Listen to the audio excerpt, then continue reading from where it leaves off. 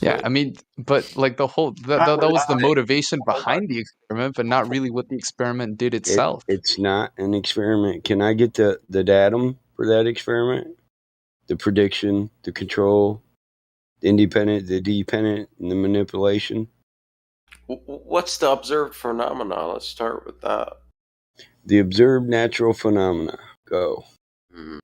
On his man-made rig. Yes. At best, you guys explain the fucking phenomenon, or the what do you call it?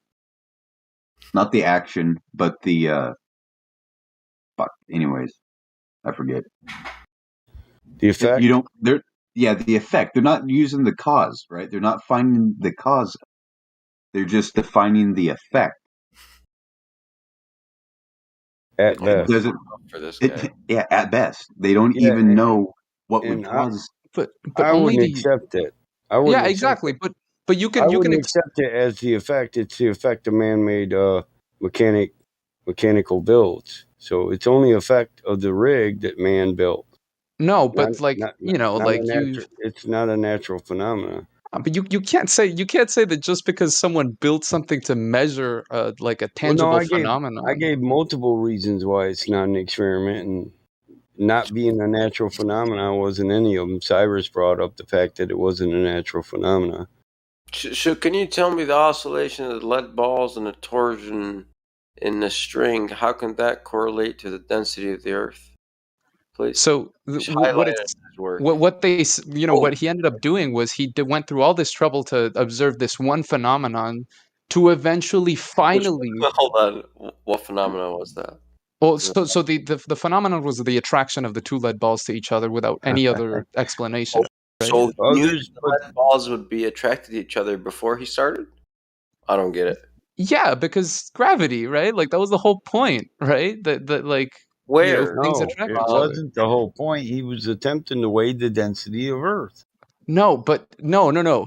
He was that's what he wanted to do at the end, right? Like it's just like how I would say, like I want to get rich as hell. I didn't get rich because I wanted a Ferrari. I got rich because I worked hard, and then eventually you go ahead and you buy that Ferrari, right? Same way here. What he did was he measured he went through the entire trouble of finding a constant so that then he could plug it into Newton's. It's not a constant. That's the thing. It's not a constant. How many people repeated it to prove it's a constant? Oh my God, the amount of times that this experiment has been repeated, like since that time. Like he was the first person to do it, but listen, I did this in college. Hold on. I did this in college and it failed 10 times. On the 11th time, we got what we were looking for. So that's the only time we accepted. So my point is, what makes it 100% certain that this is a constant when 9 times out of 10 you get a fault? You have to start over again. That's just a bad setup. It's not a bad setup. We're talking about Michigan State University Engineering College, one of the best engineering colleges in the nation. Can you identify the independent and dependent variables in this experiment then? That way it can actually be an experiment, right? And right. So the independent variable is how far away these balls are to each other, right? And the dependent variable is the measured force between the two balls, right? He measured no force. He only measured movement. No, hold on. That's just it. You have to manipulate the right, cause. But is it like the acceleration is proportional to force? Listen to Cyrus. You're saying there's a cause. Mass attracts mass. You have a dependent and an independent. In one run, you manipulate the independent, the cause. Right. Exactly. Yeah. No. You measure the dependent, right? Or no. Yeah. You change the independent. Attraction is dependent on mass attracting mass. So no. Yeah. Exactly. Cause effect relationship, right? We're trying to establish here. So you have to manipulate the cause, right? You manipulate the masses themselves and how close they are to each other. Masses. So you're manipulating the distance. So distance causes what exactly? On his rig, less tension or more tension? Let me fully understand the setup right here. Let me just make sure that I'm 100% like. Welcome to Cavendish, bro. Welcome. Oh my god. Buddy, you hang balls in shed, you find Earth gravity. Nowadays they would put you in the asylum for that. You know, hang balls in shed. I need puff. I need Yes, ghost guys, puff. we know things fall to Earth, but what causes the Earth to sucky things down? It is Why? gremlin. And why Yeah. only balls? So Oh shit, we broke the internet. So mass attracting mass, the balls attracting each other would be the effect, right? And the How cause many of us cause didn't of know it? that is- Yeah, how many here didn't know he was going to come back with Cavendish? I did. I called it. Well, yeah, that's a given. Wait, I had no idea that this was something that people came back to like It's frequently. the only attempt you have to say you have an experiment, and it doesn't meet the scientific standard of an experiment. There's rigorous standards for what can be called an experiment, and this doesn't meet it. We can shut it down like 10 different ways because we always do, but we're letting you slide because that's not gravity based. But anyway. Yeah, we're way more aggressive than this, but we just want you to understand that he in no way manipulated the cause. Because you have to manipulate the mass of the ball. If the mass is what's causing the bungee attraction, right? I still don't know where the oil comes in, though. The oil? Oh, You mentioned something that's about oil. weird. Oh, that's Yeah, no. Sorry, I thought it was Listen, like, I thought it was like a thinking about scale. balls. He thought he needed lubricant. It's logically follows that It's for then your ball. balls are going to slide easier. Yeah, no, I might have gotten confused with another experiment that used it. Like the pressure, something about like like hydraulics to get a more accurate measurement Well, or hey, something. underwater streams create magnetic fields, right? They create a flow of photons, which induces an electromagnetic field. Now, how do we know there was an electromagnetic field under his shed that was affecting his rig?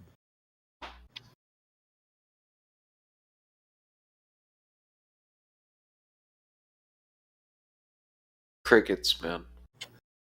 Yeah, this is we can demonstrate. No. There's definitely been follow up to this. Like people have done this afterward and gotten better results. Like a more accurate measurement.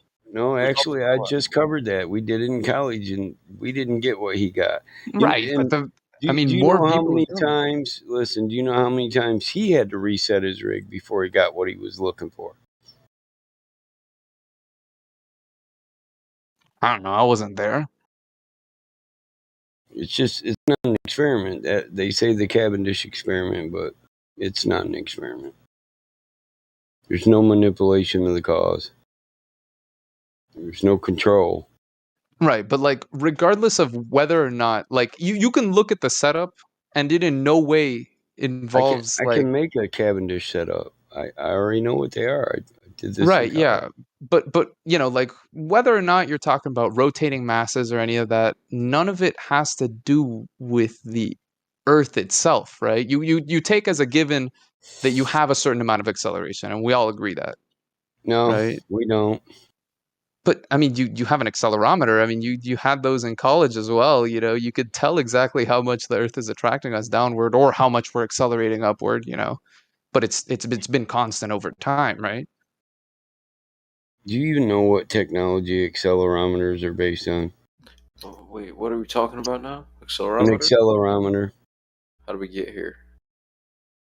No, I mean, like, I'm simply stating the fact that, like, even if, you do that, you use a pendulum, like any other way of doing it, over time, you can see that, a pendulum isn't an experiment either, because you can't manipulate what you say is the cause of the effect. So if the Earth was no, yeah, you can put it you can put it on a centrifuge, and then like locally, like it's still attached to what you say is a rotating frame. So to actually have a control, you have to eliminate the rotation and show that the effect doesn't happen, and you can't do that on Earth. But wait, we're so now we can't agree that like A pendulum's G not an happens. experiment. No, I You know, do but like realize I'm G is a saying one of force you like 50 experience things, right? during acceleration, but that doesn't this doesn't mean that gravity is true, because when I accelerate in my drag car, a force pushes me back against my seat. That doesn't prove your theory of gravity mass attracting mass proof. No. I you agree. accelerate No, like pendulum? that's not what I'm basing my argument off of or anything. You Are know, you like what I'm accelerating saying right is, yeah, what I'm now? saying You is, are. regardless of what is causing this sort of this attraction downward or acceleration upward or whatever causes the normal force that my bum is like feeling right now as I try to like cancel out What, gravity or whatever the How hell that much is. the you weight weigh? of your body sitting on Yeah. your ass? Yeah, exactly. That's called The fatter applied you pressure. are. Yeah. a Yeah, pendulum Or you'll is feel. a pendulum is decaying on a magnitude of a square root of the inversion. You do realize that, right? Square yeah, root of the and it inversion of the law of two, right? right, exactly. It's You can adjust the pseudo frequency to no, end they up, are not finding. perpetual, right? Yeah. Pendulums are You know not the damn thing. perpetual. Exactly. Yeah, Pendulums but you are not can. perpetual. I agree. And Yeah, then you I have know. And you a can figure out specific what the magnetic damping term drive. is. Yeah, but you have a specific magnetic drive with the Foucault pendulum, right? That magnetic drive uses electromagnets. No, no, You know you that, don't right? need you don't need to drive it. Now, You this just need to know what. electromagnetic drive of the Foucault pendulum creates. Are you familiar with the way that the electromotive force moves in conjunction with the flow of current?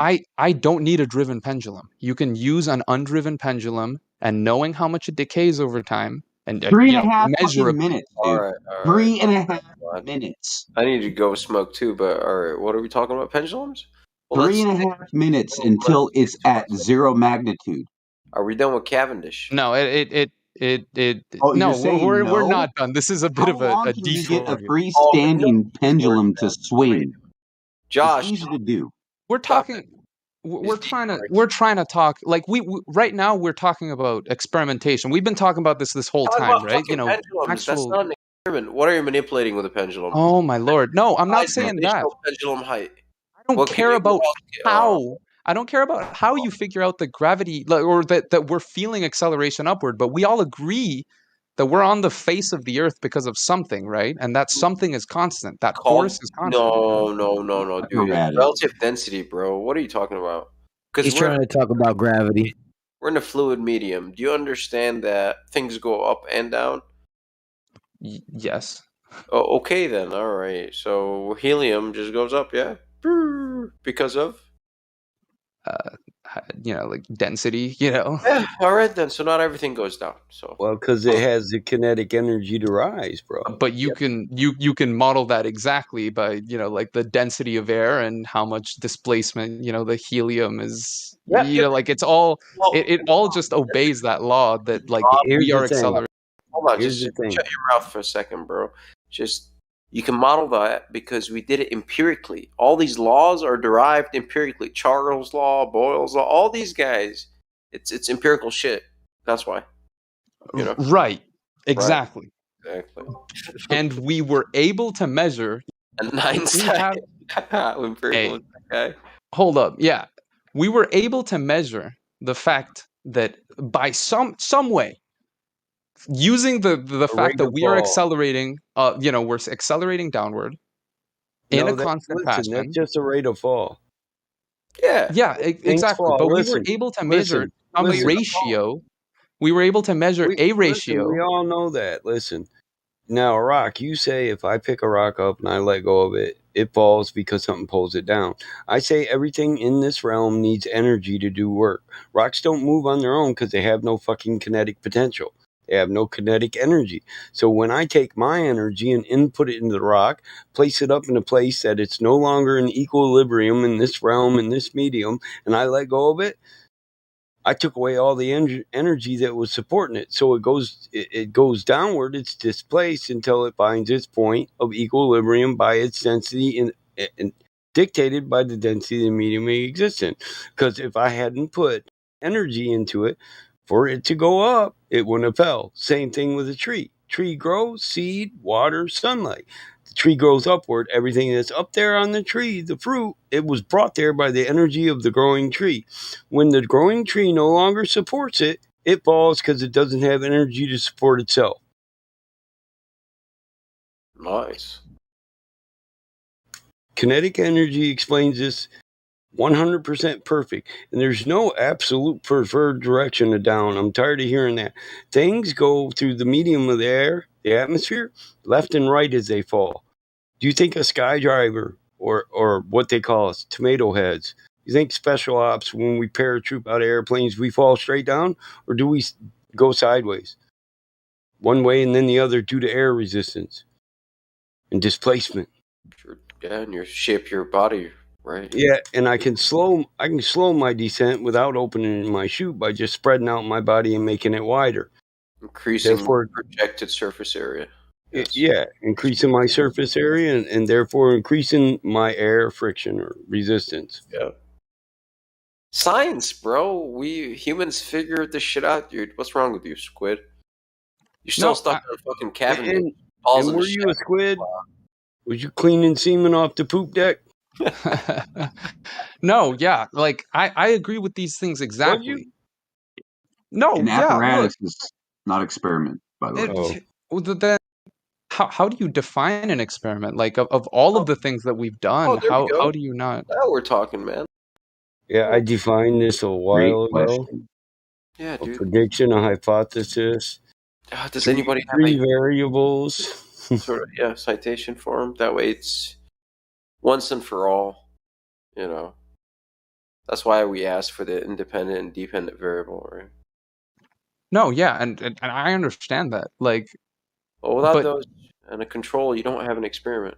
You have but like the control is you don't see any like you have objects that are just like without another heavy object off to the side. Oh man! Oh, that can't be true on Earth. Earth is a heavier object than everything that's on it. So there could be no control in a force. Right. No, but because we live on a mass. No, but through the inverse square law, again, like if you put it sufficiently far away, then it's not. That's not an issue. Oh, hold on. Okay. How can you place a thing far away from the mass of the Earth? And also at the same time, like completely at the same time. That gravity diminishes with the inverse, with the square of the distance. But in this particular setup, they just place it normal to the surface of the Earth, and then you don't have any effects of gravity from the Earth, right? As long as the string is pulling up, that's not true. You're good. Because the Earth is the greatest mass, it has the greatest attraction. Exactly, but you cancel it out perfectly with the string pulling it upward. You can't the mental gymnastics you're doing for Cavendish. I know. He was trying to weigh the Earth. Here, Wikipedia. Here, bro. I'm gonna snip it out of Wiki. Look, dude, I understand. He's trying to weigh the Earth. He doesn't measure the Earth all the way up until after he's finished his experiment. His experiment is completely self-contained. You can't fucking weigh the Earth, can you? So it has to be horse shit, no matter what it is. No, look. Shit.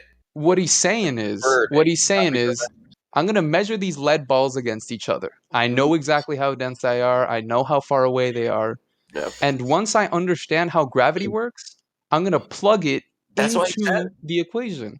Okay. All right. Citation. Just snip that out of his work and you're golden. Just show me. Show me where he said that. It says it in Wikipedia sequentially. You're wiki. No. I want it from Cavendish's work, bro. Not it's an unaccredited source. You said you were going to snip it out of Wiki. What's the problem with me doing it as well? That's actually snipped out of Cavendish's work that it says that he's trying to weigh. If I'd have turned in a paper where I gave Wikipedia for a citation in college, I'd have got an automatic. No. I agree. There's potential. There is further reading. I could find his paper and I could do it, right? But I used what Wikipedia as a citation for Wikipedia not being a source. Well, Wikipedia is actually a pretty good source. Yeah, you know how much longer it would take me to go down into his particular work and find exactly the same thing it says on Wikipedia? Yeah, Wikipedia is extensively peer-reviewed. On the first page, bro. That's why it wouldn't take you actually that long. No, it's not. They even have dates wrong, Sasha. Listen, No, it's actually really good for most articles. You believe in evolution. Do I need to say anything else? Hold on, bro. That's actually helping my point because most people do. Hey, can you stop for a minute, please? Hold on. Now, see, most accredited universities will not accept Wikipedia as a citation. It's not a peer-reviewed citation or source, and it's not an accredited source. Now, is it okay for a starting point? Yes, you can go there, and if you find citations, 9 times out of 10, they don't even cite the source of their information that they give. But if they do, you can get a citation from them, follow that, and then you're getting it from an accredited source. You can use that as your citation, but never use Wikipedia in the academic level. They'll laugh at you. My university lets us use it, but maybe that's... I don't know. What university is that? A community college or something? Yeah. No, it's pretty good, but... When you do a paper, you never cite Wiki. You cite the citation that they give you on the premise. I think that's like 10 years ago, dude. I think nowadays it changed. No. Here, check it out. This is Wikipedia itself, edited by Wikipedia. Neither articles on Wikipedia nor websites that mirror Wikipedia can be used as sources because this is circular sourcing. Yeah, this does make sense. Well, yeah, but there must have been an original source because... It's a good place to start because sometimes they cite the source of their information, and that citation would be a valid citation. So in other words, if you read the wiki on Einstein, they cite Einstein's papers, you follow the source, you go to Einstein's papers, you can use Einstein as your citation, but never wiki. It's a good starting point, though, because you can... whatever premise it is, you can look up the authority on Wiki. Who's the authority on this premise? Like gas, Gussie law, Boyle's law, Charles' law. You can research all those laws, and then you can cite those laws as your source. Right. Okay. So this is in order what happened, right? And I'm reading this off of Wikipedia, right?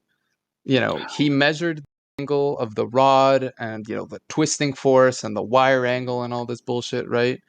And then he goes in and he says, you know, like, since the gravitational force of the Earth on the small ball could be measured directly by weighing it, the ratio of the two forces allowed the specific gravity of the Earth to be calculated. He calculated it after the fact. He figured out the ratio between the forces that they were feeling between the balls and the Earth's gravity, right? Yeah, figured out how much is based on the weight of the ball. What was that? The Earth's gravity is based off the weight of the ball, or the tension created by the weight of the ball. Yeah, exactly. And so this is my point about that. They've only asserted that weight is caused by gravity. Nobody ever showed or proved gravity to be the cause of weight. No, yeah. But like there's the weight. You didn't have Earth's gravity. You had the weight of a ball that you asserted to be caused by Earth's gravity. Right. So how do you get the ball if you need the gravity to get the weight of the ball that you need to get the gravity? Right. But listen, regardless, it's like, what is that confirmation fallacy? That's like saying Mike weighs 190 pounds, I'd guess, because of gravity. Oh, I weighed Mike. Mike weighed 175, so gravity's true because weight is caused by gravity. Right, yeah. But here a proof by contradiction doesn't work because it isn't contingent on the fact that the Earth caused the gravity. Well, it's just contingent on the fact that the gravity caused the weight. No, it's solely contingent on the fact that the ball is... The tension on the cables is due to the weight of the ball. Right, yeah. What causes the weight of the ball, then? Look, whatever causes the weight of the ball, like, you know, just like I can go without explaining how heavy, like, you know, how much force I feel on my ass when I'm sitting down, you know, except that, like, if I put another me on me, then I'm going to be feeling twice as heavy, right? You know, if you get stronger, you feel twice as light. Exactly, yeah. But you can figure out how that force grows in proportion to, you know, the size of the ball. Let's recap. Right? You spent an hour and 20 minutes actually trying to prove something that you have no proof of. No demonstration. No. Like, but we agree that we know how much force the ball feels solely by, you know, knowing its weight. No. Right? Listen, weight in Why physics not? is Weight is a force. It's a force. It's called applied pressure, not gravity. It's a directly measurable force, right? Yeah. Weight. Exactly. Okay, weight good. is As long as we can agree that it's a force, right? That is constant and that we can measure. Force. Weight isn't a force. It applies pressure. It's an applied pressure in physics. I'm not going to say it again. No, it's defined as a force. Applied pressure is a force. Pressure applies force. Right, yeah, but whatever it is, it's exactly it creates acceleration according to F equals ma. It does all the things that forces do, right? Like regardless of what the source is. Oh, you opened the door, bro. Right? So as long as we know that force and we can find a ratio of a second, what we are now calling an unexplained force from the other ball. We've just created a ratio of forces. Whatever they are, however they work, we just created a ratio, right? And we know one of those forces. Only using that. Like that is the only thing we're doing, right? And so we were able to figure out, What's your point? Okay, if you know the force Get of to gravity. the point. If you know the force of gravity and you have a ratio of another force that now you know the size of, you know the size of that other force, you don't know what's causing it, right? But you feel an attraction between two balls and it's undeniably from the other ball. How'd you get the force of gravity again? I lost you there. Weighing, direct observation. Right. That's just direct observation. You weigh the ball. No, that is a direct observation. You're weighing the ball. We already covered this. Listen, you assert that weight is caused by gravity. You haven't proven it. No, I don't care whether the weight is caused by gravity. I really don't. Actually, it could I be, don't care we could if be you don't care because it's essential to this point that you're making. No. You could conduct this in an accelerating frame that has no gravity on it, and as long as you knew that force, as long you as knew you're what that force saying was. You're measuring weight, but then you count it as measuring gravity, it applies to it. It doesn't matter whether you care or not. No. I don't need it. The weight is not. I don't care about the gravity in this situation. The gravity isn't measured with respect to the Earth in this entire experiment. All we need is a constant force, and we only use it as a constant force. what the heck? What are you trying to? What's the point of all this? What are you doing? Is this to prove that we live on a ball? No, look, the point of all this is if we have a constant force, I don't care that it's weight, but I don't care if it's caused by gravity or by acceleration. And I can, through a ratio, figure out that there's a horizontal force that isn't affected by gravity. Right? That's Newtonian physics, and it was overwritten by Einstein. So gravity is most accurately described as an effect of the warping of space-time due to the existence of matter, and not a force. So you keep saying force, but Einstein himself said gravity is not a force. It's an effect. Yeah, it's technically the curvature of space-time. I agree. You need something more than a force. You're just calling weight a force by gravity. Pressure, applied pressure. That means gravity is real. That's all you're doing. You just said that thought experiments are like some bullshit, like it's like. No, I didn't. I said we use them for the advancement of technology, but it doesn't build a concrete reality. So but we can't. This is a great example of that. So we can manipulate weight, but we can't tell you what causes weight. No, I for this experiment, it's not an essential. What experiment? The Cavendish experiment. I thought we were all painfully aware of the control. It is essential because he measured the force of gravity on the two separate masses by measuring their weight. So you absolutely need it. This is your assumed gravity. You assume gravity causes weight. So you measure the weight and you assume that, and the difference between one and the other is their attractive ratio. All you did was figure out the force. You place a ball on a metal surface, right? A scale or whatever the fuck, right? And then you take that ball, which is still acting. You're still It is still behaving exactly the same way as it was like 2 seconds ago. Yeah, you but you're don't care calling where it that a weight comes weight, from. an attractive force. Right. Don't get hung up Right. on that. Look, like the No, ball I'm is hung up still. on that because you cannot prove that there's an attractive force causing weight. I don't need that for my You can't. proof. I absolutely do not need that for my proof. How'd you get the weight though? Then how? Okay. Listen. Then how do you measure the attractive force of the mass? Right. You directly feel the force using a scale. I can feel weight, motherfucker. Weight. Those balls would probably weigh less to me than they do to you because I'm stronger. So Right. Exactly. Would the force be less? No. You don't care about that. No, You're we're hanging right it back up. into kinetic energy. I have more kinetic energy than you, so it's easier for me to do a greater work. Right, but now you take that ball, which is feeling, I do not care what, force downward, and you just move it from the scale to a string. We're talking about feelings now? I What? really, this is thought we were so sciencing, completely bro. objective. Are we No, this is sciencing? completely objective. You are taking It's a not. ball that is feeling a force, right? Or that It's that not. Go, Luke. that Feel is the force. exerting a force. Listen to me. Listen to me. Prove the ball is under force. Manipulate the force. Make the ball float. Right. No. Force of what, man? The force is What the was the normal ball's force. name? Luke Skywalker? What do you mean, feel the fucking I'm not force, levitating dude? a Dragon ball. ball. I'm not levitating a ball. I'm putting it Well, on a that's scale. gravity.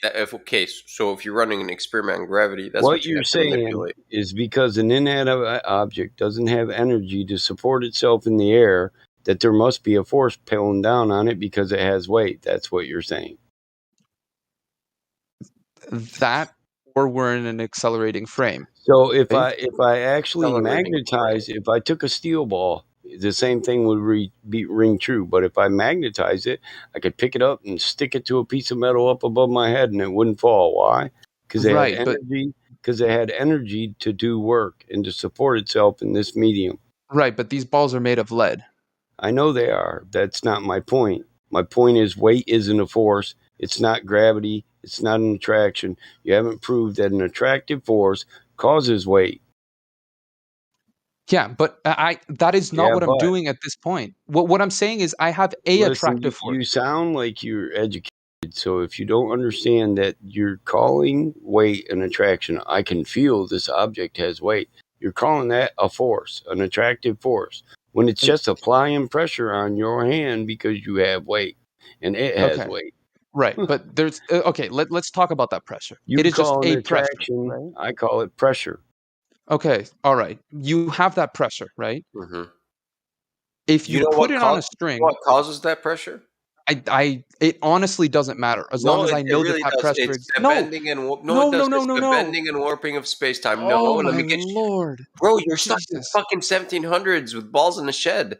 No, but like this is the most down to earth way that we have actually. It's antiquity, man. It's antiquity, bro. Now let's get up to speed now. The more skip up ahead, 1915. Yep, Einstein. I know, bro. It's the bending and warping of space time is the cause, okay, of gravity, of things falling downwards. You get it? Agree. I do get it. I do agree. Now show me some of that stuff now. Okay. All right. Let's get into Einstein now. Let's just talking up a couple notches. But you guys are saying that Cavendish is somehow invalidated, but have no way of actually invalidating Cavendish. It's bizarre. It's just an observation. Because it's just an observation, man. But it is a fundamental observation of like the fundamental laws of nature. How are we denying that? Back to reality. You cling to it because it's fundamental to your premise. It's not fundamental to reality, guy. That's only in your mind. Reality exists without Cavendish non-experiment. But how would you explain? Like seriously, like how would you explain when I said Cavendish establishes no cause and effect relationship between anything it presents or asserts. The control is a ball on a string without the other ball on it. You know that, right? Like that's a trivial thing to prove. Oh my god, Cavendish. Bro, just shoot me now. That's the control variable? Right, I can't hear any more of this. You say kill me now, but like, what is it that you've proven? You know, like. What are you trying to prove? Does Cavendish prove we live on a ball? Is that it? Does Cavendish prove we live on a ball? What are you all saying? I'm saying. No, does it? Answer the question. Seriously. Does it? Seriously, all I'm saying is. What does it prove? Okay, all I'm saying is, if you know that a metal ball attracts another metal ball, right? Where did you prove this? What? You said if you know that. Okay, I don't know. I don't know that. I don't know. Right. If I don't. Right. But you're telling me why I'm staking everything on Cavendish, right? Okay. If you were able to prove that down here on Earth, that is what is occurring, then you would say that the celestial phenomena that like we are seeing up there, and that like we keep saying over and over that that's up there, but there's no reason why it should be down here. See lead balls, a torsion spring, and oscillations in that torsion spring in the heavens, and we're attached with a string to this torsion bar. Is this what you see? What I see is that is the apparatus, correct? That is the apparatus. Correct. I'm not denying that that's the apparatus. Okay. But if I'm saying that this phenomena, that this apparatus, how does that directly correlate? So the way it directly correlates is if I say that two objects here attract each other in the same way that they do in the sky, then our Earth model should mimic in exactly the same way what happens in the sky. There's no reason, there's nothing special about the Earth in this particular universe. Prove the movement in the sky happens due to an attraction. I'll wait. Prove that you're on the ball, dude. It's like, exactly. How do you just fucking skip in your head to a sphere? Newton proved this in Principia, like. In Principia. Whoa. Listen, guy, you don't know the difference between a postulation and a demonstration. What you said was that there's no reason why the Earth needs to continue to model those attractive forces that we see up in the sky, because they're stupid. Right? Maxwell and a couple other people measure the curvature first. Measure the curvature first. All I'm saying is if there is such a large, the ratio of the masses and the torsion and the angle of the torsion. Bro, we already covered. Hold up. We already covered that gravity is best explained as an effect, not a force. And you keep saying a force. Are you Luke Skywalker or what, man? You need a force? No, but what I mean is that, like, if we prove that these two metal balls are attracting each other, then the Earth that we're standing on is what's attracting us. Or else you wouldn't be able to account for that. Squid. There's a force. You have to manipulate the force and make the force go away. Squid, something that would be impressive is get dust to settle on the bottom of the ball. So he observed balls oscillating. Thus? Yeah, like the dust would settle upward because dust does not settle on the bottom of a ball. If a ball was, say, dense like a ball of lead, there should be dust collecting on the bottom because it's got gravity in it, right? But the effect of the Earth is a whole lot more. But it does not, because your presupposition of what gravity is flawed and wrong. You do not even understand the work of Newton that you champion.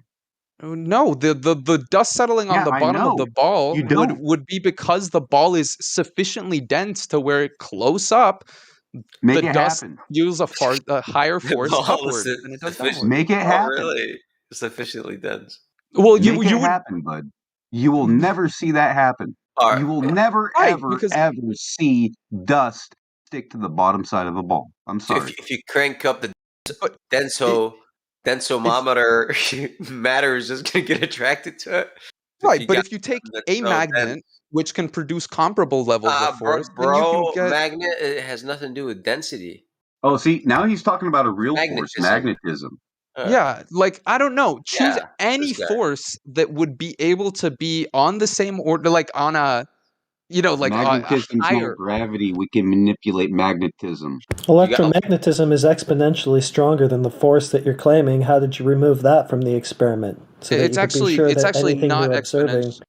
Yeah, it is. No. Electromagnetism is 10 to the 28th power stronger than gravity's claimed to be. but it doesn't grow. It still also grows at 1 over r. Did you isolate that though when you did your torsion bar twist experiment, so-called? Did you isolate gravity from those exponentially stronger forces that are present in all molecular interactions? Well, I mean, yeah, there's electrical, there's electromagnetic attraction of like the individual, like string molecules to each other, but that just ends up macroscopically being a tension in the string that's keeping the ball up. I have something to tell you. You're word salad, you know that.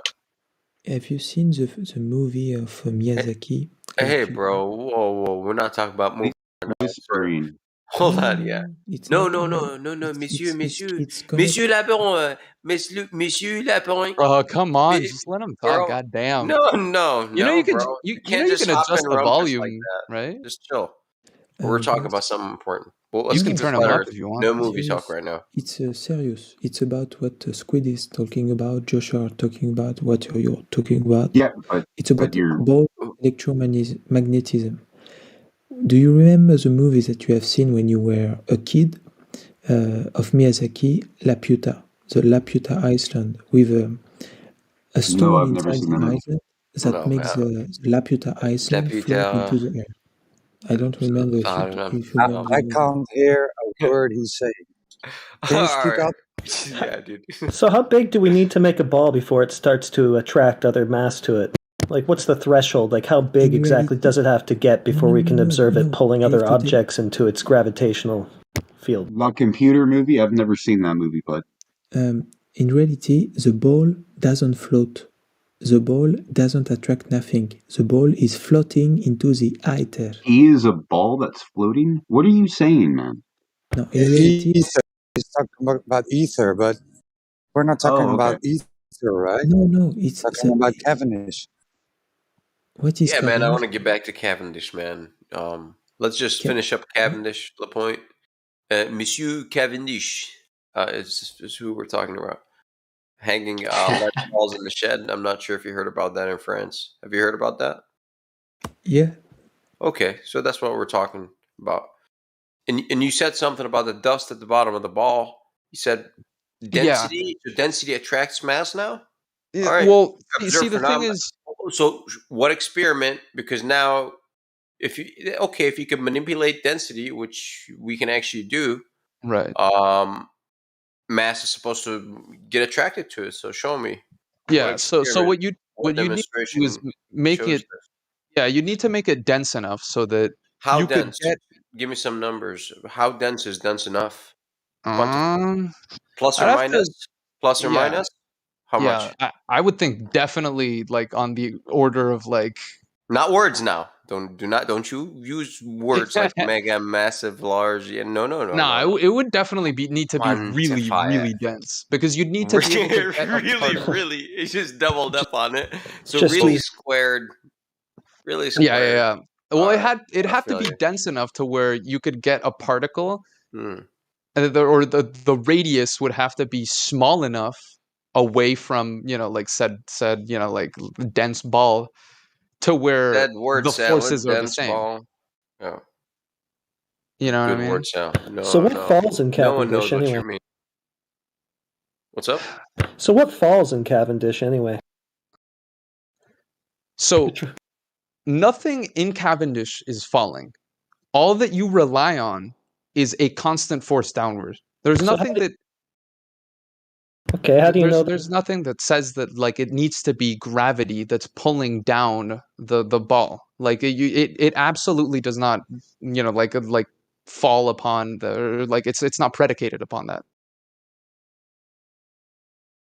As long as you have a constant force that you can compare it to, then you can figure out what the force between the two balls is.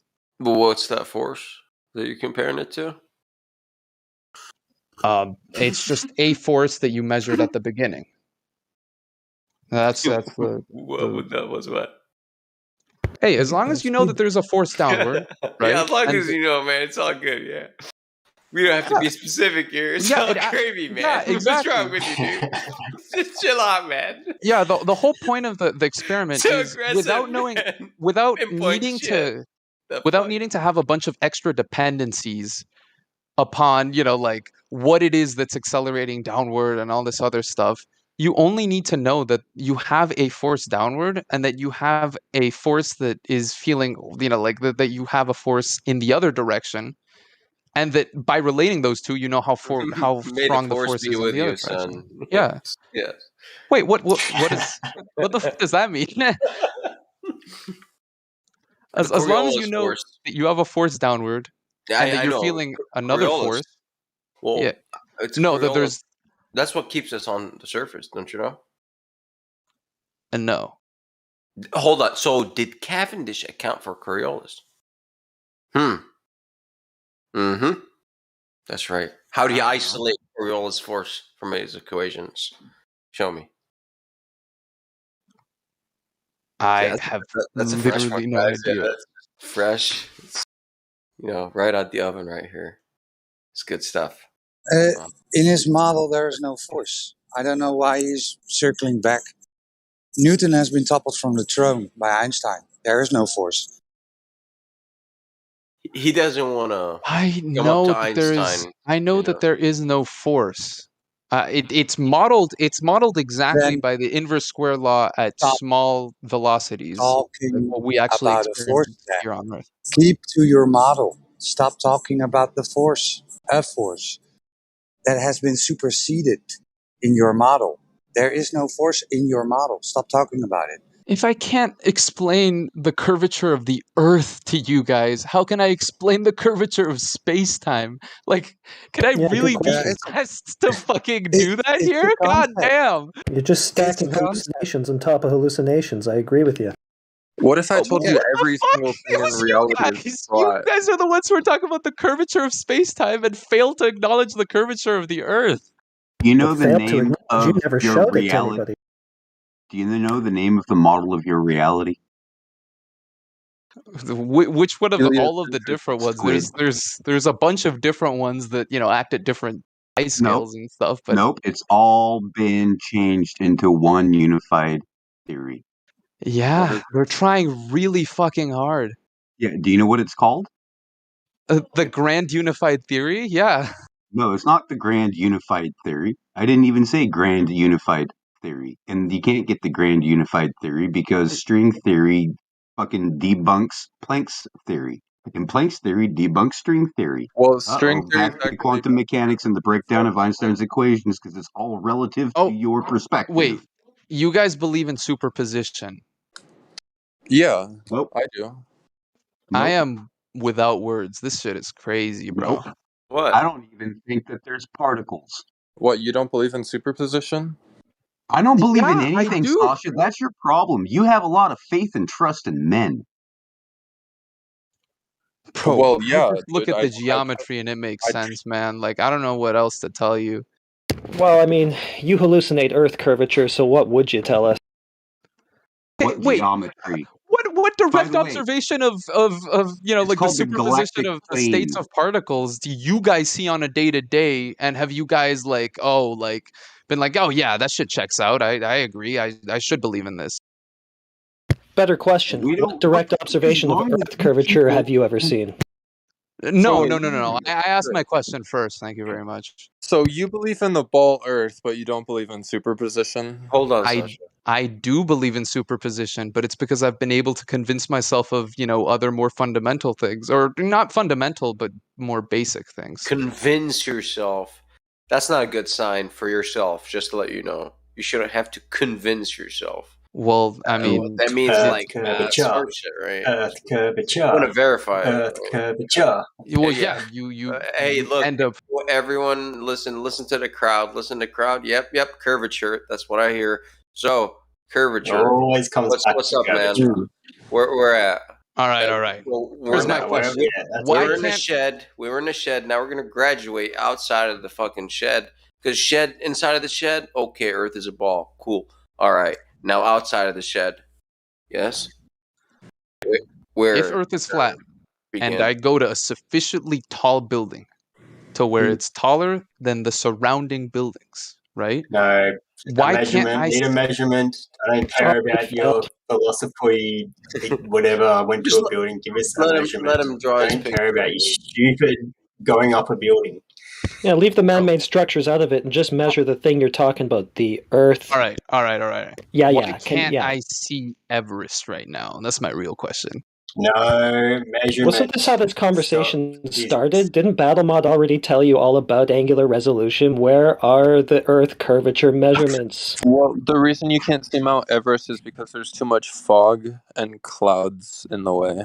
Yeah, he's just circling back to the very first things that were explained to him. Right, just tell us where the Earth curvature is. Measure it. Stop waffling around, Goofy.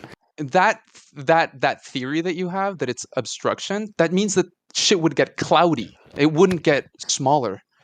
Shit would get cloudy. Do you have a measurement or not? That's the question. Do you have a measurement or not? We can look at. Do you have a measurement of how much the angle shrinks as a result of the... We know exactly how much Earth curvature drop-off there should be, and we've gone out and measured for it many times and have never observed it in any of those attempts, and they're posted all over this server, and I'm sure that you've seen them. So do you have any demonstrations of Earth curve? Well, do you? Yeah. Do you? And there we go. Cricket. I can't see. Like, if I were to go... Okay, go on. If I were to go, I have a decently tall building around me that, is taller than the building surrounding it. I can't see other tall buildings that are on the same order of magnitude that should be nearby. Story. Are the measurements coming anytime soon? How far is nearby? You can figure out exactly what angle you should be able to see the object. Stories, but that's what we do all the time here. We figure out exactly the amount of Earth curve drop-off we should see, and we go out and test it, and we don't see it ever. Want us to show you? If you don't see it, then why can't I see the building that should be on the horizon? Who's making up stories? You don't even know how much Earth curvature drop-off you're supposed to be looking for. Do we need to show you how this works? All right. Cool. Hey man, what building? What building are you on? How high are you? What's the observation height? What's the distance to the other building? We need data. Yeah, what's Can't your... just say I went up a building and look over to another building. I don't know. It sounds like too much of an apparatus for me, to be honest. Yeah, that's right. You got to fork out that fucking data, bro. No data. We got nothing. Man. Nah, but like, do you know the rate that's too many angles, bro. Yep, all the fucking angles. Yeah, so do you know the rate? Like, doesn't Coriolis have to do with something? Yes, you know, like I think like the light would miss me. You know, Oh, yeah, like Coriolis' shit. Get him out of here. He's just talking shit now. Yeah, go check your toilet for Earth curvature. That's where most globers find it nowadays. So does the wind spin with the Earth, or does it lag behind? Yeah, because like it should in theory. So wait. Is just a dead end. So wait, is the hole in the ozone layer just like a ring around the Earth, or is it like the hole, or is it like a one hole? What is the ozone layer? Right, mute this dude. Mod mute. So ozone is O3, as far as I know. Right, which right. Is gas that's invisible that I have an ozone generator or make. Right. Anyways, it's useful. So yeah, so a layer of this gas, okay, in the upper atmosphere. Let's say we live in a ball. I'm just imagining. Right. Now this layer of fluid that's free to move around, and they're saying they found hydrogen like an atmosphere on the fucking moon. So stuff escapes all the way up to the moon. So it's like, okay, hole in what? So we don't have like a solid layer for anything to have like a ring, an annular hole in, right?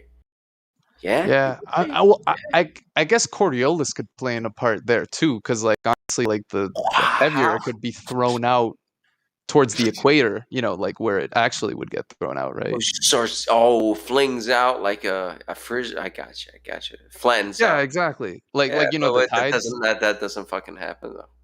Does all the water accumulate around the fucking equator? Right. Yeah, you're right. No, right. Yeah, we're spinning 1,000 miles an hour, supersonic at the equator, and the water doesn't do that. Yeah, man, that shit would like spin off. You're right, because the gravity wouldn't be strong enough to hold it down. There you go. Right, it's a minuscule force. Yeah, it can barely hold on in fucking hydrogen. It goes all the way to the moon. So shit, man. Because it's like it would like gravity. the order of magnitude. It's exponentially smaller than the electromagnetic force, because so it could never hold shit, right? You're claiming electromagnetism now, but sure, man. I mean, no. I mean, like, just like like gravity's really weak. It couldn't hold any water. Well, it's non-existent, so I don't know if that's weak per se. Just axial rotation, bro. Then you got orbital rotation. Then whatever that rotation is in the other rotation. Yeah, like the moon wouldn't be able to like stick to the Earth because like big G is too small. The moon stuck to the Earth. I lost you. Like in an orbit, I say. Like that would be ridiculous. Making a lot of presumptions there. Where'd you get R from? That'd be the first one you made. Where'd you get R? Exactly. You can't show us a curvature. Hey, is that how Eratosthenes or Al-Biruni did it? They went on top of a really tall building and went, I can't see that other building I thought I see. The Earth's radius must be 3959 miles. Right, yeah. So that sounded like that was your method. Is that how it's done usually? Yeah, they didn't use pillars at like different places on the Earth. And well, you know what they did do? They just presupposed that it was a ball. Right, yeah. Got any measurements that don't do that? They didn't wait for an equinox and then go to a different place in the Earth where something was straight up and measure the angle there. That's not what they did. Yeah, but the whole thing just presupposes that it's taking place on a ball in the first place. It makes a whole bunch of assumptions about what's going on. So do you have anything that actually directly demonstrates that the Earth is a ball? What about... actually, one second. So actually, there's no primary documentation of what Aristophanes did. So did he really do that? Yeah, it's a cool story. So you it's not like something that like other people could do hypothetically. Yeah, well, other people can do it. A bunch of different times. Like other people can go out and assume I must be on a ball and the sun must be an infinite distance away, and therefore if I lay a bunch of sticks out like this, I'll get shadows like this. But they can also assume, hey, maybe the Earth's flat and the sun is local and close, and I can lay out a bunch of sticks and get the same kinds of shadows. So pick your presumption and then prove either one of them, jackass.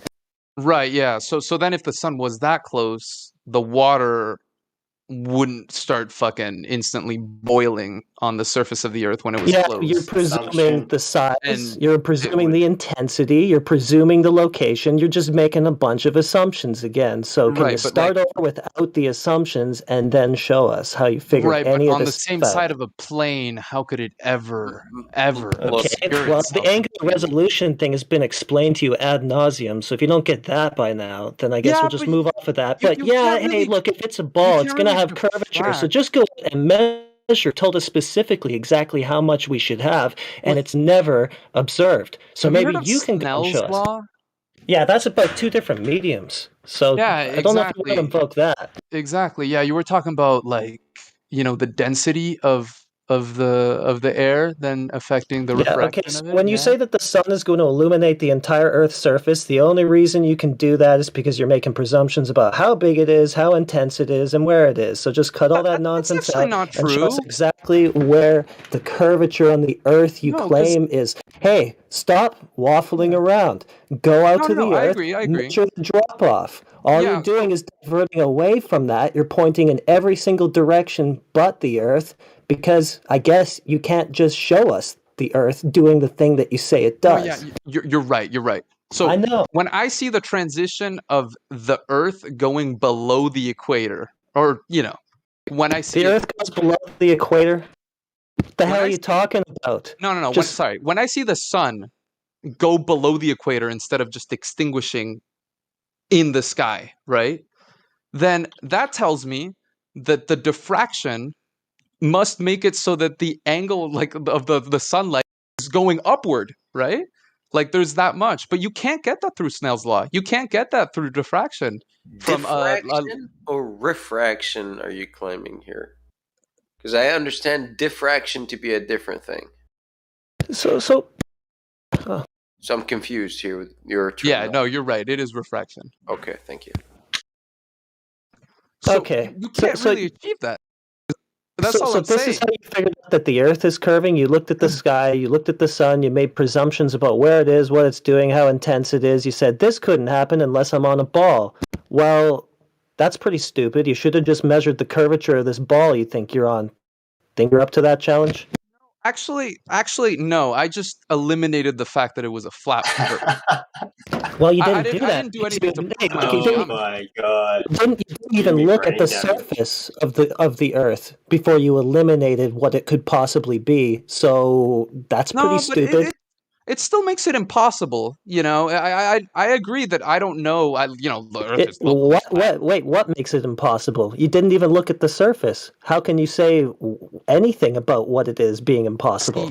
No type of gas that has a higher. Well, he's doing it again. He's talking about anything but the surface of the Earth, the thing he's trying to make a claim about.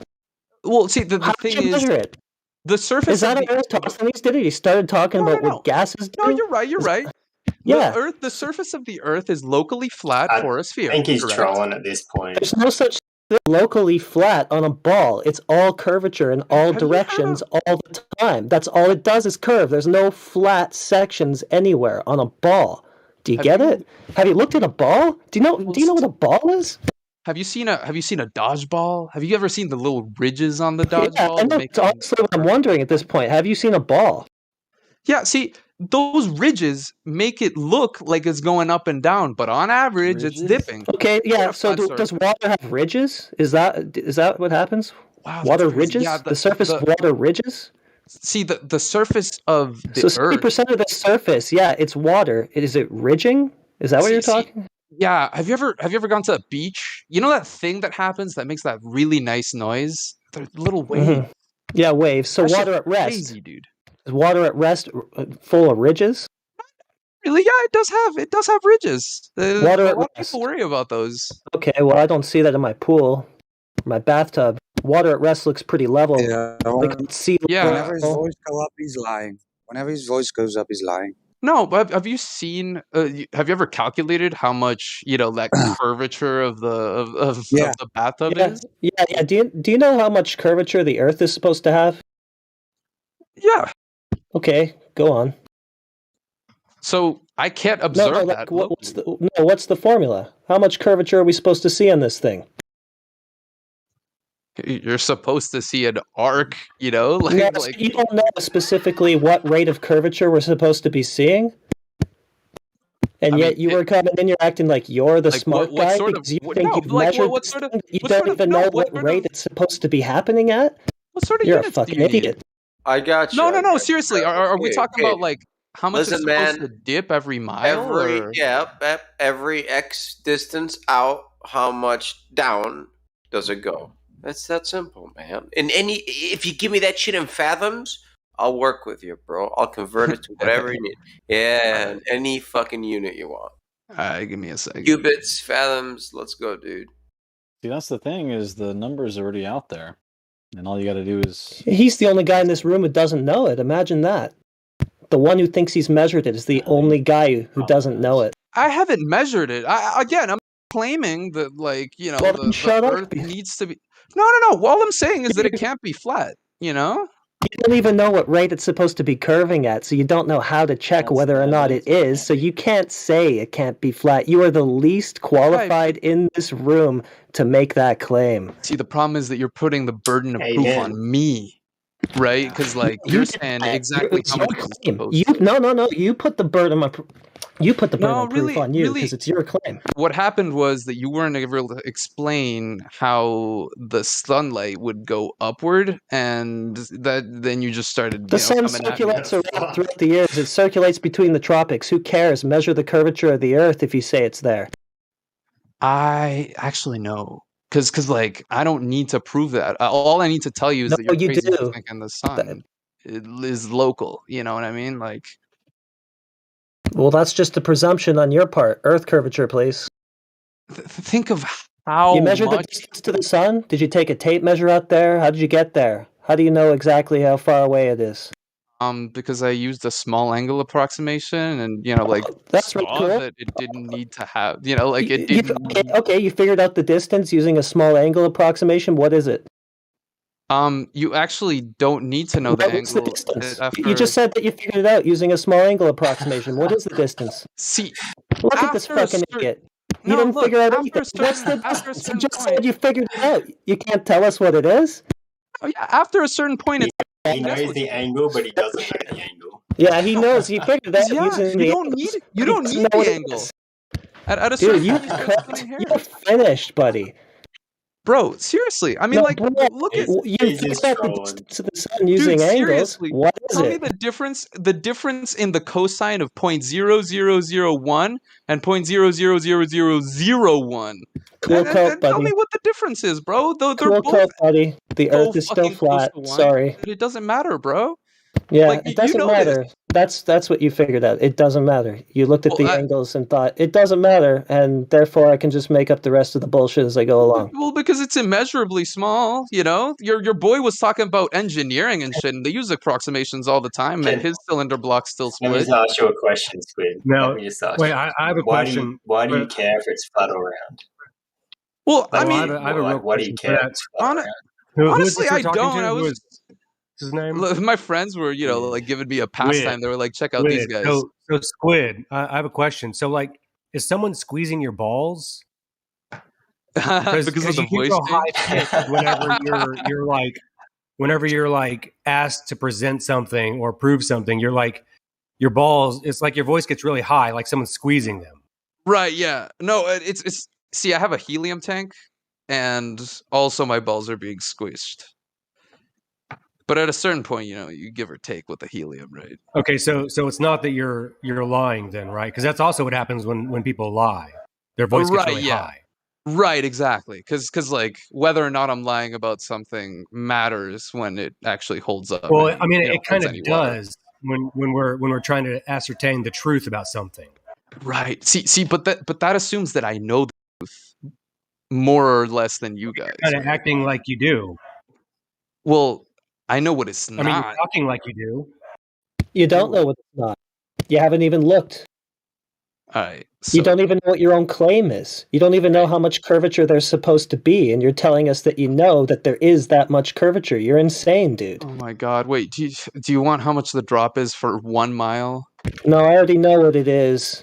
Hey, you had your chance to I'll figure answer. it out. I have my little, you know, like piece of paper. I'll come back. I'm really glad that you finally got caught up to where the rest of us are at on that one little detail.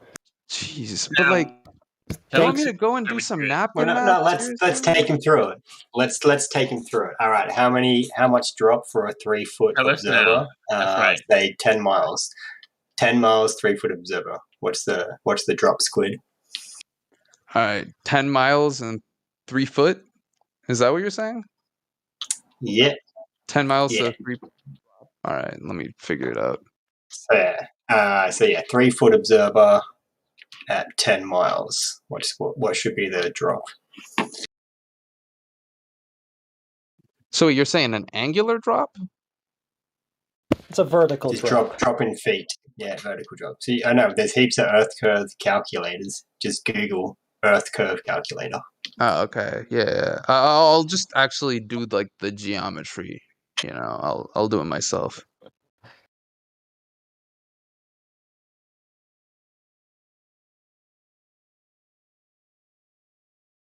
I have a theory that is more crazy than all of you guys. Sick. I feel that's it. I just like taking people through it. They do all the calculations and then show them some theory online over here. Once you realize it's flat, you know why Occam's razor exists. The rest of the shit is just, it's so far out there. It's just noise.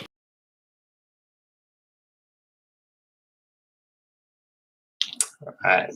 On a normal and then we'll show you some long distance observations, and let's see if the maths fits reality or observations.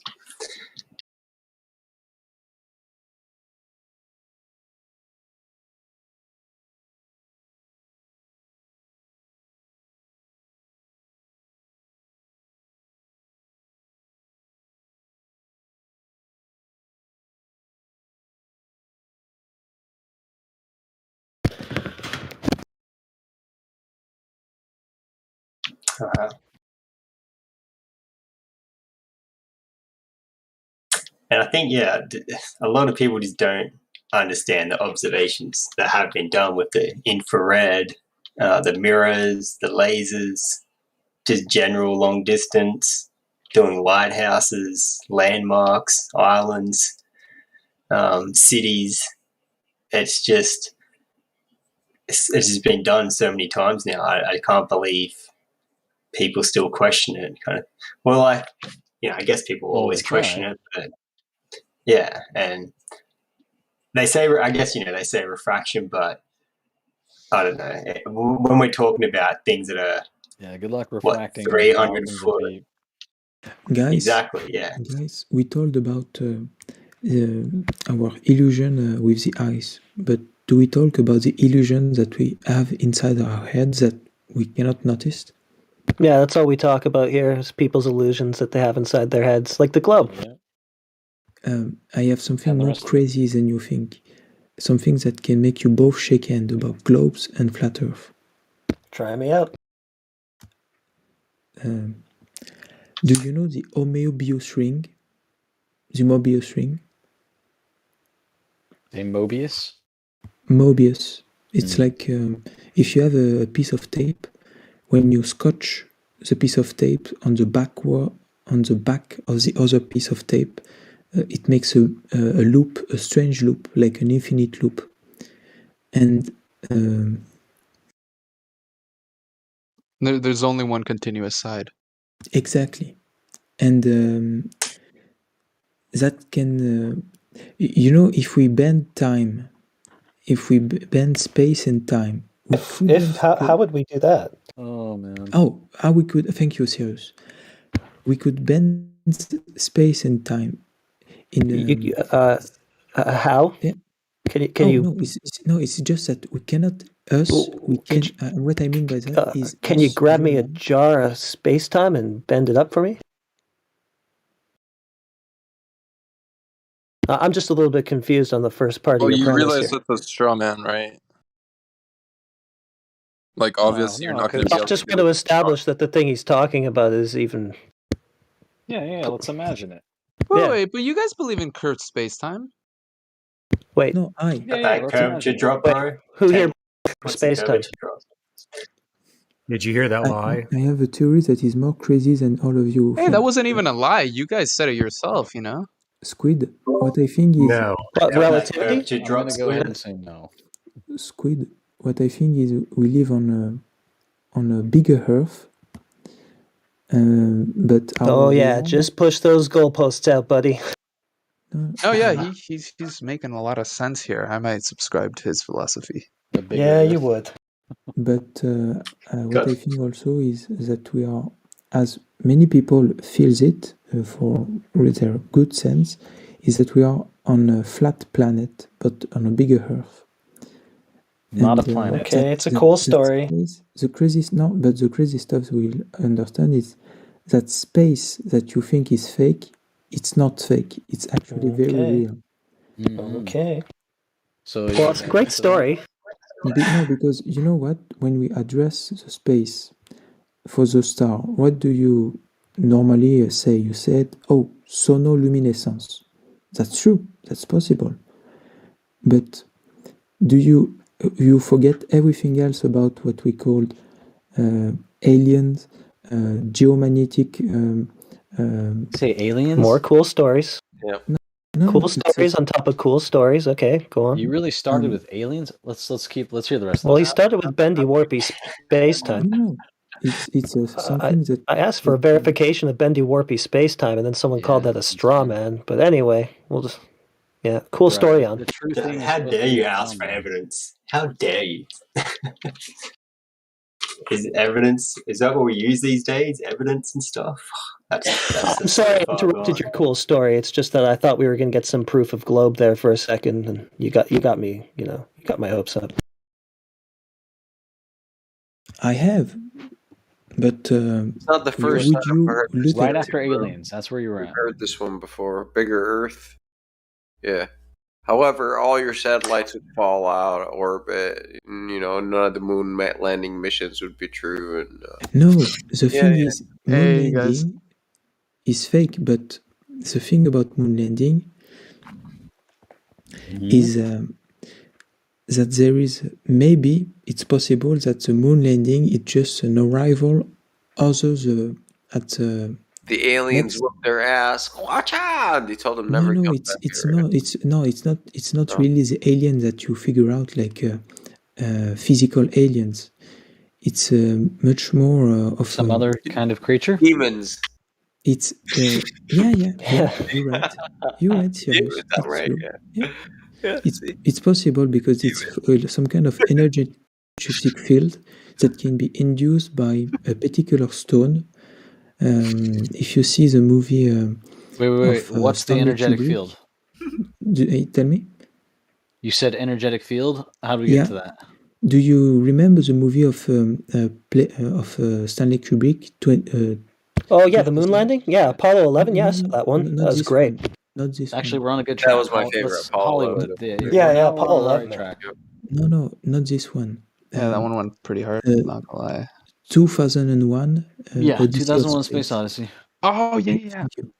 What you see is a scene with apes, monkeys. It's and a big black monolithic block. Yeah. Well, yeah, it's about as good of evidence as NASA gives. So. No. It's no. The thing is much more, guys. Is the problem with myself is I'm not a very good English speaker, but if you get me the time to explain you what I find, no, you're doing it. You will be much more wiser. Okay. You're giving us movie references, bro. And apes and monkeys. That's all I'm hearing, dude. I'm having a good time. I'll be honest. I'm laughing. So keep going, man. If you want, the laugh is the best. It's good, yeah. Is the best antidote for inducing new knowledge. Hey, wait. Can I come back to them real quick for 1 second? Go for it, Squid. I'm really sorry. Okay.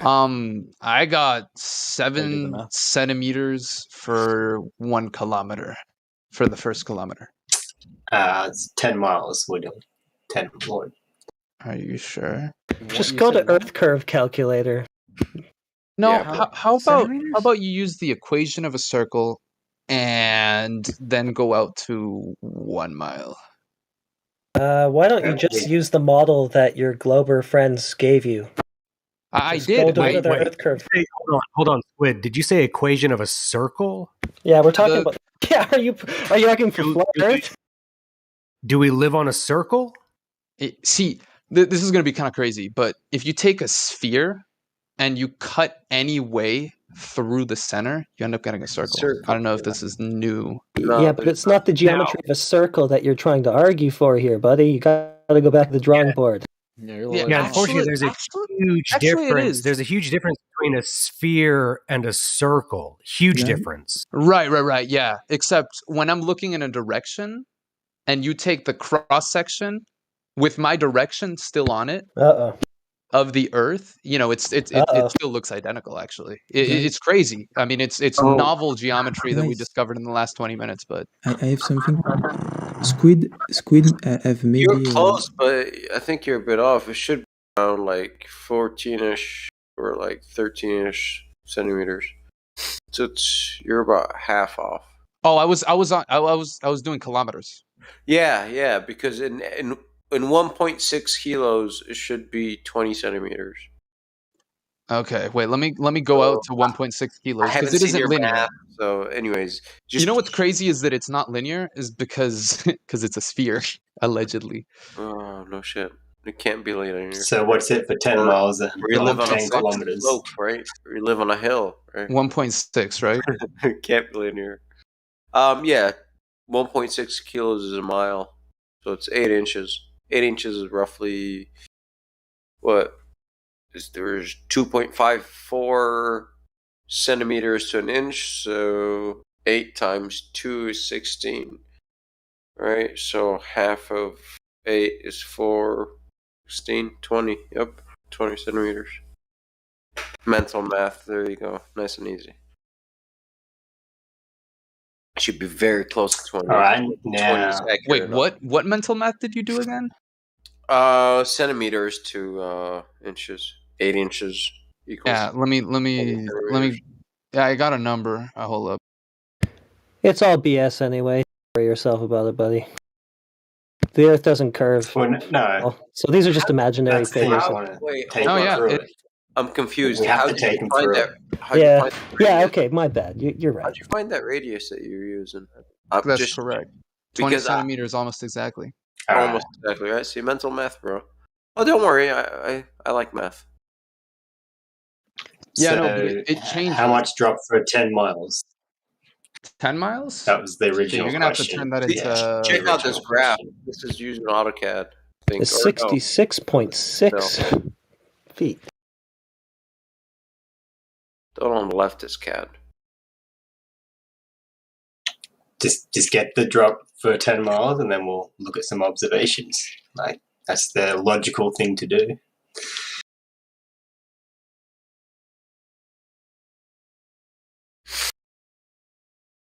Yeah, I feel like it's not that logical to people to look at the curvature.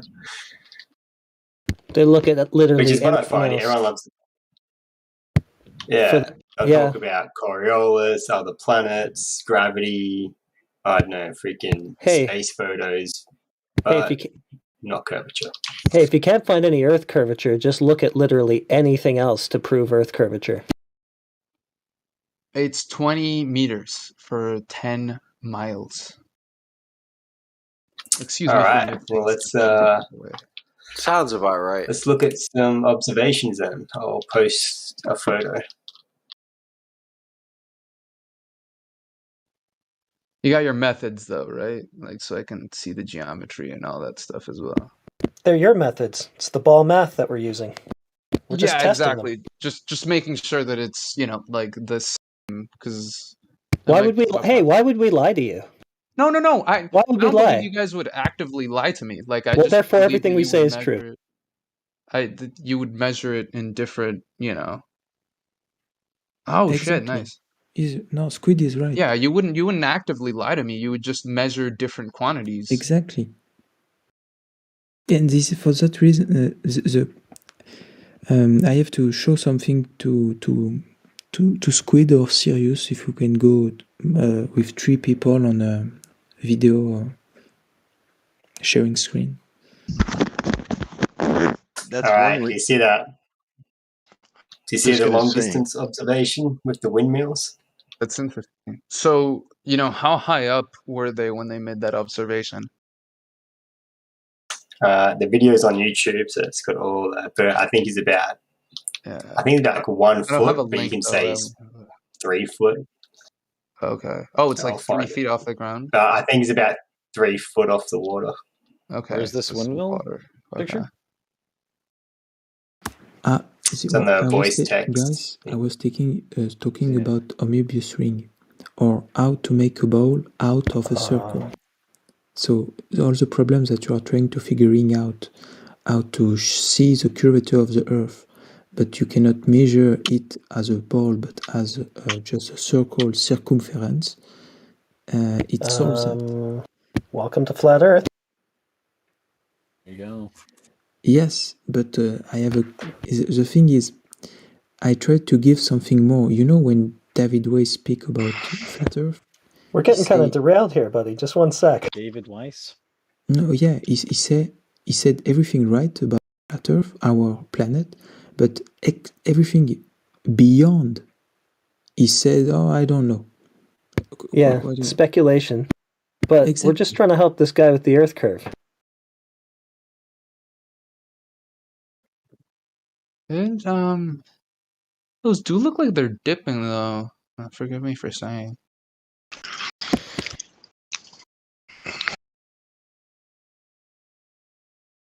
Dipping, like dipping chips in sauce, or I'm not sure. So, dipping. There you go, Squid. The video is up. Gives all these locations and camera height and everything. So have a look at that, buddy. Everything dips with distance.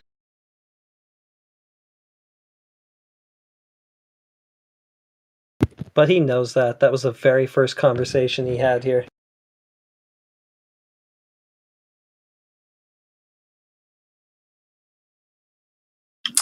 Well, that's the thing, yeah. Things can disappear bottom up on a flat surface too.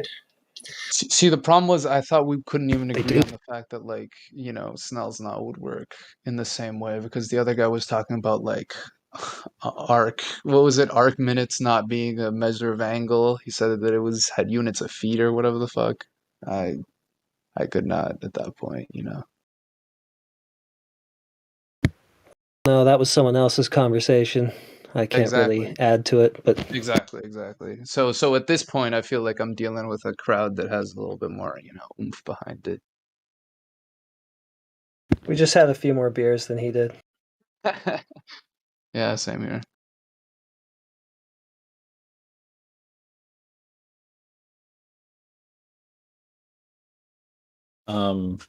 Did we get to the observations, or is it happening right now?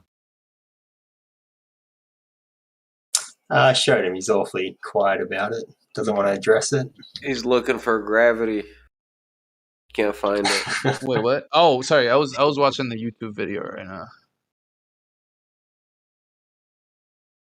You are watching it. And Indio's got some badass gifs on. Guys, to not feel if the Earth was flat, we needed to be our planet much more smaller, like Little Big Planet, the game. But we feel that everything is flat. But the other thing is because we are fed with many how can you say? Not a planet, for fuck's sake. Because we are fed with the space story, fake space story. I don't deny it's fake. You just have to see the image, make your brain work. But what I am saying is maybe everything that we saw from the space is not about our Earth, but about our planet, but of our bigger Earth, which means the realm that we are in, it's much more bigger than we think. And what it probably is, but we don't know yet. Yeah. The other dude addressed this, and then satellites would be wrong, the moon orbit would be wrong, or the planet rotor, everything, all that would be wrong, and so all the space orbits and trajectories. The thing that he's trying to do, Squid, is to make you see that the space exists, and he's right. The space exists, and you don't see it that the space exists, but it exists. It's space, just much more. Yeah. Point, Monsieur Lapointe. Yeah, how can you have gas or balls of gas? It's not gas. It's not stars. So stars are not gases. No. What you see is a light shining light. True. This is move on. Hold on. He's gonna mix. He can't mix globe model with because globe model, it's been defined. So we're gonna have to stick to official globe model claims or story. Yeah, guys, I have find a guy that have a much more intelligent and crazy stuff you ever seen on your life. That because you know what I think about flat Earth.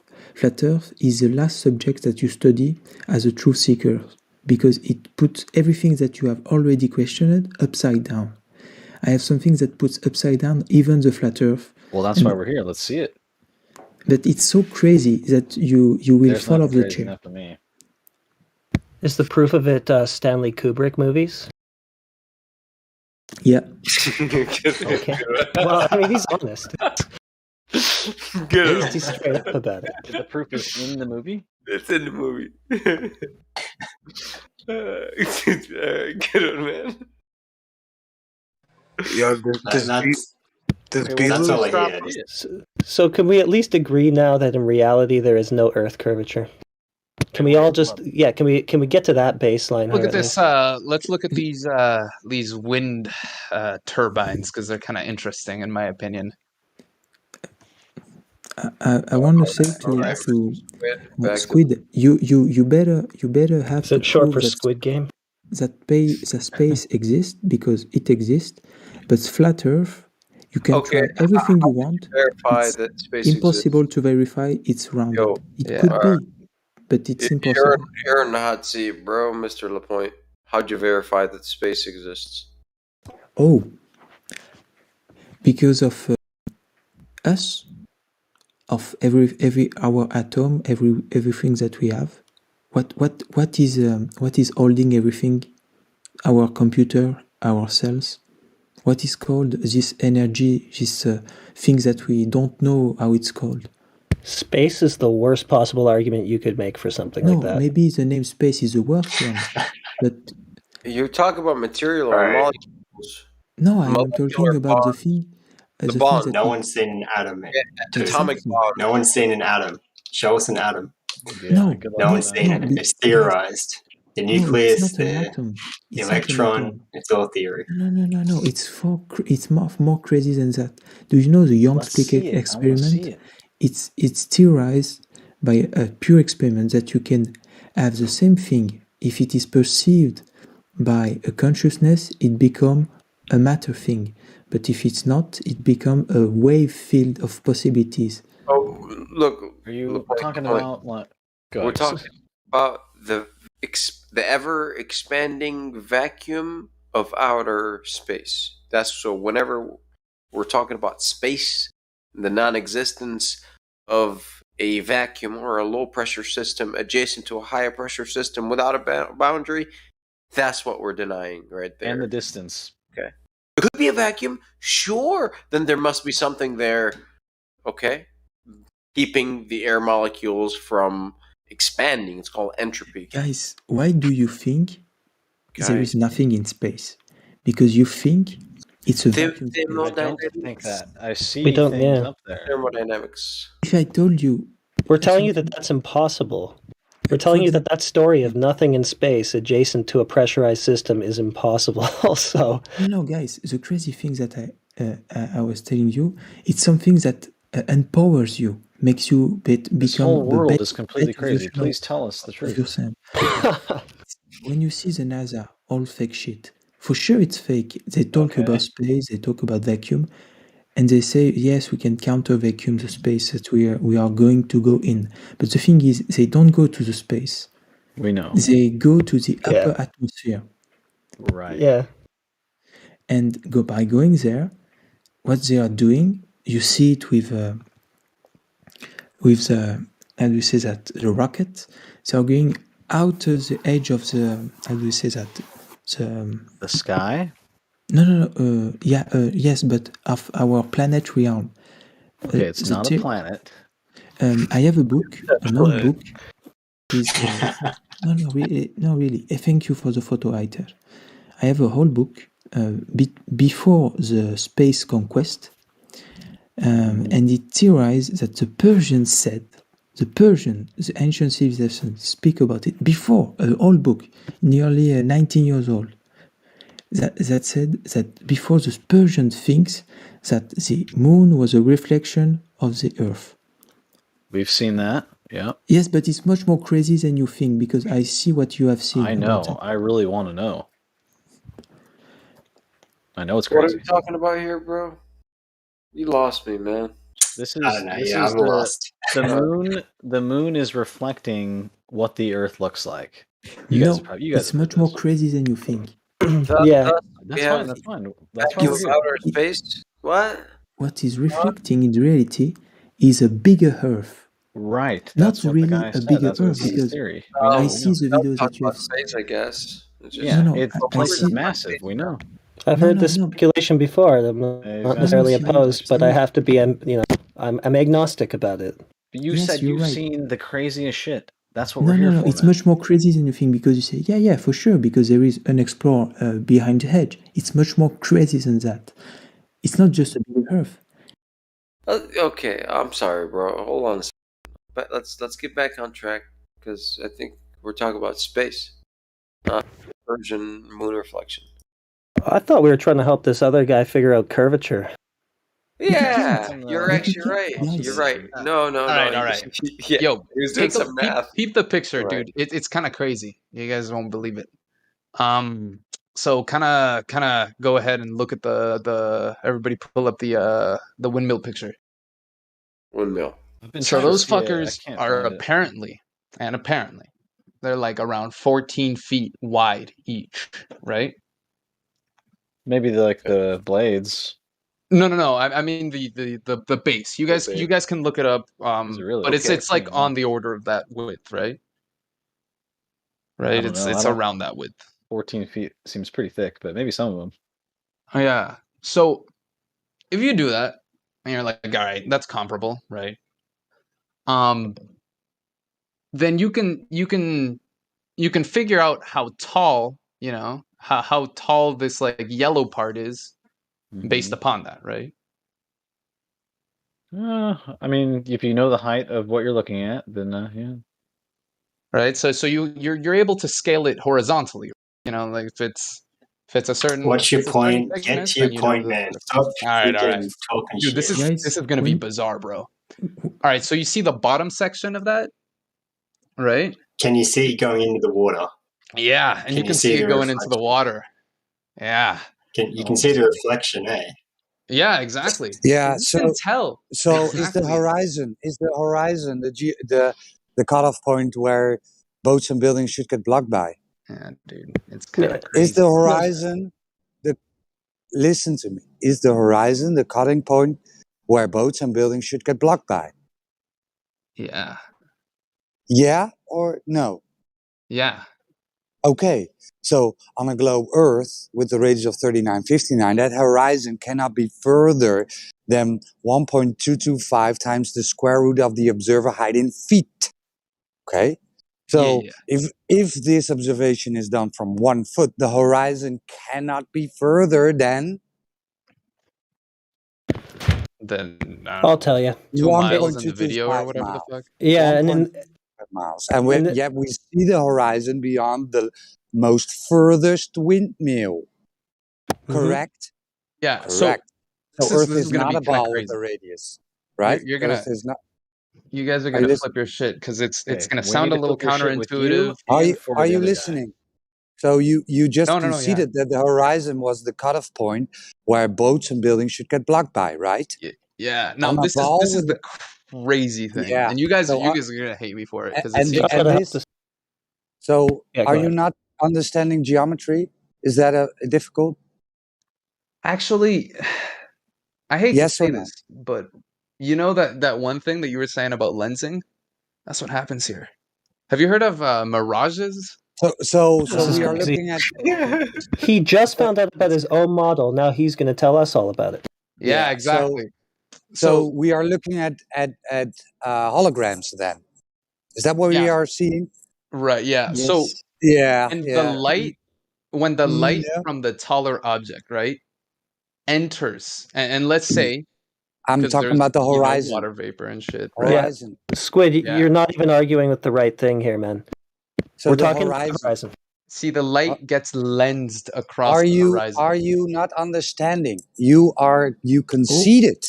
Listen, you conceded that the horizon is the point where boats and buildings should get blocked by on a globe Earth. It's not accurate. Okay. Because so the horizon is not Earth curve then.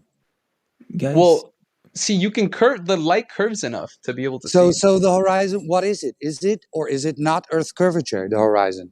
Well, yeah, for straight line. Okay, then if the Earth was a ball with a radius of 3959, the horizon cannot be further than 1.225 times the square root of the observer height in feet. It's that easy, right? I know. And yet we see the horizon beyond the furthest windmill pillar. So the Earth is not a ball with the radius of 3959. Crazy thing is the phenomenon of the light being lensed around by like less dense air. So the horizon is not Earth curvature then. Is the horizon not Earth curvature then? Well, see, yeah, but the light's going upward enough. Then nice concession. So you're circling back again, right? So if the horizon is Earth curvature, right, then every distance to the horizon cannot be more than 1.225 times the square root of the observer height in feet, right? Yeah, if the light. Okay, so then the Earth is not a ball with the radius of 3959 because the horizon is beyond the furthest windmill pillar. No, because the light. Yes. I think so you are lying then to yourself because you said to us you conceded that the horizon was Earth curvature, and now you're saying us no. But it relies on that approximation that you can't make in this situation. So the horizon is not Earth curvature. I want to answer. Is or yeah. isn't? Wait, let me bring that up for you. I'll just 1 second. I want you to concede now. Or the horizon is not Earth curvature, or it is. I think what it is with him is he doesn't even know what these observations are about. I think he does know. He's doing doublethink. He's doing doublethink. I agree. The logic is always flawed. Well, he didn't even know how much Earth curvature there was supposed to be until we told him, and I think that he's looking for those windmills to be obstructed or something. I don't even think he understands the part where the argument's actually about the horizon. Yeah, I get it. Okay, so is the horizon Earth curvature, yes or no?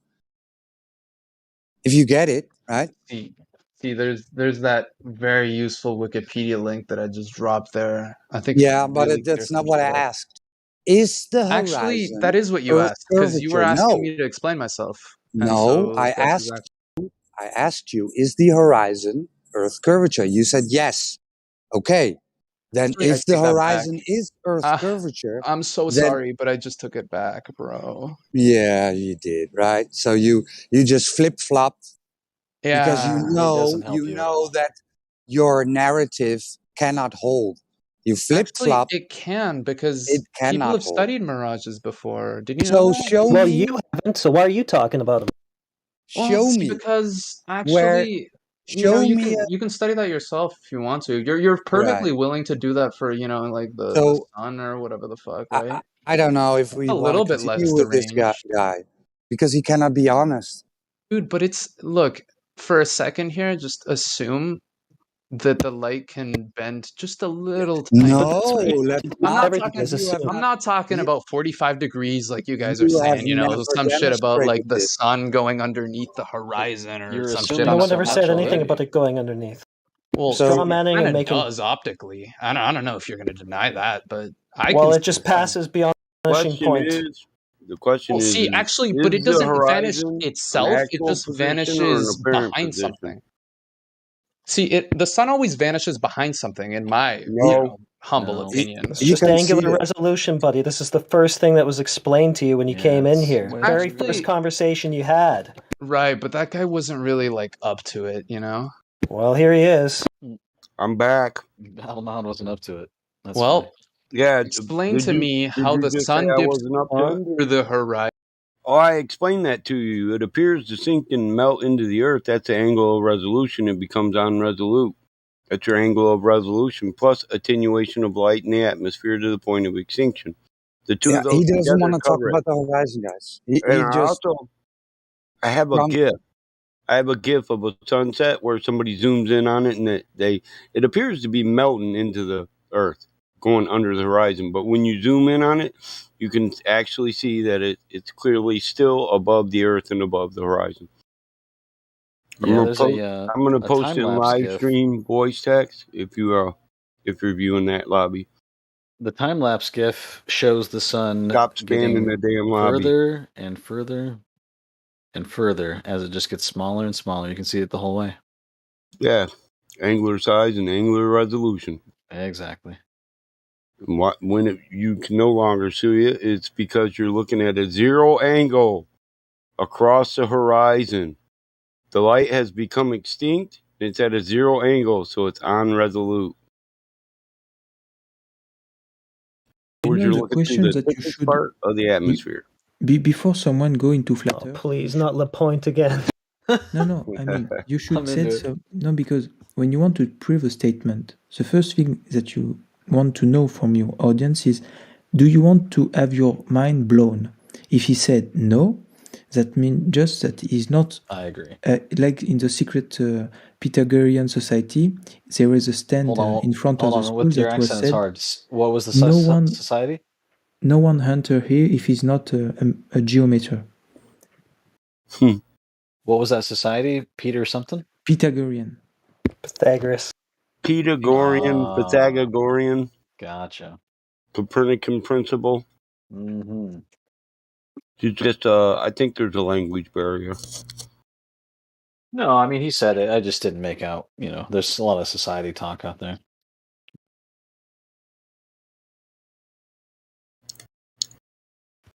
Society of this, society of that. So do you see that GIF? I want to know, did he see it? Who muted him? So the sun has appeared to set, but when the guy zooms in on it, you see it's does not even touching the surface. But it appears to. It's called an optical illusion. Or a mirage. Right, yeah. See, the only difference here is that what you're saying is that it's lensing in a way that it can't. I never once said lensing. Well, yeah, we were talking about scattering, right? No, I'm specifically talking about this instance right here where the sun had appeared to go below the horizon. Right, but it's not actually with optical aid. You can see it just appears to go under the horizon. It didn't actually go under the horizon. It doesn't even touch the horizon. And you could do that forever if you could keep zooming in. Yeah, it'd be nice to watch the whole sunset, though. Sure, bro, but I'd take a chick, not you. Cool? I love you, but no homo. No homo. And actually, you're all right. I don't see why other people are getting frustrated. At least you're a cordial person. I think thanks. I appreciate you're awfully respected. So if people fuck with you here, I'll send you a friend's message. Friend's request. If people fuck with you, holler at me. You can get that one free on band, that Battle Mod hookup. Appreciate it. There you go. You don't take a cordial person here, guys, and then berate him so much he becomes uncordial. Then it's just an after effect of your actions. So let's not make civil people into angry people. I know we all want our spot in the spotlight, but it's up to us to work together as a team and allow each other to get their turn. My bad. All right. So the point I was gonna make about the other point, I mean, like, I don't know, it was like a dumb point about the windmills. You can see how they start dipping into the water, quote unquote. If you like start take out of the fact the whole like windmill thing, you can see that it does drop about those 20 feet that you would need between. It doesn't, and it's not 20 feet. It's supposed to be 66 feet. Meters. But here's the thing, though. That observation is about the horizon and the distance to the horizon. And in that observation, based on the observer height, it has to be 2.3 miles. But where is it? Did you miss that? I guess you're right. Yeah, that's the geometry of the Earth that we're talking about. Kind of see the dip, though, right? Like the claimed geometry. You do see some degree of a dip that you would not be able to see under any other, geometry. A dip in the horizon? What do you mean by dip? You mean before the horizon? He's saying a dip to the horizon, but let's like you can see the yellow parts sink deeper and deeper since behind the horizon. Since the horizon is an apparent position, it could change. In an hour, the horizon could be closer to you because atmospheric obstruction could increase or decrease. So the horizon can move all around. I don't even know what kind of a dip he's talking about in that picture. I don't either. I see no dip. You can see, so you're seeing through basically the same air, right? Because you're looking in a very small direction, like off to the very same, windmills that are constructed in a very, in a very regular manner, so to speak. Yeah, but things appear to dip into the distance, right? The angular resolution thing we were talking about. Right, exactly. But you see it, right? And the form of refraction too. It's called sinking. Yeah, exactly. So like, you said you see it. What do you mean? So it couldn't be used because it's an optical illusion called sinking. Right. But okay, do you That's see because your angle of resolution? Just like Homeboy said, we're getting right back into the angle of resolution. If it were actually sinking, once it sunk, there would be water in the way, and you wouldn't be able to see it. So if you're seeing something in the distance that has sunk, and what happened to all the water before that? How come it's not blocking it? Because it didn't sink. Right, but there's supposed to be a hump in between you and it, and that's called a sagittas. Yeah, you could say that the 8.4 mile windmill is your control in this experiment, and the independent variable is the distance, and then your dependent variable is the length of that yellow part right there and how much the water is blocking it. So you're manipulating distance? Apparatus needed, by the way. Yellow part. What is the yellow part? What is that? Name that yellow part. See, that yellow part is like a platform that floats above the water.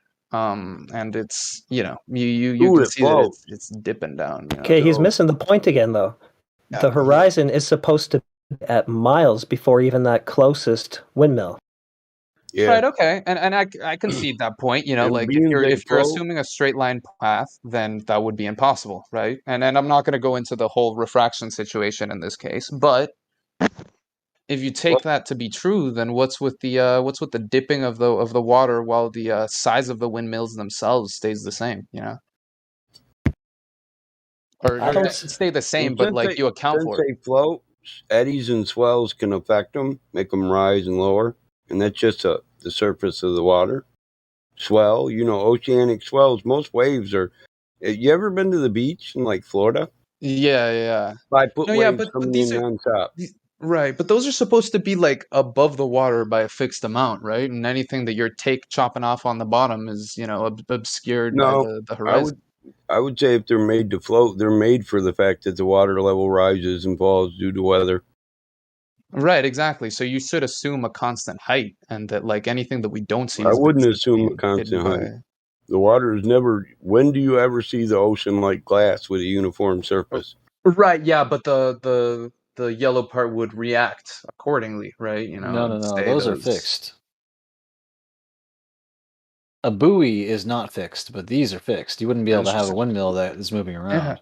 Yeah, let me look into that. Is the yellow thing a floating platform or not? He said they were floating platforms. It would make sense for a maintenance man. I thought they were all solid. It's probably just a ladder. It's probably a ladder that goes up high enough that you would never be hit by the tide. But, can't verify that. I haven't been on one. Well, the whole thing is that the distance to the horizon is way too far for it to be geometric. Well, here's the thing, though. Amen. This is an image. Somebody took a picture, and would you not expect the things that are in the forefront of the photo to be larger than the things that are in the background of the photo? No, I agree. Or your slight dip. Okay. That slight dip is tunneling and forefronting. It's a product of the camera and how we use it. Okay, I see. I don't know. I wouldn't expect that from, You wouldn't expect background objects to appear smaller than foreground objects in an image. But I wouldn't expect that yellow rectangle to all of a sudden become a square all the way to the back. Especially at 11 miles. Yellow rectangle to become a what? Yeah, see, I mean, like if you take the platforms to be, above the water, and you say that, like the vertical height scales, with the horizontal height, then if they stayed the same, it would still be the same rectangle but resized. We don't know. If you look at the back windmill, we don't know whether they're fixed or not. So we don't know that they're a fixed height. Yeah, I've been looking at it. Therefore, we can't say they're a reference to the overall height either. Just based on that massive pillar that those things are, I bet they are fixed. Yeah, I guess. Those things are huge. Yeah, that's how far away is that? Oil rigs are definitely fixed. They're mounted on what's called pilasters. They drive them into windmills. They're also mounted. They also drive those down to bedrock. Mm-hmm. Oh, okay. So wait, the yellow platform is something that is fixed, then it isn't like rising. Yes. Okay. Yes. So the overall length of those things would be dependent on the topography under the water, the surface. Right. I mean, I'm assuming they could adjust it because, like, they would, pragmatically be using it to, like load from some sort of, like little boat that they would use if they were servicing it. Oh, they've got cranes for all the unloading and offloading of any material. They use it. All those have cranes on them. If you look at it. Okay. And also, they've got boat docks that are on where water can raise up and down 5 feet, whatever. There's ladders you can pull up to that go into the water and go straight up. There's little platforms. They're all set up for the water movement and waves, and depending on the water conditions, those things are built to accommodate all of that stuff. Those platforms are anchored into the bedrock below the ocean floor. They drive what's called pilasters down. They get into the bedrock where it's solid and does not move. It's like driving it in straight concrete, hard as a rock, bedrock. It's called bedrock. Drive pilasters down into the bedrock and then build on those pilasters. So they do not move ever. Do they sleep on it? Do they sleep on the platforms? Yeah, they got apartments there, weirdo. That's just a lame joke. God, that's the rocks underneath my bed, bro. Haha. Oh, okay. All right. It's still kind of a weird question. Just making a joke. So are we talking about the oil platforms or the windmills? Okay, so I don't. Okay, Moral of the story is. Moral of the story is all of those things are driven. No, wait, hold up. I do admit that this starts off with the supposition of the Earth is round, but you can see in that Mirage Wikipedia link, you can see the light rays within the conditions necessary for a mirage can bend very easily at can the we same see rate this? as the curvature of the Earth. Can you give a citation where they prove this? This is actually true in the atmosphere, where they demonstrate it. Can you? Yeah, it happens because like you get like hot air. I know why refraction happens. I know why. Oh no, but in this case, it's I know what opposite, Snell's right? law is. I've seen the sugar water demonstration. I'm asking, exactly. Can you demonstrate that rings true in our atmosphere? Right. Yeah. In this case, yes or no? the indices of refraction yes are or flipped. no? What was it? You can't demonstrate that. Oh, no, I'm just laying out the actual, like the what it looks like, but yeah. What the fantasy? Here what are you laying on out for us here? Wikipedia. I don't understand what you're laying out. It sounds like you're laying out some like what ifs and some fantasy. Yeah. Okay. So in this case, if you have water and the vapor that accompanies the water, and also the fact that the water is darker and so it absorbs some of the sun's light, you can get a layer of lower index of refraction, like medium below, and this is opposite of what usually happens, right? What? NUDZ, nud zone. Yeah, exactly. So you can account for the light going into this zone, bending along with the curvature of the Earth and hitting the sun, the thing or is, hitting you the can't camera. Demonstrate it though. What? I know we can quantify this. I'm saying, can you demonstrate it to be true in the atmosphere? Yeah, I mean, there's been, like we do it in the lab under controlled circumstances. I want to see it demonstrated to the atmosphere.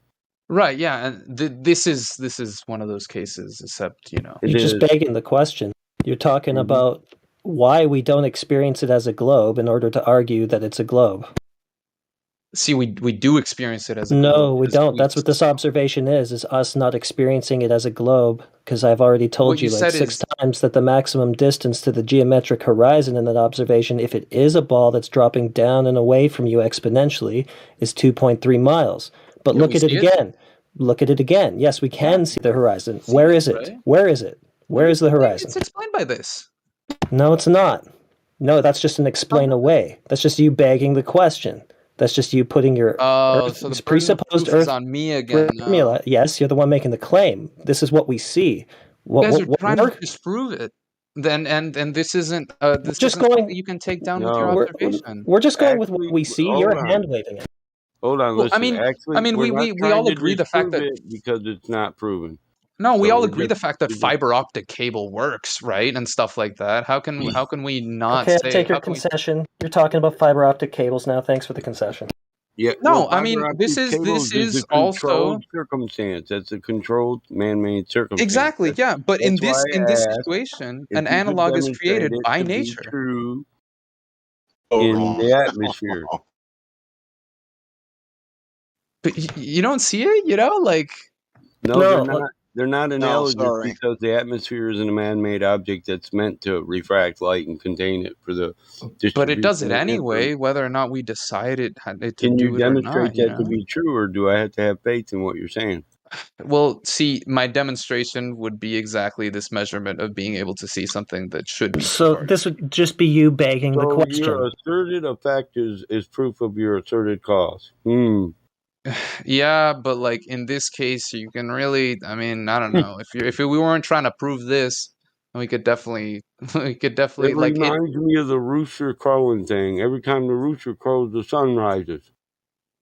Yeah, that's what I believe. I go outside, I see the rooster crow, I see the sunrise. I confirm my belief. Are you saying your proof is that you can see stuff that you shouldn't be able to see, right? Yeah. Yeah, if you measure it from if you measure it from 3 There's feet. no way that can just be because it's flat, huh? There's no way. No way, right? But if it was flat, then you'd be able to see other things that in this case you can't see. Wrong. You would see what we see. Oh my God! Wait, but like, what about what things are you tallest talking objects? about? We would be able to see that we can't see. What are these things? What I don't know. If there existed a maximum thing, like a maximum height that like within all of the Earth, right? We're talking like Everest or some shit like that. You think you can see forever? You think you can see for 1,000 miles across if it's flat? Well, the atmosphere, you cannot see through the atmosphere, dude. You cannot. There's too much water in it. Right. So okay. So the atmosphere explains the sun, but it doesn't explain Everest. But it does explain. But it doesn't explain the whole Everest. We covered that. Well, fuck. Right. Never mind. Yeah. Hour and a half ago.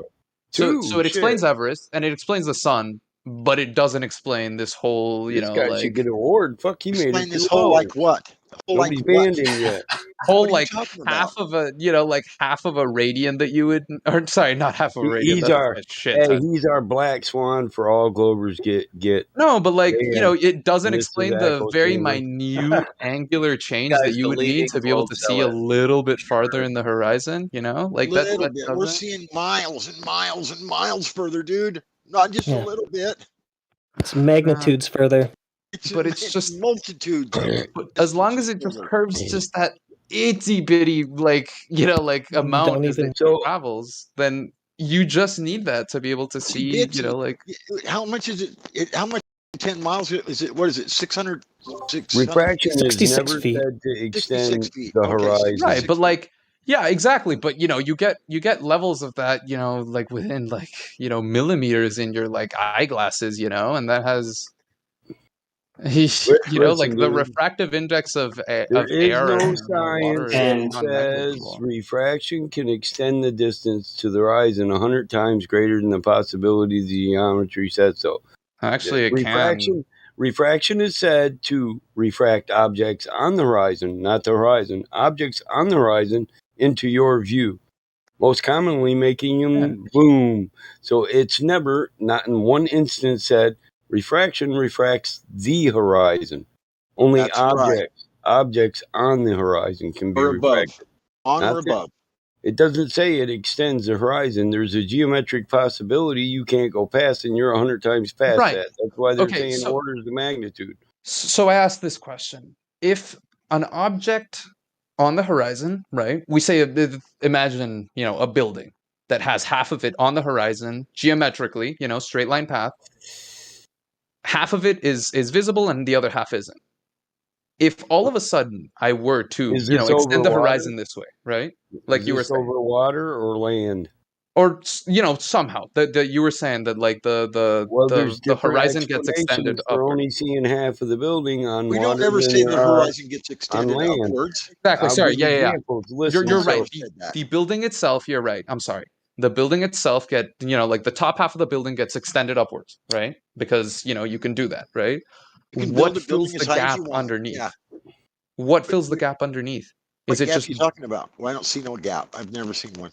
Well, see, if you extend the object that's on the horizon upward, what do you see below the object that you stand it upward? Do I see the bottom half of the building, or do I just get a void of like? It depends. Black? That's why I ask. Are you looking at this building from across land or across water? Oh, and how far away is it? And how far away? Well, I mean, we're just saying, like it doesn't actually matter in this particular situation. It does matter whether it's water or land. Okay, well, okay.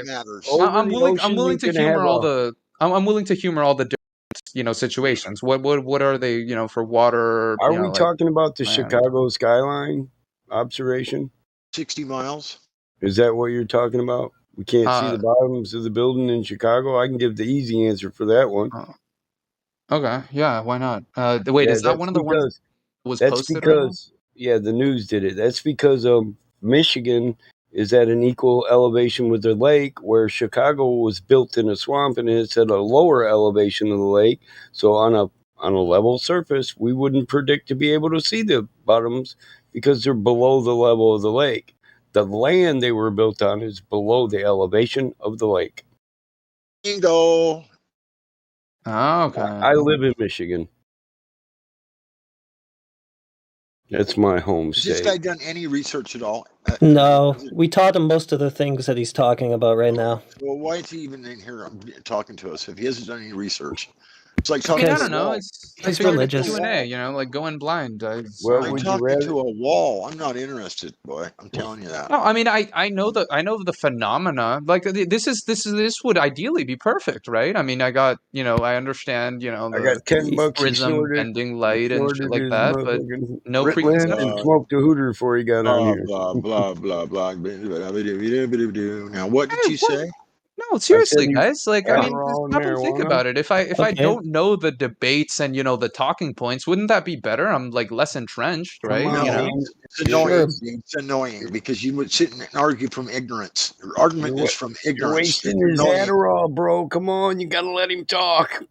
I don't know I don't know the particular. I don't know the specifics about each of those things, but I do know the phenomena that. Yeah, that's where the devil is, though. The devil's in the details. The specifics, the specificity. Therein lies the answer. Right, but these things should hold, right? You have to be hyper fastidious on every assertion that's made. If you're not willing to go to the founding principles of a thing, but those principles are things that I'm somewhat familiar with. Without okay, you're not. You're lying. You're lying out your teeth, bro. I'm sorry. You said that those things should hold. Yeah, they should if they're true. And what we've been showing you for the past couple hours is that they don't.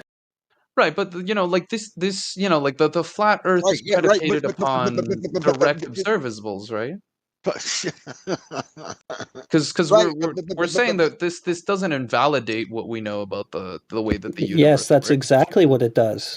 It invalidates the entire globe model, 100%. Right, the globe model, but not particularly the behavior of things locally, right? Like a rubber ball should still bounce, I should still be able to look through a prism, like. So you're giving up on giving up on Earth curvature, I see. Talking about balls bouncing now. I'm just saying that they shouldn't change between one or the other because we both agree that the Earth is locally flat. If it's locally flat, then it's not a ball because there's no flat sections on the surface of a ball. So there's the second derivative with respect to distance or whatever of height or whatever. You can't have a locally flat ocean or lake either. The water would have to be bending and convexing in proportion with the ball all over it, or else it's just not a ball. If it's just flat here, flat there for 70% of its surface, it's impossible for it to be a ball. Have you seen the weather balloons? 120,000 feet. Yeah. Is that not high enough for you? I don't know. I mean, they look pretty spherical to me, but no, it's real flat from up there. Down.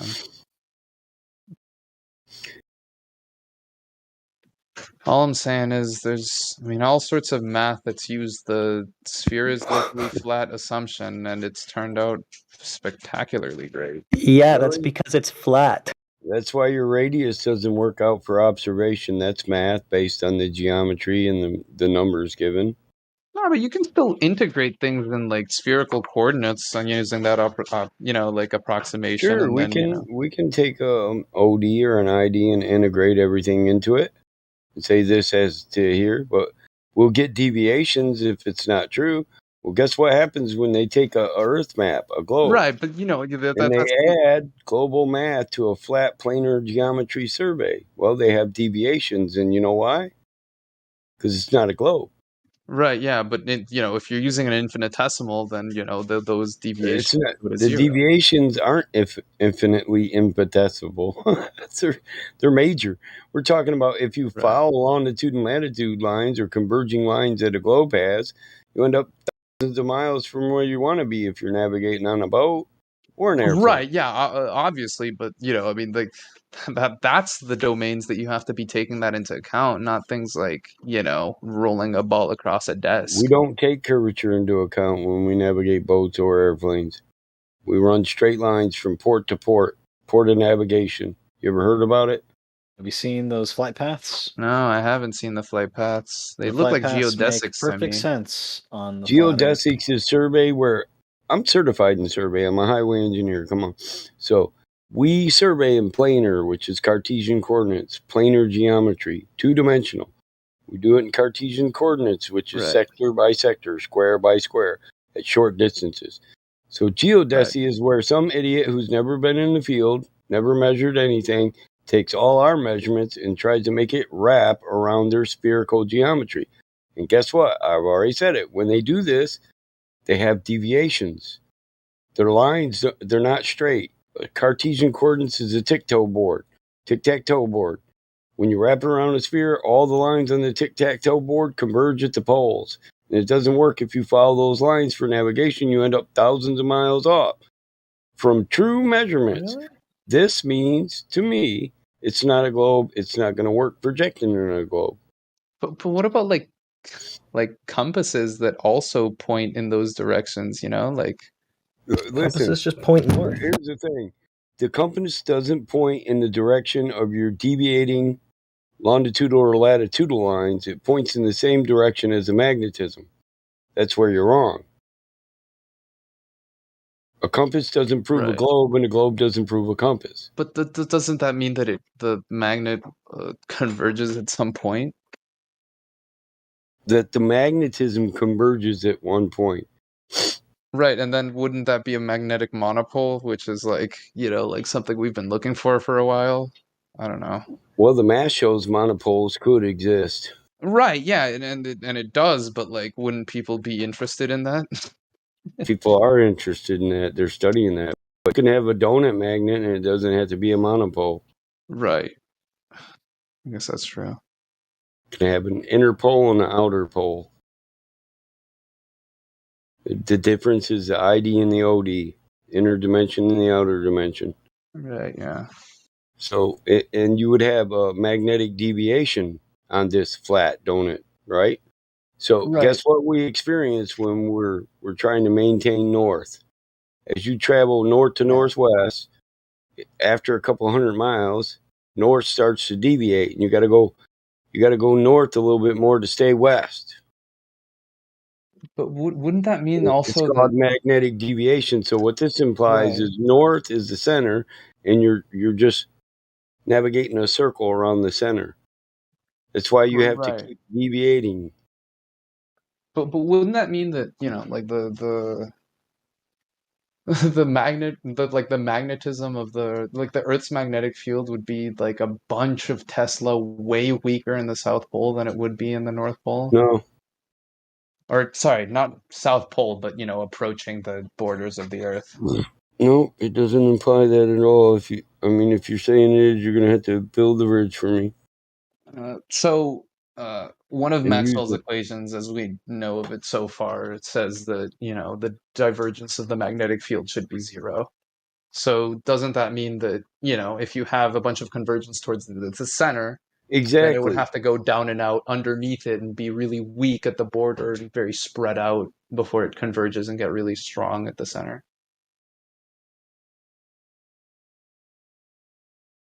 Are we talking about a toroidal field or a single magnetic field? Yeah, like a toroidal field that, like the field lines are coming in,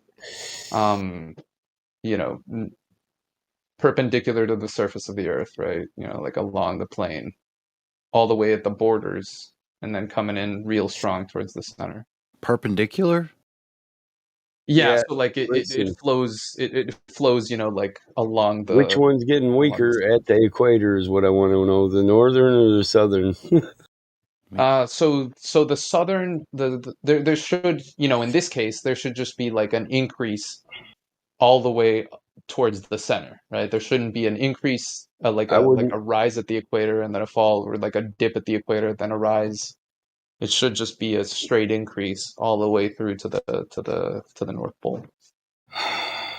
Can you show me a depiction of a toroidal for a donut magnet? Yeah, sure. Let me look it up. Well, I've seen it before. I just want you to look at it.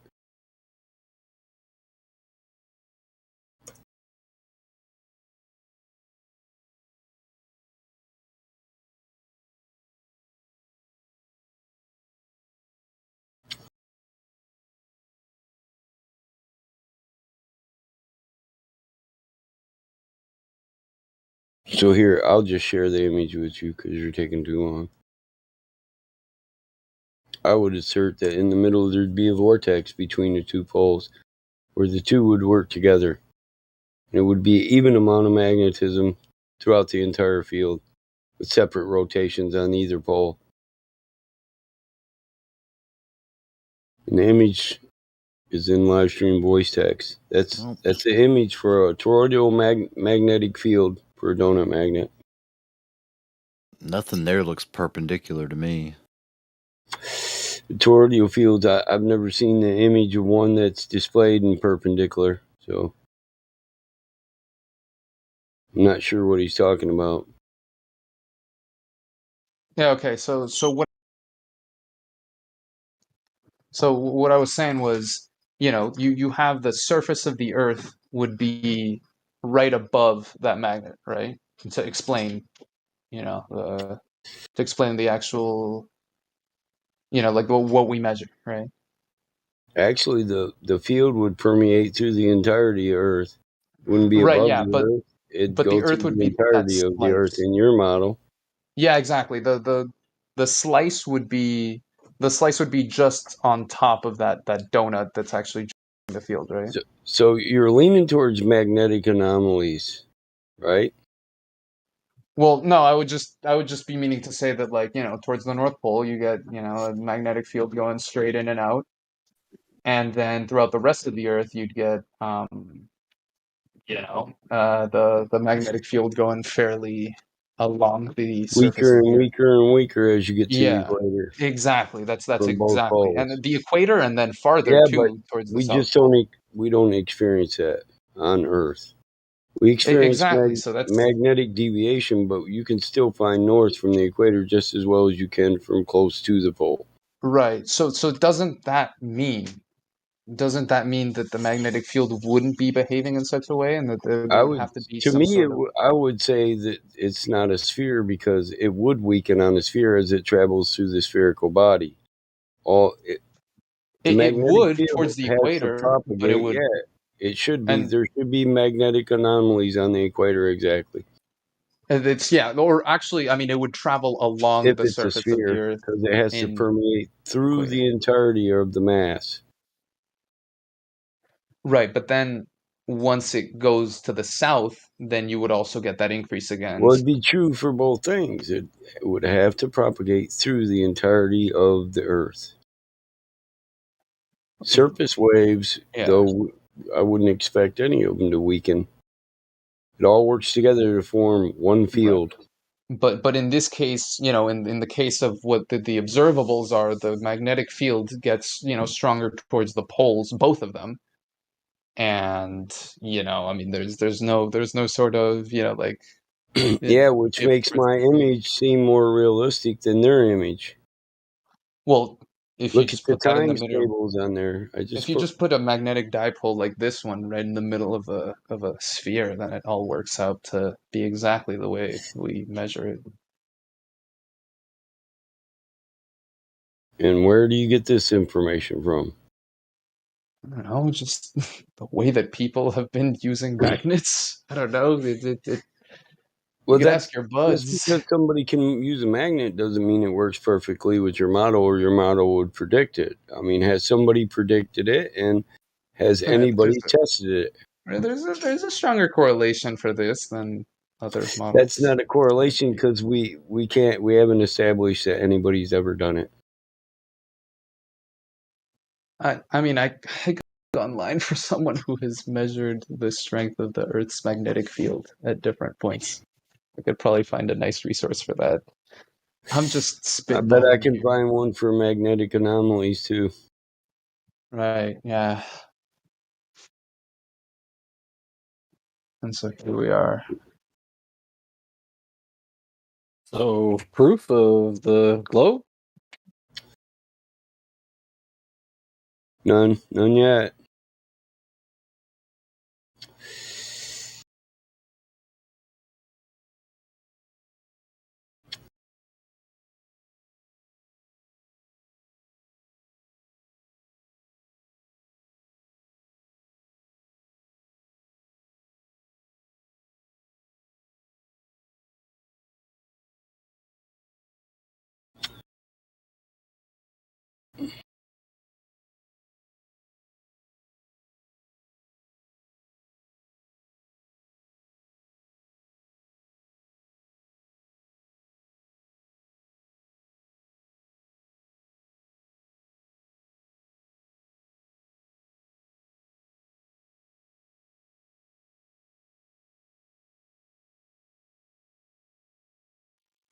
I found a map.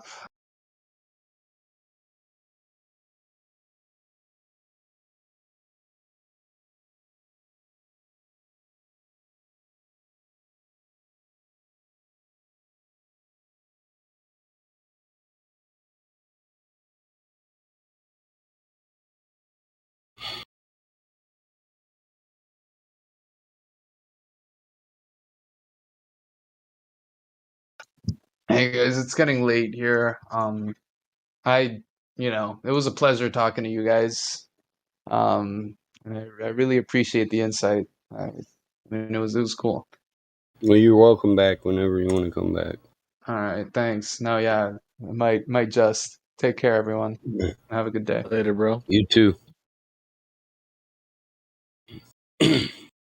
So it was Robert Norman, who was the guy who discovered magnetic declination, which is what I'm talking about, and it doesn't go with their model. It doesn't coincide with their model. Magnetic ley lines, magnetic distribution, in no way correlate with the shape of a sphere.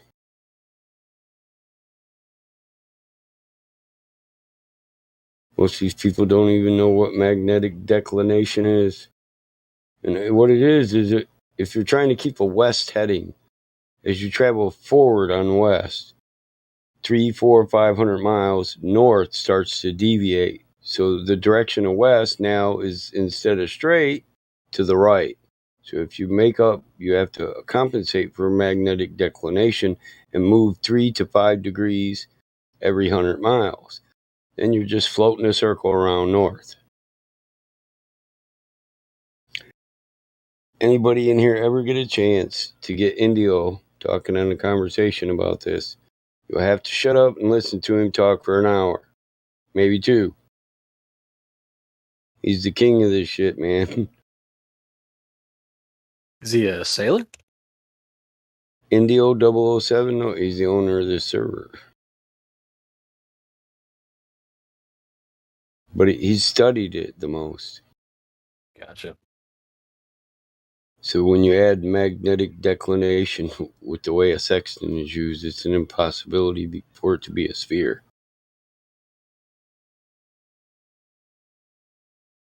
They say, what one thing pushed you over the top? Well, actually, it's a multitude of things, but yeah, whatever you say.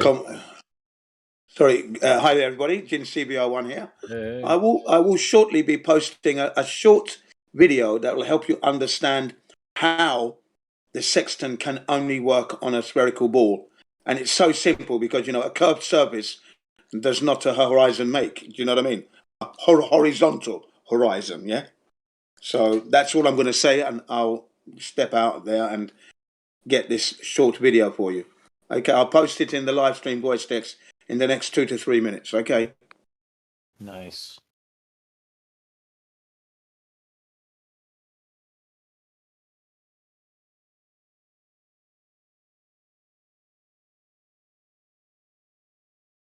How you doing, Badamod?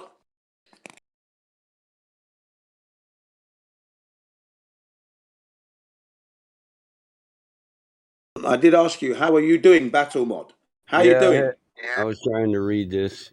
I said, good, how about yourself? But you didn't hear me. I was muted. Yeah. There must be. I might be lagging, not lagging drunk, folks, but just lagging, that's all. It's been a decently civil night. Yeah. So things are going great. Well, I was there earlier, maybe 9 hours ago, and it was pretty good then. I'd like to thank everybody that's in the live stream right now for helping keep it civil and productive. Did everybody here get their piece of that booty they wanted when he comes back? You guys will have to get into it if you didn't get your full. Yeah, he ran from the horizon like nobody else. His attitude seemed to change, though. He's just learning. He doesn't, man. Yeah. He didn't know we could go that deep. If the kid was smart, he was taking notes. He'll come back with answers. Yeah, probably will. Then he'll be in the game. People can get hooked on this when you're civil to them. It's like playing a game of chess, bro. I'm serious. We used to have, look, there's probably 15, 20 Glovers that are, now they're just toxic, but they used to love to hang out with us nonstop because it was just a comfortable environment for intellectual conversation.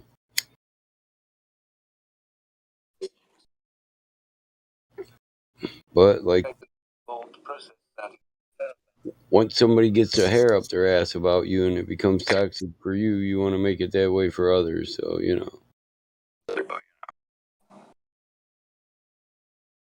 here's the video. All right. I've posted that relevant video for the young man. I've posted it. It's there now. Jin CBR1 is the name. You'll see it there. Okay, it's really good. It explains to you how, the sextant navigation and so. You can look at the stars to obviously navigate where you want to go, and that's been used for thousands of years. But if you want to know whether you're a sphere or not, you're better to measure the ground under your feet or the ocean under your boat, as it were. So that's how we know. That's how we know the Earth isn't a spinning ball, and the Earth is indeed a level plane, 7 level 21. But you don't experience any curvature whatsoever. Water living on Earth, you've never seen the curvature, and you haven't detected any spin, and that should speak a lot. Because if that indeed is where we are living on an oblate spheroid, spinning in a vacuum of space, your 5 senses would have kicked in years ago. You would know. You'd have pictures. It'll be on your screen.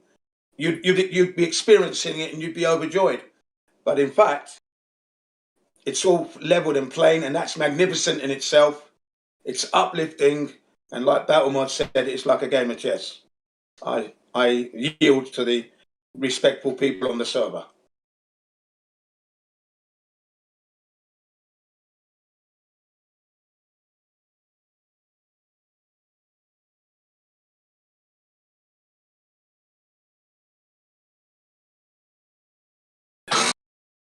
Gone dead again.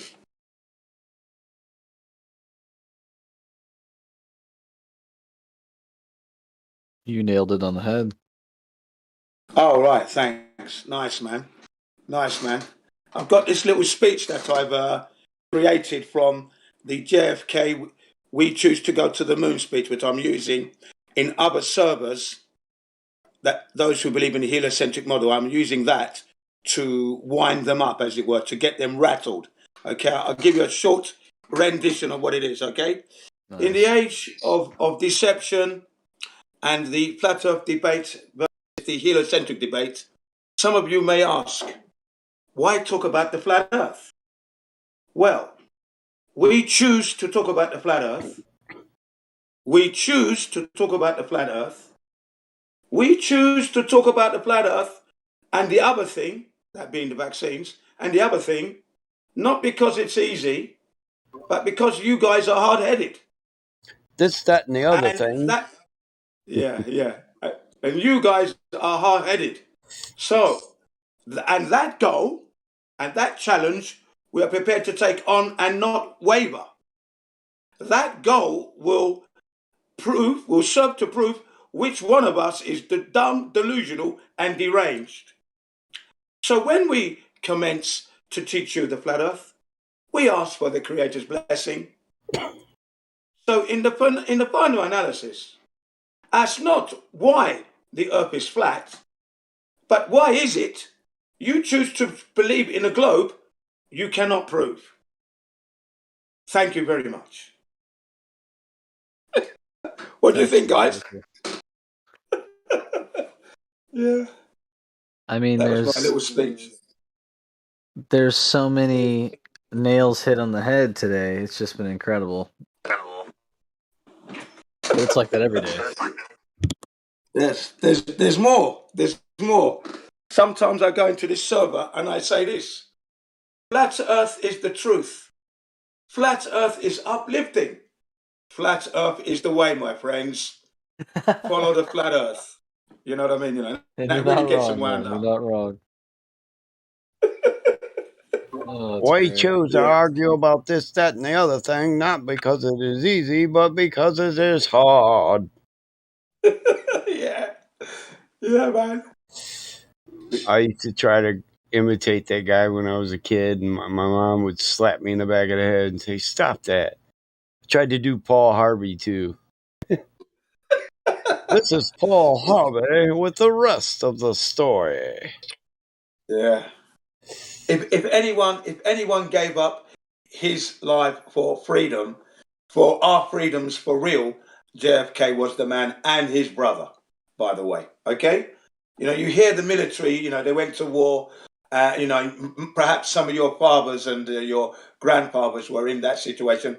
Unfortunately, as far as I'm concerned, an overview of that they were pawns in a game that they didn't realize they were in, really. You think that not taking away from their honor and integrity, because that's what they believed in, but they were brainwashed. But Kennedy knew he was surrounded by wolves and crazy, you know, lunatics, basically. But he had to follow it through. He is the president of the United States, after all, representing the people. And if there's one thing we can all do, is take up that mantle and fight for freedom, even if it means you sacrifice your life. Okay? Yeah, I hear you. I can hear you. You're very, very low, mate. Very low. Of darkness, I heard darkness. Yeah, in darkness. Yeah. Do apologize. Your audio is absolutely at rock bottom, level 1. That means we can just about hear you. Bro, that was Paul Harvey. That was a video making its way through my headset when it's not supposed to. Oh, right. Sorry. I thought someone was talking to us. Must have my levels too high. Yeah. So, he says, if I were the devil, Paul Harvey. Oh, yeah, I know that one. I know that speech. Yeah, I grew up with this cat on the radio, you know, Wolfman Jack. You're rocking with the Wolfman Jack. Radio celebrities were still a big thing when I was younger. Nowadays, they're not so much. Right.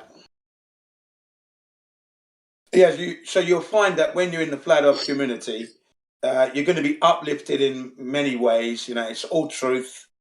If it's speculation, they clearly say it's speculation. So there's no misleading anyone. thinking we're talking for real. You know, it's speculation, so we cannot prove these things that we say. But most of the stuff we talk about are verifiable, irrefutable evidence, facts. You know, we don't mess around like that, and we adhere to the scientific method, which really, you know, there are people much more learned than I am, and I feel I do a great job. So anyone above me, they're doing what we have to call PhD level. Do you understand now? So professors and that will be quivering in their white jackets. Okay, literally, if they come here. So, as soon as you realize the method, that's the nail in the coffin. You realize that you have to toss out the alleged mountain of evidence, right? There's nothing there. There's nothing there. That's right. I've been here, and I've had the opportunity and the chance to be entertained by these heliocentrists when they come in and they start to say that we need to remove the scientific method. It's too high a standard. It's an impossible standard. And I cracked up. That was Jem Banda. I would never forget that day. But they don't have any standards where they are. But they come here and they say our standards are too high. I was just pulling about laughing when I heard that. Wow. That's a good one. I just laughed. I thought, yeah, this is why we're in the mess we're in. Yeah. So yeah, no, you're going to be uplifted. I've learned a lot in the last 3 years. Yeah, it's helped me to fine tune my approach to the flat earth. Although I do have my own way, but it's another weapon in my armor. The things that I've learned. So, and I use it as well. Bring it to bear. So you'll find it useful. You will find it useful being here.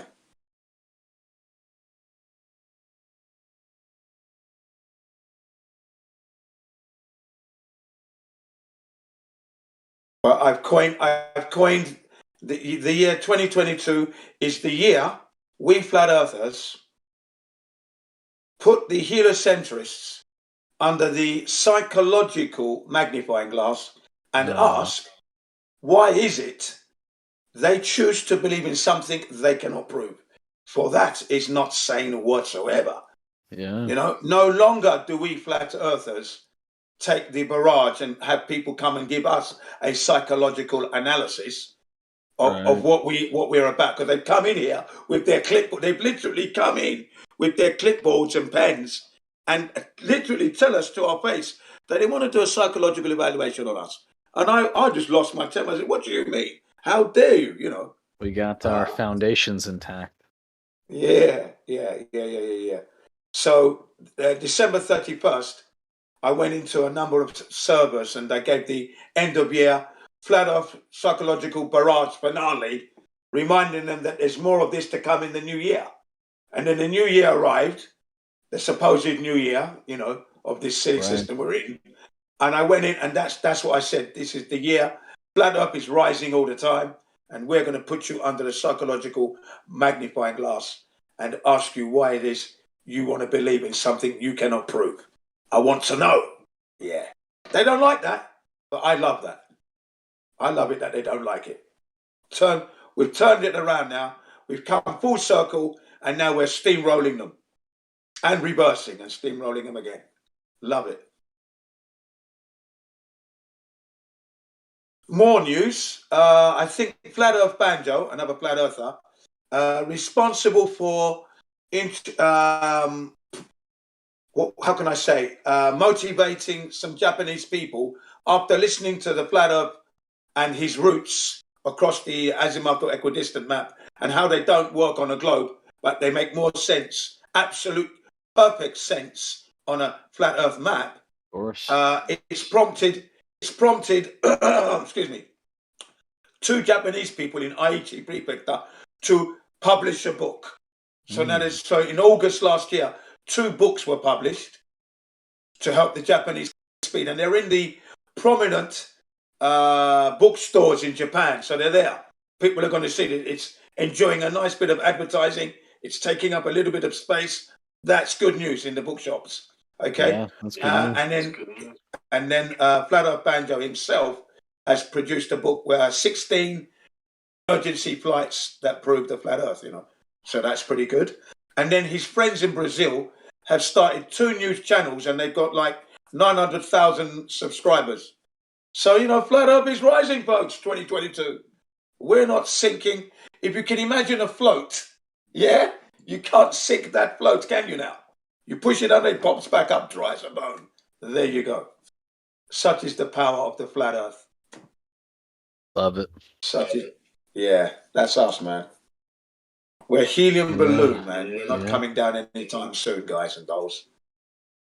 Yeah, we got to bring that technology back. Get those Zeppelins up in the air, big flat Earth banners. Yeah. Everyone said that, by the way. So you're obviously in tune, because most people I've talked to have mentioned that technology should be brought back. A lot of logic behind that kind of travel. Yeah, I agree. And you can travel in style and luxury whilst you're there. Yeah, it's great. Yeah, that's definitely, the perfect pace, I would have to say, to see the flat Earth and life go by. Perfect, isn't it? It's not hurried. You can take it all in whilst enjoying your green tea and your sukiyaki if you're Japanese. If you're English, your Earl Grey and your scone. This just came to me right now. I think if you're still wondering what your purpose is here, I think you figured it out at this point. Yeah. You can tell there's a psychosis, and you're not a part of it. Why? Yeah, that's right. Because within each human being is the quality of wanting to help each other, enlighten each other, hold hands, and move forward. Now, there was a guy here about 9 hours ago, or thereabouts, complaining that we flat earthers, all we do is sit down there, hold hands, and talk the same thing like an echo chamber. I was there for that. Then I said to him, there's nothing wrong with us holding hands. Did I say that? Yeah. That was great. Put him straight on that one, mate. Yeah. We like to support each other, and, yeah, that kumbaya does exist for real. Yeah. So, that kumbaya moment backfired on him. Whilst he was spiraling and spitting out the tooth that the flat Earth gauntlet had loosened. Yeah. I liken the heliocentric model to us people in the flat Earth as, you're like a 100-meter sprinter, yeah? He's sprinting, and suddenly someone's chucked a deck chair in your path, And you're a nasty heap at the other end of the 100 meters in a mess with your bloody deck chair. You know what I mean? It's just a spanner in the works. Doesn't make any sense, the heliocentric model. No. An untidy heap at the other end. Yeah. Not good at all. That's the funny part. That's what we get to laugh about, is how much sense it doesn't make once you realize it. Yeah. It's just or the 110-meter hurdleist, right? Trying to get it to the other end, and he clips the first hurdle from the start, and now he's just clipping every hurdle, and he's collected them all at the other end in a nasty, uncomfortable heap at the other end. That is the heliocentric model with all its anomalies and discrepancies. Yeah. If you're to add up the odds, if you want to go with the math route, whatever, I'm sure I'm sure they don't work out. I bet they're insane. Yeah, it's all insane. This Goldilocks, it's absolutely insane. This and that, and it's Yeah. And another thing that gets these heliocentrists upset is when I tend to come out with flat Earth is child's play, because a child can understand it. It doesn't require a master's degree or a PhD. Yeah, in this subject matter, you don't need to be a professorship or a professor to even understand this, or a doctorship. You don't need any of that. A doctorate. This is understandable at the child's level. 10, 8 years old, they can understand this. It's that easy. Yeah, it's sad. I hear like 7-year-olds talking about literally dinosaurs in space. Yeah. Dinosaurs in space. It's unbelievable. Yeah. It is unbelievable. Yeah, I agree with you there. I must say, I stopped the dinosaur thing at my secondary education purely because there were too many coming at me and I couldn't pronounce the names. My brother went on to carry on with it, and he was making sculptures of them at school. But I moved on to the science of things. You know, I was interested in space and that, so I dropped the dinosaur because I found it. There was just too many of them. Too many were coming out, and this is in the 70s, by the way. Yeah. Oh yeah, I was just being. They're just popping up all over the place, right? Yeah, yeah. People's You couldn't pronounce the backyards. names. Who knows, right? Yeah, I couldn't pronounce the names, and if you can't pronounce the names, you lose interest because it's embarrassing that you cannot pronounce the name. So you just drop it. I can't be bothered with this. Can't even read the bloody name of the animal. You know what I mean? So I just gave up totally. Fuck that. Yeah, 65 million years ago, the giant lizards that turned into fossil fuels, we can figure out enough about them. We know hundreds of their species and all about them. Yeah, yeah. It's amazing, isn't it? You know, they never even existed, folks. Not one of them was alive. Not one was alive, living. Not one dinosaur. Not one. Yeah, that is absurd. You know what I mean? Wow. I'm glad though, because I never bought my children a flat Earth duvet. Sorry, a dinosaur duvet or a dinosaur pajamas. None of that stuff. You know, dinosaur print, underwear. You know, pants and vests. Didn't buy into any of that stuff. And then I got the posters up saying dinosaurs never existed, and my adult students were totally shocked and at the same time deflated because they'd done all that, hadn't they? They'd bought all the paraphernalia and all the accessories. And they said, my children are going to be very disappointed when I tell them. You better tell them the truth, because don't take them to the museum anymore, because all you're doing is helping the lie to exist. The sooner you stop, the sooner the thing, and you should be telling people, you should be informing people that the dinosaurs never existed. It was a scam from the West. And you know what though? 2013, here in Japan, they in the news they found a miniaturized version of T-Rex. And when I heard that, I remember I wasn't even a flat earther then, right? So, but I knew the moon landings were a hoax, and I knew it wasn't Lee Harvey Oswald, okay, and and a few other conspiracies. But this news hit me, and I thought, hang on a second, that's bullshit. Because how did the dinosaurs get to Japan? Japan is a volcanic island. It grew from under the sea. So what did they eat on this forsaken bloody rock island? Yeah. What could they have been eating? Sadly, they would explain it away. Yeah, they have it all the answers. That's right. Yeah. Well, no, but they shot themselves in the foot there because it was impossible for them to live. It was impossible. The place was rock, fucking still smouldering from the volcanic eruptions. No, that's crap. I just said no. And I said it's typical that it had to be a miniature one because everything in Japan is miniature, you see. I just thought, that's bollocks. That is absolute rubbish. And then 2016, 3 years later, Eric Dubé, dinosaurs never existed. And I just went, I knew it. And then I showed my students that video. They had to see it. They had to see that one because I knew it. I just had that. My suspicions were confirmed. Yeah. So they never even existed. Wow. And the funny thing is, I went with my brothers to the British Museum. We went to the Science Museum and British Museum. We would have been in our teenage years. Tell a lie. No. We were in our 20s. We were in our 20s. We are enjoying the pleasures of mountain bike riding, right? We enjoyed it in the 70s, because in the 70s, the Americans used to have the banana seat with the cow horn handlebars. We had that. We fashioned our bicycle in the same way. And then the mountain bike race took off we didn't have the money to keep up then. But then in the 80s, 90s, my brother had the most expensive mountain bike you could buy by a company called Saracen. This thing, you could go around the world on it. He had the top. And he got that bike because he bought the worst at the beginning. He bought the worst mountain bike, and I told him off. I said, why did you buy this? Well, he said it was a good bike.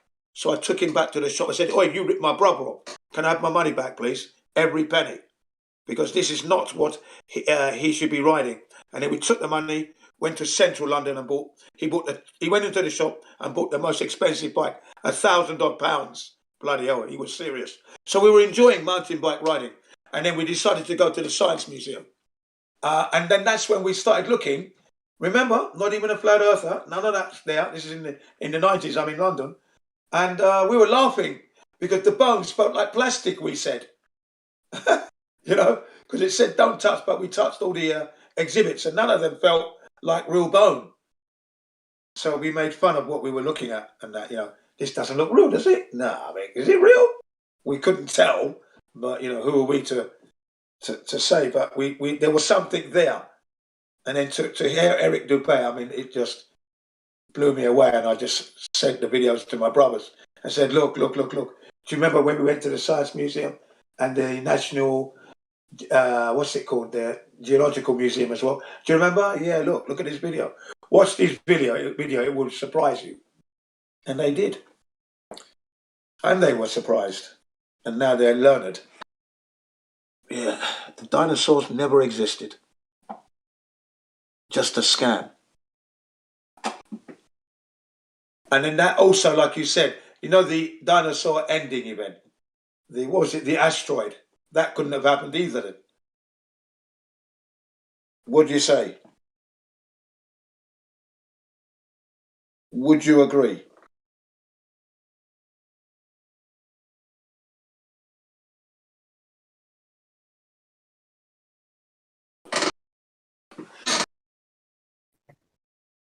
Mic check. Am I alive? Am I still alive on the summer? Am I dead? I hear you. I hear you. And I agree. Oh, okay, yeah. I'm not sure because sometimes I cut off. Yeah, sorry. But yeah, that 65 million year ago asteroid dinosaur ending event, that could not have happened really. If the dinosaurs never existed, then no such event could have happened. I mean, that makes sense, doesn't it? Yep, it sure does. Yeah. Then when you look at these craters, the one thing that I noticed that I always scratched my head about was two things. It was very symmetrical in its shape, and then where's the material left over? From this rock, and then shortly, when that question was being raised by the flat earthers, in comes Neil deGrasse Tyson to explain that these asteroids can come in and explode just at the right height to create such a formation. Really, honestly, no matter how convoluted, they'll do it. They got no shame, that lot. They have no shame. They don't even know the meaning of the word embarrassment. They swim in it. They swim in embarrassment and shame and smile in your face whilst they take your tax. Don't they? Yep. Yeah. They want more. Yeah. That's it? I can't get more? They don't care. I mean, they'll charge the taxpayer $23 million for a crapper, a toilet. $23 million, folks, for a toilet. Recently replaced 2 years ago, September, on the ISS. The $19 million one backed up and somehow was pumping shit everywhere. Can you imagine that?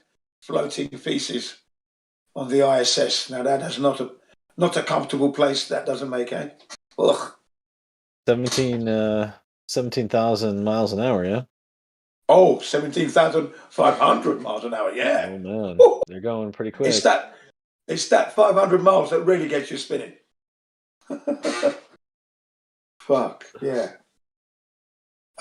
Absolutely amazing. You just shoot the rocket up, and then you dock to the 17,000 mile an hour deal, and it's just easy, and don't have to worry about the gas pressures or anything like that. No, it's as easy as getting on and off a bus. It would seem. Yeah. Yeah. Bloody hell! I mean, like you said, for these guys, the chugga chugga, that's about what you need, and then everything just flows right along. Yeah. And then they get rid of their material just by letting it out, and it's supposed to burn up. They say it burns up on the way down. Can you believe that? Not from 240 or 250 miles up. Nothing's burning up there, folks. Nothing is like burning pieces that up. fall off. Is that what you're saying? Yeah, they throw out their rubbish, and apparently it burns up in the atmosphere before it can reach Earth. What, at 250 miles? No, that's not possible. Nothing's burning up. That's not far enough. 250 miles is not far enough to burn up any of your stuff.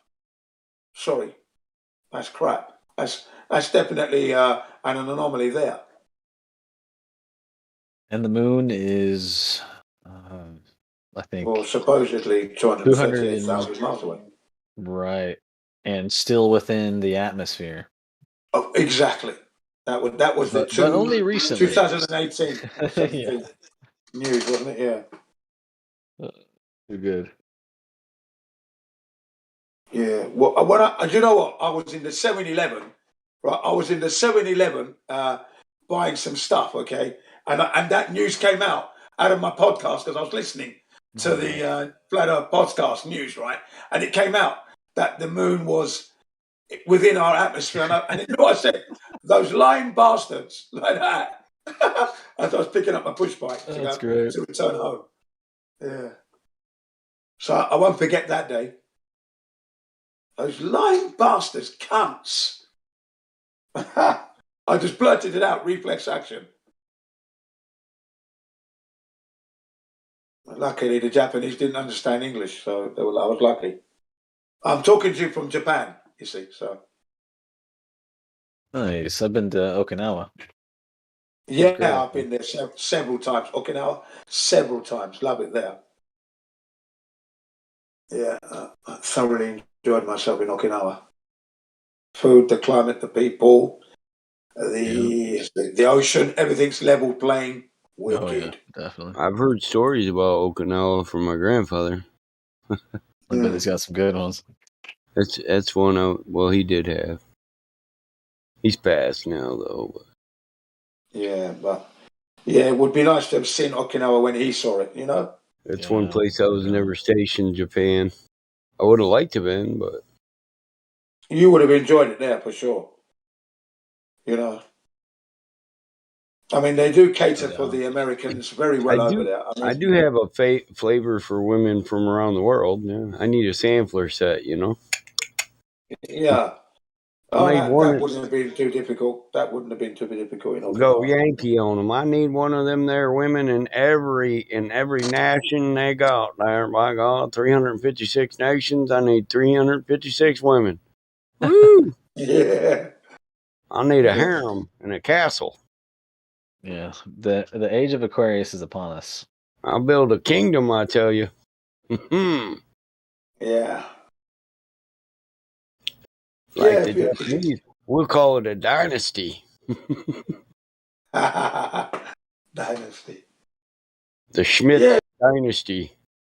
Yeah. Schmidt if you go to Japan, the Americans are very well welcomed over there. You know, literally red carpet treatment. So you're lucky in that sense. If you go. I say to them, the first thing they think is that I'm from the military. I said, no.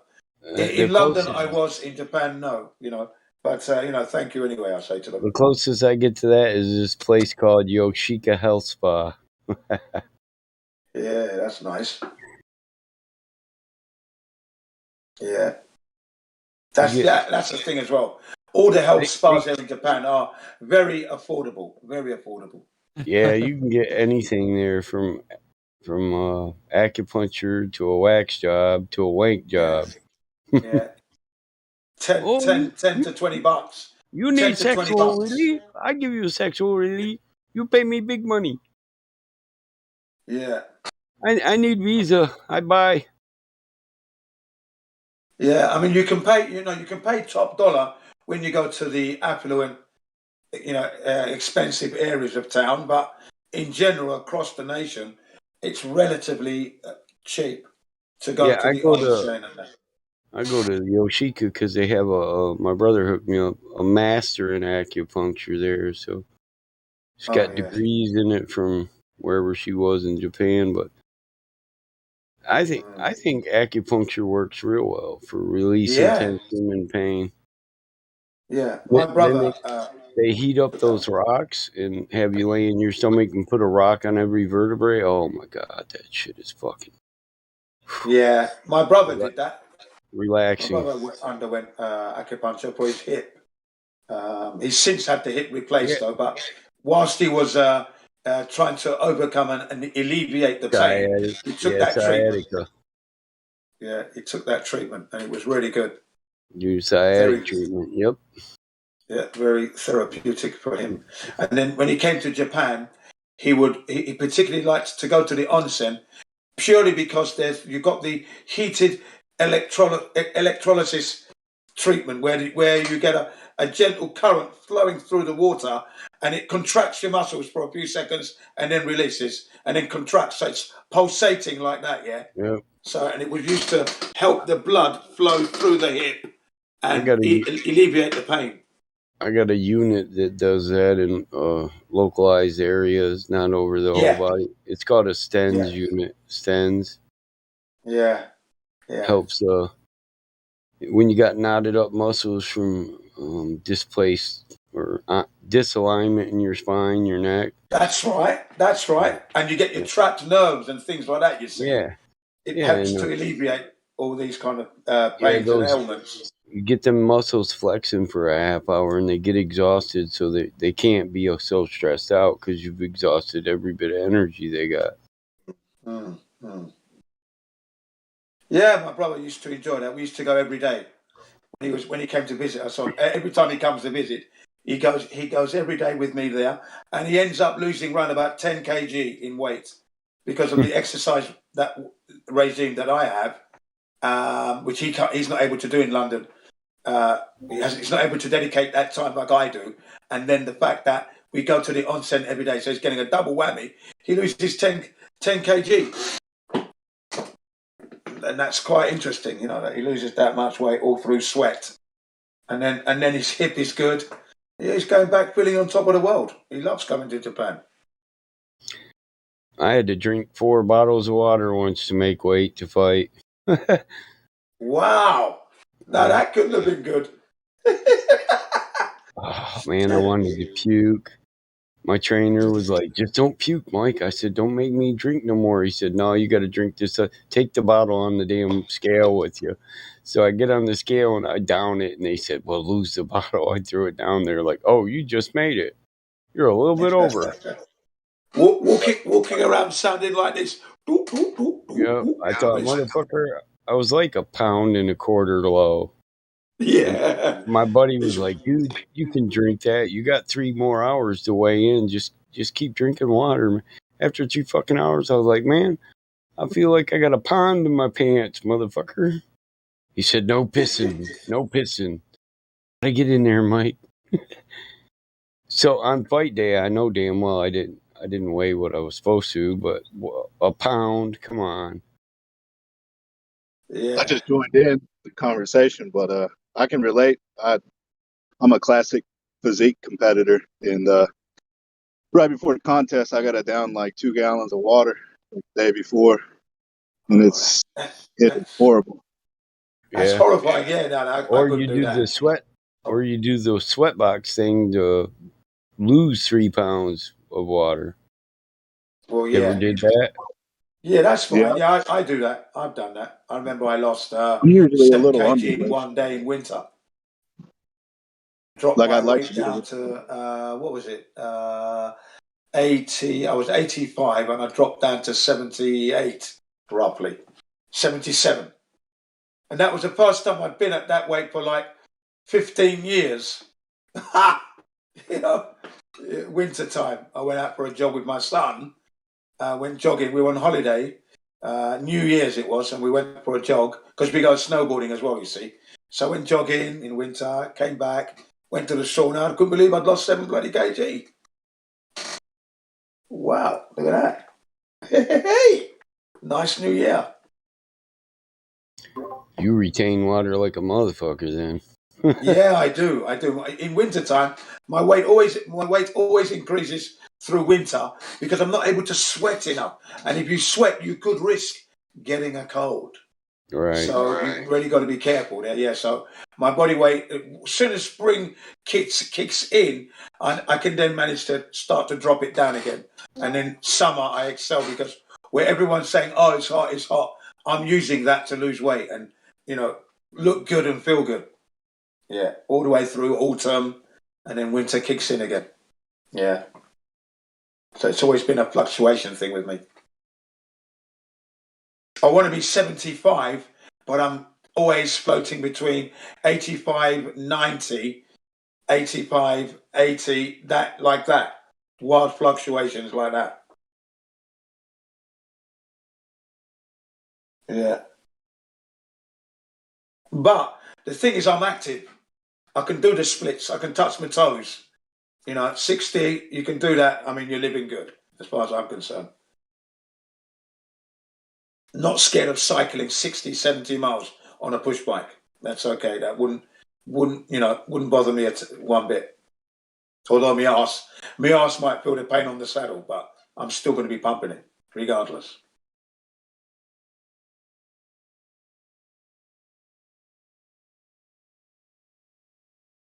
And that's with the seat adjusted correctly for my height and my leg, yeah? Leg length, inside leg length, yeah. But I love it.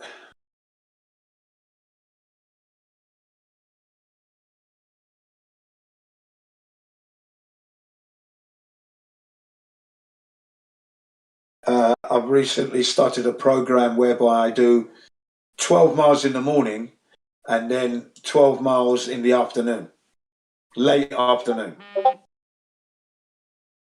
Split it. Two exercise programs a day now. 3 to 4 days a week. Yeah, that's all you need. 3-4 days a week. Yeah, that's what I'm doing for now. Yeah.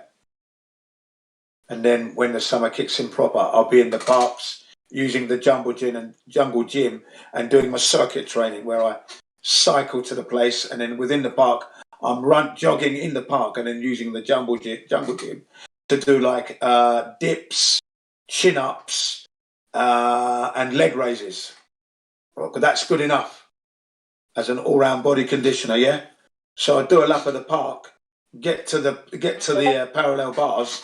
So I'll do my chin-ups first, right, which is just 10 chin-ups. Then from there, straight to the parallel bars, 10 dips, right, and then switch it. So I'm doing 20 sit-ups, right, and then from there to the rings, grab the rings. So I'm now fully extended, and then bring my knees up to my chest. Well, I say to my chest, but to my stomach, yeah. 20 times, drop off, and then go for another jog. Come back again, and then I do my arm swings, forward, backwards, lateral, touch my toes, hold that position for a while, and then start the second set. And I do 3 sets of them, and then go off on a 6-mile cycle, and then go home. That's my kind of like routine. Yeah, I like the hanging leg raises. That's pretty much the only ab work I do besides vacuums. Vacuums are real important for classic physique because you got to have that tiny waist. Yeah. Give you the right proportion. Yeah. So I try to maintain that. And then the Japanese are came by saying, "Man, you got some stamina." I said, "I've been doing it a long time. It's all muscle memory."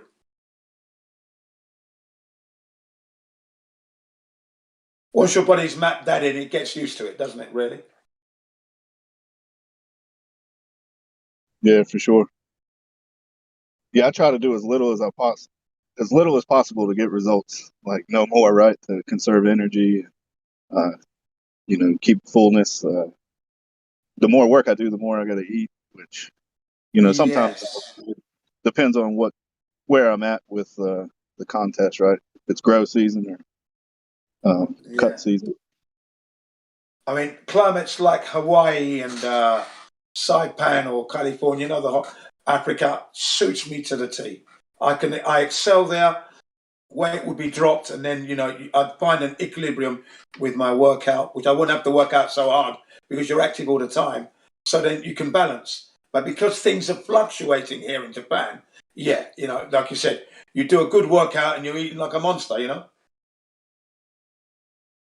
Yeah, so it's a constant battle. I had 7 meals yesterday. Wow, yeah, that's eating, yeah. I usually only eat once a day. If I do a serious heavy workout, twice a day. So you had 7 small meals, surely?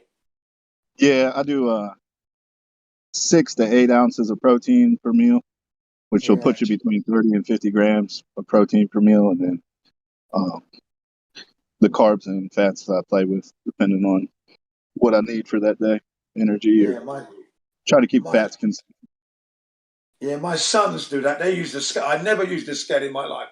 And I'm watching my children using the scale to maintain their health and the calories and everything. They actually weigh it all. That's amazing. And I said, yeah, keep on going, boys, because that's good. When Daddy it's all should have about done that when he was young, but I didn't. you kind of got to, it's really all about what you see in the mirror. So, and then everything's based on like the performance of the workout. You want to do everything you can to set yourself up to have the most intense workout possible. Yeah, I call it the integrity of the workout. That's what I call it. Yeah, that's the way to put it. Yeah, yeah. It makes you pretty feel much guilty. everything. If you're not doing it properly, you're going to be feeling guilty afterwards. So I always say to myself, yeah, don't forget the integrity of the workout. Make it worthwhile. I always say that to myself. Trying to beat your best, consistently. Yeah. Workout's supposed to be better than the last. Like, you really don't got a choice. Yeah. I'm at the stage where I don't have to beat my time, but as long as I'm completing the workout, and then once a year I give my body a total blitz, like a cycle to Tokyo and back, as like a gauge as to my performance as the years go by.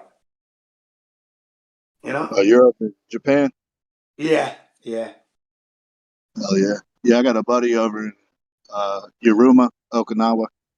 Okay, yeah. I've been there. Yeah, he's a Marine over there. Yeah, I've been there. My wife took us the first time we went. My wife took us and the family. We all went down there. It was pretty good.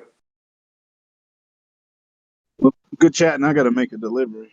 So see you guys. Okay, yeah. Happy deliveries. Hey.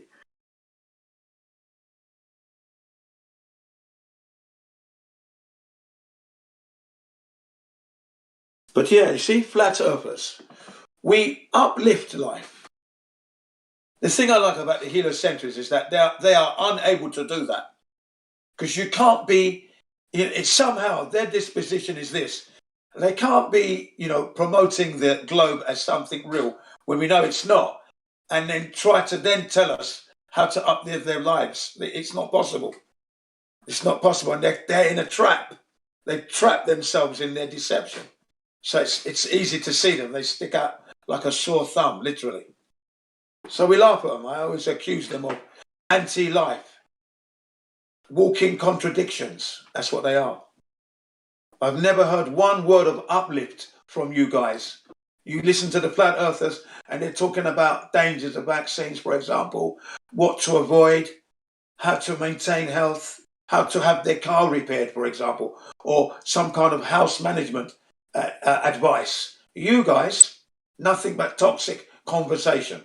I haven't heard anything positive of an uplift. Where is that? Why? Why is that? Because you are shills. You are paid to do what you do. You're not. No human being is like this. You can't be coming to this place every day of the week and spouting out the same thing. And, we know what you're doing. You're so desperate for everyone to hang on to this ball that doesn't exist. That's why they're here. Know that now. You know the regulars. The hardcore regulars. They're the ones who are being paid. That's their job, is to do this.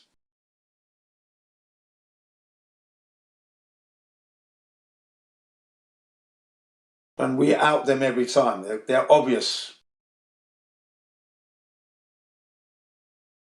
As obvious as stepping in dog shit. When you take that pace, you feel your shoe sink in and slip and grip. You know that feeling, guys? You're walking, you're talking to your bird, your wife, your friend, your girlfriend, your lover at the time, you're walking through here, and suddenly it's a squelch, slip, grip, and you think, oh, shit. And you look down, and it is shit. That's exactly what these heliocentrics are like. They're that obvious. And now you're looking for an edge to fucking scrape this shit off your shoe. Oh, fuck. Ah, there's the curve, great. And you start scraping it off. And if you're in tuned properly, you think, is there a puddle nearby? Ah, over there's a puddle. Let me get my shoe in there. And you're slapping your shoe in the puddle to loosen any other bits of residue. And then you're looking for a bit of a grass with a top. Ah, over there. And you scrape that, Yeah, that's the heliocentrist. Bastards. Yeah, man. Yeah. That's how obvious they are, mate. You've all done it. You've all stepped in shit. I'm sure you have. You know what I mean. Squelch, slip, grip. Yeah. You think, fuck. Shit, man. No. That's the heliocentric model. It's like that. It's literally no.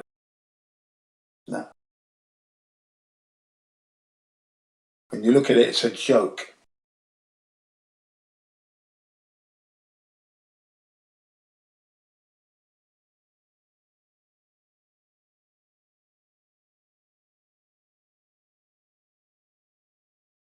I followed it for 53 years before it was brought to my attention that, it's not what it is.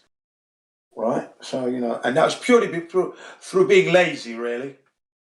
Because, I trusted the authorities on that. So you think when they said, we found a Earth-like planet so many galaxies away. Oh, really? Fantastic. Well done. So one day we're going to go there then, perhaps. That's what I used to think. We might be able to go there then, maybe, eh? Wow. That was when I realized they didn't go to the moon, that all just stopped. Shattered. Heartbroken. So we can't go to Mars then. So Russia was lying back in the 70s. Fucking hell. I mean, how long have they been lying, man? I was thinking, wow. No. And they're still lying. Oh, this is not right.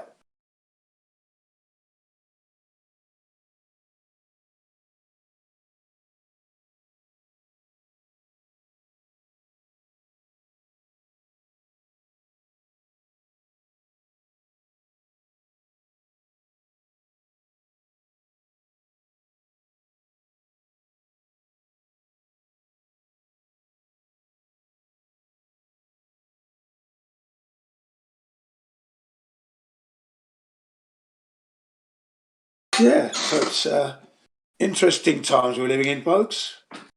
If you're listening, ask yourself that question. How do you know the Earth is a spinning ball in the vacuum of space? What evidence have you seen? How have you confirmed it for yourself? That you know without a doubt, that they went to the moon even. Yeah, and back. 6 missions landed, 1 was a failure. Apollo 13th. Typical number, yeah. On the 13th day, on the 13th hour, on the 13th mile there, things had a problem.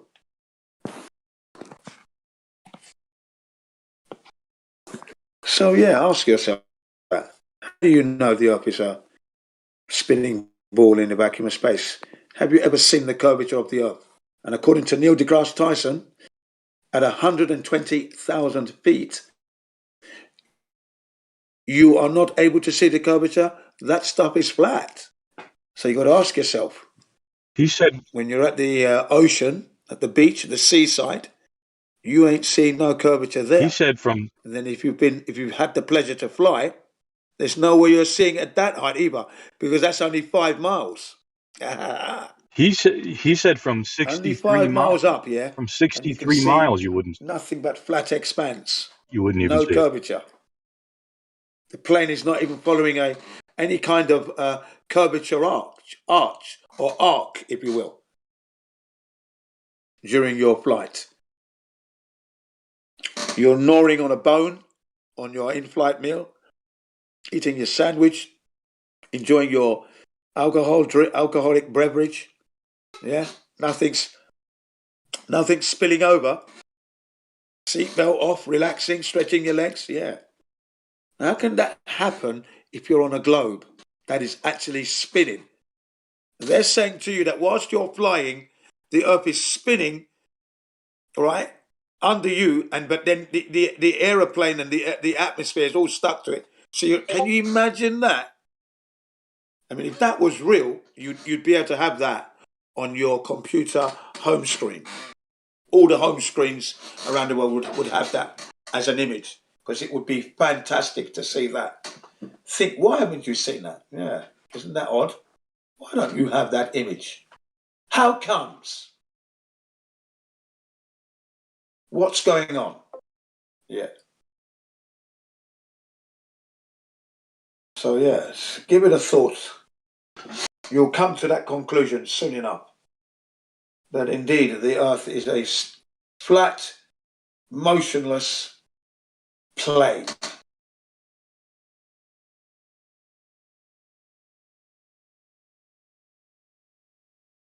You have the CIA. You have NASA.gov. You have the Army, the Navy, the Air Force. And when you look into their documents, when they're talking about flying their aircrafts or firing weapons of mass destruction, they say that you need to consider, or you can consider, which I think is rather strange, really desperately trying to hide it there, you can consider Earth to be a flat and stationary plane. Well, if that's the case, I don't want to think of it then as that then. What do you mean I can? Why would I need to think of it? Why would I need to consider Earth a flat stationary plane if it's a spinning ball in a vacuum of space? Why would I want to do that? You can think of it. Yes. Those documents inadvertently let slip the fact that the Earth is flat. That's why. Because if I'm on a spinning ball and I'm in the army, let's say, and I want to hit a target, of course I'm going to have to do the maths. I've got to do the maths, the distance, the curve, my projectile. It's got to follow a curved trajectory. Am I going to hit it? I've got to do that maths. Then there's the crosswinds, the elevation. All that's got to come into consideration before I make that shot. But we don't. You just point and shoot. I mean, okay, you take wind speed. That's definitely a concern. Other than that, though, it's the elevation, the caliber of the projectile, and then the distance to the target. And that's all you're really taking into consideration as an ordinary oily rag soldier. Coriolis, that stuff didn't get mentioned whilst I was, the inside of a mudguard running around. Move yourself, come on, you ought to move shit bag, that kind of thing. Those words we never heard. Right. So why would there be in the documents then, you need to consider Earth as a flat stationary plane? Of course you would have to, because if you were busy doing those maps as if the Earth was spinning, you're going to be missing your targets. You're going to fly your plane thinking you're going to go around the curve and crash into the Earth as a beginner pilot. You might get the idea that you should be curving, And then the pilot would think, well, why am I just going straight? This doesn't make sense. Let me see if there's curve here. And then he's dead, you know. Right, there you go. So they have to put that in as a safety consistency plan there, backup, to ensure that no one's making mistakes. Even though you're being told it's a spinning ball Earth, you're indeed aiming properly because the Earth is indeed flat and stationary. And they're in the documents, as I mentioned, the NASA.gov, CIA documents, KGB, the Army, the Navy, the Air Force, submarines, it's all there. Especially when flying through the atmosphere, they said. You need to consider, or you can consider. I mean, that one there, you can consider. So I don't have to consider it then. And why say it then if I don't have to consider it? That seems harder, doesn't it? You can consider Earth, if you like, at your leisure, at your will, that the Earth is stationary and flat, if you want, whilst you're flying on your spinning ball. Yeah, that's really, really odd, that. Really, really odd, that, folks. Doesn't make sense, does it? So think about that when you're flying in the air next time, or sailing on a boat, or driving your car on a long distance journey around the world. Where's that curvature? Or that spin, for that matter.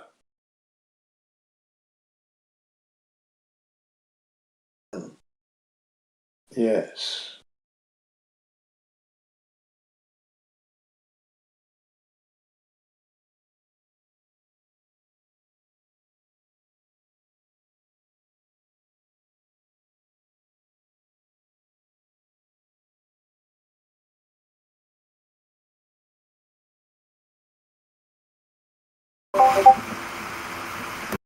Hey, who do we have there? Who's that? Welcome.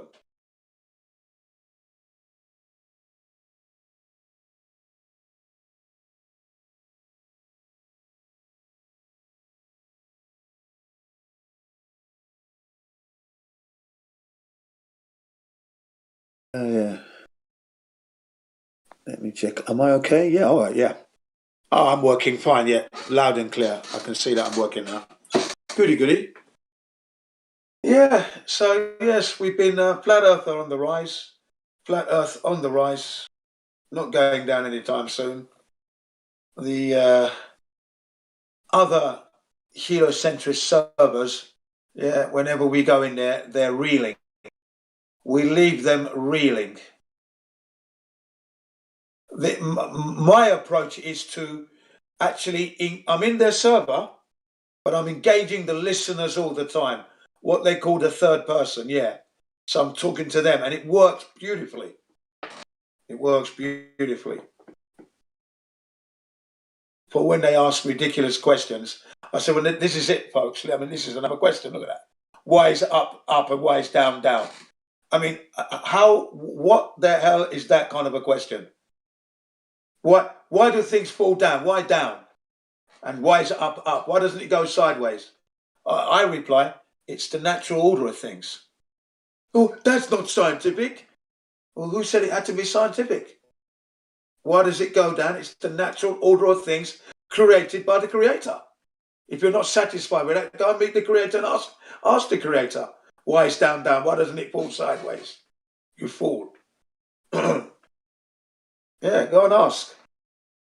Why is down, down, and why up, up?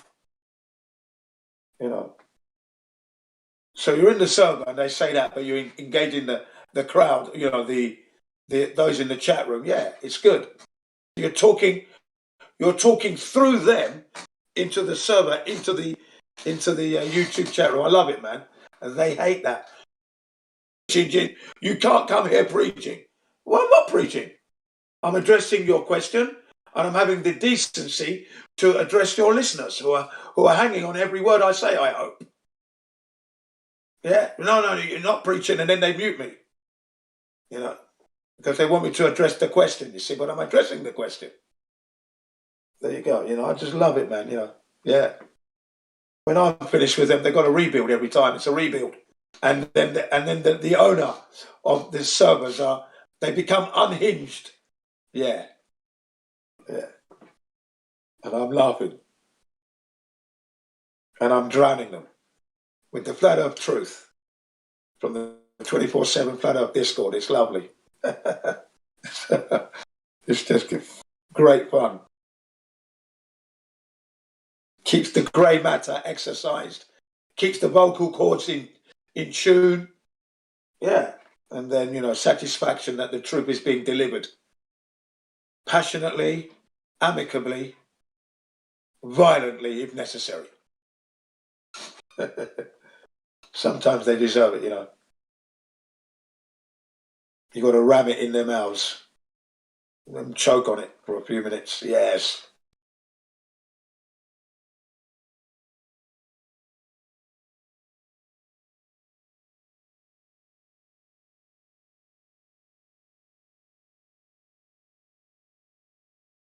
I even go as far as to ask for 20-second silence for Charles Johnson, who was the director of the Flat Earth Research Society, a very amicable organisation that was, and Samuel Rowbotham, aka nickname Parallax.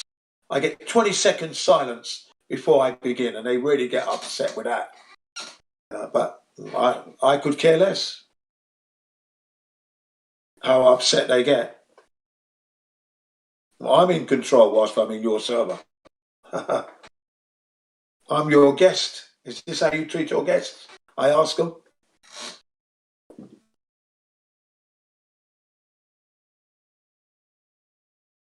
So we flat earthers, we come correct, we come direct, and we uplift your lives. That's what it's all about here. And of course, we all need an uplift this day and age now, yeah, at these times. You could be doing worse.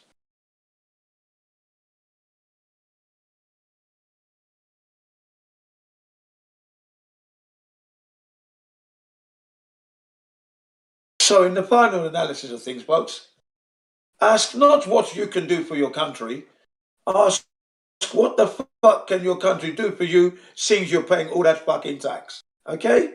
That's what Kennedy should have really said. But the man of honor and integrity, he spoke the truth, but that truth hasn't been followed through now. So now you've got to ask, not what you can do for your country, because you're doing untold for your country. What the fuck is the country doing for you is what you should be asking now, folks. Don't forget that. That is what's putting value back in yourself. Because I heard today, during the pandemic, for every 26 hours that went by, a billionaire was made. A billionaire was made every 26 hours during the past 2 years pandemic, should I say, sorry. That's amazing. And then the 10 richest billionaires on this flat earth, if they doubled their money. So if we took 99.99% of their wealth away, they would still be richer than 99% of the population on this flat earth. Now that is shocking. Yeah? Okay. So you better start putting value in yourselves, yeah? Sit there wallowing in your self-pity, about to receive the unnecessary medical intervention, yeah? You want to start thinking about that and asking yourself, what the hell am I doing? Right, who am I living for here? Right. So yes, that's what we flat earthers are about. Flat earthers, we uplift your lives. We are not the crazy, delusional, disenfranchised bunch. We can unify ourselves and come back with impact. It's because of the flat earthers, you could almost say this situation started, to be quite honest, because you notice how they're liking flat earthers and anti-vaxxers. There is some truth in that. in that we knew that the unnecessary jab was unnecessary, that the Earth is indeed a flat plane. So, please, if any of you are thinking, yeah, why do they do that? It's because it's true. We know what's going on. And they knew we knew, and they had to stop us. And when they stopped us, we knew that they knew, we knew that they knew. They knew that we knew that they knew, if you know what I mean. Yeah. They let it slip. Yeah. Such is the power of the flat Earth.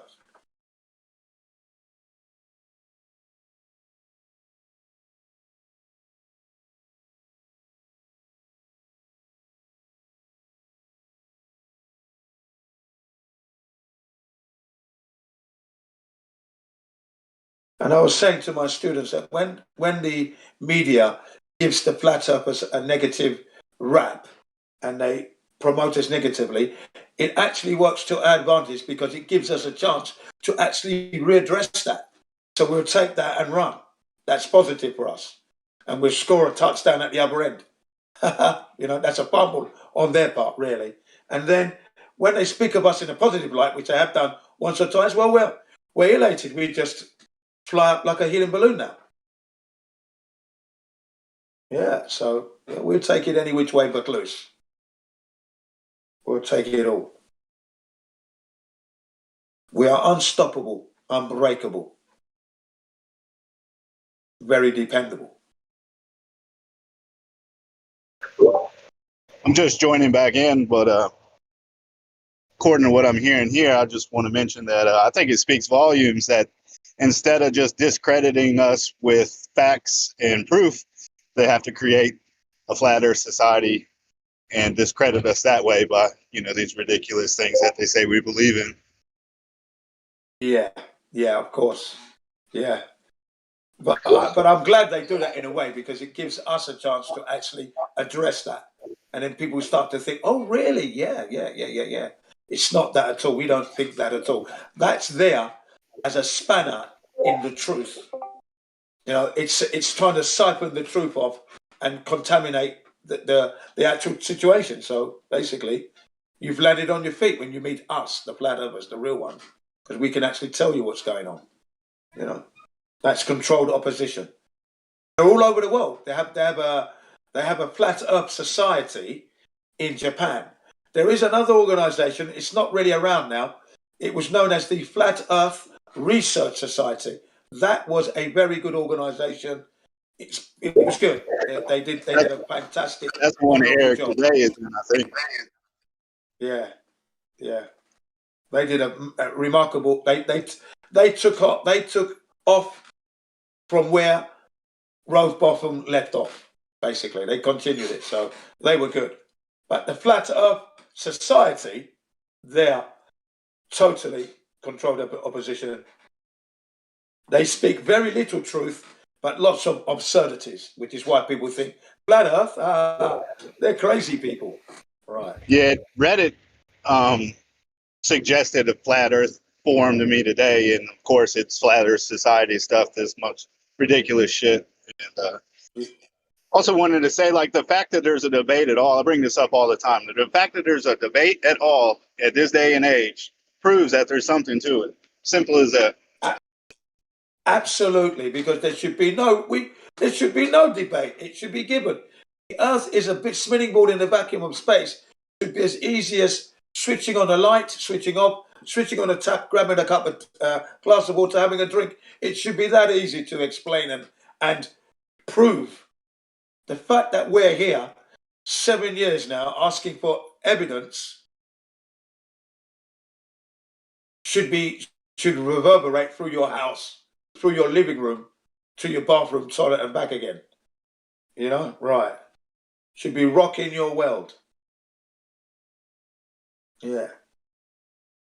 And the fact that no professor that won't come to debate us here on the Discord, and the ones who have come have had their asses handed to them. Totally embarrassing situation. I mean, they act worse than children. Okay, worse than children. Children you can forgive. they're still uploading. They're still uploading the information, so they're not able to discern. They can't. So you can forgive a child, but an adult reduced to below a child standard, and that's a professor. Okay, there you are. That's why they won't come to us.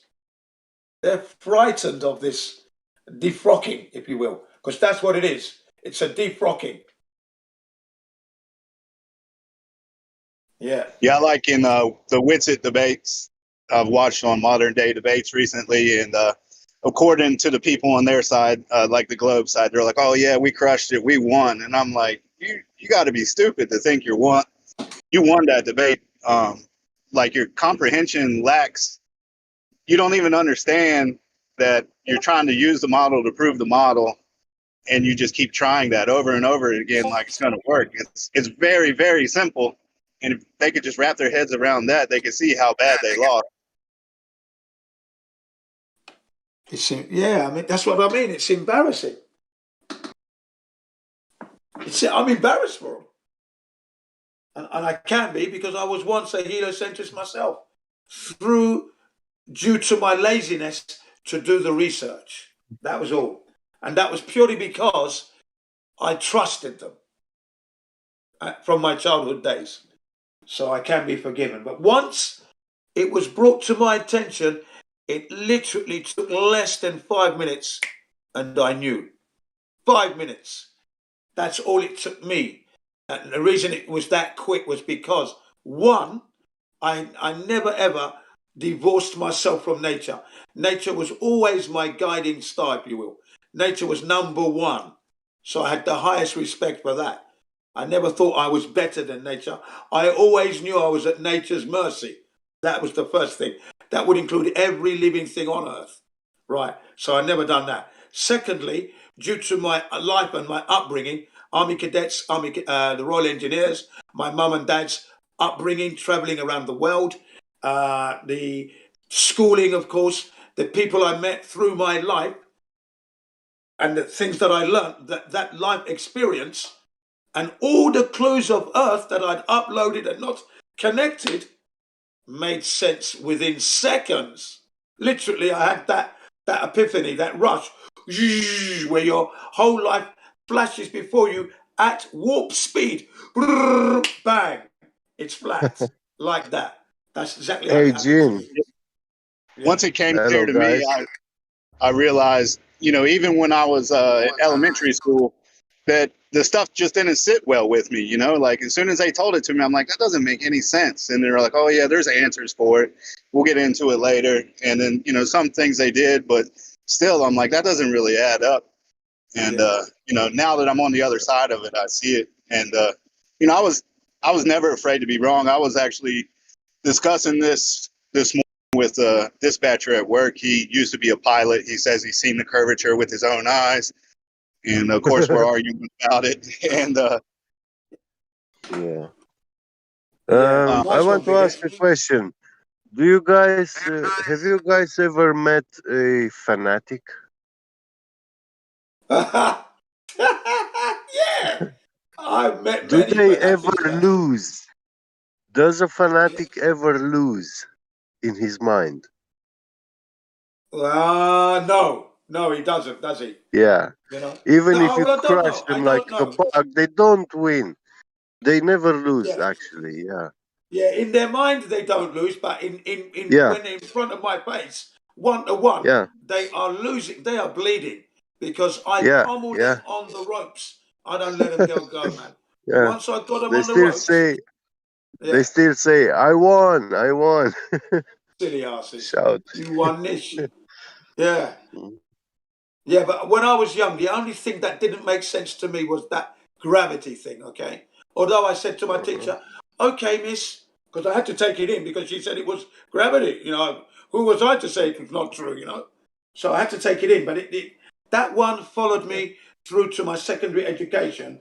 And then, listen, I actually discovered that it was a theory because in my secondary education, around about the third year, I started to collect.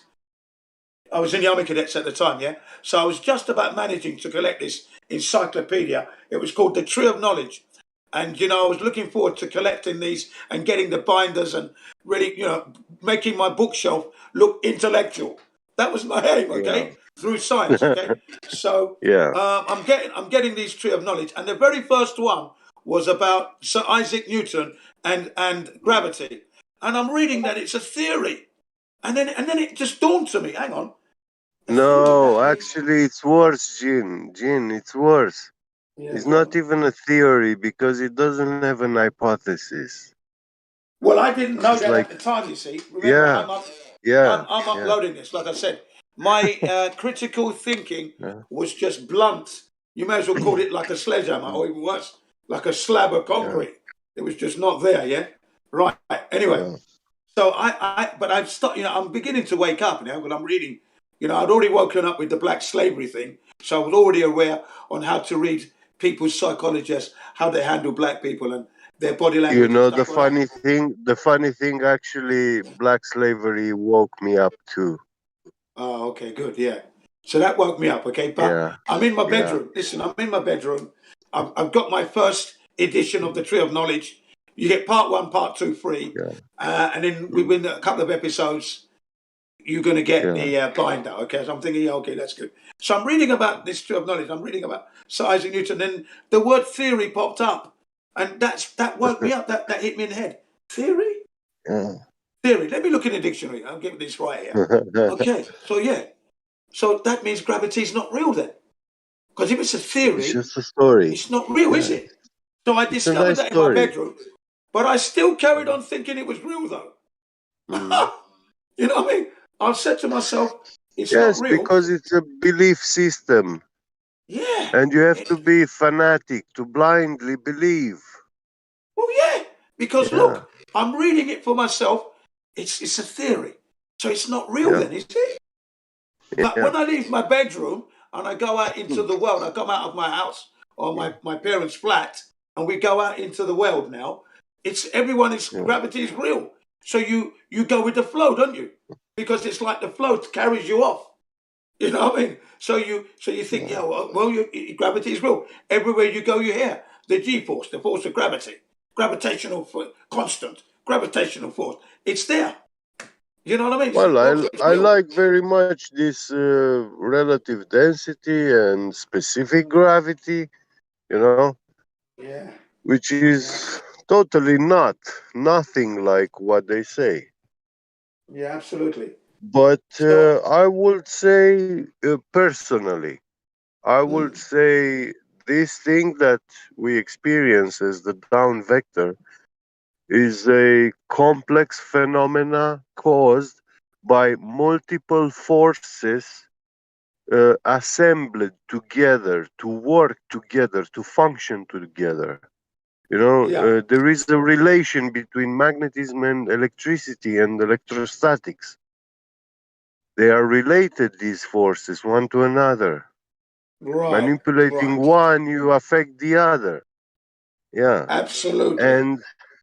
And this causes the elements to be in a certain order.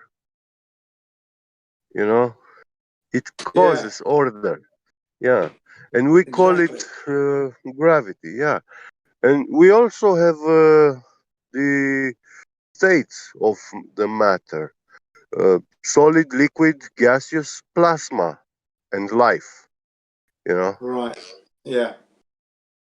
I would say that life is the fifth state, but some don't want to agree on this scientifically. So yeah, that's their problem, not mine. Yeah, exactly. When you know what you know, you know what you know. But to the ordinary layman out there who's probably listening to this, this is what it's like. At the end of the day, like I said, flat Earth uplifts your life. So what you're listening to is the psychological makeup of flat earthers, where they come from. Someone like me now,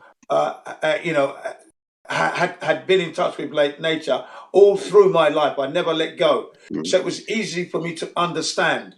No measurable curvature speaks volumes when all you've seen is straight leveled horizon all your life. Okay, so that's not difficult to understand. Then The you're word, being told that yeah. Sir Albert Einstein couldn't really conduct an optical experiment to detect the Earth's movement on its Oh axis, its yeah. rotation, He axial rotation. forbid us. He Right. forbid us. He said, yeah, no optical experiment could ever be conducted to prove the Earth's rotation or motion. Right. Yeah. And And then if you actually, look, and he saw. Yeah, he saw that these optical devices, the way they are advancing, um, they actually very precise tools for measuring speeds yeah, and distances. Yeah. right. So they have to make silly stories like the four cubes Yeah. pendulum. A Yeah. Frenchman Yeah. who said that this pendulum, as it swung to and fro, was showing the Earth's rotation under it, which is like ridiculous, folks. It's a polished ball in a museum setting, and you've got to be a right, as Delboy would say, a right plonker to believe that that is proving gravity. Earth's rotation. It's ridiculous. Yeah. So, but as I said to the layman, this is what it's all about. You're listening to flat earthers explain to you how we've gone back to recheck what we learnt, and we are now seeing the discrepancies abound. It's a joke. Okay, folks, and that's what you need to do. You can be forgiven to be thinking the Earth is a ball at this moment in time because you haven't really looked into it. And those of you who have looked into it and are continuing to believe that the Earth is a ball, that belief is your problem. You don't know it's a ball, you believe it's a ball. So you need to know it's a ball. And how do you know it's a ball? Yeah. What evidence do you have for that? Well, you need to measure curvature. Exactly. And we are and unable to do that. show and to etymologically demonstrate that the word horizon is being derived from the word curve. Exactly. I mean, I'm hearing people say curved is level and level is curved these days. Yeah. I mean, that tells you the depth and the degradation of the human mind when they're like that. The depths of degradation. Yeah. The degrade. Oh, it's crazy. About the Totally fanatics brainwashed.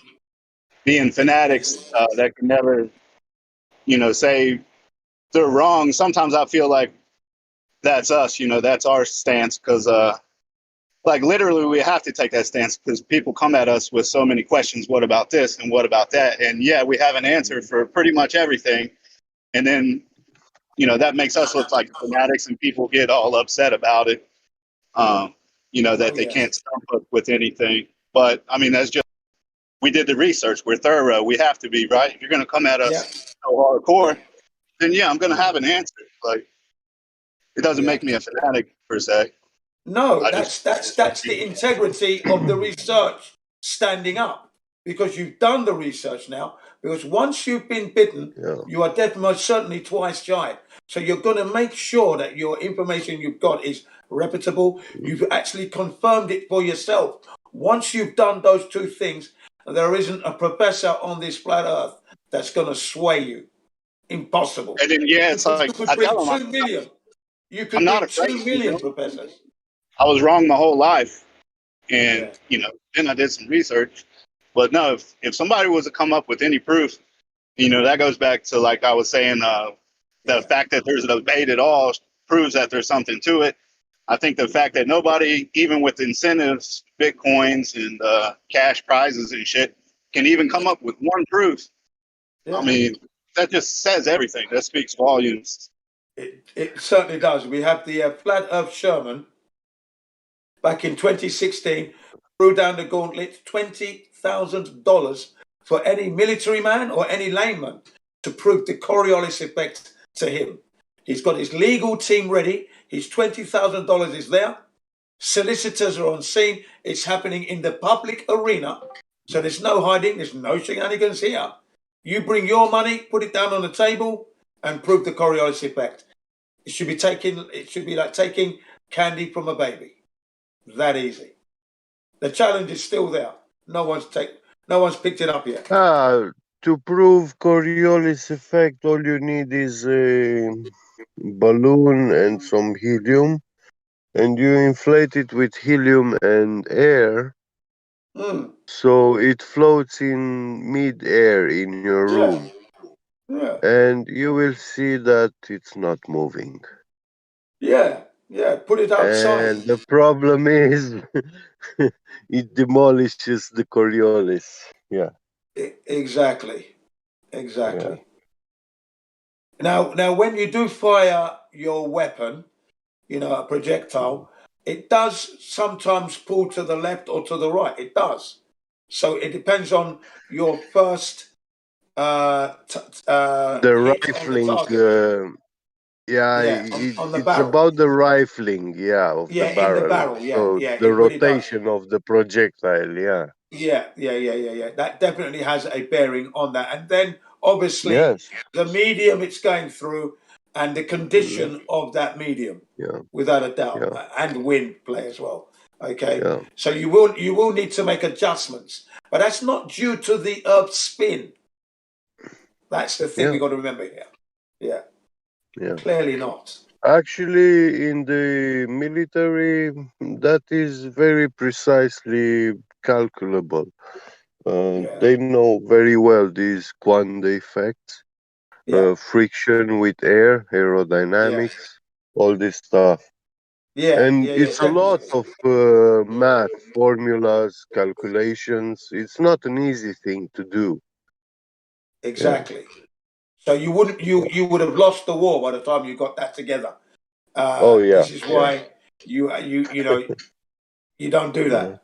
The Earth is not moving, because if the Earth was really moving, then you'd have more mass to add on top every time. Because as soon as you move your position a slight degree, it's a whole new calculation that's necessary. 1 degree, just 1 degree. Yeah.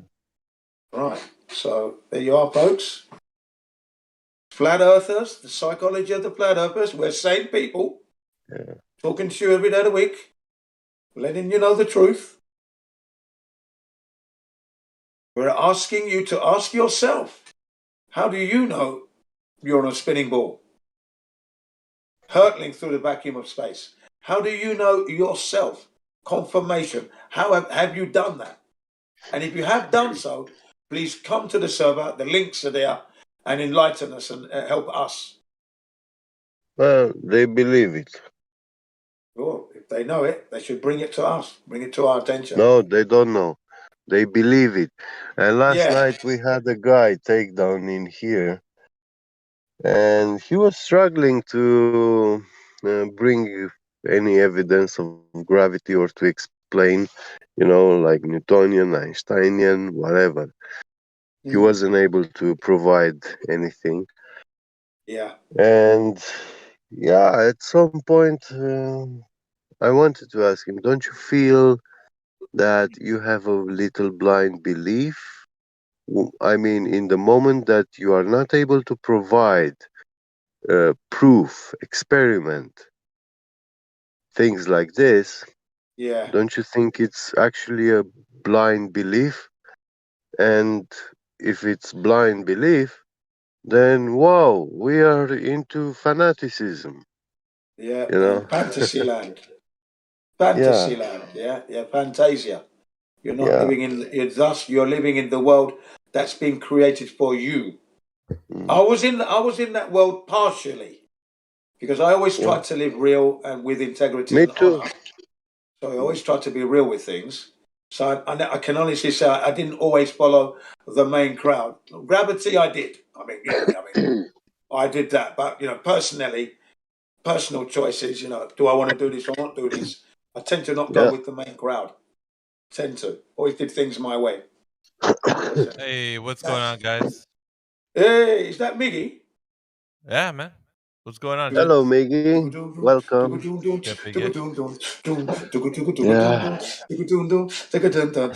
Miggy's in the house. Miggy, are you okay? Are you okay? Are you okay, Miggy? Yeah, long time no see, man. How are you? Yeah, really well, man. I've been popping in and out of here like in the past couple of weeks. Yeah. Yeah, I've been observing, just listening. Kind of. There's been like 2 or 3 people that I've talked to when I came in here. Don't worry. Keep popping in because it's a pleasure to have you. Yeah, man. Thanks, What Jimmy. what's new then? What have you been doing when you're not in here? Cryptocurrency. I've been making a lot of money, so. Really? Yeah, I quit my job and everything, so I'm pretty well off. You're Bravo. Well done. Yep. Good for You're you. winding me up, mate. Are you sure? Yeah. Yeah, I've got away from the dead Yeah. slave system. Wow. The fiat currencies. I'm working right now. The fiat And I currency think- dead slave system. So I don't work anymore. You know? Wow. Yep. That is amazing. Well done. Yeah, I'm up to 6 figures and it's fun. Yeah. So I've been figures. Yeah, I got my own server. Yeah, it's pretty cool. Yeah, so now it's freed me up to do much more and be a part of be a part of the truth community a lot easier than I was before. Right now I'd be at work if it was up to my job. So I don't work anymore. Oh, brilliant. Well done, man. I wanted to make sure that I locked down my financial status before I went full on under the truth community. I'm still not there yet. There's a few I need to make at least 7 or 8 figures, but that's coming. Not worried about that. Wow. Well done, man. Yeah. Are you married with children? Just wife. Okay. My stepkids are out of the house already, so. Oh, okay. Oh, well, well done, man. You're living large. Hey. Pretty much, You man. still got the. I mean, is your car a Ram pickup? Is it? It was. I switched it out for a Dodge Ram, Dodge Challenger. Okay, you got the Dodge Challenger now. Yeah, and then but I had to let that go because I had that's when I was working. Yeah. So I wanted to make sure that I'm not paying over too much on as much as I could on my bills and whatnot. So. Yeah. Yeah. Okay, so you've got rid of that. What are you driving now then? Just one vehicle, but wife takes it to work, so. Okay. You don't need it now anyway. No, I'm not going anywhere. Yeah. Still, yeah. Well, it's brilliant news. Thank you. Because I always wondered what you were up to, you see. Yeah, that's what I've been up to. Just trying to get my knowledge on from cryptocurrency. And I mean, the truth community kind of frowns on it a little bit, but it's not what I'm doing is not exactly what. It's kind of like I look at cryptocurrency this way, Jen. People look at it like the Flat Earth Society at the very beginning. They're like, yeah, I don't want to be a part of that thing. That thing's the devil, like got a lot of evil. And it's once you get, I've actually been telling people that too, but there's a real bad stigma to it. So people often write it off in the truth community as like it's another control system and all that. But what I got to say about that is that if that was the case, then the governments would have a handle on it and centralize it. They can't centralize a decentralized currency. But it's like the Flat Earth Society. They got you thinking that it's one thing that it's not, and once you're in it, you actually realize that it can free you financially. Right. So what? I mean, this crypto, is it real money, cash in your hand, or is it digital money? I mean, it's digital. It's digital money, but let's say, for instance, I have a team of people that create a token, a smart contract, and tomorrow I make, I don't know, I'll just give you an example, like Bunny token or something, right? Yeah. I'll name it just a placeholder. So I'll name it Bunny token, and I'll tell you, okay, I'll charge you, $1 for this Bunny token, and you pay me $1 of USD. You transfer USD into cryptocurrency, and then you pay for that. You buy a whole bunch of it. So you start buying the token that I create, which then it creates like a system, a liquidity. Then you start adding to the liquidity. Then it just grows from there, and more people start getting interested into the thing that I create. And so I can basically make money by just having a smart contract and people investing in it. And it's all about the idea It's the hype. It's everything connected to it. A good team, and it brings a lot of people to what is known as FOMO, fear of missing out. Oh And yes. so yeah, just a little bit about what I've been doing. That's all. I'm kind of expounding on that. But yeah, that's what I've been doing, and it's lucrative. It can get you out of working a 9 to 5. I mean, a lot of people say, "Well, I'll just stay in the fiat currency debt slave system, and that I'll be all right." No, you won't be. They control everything in that system. You have no say so. They tell you what the dollar's worth. If it crashes, you crash. Like in this other system, um, you could be a millionaire like in a couple of months, like easy.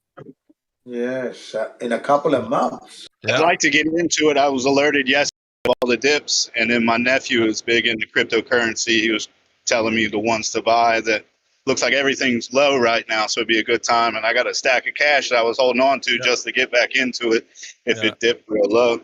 Yeah, I got a few good projects. I've been keeping a good community with good projects. I'm actually involved with a few, but yeah, just click on my name. You'll find a Discord server. Go to the server. You'll see me in there. But yeah, no, just I didn't want to detract too much from FE, but the way I relate it to FE is that people often look at it like I told you, like the Flat Earth Society, because the truth community anyway, they'll write it off. They'll say no, don't do that, don't go there. It's evil. But it's just like people learning about flat Earth. Like that's what we tell them about Flat Earth Society, right? Yeah. So we don't want them to know the misinformation. We want them to know the correct information. And it's hard to reach people in the truth community because they feel like they already have this working knowledge that they don't need to know anymore. It's like, and then you start arguing with people in the group, and I don't want to do that. So if it gets to that point, I know what I'm making right now, so I don't have to prove anything to anyone. So I'd like to know. They said Russia just banned cryptocurrency. Like, how's that even possible? It's an online thing. You just buy it online.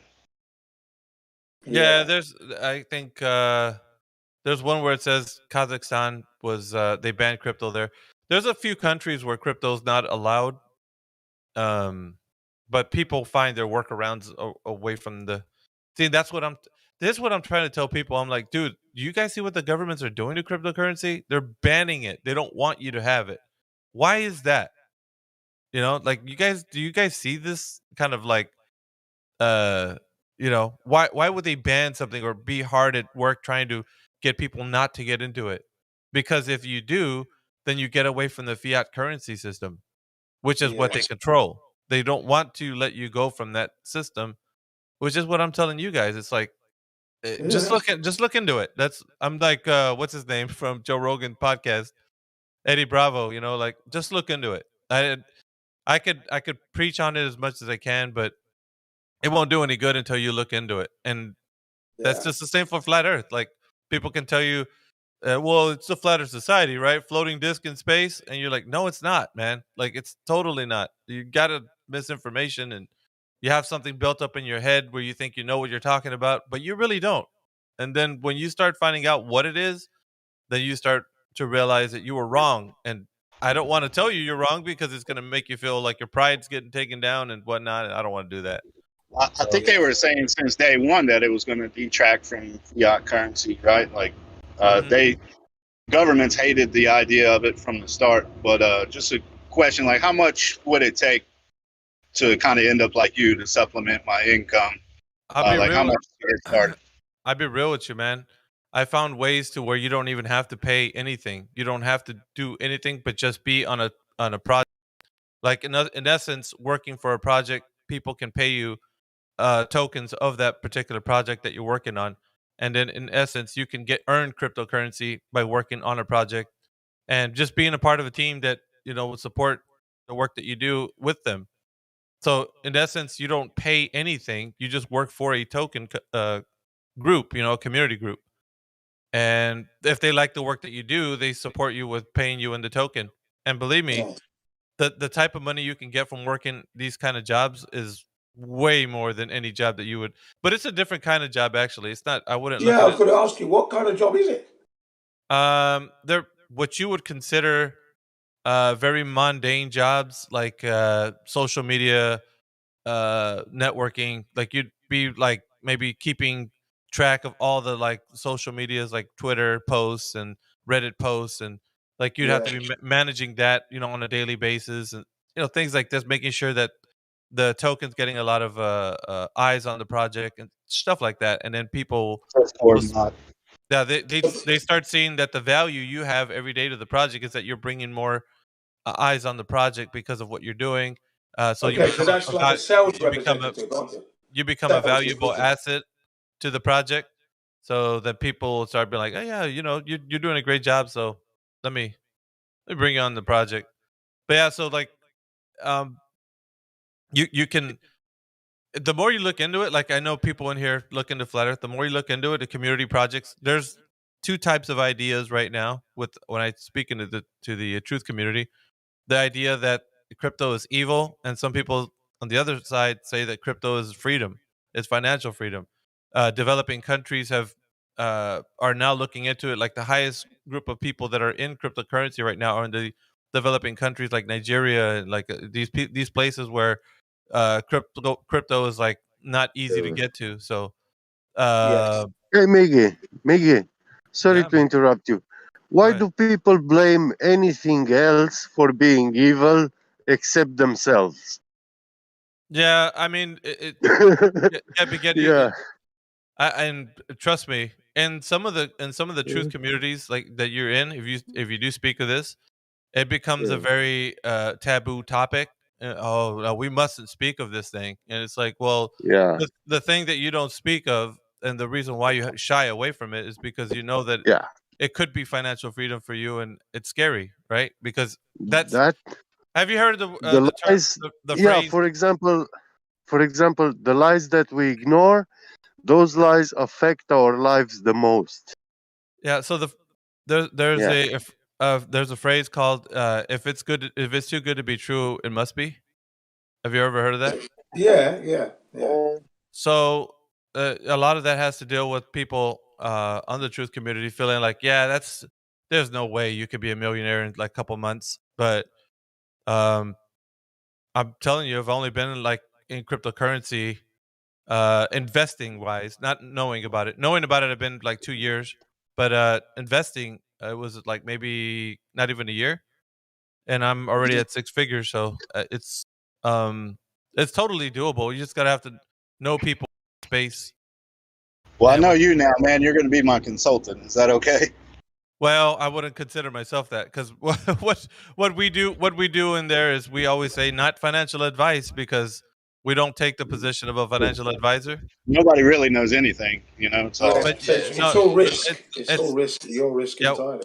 yeah. So it's the thing that you wage and you risk is like sometimes people that invest in that is money, right? So you bring in your fiat currency, change it into crypto, and then say I want to invest into whatever in cryptocurrency. Then you're risking that money that you brought in. But like I was telling you, some people that don't have any money, I would say just risk your time. Like go in there, and if you'll give it some time and learn about it, and if it's not what you thought it is, then happily walk away and say, okay, no, thank you very much, but I'll continue down my No fiat harm, currency no path. foul. Yeah. Yeah, As they you don't have to invest money, Well, just your the time. problem is, Miggy, the problem is that a lot of these people who do not have money are the most disorganized ones. For sure. And There's a lot of people. this So doesn't go along well. So just like in the flat Earth, people that have come from the globe are abused by the mental state. The mental state of being a glober has abused them to think that they have to depend on a central, agency for them to learn their knowledge, their true knowledge, right? Yeah. But each one of us, we become little bits of true knowledge, sharing it with one another. Like we know the truth and we share the truth, right? That's what the truth community is about. So um I always find it fascinating that when there's big governments or something trying to control something, that is telling you something about what people are doing there, that are freeing the masses of like this ideology that you have to be completely dependent on it. So but anyways, Yeah, no matter what you're doing, you cannot say that you are disorganized and you do not have you do not seek for a good quality of work you put in. Yeah. You know. So it's just I mean, it's it's there's just nothing. like any other business. Yeah. Yeah, there's nothing bad or evil about it. It's just a different type Yeah. of currency. And Are you saying? Are you saying it's not like helpful to be selfish about it? It'd be, to tell the truth and spread the word. That would be more beneficial to you. yeah, absolutely, man. Like that. I don't know. I don't know if you're a get or me, but Go ahead. I To feel you about crypto. No, I mean, so I've spoken about it in here or two, but like, there's some people that chime in and be like, "Dude, I read this paper and it says that such and such is control over Bitcoin, and it's another form of control, and you guys don't know what you're talking about." I'm like, okay, then why are governments trying to attack it? Like they want to shut it down. They don't want it to happen. They don't want people to be in cryptocurrency, man. Like, because it gets you away from that slave system, and then once you're away from that, then you are free. In essence, I'm not saying you're free totally because we're always in the form of some control, but uh, financially, you can do things. I mean, Financially, yeah. you can do stuff. You don't have to be attached to a job. You can be mobile. Yeah. But anyway, I don't want to harp on it too much because it detracts from people being here and learning about flat Earth. But that's what I've been doing. So my time away from here has been working on that. So productive. Good for you, but do not lean on a side. You still have to come here like every once a week, make a presence. Yeah, we love I know. having you. I know what you mean. Get Take down a few glug Yeah. heads with the 3-point question. Pin them down. Got to do that. Yeah. If you're a truther, you never stop being a truther. It doesn't matter where you are. Yeah. So yeah, I'm really waiting. I'm biding my time until I become a bit more up there in status with how much I have, and then I'm gonna get a good setup. I'm thinking about doing a lot more for the truth community, but once more, you have to actually be financially well off in order for you to get there. It takes a lot of work for you to actually get to that status. At least for me. Have you had the unnecessary medical intervention advice? What? I said, have you had the unnecessary medical intervention advice? Have you complied? I don't know what that means, Jin. That means Did you the get jab. the shot? Oh no. Oh, good. Well, it's unnecessary, isn't it? It's an unnecessary medical intervention, isn't it? Yeah. But that's along with a lot of the stuff that in the truth community that we talk about. Yeah. Anyway, that's what I've been doing. But if you guys are interested and popping in there, and here's what I will say about this is that you get in what you get out of it what you put into it. So if you go in there for just poke your head in there 15 minutes, you're looking around and you leave, that's all you're going to get out of it. But if you go in there, you want to talk about it, you want to know about it, if you're hungry for it, then you will learn everything about it. You will know what to do. And I've been trying to encourage people, but I can only encourage so much. I can't make you go in there. It's like anything else, If you're not hungry for it, you'll stay attached to the fiat currency debt slave system. But that's up to you. I have joined your server, but at the moment I work in a factory, and I will need to make some time in the weekend, and have a look in your server. I'm usually in there most of the times. Good. Nowadays, I'm already just well off with my knowledge that I'm hanging out and gaming. Like I'm not really doing too much hard work. However, I do because I'm gaming every now and again. But you'll see me in there. Well, that's how it is when you get your financial independence. You have a lot of time that you can enjoy for yourself. So why not? You won't believe the things you can think of. when you have free time, because your Yeah, mind. yeah, yeah. I can. Your Mate. mind is your mind is so occupied with doing your mundane job that it doesn't Yeah. think of anything else. Because can you imagine how much truth and knowledge you could gain I by bet doing I research can. every day, all the time? Yeah. Like just your Well, I can tell you from my personal experience. I go to work 8 hours, yeah, in a factory. Then I go out. I run, do the shopping. I run home, do the washing, eating, cooking, Yeah.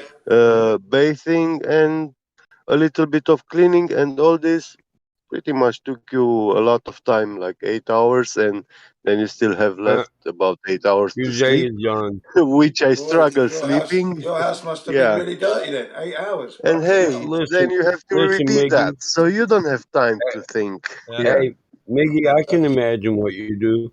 I shoveled shit Yeah. for the day, and now I'm done. Yeah, exactly. It's a winner, bro. Why you think? my, Why you think I build and collect classic cars? Fills up my time.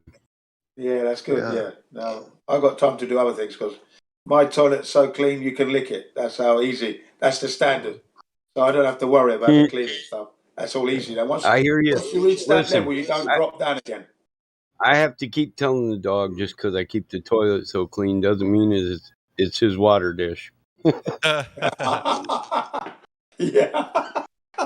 I keep telling the kid to put the damn seat down. She said it was made to go up. I said the dog drinks out of the toilet, and damn it, you kiss him on the lips. That you nasty, Dude. She been And putting you it know, down. at work, yeah, at work, I have to boggle my mind with calculating like a conical thread, yeah, how much you have to cut in the metal, 360. Yeah. so you can have it screw only like with a 5 millimeters gap between 5.5. Yeah. If it's out of It's that wrapped margin, helically yeah. on a 360-degree incline, bro. I'm telling you, I know Yeah. what's up. You're a machinist. The What are you doing? shittiest, Screw machine? the shittiest screws are the ones with the 1 degree. Those are like, man, horror. The inclination is so small, and the slightest mismeasurement and stuff, it jumps like 1 millimeter away. Yeah. Yeah, I can imagine. They make you clean all your fuck ups up with a tap. Yeah, yeah, yeah. I used to be a machine. Of course. Do that anymore though. I learned how to run a screw machine when I was in college for mechanical. Yeah, I think there's a lot of I pleasure make when you use a tap. all sorts of threads, like round, also trapeze. It's for these Valves. You make valves. No. Threading for like a water spigot, an on-off valve. Those are them in-threaded bolts with flat indentations on the threaded. No, Mike, you will know. It's these drills which drill for oil, gas, like deep drilling. Right. Yeah. Welding drills. Yeah. The bits. Yeah. Those pipes are getting screwed in, when you mount them. Yeah, and they attach to a machine which spins them. Yeah, yeah. Roughnecks put them together. Yeah.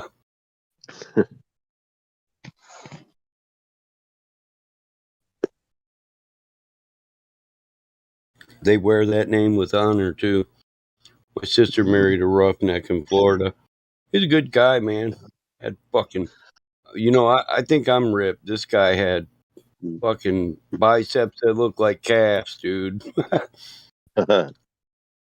I like him. I still like him. Jim's cool. My sister divorced him, but I didn't.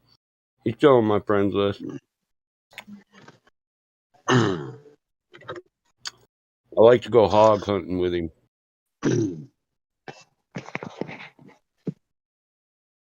Jim's I'm a brother like this. Jim's a good guy. My sister just got a little of that crazy in her, you know. So I just don't tell her. I don't tell her, hey, I went and visited Jim today and got me a hog. I don't tell her that. I just leave it unsaid. Is your hog? What's that? A pig? A wild boar? Sorry, is that what you mean? Mm-hmm. Yeah, Okay. wild boar. Yep. Yeah. Okay. No fun hunting domesticated ones. They don't even run when they see the dog coming. No. Yeah, you got it. The wild ones with a little tusk. They're amazing animal. They know I their do that with strength. Jim. Yeah, I do that with Jim because I can take my dog with me and he can hunt with me too, and it creates a tighter bond between me and my dog. With their skin, I wouldn't fear dogs either. I came third here in Japan in a wild boar off-road motorcycle meet. I came third. Yeah. I got the trophy as well, a wild boar trophy with my name on it and the third place. So happy. The kids were so glad. I said, yeah, see, I told you. Yeah. Shit tops. Mm-hmm. So it reminded me of the hog, you see, the wild boar. In Japanese, it's inoshishi. Inoshishi. Inoshishi is wild boar or hog. Inoshishi Cup. They have it every year. Inoshishi Cup. And what is Oyakata? I think I've heard of that. The Wild Boar Cup. Yeah. Yeah, they have that here in Japan. On-road, strictly off-road or on-road, off-road? Off-road. Only off-road in what I took part in. Yeah. Off-road. And it was brilliant. Jin, what is Oyakata in Japanese? Oyakata.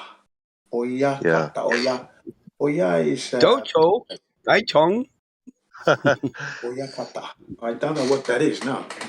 Doesn't ring a bell. I just bought a vegan soup. Yeah, and it says Japanese Oyakata. Oyakata. Oh, wow. Yeah, I don't know that. That's new. That's a new recipe. I see. It might be a deeper meaning, so I'm just going to check it out. Hang on a sec. Mm-hmm. Because that's interesting. So you bought Oyakata soup, yeah? Yeah. Ah, interesting. I do like the old Japanese soups, but Oyakata soup, never had it in my life. Let's check it. It's vegan, so yeah. I'm sure it will go well with hot peppers. Uza, hi. Wangeka. Is Yatsu. Yatsu. Yatsu. Yeah, hey guy. Bakayatsu. Did I say it right? What is that? Bakayatsu. Stupid guy. It translates Oyakata in English. How you say Glober in Japanese? Chido Setsujin. Judo? Chido Setsujin. Kure? Setsuji. Yeah, Kido Jets. Yeah, Kido Chetsujin. Kuso Kure. Yeah, Kido Tetsu. It's a bit complicated. Yeah, it is. Yeah, Kido Setsuji. Because Kido Setsu means the heliocentric model. So Kido Setsu. So Kido Setsuji. Yeah. Let me see if I can give it in a. Let me see if I can get it in a different way. Hang on a sec. Wait, no music if you don't mind. Oh, that's going to be difficult, isn't it? I think in December or November I asked you how do you say flat earth in Japanese, but I forgot already. Yeah, I know Chikyu wa Taira. Chikyu ga Taira, I know yo. Chikyu wa Taira. So, that's it. You got it. Nice. Bacallero is a bad phrase, right? Say that again. Bacallero? Oh, Bacarayolo means you're an idiot. Okay. Or an asshole. You're an asshole. You're a fool. Yeah, you got it. Bacarero. Yeah. Asshole. You are being an idiot. Stupid.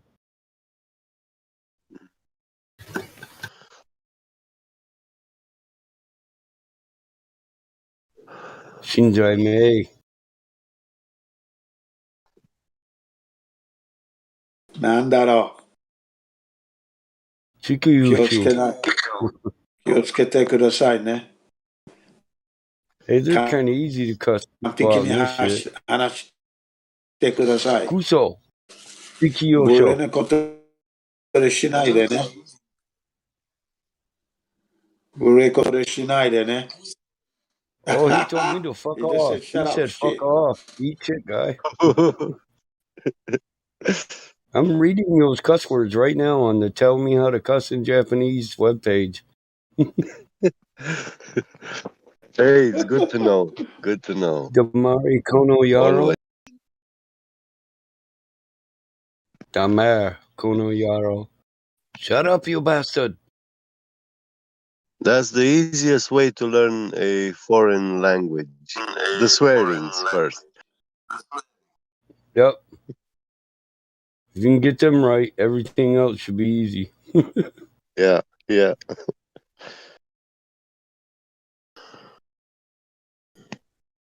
My wife is from Laos. I'm in this big Laotian family, and I didn't really learn cuss words. I wanted to say, I'm sorry, please forgive me, and I love you, stuff like that. Something that would give me some. Yeah, that's the norm. You don't really learn the cuss words. You learn all the formal, polite words. Really. Yeah, in Really helps family, out yeah. if I'm in trouble. That's been my experience. You know, if I'm in trouble and I speak to her in her language like that, she's like, you know, it just melts her heart, and I can get away with stuff. Yeah,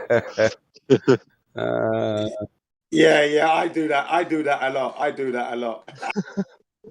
Yeah. Yeah. The ace in the sleeve.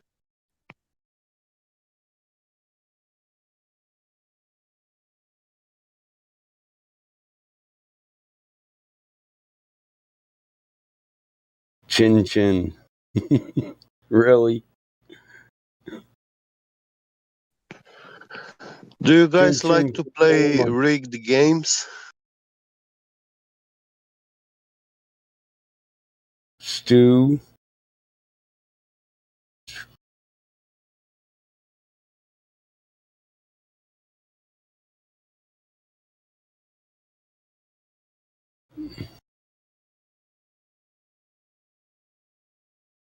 Man, they got a lot of words for penis. Oh, chin chin, chin chin, chin fu, chin ko. That's your dick, your penis. Chin chin. Your dick. Yeah. But English chin is like the beard. Kintama. Chin chin. So Chikyu no Shinja. Chikyu no Shinja is globe believer. Okay? That's the nearest you can get to globe head. Head doesn't translate, but it's like it's like ball believer, right? Yeah. Chin chin Kiwatana.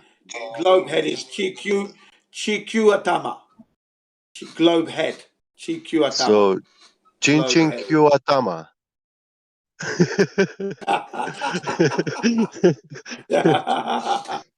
Yeah, people would get a kick out of that one.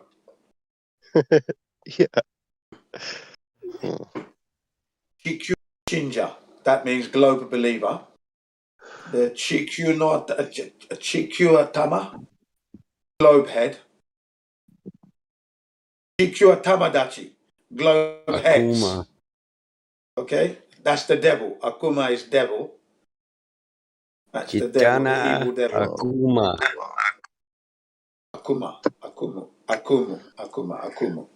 Dochika. Akuma. Akuma in Romanian is now. Now. Looks like demon or evil in Japanese. Yeah.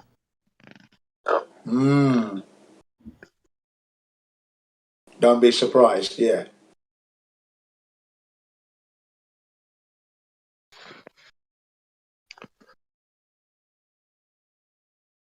Chikyu atama. Globe heads. Chiku ga tamadachi. Globe heads. Ga atama ga okashi. Our heads are not correct. Globe heads are not correct. That's a nice one. A true one. Yeah.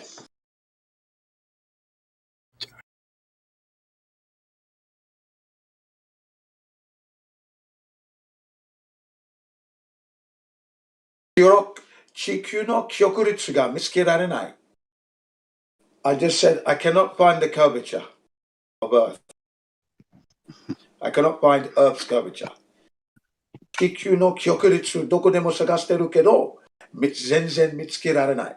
I just said I've looked high and low for the Earth's curvature, but I can't find it anywhere. How do I say good luck finding it? Okay, Sagasu wa. Okay, okay, it's a little bit long. Kyokuritsu Sagasu no wa ganbatte kudasai. So, Ganbatte kudasai. Sagasu, yeah, ganbatte kudasai. Ganbatte kudasai is good enough. Okay, that means go for it. Good luck. All right. Ganbatte kudasai. Ganbatte kudasai. Kyokuritsu sagasu koto de ganbatte ne. That's what we'd say, like, good luck, yeah? Can you get that tone? Yeah. Kyokuritsu sagasu koto ne. Hai, ganbatte ne. Ganbatte ne. Ai, ganbatte. That means I'm saying, yeah, good luck. Good luck with that. Good luck with that, mate. Good luck. Yeah, right. Yeah. That's exactly what I'm saying. But that will be like good futile luck. Yeah. Exactly. Yeah. So that's why they say, people say that, yeah, anata no nihongo there. They said, you're very good at Japanese, aren't you? I said, in Japanese, it's like music. I'm not that good, I said, but, I can understand a little bit. Hey, I'm gonna head back to my server, guys. So if anybody wants to hang out with me for a little bit, I'll be able to. Oh, come on, Miggy, you're not gonna hang around and take that. I thought you was gonna take down someone. Well, as soon as they pop in here, I'll see them. I'll come back. I wish I come, but in 20 minutes I go to work. You do, yeah. Do what you guys do, man. Yeah. Yep. You're creating I will come in this weekend. Vortex. Yeah. There's going to be a vortex as you leave. Send me a link in my DMs. All right, I'll do that, Metalbot. Yeah, send me a link in my DM as well, please, Miggy. I'll check it out later today. Please send me a link, Miggy. Yeah. Shame you're not going to be here to take down, The Right Honourable Judge Miggy is in the house. Oh ye. All rise. Remember that, Miggy? He's gone. One of the best flat Earth contributors. Yeah. Yeah. Miggy's one of those. Oh, no. We used to run like a courtroom. Yeah, you're still here. Do you remember? We used to run it like a courtroom at one time. Yes. Yeah. Oh, objection, Your Honour. The right dishonourable gentleman is badgering the guests. All right, let's see. Court. I sent one to Battle Mod. Who else needed one? I did. CBR one. Saturday. Yeah, Saturday sets. Yeah, he's the man with the music. All right. What up, Jen? Anybody else that needed it? How you doing, bro? Pretty good. How you doing? Oh, very well, thanks. I got posting for me. I got suspended. Oh yeah, for sure, bro. I got suspended from YouTube for a week. Oof. Why? For medical misinformation. Oh, okay. Well, okay, yeah. Not. Why am I not surprised? I know, right? Well, it's my third You're trying to steal the job. Badge of honor. Yeah, I know. Dennis. Right? Yeah. It's my third one, but I haven't gotten one. It's been like 6 or 7 months since I got one. So I still have a couple more. But yeah, they suspended me for a week. Yeah, so you can see they're really buttoning down the hatches, aren't they? They're really going all out. I mean, I noticed several gaps in my video list because of them. Yeah. Deleted videos. Yeah. They got those out. I posted it in like 15 minutes. No, like not even like 12 minutes later, it was taken down. So the doctors, they take no opposition, no debates, no nothing. Only what they are saying should be. Yeah. Everything is good. It's all good for you. The jab is good. That's all you're getting. The jab is good. Good. It's good for the soccer players. You know what I mean? Yes, and the rugby players and the basketball players that are headbutting the court on their way down to the floor suddenly. Yeah.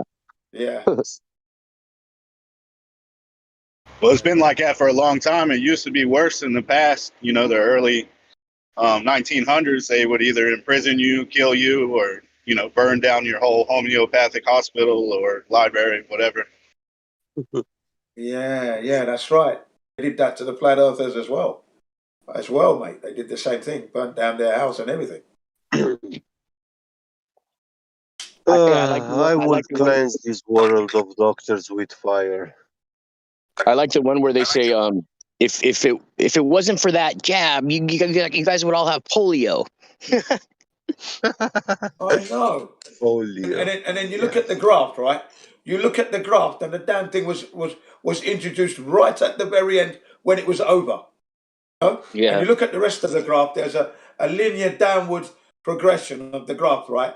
And it was all down to natural hygiene, sanitation, good food, clean water, refrigeration, and economic rise, so that it was cleaning itself up naturally. And at the very end of that damn curve, at the very end, there's that little injection icon, polio vaccine.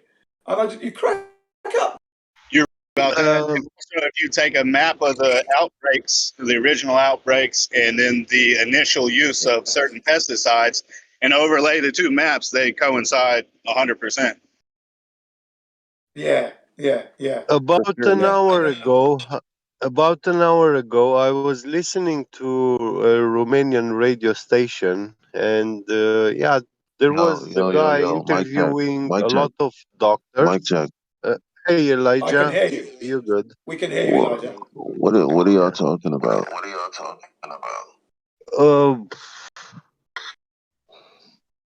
What's his name? Biget was just going to talk about his Romanian uncle. What was going on? Yeah. Unfortunately, what they said on the radio. Unfortunately, we just spoke about not talking about that. Yeah. You guys already know the deal. There's a whole channel down there that you could take this off the live stream. Fair point, Elijah. Sorry. So, no, don't be sorry. Go talk about it as openly as possible. Share as much information as you can with each other. Just don't be so restricted. I know to the what stream, you man. mean. We have a whole server. I'm sorry because it still slips, sometimes, in the live stream, and I wouldn't want to contribute to anything that's harmful to the server. I would talk about it in a nanosecond, but unfortunately, I just lost all the technology. Yeah. And it's a painful process to get it all back. Yeah. Oh yeah, it stings. Yeah. It does stings. It's a painful process to try and find all those videos that I've just lost. So Hell yeah.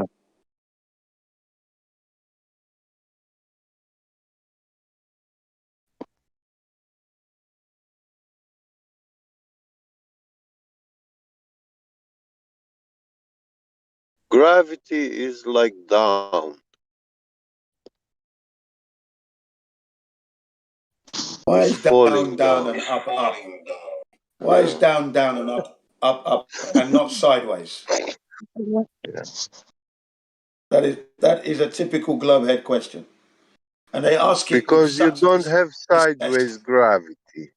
Gravity is only down, so you can't have sideways or upwards. Diagonally upwards. Yeah. But they ask that question with such distaste for the idea that things go down. It's just like it's wrong. Why can't it go sideways? And I just said it's the natural order of things. Yeah, the natural order of things. That's it. Trees growing upwards have to be anti-gravity. Absolutely. Otherwise, they wouldn't be able to grow upwards, would they? Yeah. They'd instantly be held down from when they were little shoots, little saplings. They wouldn't be able to grow into a tree. Trees like to play with gravity, so they make leaves so they can fall down. Yeah. You can, all other forces, you can feel the force of a pull, you can feel the force of a push, you can feel the force of the wind, you can feel the force of the magnet when they're attracted to each other, but you can't feel gravity. Yeah. Elijah, you sound like you just woke up, man. Yeah, it's unfeelable. Yeah, that doesn't sound good, man. You sound like you're on your bed. You just switched on. Hey there, folks. You haven't washed your face or anything yet. Yeah, literally. let him wake up slowly. It's not the Elijah we hear normally. People wake up all the time, Jen. We never woke up next to somebody. It's natural. Yeah, of course you did. Yeah, Elijah, gravity is holding you in the bed and you can't feel it. Yeah. Yeah. Unfeelable.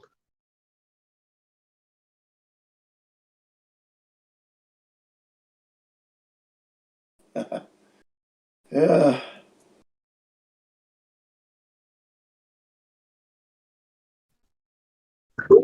I don't know what it is, but sometimes when I wake up, I feel like I weigh a ton, like a literal ton. Like, it's not gravity or whatever, but man, I just feel so dense and heavy. Well, that means you've had a good rest. Your body completely shut down and had a good recovery. Yeah. That's a good sleep, that is.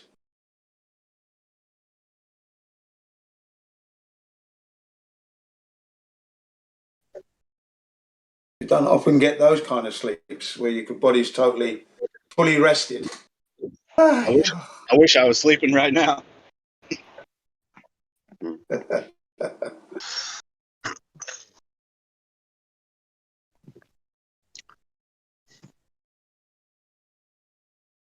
Yeah. That time when you go to work, that's when you want to sleep, actually. The most. Yeah. Well, it depends on the job, though. I mean, that would depend on the job. And if you really enjoy your job, man, you're up and gone, man. You're up and gone.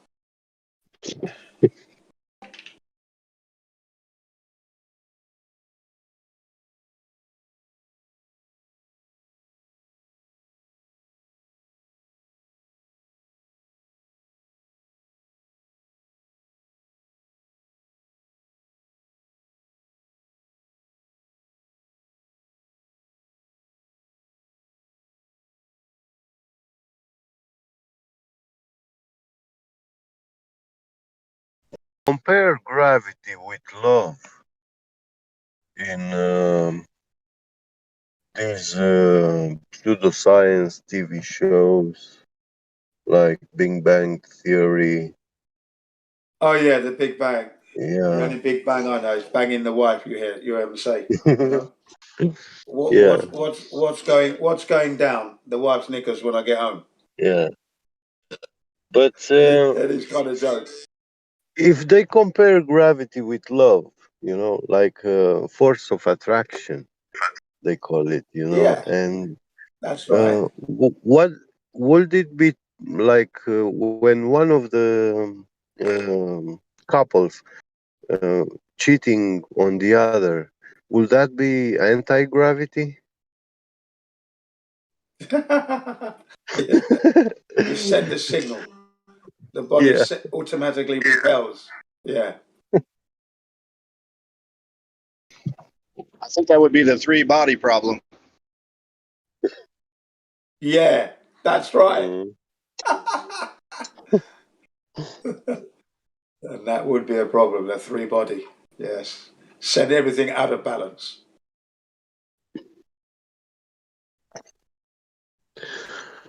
Suddenly These the things atmosphere in the that house I'm is gone. saying now, they make so much sense to me, but I know that when I was a glober, I was thinking of these things, and they were actually were the most outrageous claims that I could be making, and I was feeling like I could never believe such a thing or say such silly things, you know. But actually now they really do make more sense than the whole religion. Yeah.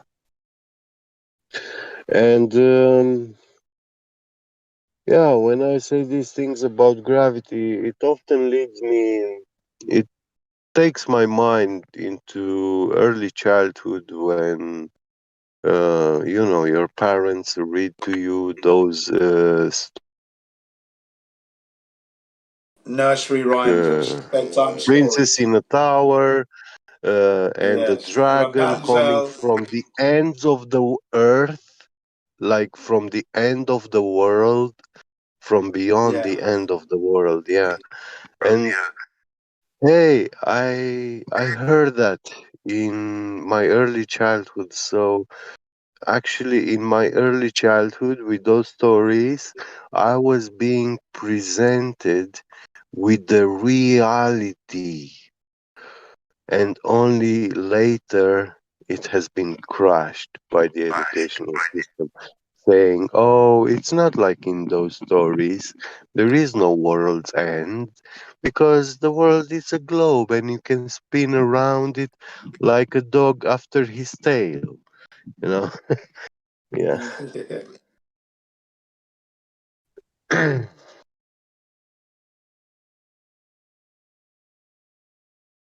But there was so much truth in those stories, you know.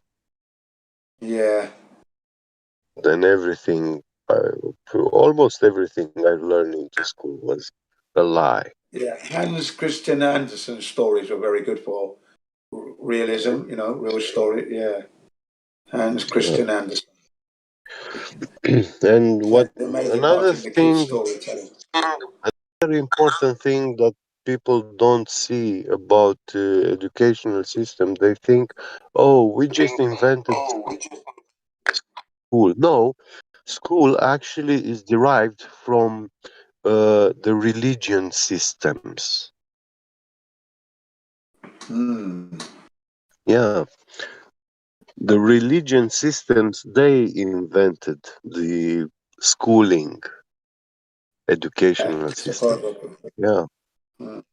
So But I think schools were already around in yeah, tribes early man. yeah, Because they yeah, had their little community looking after the children, and the mums would be teaching, and then the dad would have his session to teach. yeah, The kids yeah, hunting and that. So schooling yeah. system was around a long time, Yeah, but in more Romania in the realistically, eight more 17.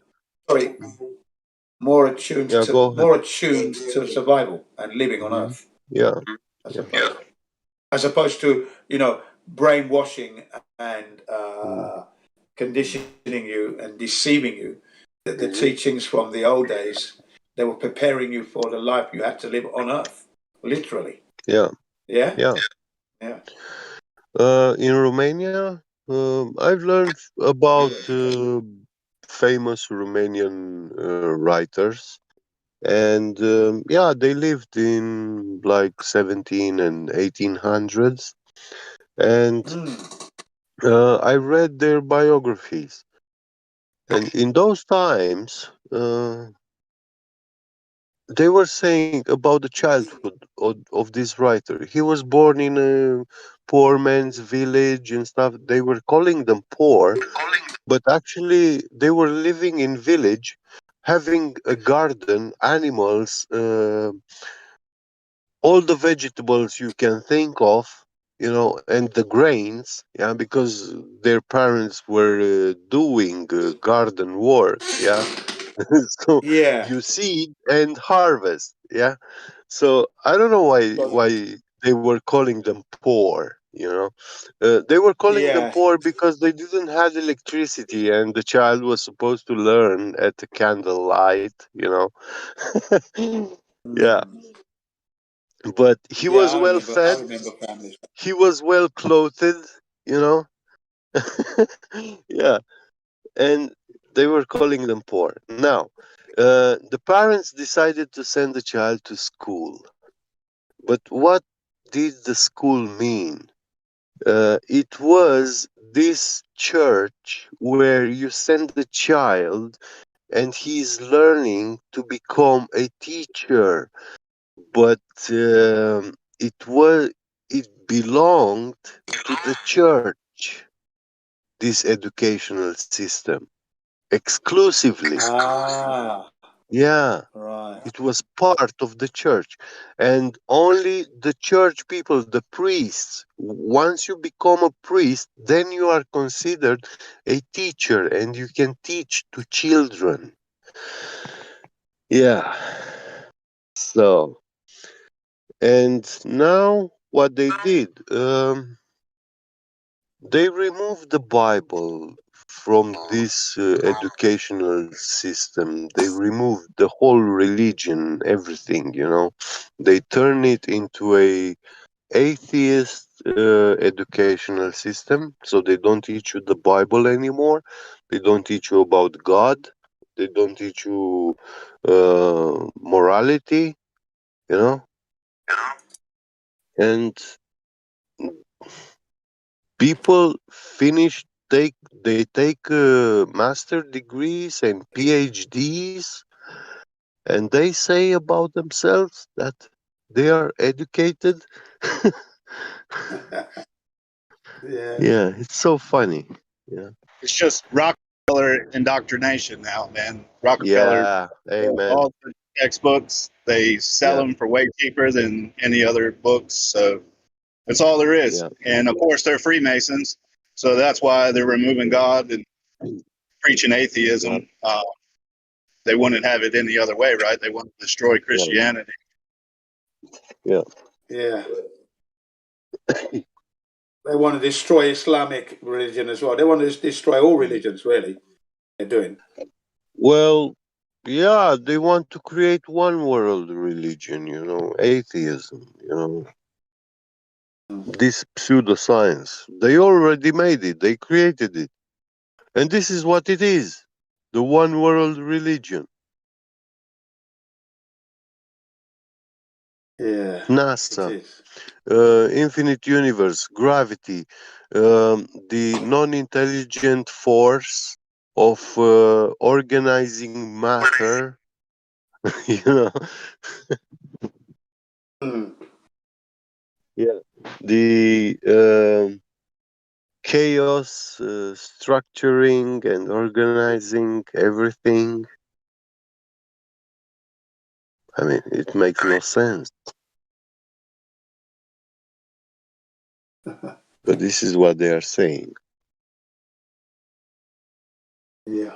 Well, I'm going to go and get some dinner. I should be back later on, probably. Bon appetit, Gene. May Yeah, it catch be you with guys good later. health. Nice one, Big Ed. Yeah. Yeah, thank you very much. You too, man. Catch you later. Catch you later.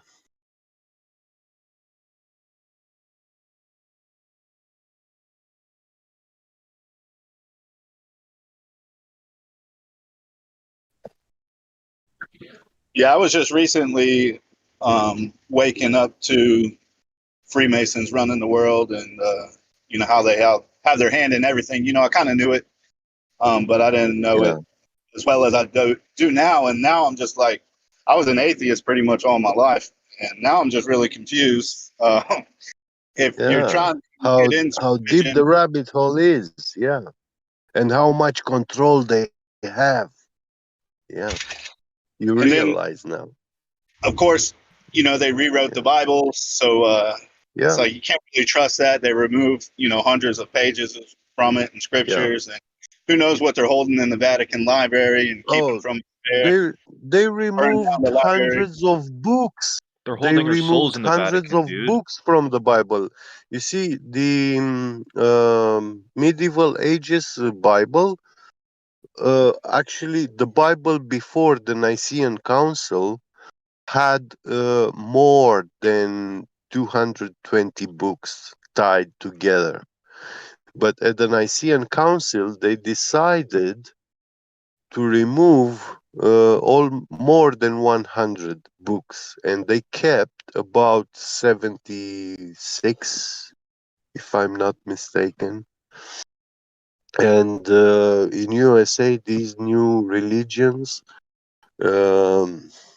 they have Bible books which contain only like 66 or 63 books tied together. Yeah. You know that the Vatican has something called Unum Sanctum, and they have a lot of in there that basically capture our rights, and nobody's ever like argued them before or challenged them because they have them hidden. A lot of people don't even know about it. You should look it up. Unum Sanctum is one of them. I don't agree with that at all. I think that's how the audacity is them to keep all that stuff hidden from the rest of the world, and nobody questions it. I say we should go kick the damn door down and see what they're hiding. Well, why won't they let us in there? They're hiding something. How is a Vatican, a small place, considered a country with no production, yet they have all that money? Where are they getting it from? They don't want to tell us. Well, you don't know what the mighty Emperor Trajan did. This is what I think is. The governments are all corporations who are paying out their taxes to these people for some reason. Yeah, the government's let me just a explain corporation. you. Let me explain you. Rome, the Roman Empire, in 700 years of conquering the world, they gathered in the Saturn temple almost 5,000 tons of gold in 700 years.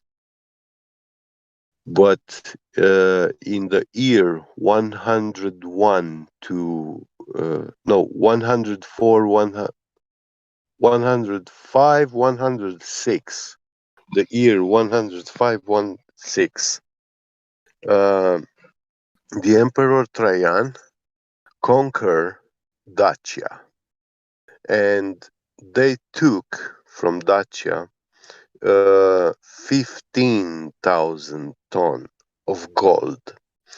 And this is a pretty well approximation, pretty precise approximation. But along that gold, there was also 33,000 tons of silver. The value, the fortune, the treasure which they took, I mean, in 1 year, they won 3 times more that they gathered in 700 years of conquering the world. And yeah, I will say that Saturn Temple today is known as the Vatican. And beneath the Vatican, there is this library of mankind's history, which is written in solid gold. And we do not have access to it, but they do. You And think they it's have, actually written in gold? yes, the Dacian had in their culture, it was a blasphemy for men to write on stone or paper, like they were doing some sort of drawings and designs on ceramics vessels, but they did not write on. It's very rare when you find a stone artifact with something written, except buildings, But yeah, they had these solid gold tablets, which have been found across the territory of Romania, and they are historical facts. These people had, they were the only nation that had their whole history and knowledge written in solid gold. What I'm interested is not the gold. I don't care about the gold. May they keep that gold so it pushes on their graves, those who stole it, But I'm curious what was written on it. At least make some pictures and share them, Let us see. Yeah, but if you ask them for pictures, they'll probably just fucking Photoshop it. To be honest, those people are lying to us. Not only what they're in the Vatican is they burned down the Library of Alexandria, which was a huge library full of the whole world's history, and it's gone, completely gone. So, like I'm saying, like it's hard to tell when you're looking in religion. They afford to do that. They afforded to do that because they have now the library written in solid gold. So you can get rid of all the paper library when you have something so solid. Funny, I heard yesterday my sister-in-law got kicked out of Bible study. They said she's too much of a sinner and she's not welcome back anymore.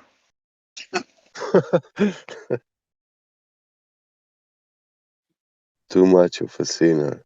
Yeah. That's funny.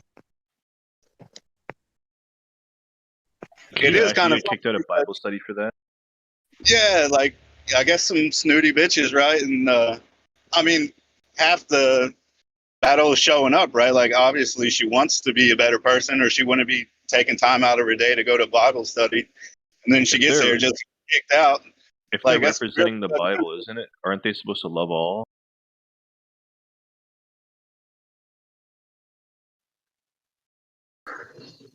Yeah, to save anyone they can, or anyone who's asking.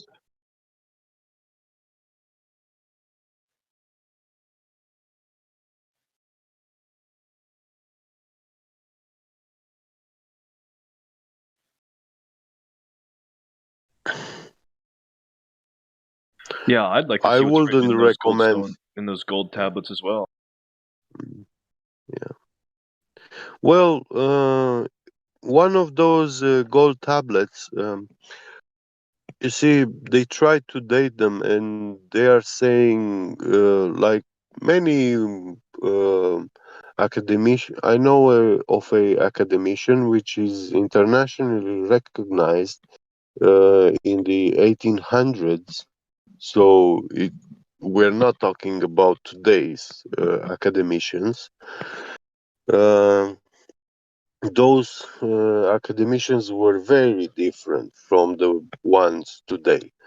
The ones today are controlled by a narrative agenda and whatever. But those ones back in the days, they were not. They were with scientific method, and historical facts.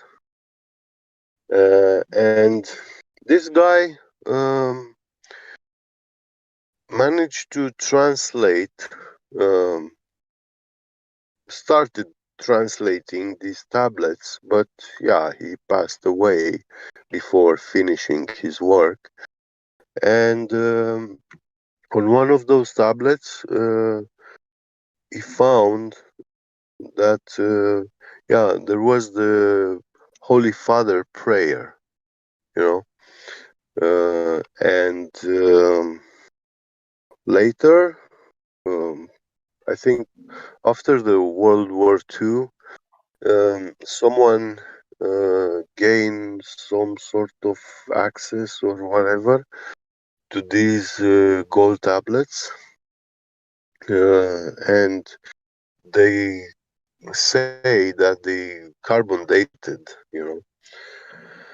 and they are found to be older than the pyramids in Egypt or even the Sumerian tablets, but by the type of writing and art and everything that's on it, you can see actually that the Sumerian writing and art and culture, like, they are all inspired from this culture and art, which is very fascinating.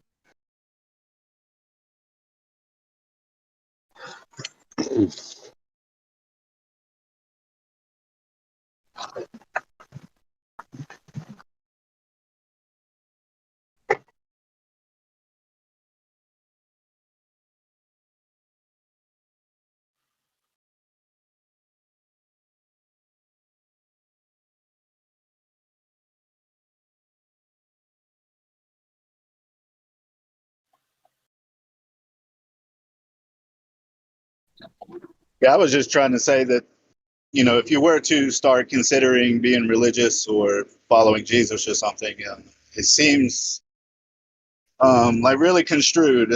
I know a lot of it's a lie and rewritten. Like, where's the best source? Where's the best info? Who do you trust? Uh, it seems like I got a long way to go to even, get there. Like, now it's just a consideration, right?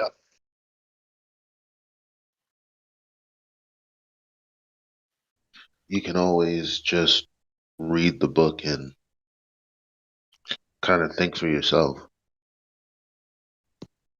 I've tried to read the Bible. It's hard to understand. Well, that's the only way you're going to get there. Either you like it or you don't. Unless you're going to have someone else tell you to like it. Well, like the other day, me and my brother-in-law were talking flat earth, and he was like, I need to see this in the Bible, and I need to see it in the Quran and stuff.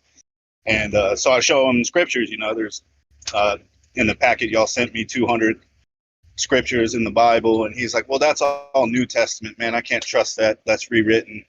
And then, so apparently he only agrees with Old Testament, which I'm not even sure what's incorporated in that. But, I guess I thought Genesis was, because he brought up Genesis himself a couple of times in the book of Enoch. And then when I show him stuff from those books, he says that's New Testament. So, me not being familiar with it, I'm just really confused as, what he could consider as valid or not, and what I should consider as valid. You should consider valid what makes logical sense when you read it and when you experience it. Unless you're just going to let someone tell you how to feel. It's the only way to do it. Well, they tell you that if you want access to heaven, then there's only one way to get there, and that's through Christ. And you have to have this belief. Yeah, but have you read the book yourself to come to that determination yourself, or do you just believe them? How do you even know that? How do you know? How do you validate that? Do you have any experience, at least with the pages, that would suggest that? What is heaven even? Yeah, I got a long way to go. A lot of people think they're going up, but the Bible doesn't say anything about people going up. The Bible says the heavens are coming here. So again, it's very dangerous to just listen to people. I would suggest you read it yourself and have your own feelings about it, like God intended. What if I read it and I just can't interpret it, any of it? Like, literally, like I I make it like a paragraph, and I'm like, I have no idea what this is talking What about. if you read NASA documents and that doesn't make sense? What do you do?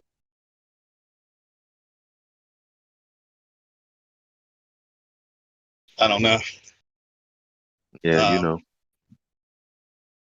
Yeah, I mean, I usually do just go on gut instinct, like what's my gut tell me, and that led me to atheism for all my life. So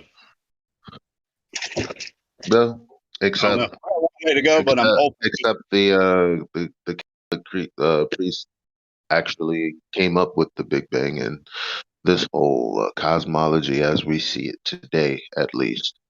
So again, even with that paradigm, because you didn't look into it, that detail was lost to you. So unless you actually do the footwork to know what you want to know, you can't think about anything for yourself. You're going to have to just go off what people tell you. And it's often incomplete and not right. Right. That's good advice. And then I did hear some good advice from the Flat Earth Conference 2019. There was a speaker. I can't remember his name, but he said you just search with your whole heart. Like, have you taken the time to search wholeheartedly for, Christ or the answers? And I can't say that I have. So I think that's something I should try and do.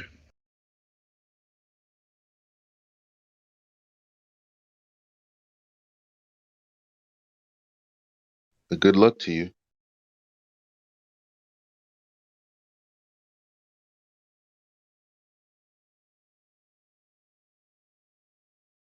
Yeah, he said if you search with your whole heart, you'll find it. So sounds like it takes a lot of effort, but I'm willing. It most certainly shouldn't take all of your willpower to believe something that you don't agree with. So we often, when it comes to gut and our instincts, usually when we read something or when we hear something, we usually, when we like it, when we find congruity with it, when it parallels with how we feel, we call that resonance. So you need to be looking for resonance in the things that you're interested in. And if there is no resonance, I mean, you shouldn't be looking for people to give it to you. Either it's your thing or it's not. And it's okay if it's not your thing, I think. But I mean, me personally, I think the book is a really interesting book. I'm still on the journey to read it myself, and I realize uh, just the first couple of books, Genesis and Exodus, and are vastly different from what I've been told. You get stories here and there, and I'm like, wow, this is what it says, not what they said it says. So, at the very least, you get that. And the only way to be accurate is to read for yourself.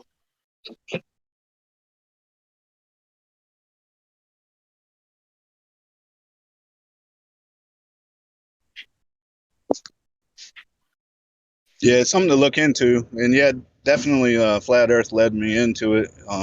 Like you said, the Big Bang and all that. Of course, that was all indoctrination to lead us astray. And it worked. But now that I see that, I definitely have like a quest for answers. And you're right, it's on me to find that. I've heard about religion all my life, and nothing's really set with me. So, yeah, it's going to be like a personal journey, not something that somebody's going to tell me. Because, like I said, I don't even know that what they're telling me is true at all. Right? Everything they're telling me could be a lie. They could be just as confused as I am. Their source is improper.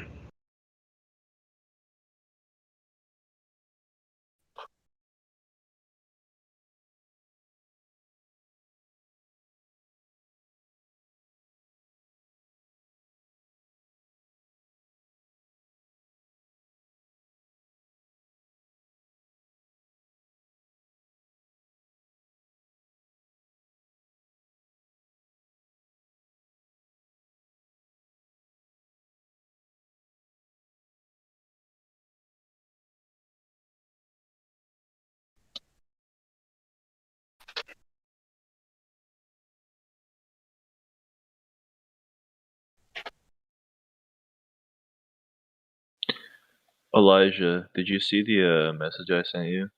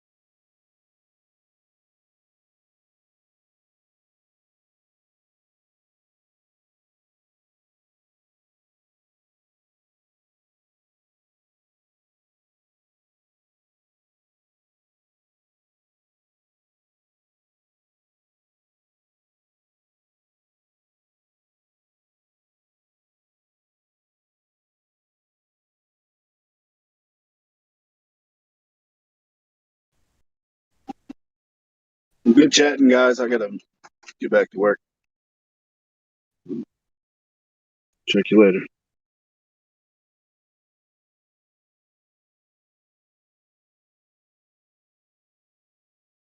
See you, dude.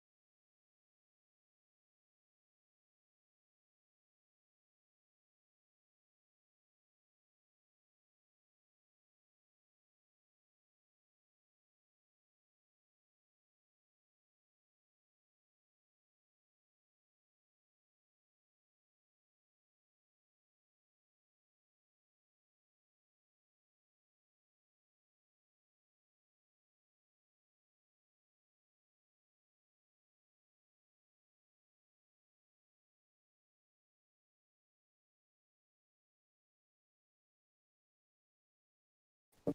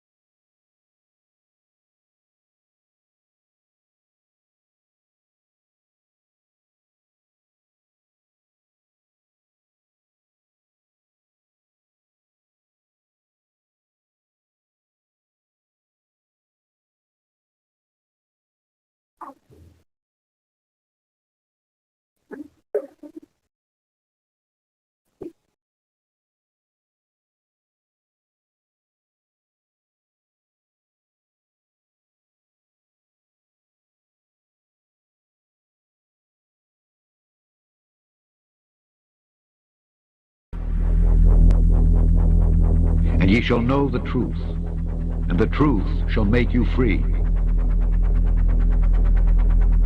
Welcome back to Smarter Every Day. Now, a lot of the pictures you see from the International Space Station come from the cupola on the inside here, right? So the cupola is on node 3, is that correct? Node 3. Node 3. All right, so this is astronaut Don Pettit. You may know this guy. You've done all the city tracking. Yeah, I've done a lot of cities at night, and then the nighttime aurora and time-lapse sequences of Earth.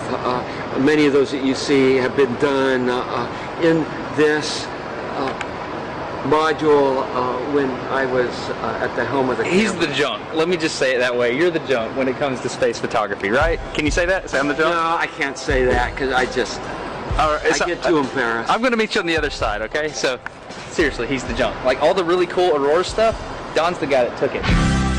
Now this is a cover. Okay. So we call it a shutter, and it protects the windows from micrometeorites. Okay. The shutters are closed, the windows are protected.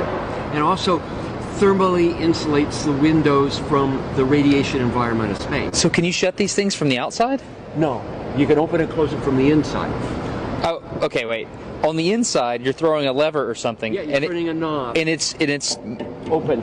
Yeah. On the outside. On the outside. How do you do that and maintain a pressure seal between them? O-ring type seals. No, you don't. With a rotating shaft. All our hatch seals are O-ring type seals. Yeah, but how? My brain's up here. Let's go inside. We can see it. Okay. Watch your head. All right. Oh, oops, thunk. So you have a whole series of O-rings in here, and a shaft that you rotate. So I mean, like on the space station, how many of these would you have? 7, because we have 7 windows. What happens if you get a leak on that? Then you have a leak. You just have a leak, and what you would do is lose air. Yeah, you would probably seal the whole cupola off, and then there's probably a plan. I don't know off the top of my head, but there's probably a plan for replacing the mechanism. Might require a spacewalk. So my question is, how can you operate a lid on the outside of the space station by manipulating something mechanical on the inside of the space station without losing air pressure? It's called real good engineering. Oh my god.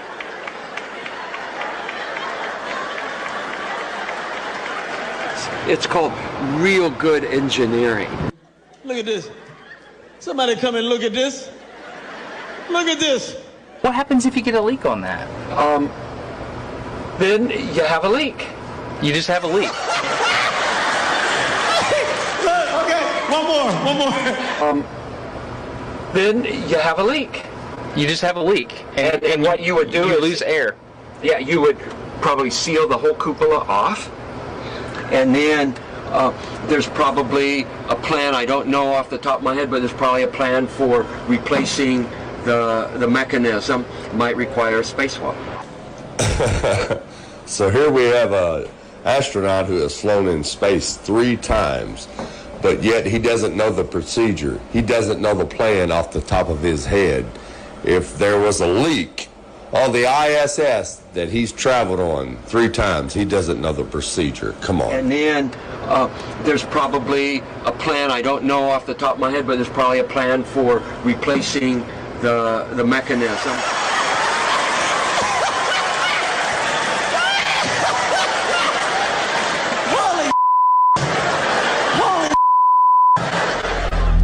The reason he don't know the plan is because it's all fake. He was caught by surprise with the question. Thanks for watching, and God bless.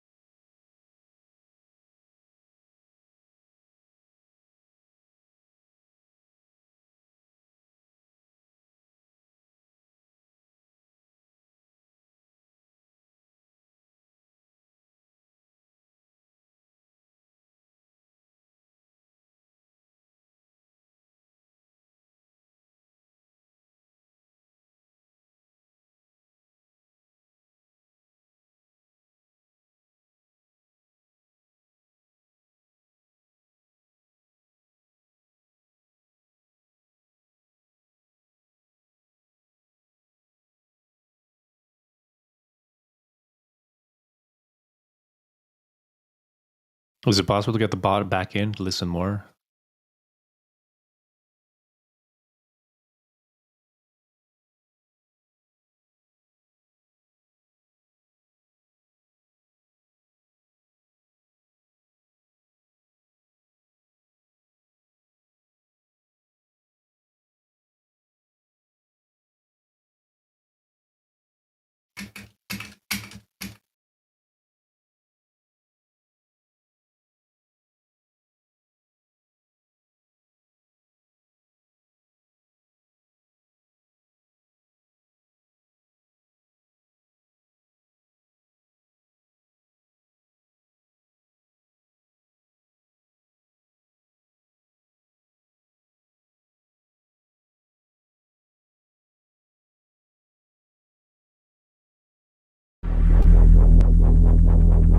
And ye shall know the truth, and the truth shall make you free.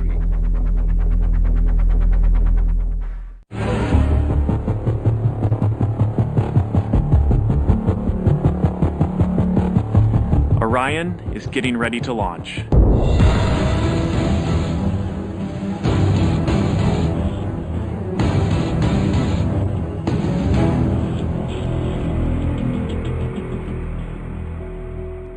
My name is Kelly Smith, and I work on navigation and guidance for Orion. Before we can send astronauts into space on Orion, we have to test all of its systems. And there's only one way to know if we got it right. Fly it in space. For Orion's first flight, no astronauts will be aboard. The spacecraft is loaded with sensors to record and measure all aspects of the flight in every detail. As the spacecraft and the upper stage begin their first lap around Earth, Mission Control in Houston is monitoring the progress of the flight. Orion's over 100 miles up and going about 17,000 miles per hour. Just as it passes over the Indian Ocean, we lose communication. This is expected. The communications link we have through satellites to Orion is momentarily lost, but Orion continues to receive and process data. Its computers can handle 480 million instructions per second. We are headed 3,600 miles above Earth, 15 times higher from the planet than the International Space Station. As we get further away from Earth, we'll pass through the Van Allen belts, an area of dangerous radiation. Radiation like this could harm the guidance systems, onboard computers, or other electronics on Orion. Naturally, we have to pass through this danger zone twice, once up and once back. But Orion has protection. Shielding will be put to the test as the vehicle cuts through the waves of radiation. Sensors aboard will record radiation levels for scientists to study.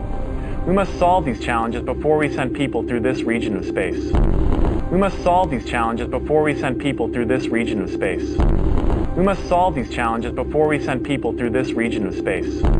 Here's Apollo 12 astronaut Alan Bean being interviewed about the Van Allen radiation belts. Any ill effects from the Van Allen radiation belts?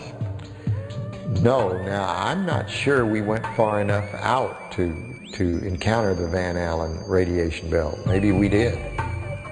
I don't know the distance to the Van Allen radiation belt. The belts are 1,000 miles to 25,000 miles above the Earth. Then we went right out through them. No effects on your cells? We didn't even know it. I don't think anybody, well, maybe somebody said you went through the radiation belt, but we didn't feel it inside, and we didn't get any, added radiation.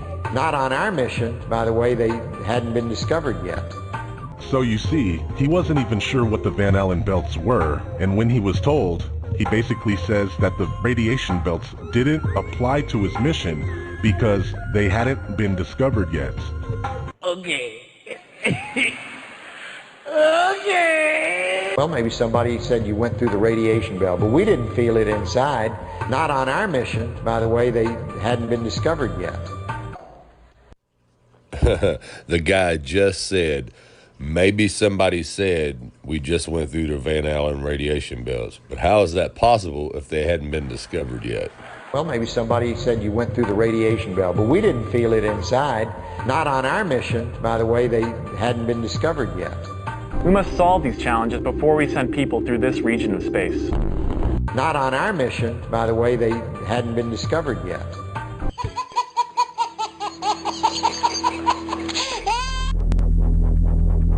And ye shall know the truth, and the truth shall make you free.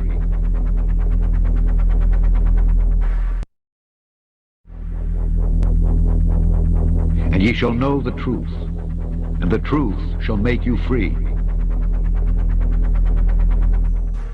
Good evening, everyone.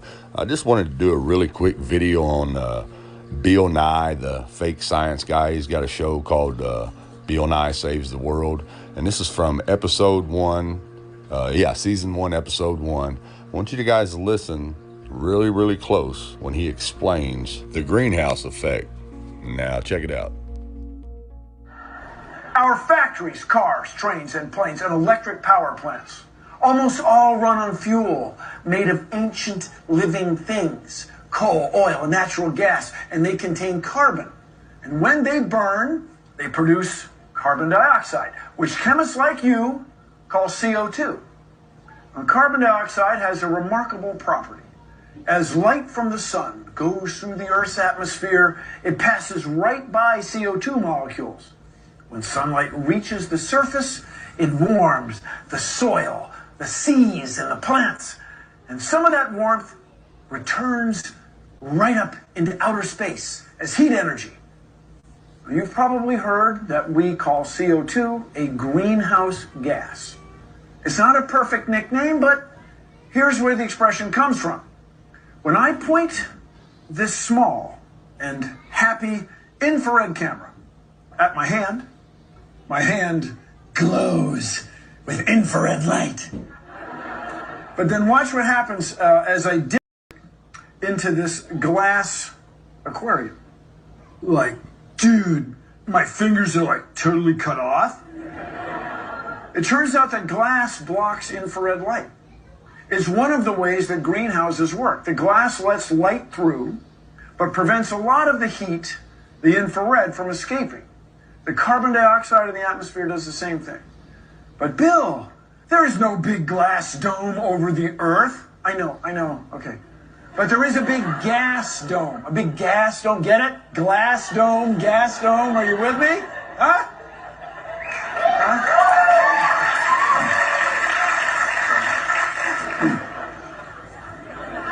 So because CO2 acts like the glass, the nickname greenhouse gas has stuck, and the heat is held in the atmosphere. Our world has always been kept warm by what we call the greenhouse effect. Now that makes total sense. It explains how trees grow, how grass grows, how flowers grow, how vegetation grows. It all makes perfect sense. None of this could happen on a spinning ball with nothing covering it. Now the cool thing about this is Bill Nye said a glass dome, and I want you to notice is right as he says that, either the producer or the director, somebody to the right of him said something to him really quick, and if you notice, he gets pissed off and he says, okay, I know. Now check this out, I'm going to show you, I'm going to play it back for you. But Bill, there is no big glass dome over the Earth. I know, okay. But Bill, there is no big glass dome over the Earth. I know, okay.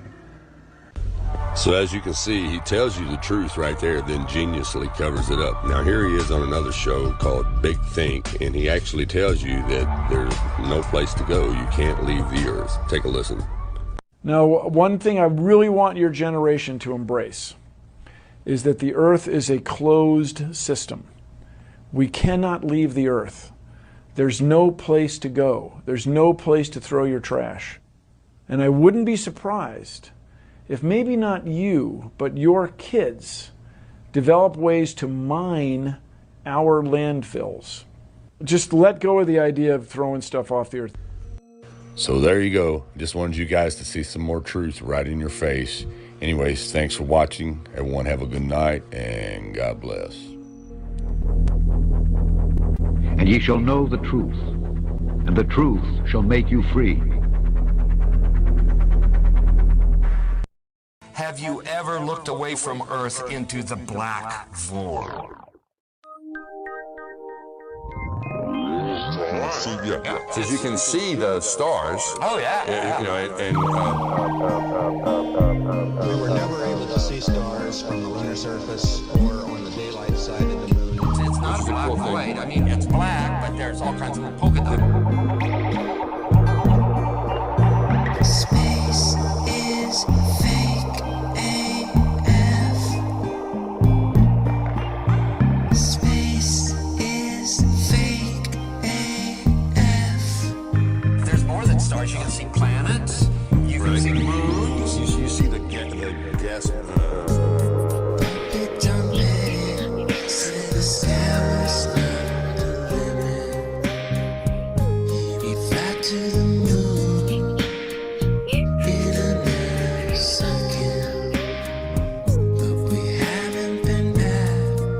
Since 1972, destroyed all the papers and blew up the Challenger crew. Except for the twinsies, space is fake AF. Space is fake AF. Look out into deep space away from the sun. It's the darkest night you can imagine. Hey, space boy, you broke my rocket man heart. Where are the stars? Is it bright or is it dark? The vacuum of space, oh, the tomfoolery. What happens if you get a leak on that? You have a leak.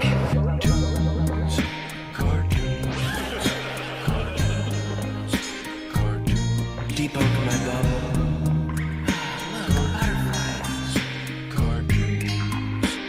It's hard to comprehend. Space is fake AF. Two little bitty O-rings. Space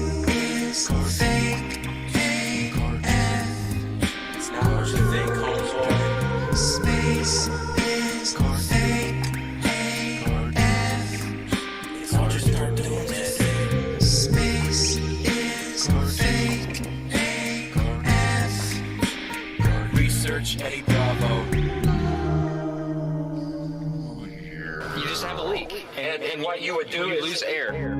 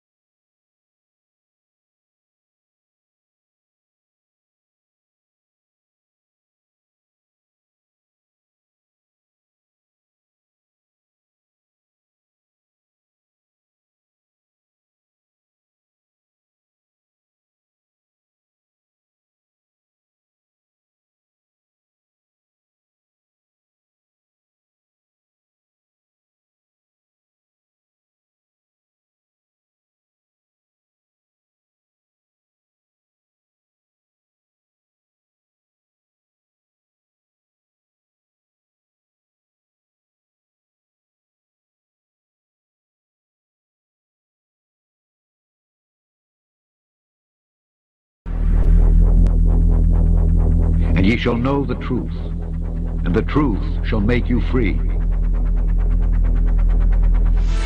Well, this might be a good conversation starter at the Thanksgiving dinner table next week, or at least an interesting one. Do you believe the Earth is a sphere? The answers you get might surprise you. The curving horizon, the sloping sea level, the spin of the Earth. Unless you can see these phenomena with your own eyes, they may not be true. Unlike what we've been told in school, the Earth looks like a snow globe, round but not sphere. The North Pole is at the center of most flat Earth maps, with the ice of Antarctica holding everything in. The round or spherical Earth theory is propagated by some conspiracy. And the number of people who think so is growing. Thousands, if not millions of people still believe the world is flat. Now, scientists say that's actually a symptom of a bigger problem, and it's the subject of tonight's special report. WCIA3's Aaron Eads is here with us now. And Aaron, as far as conspiracy theories go, flat Earth theory is actually getting pretty popular. Yeah, believe it or not, the number of people who believe the Earth is flat is actually growing. Scientists might have an idea of why that is, and it's worth talking about. And what better place to do so than one of the flattest places in the country, right here in central Illinois. It doesn't get much flatter than this. Geological Survey data shows Douglas County is the flattest county in Illinois, which is the second flattest state in the whole country.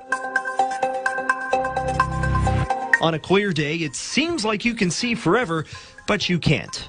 Through the eyes of a person of an average height, the horizon is about 3 miles away.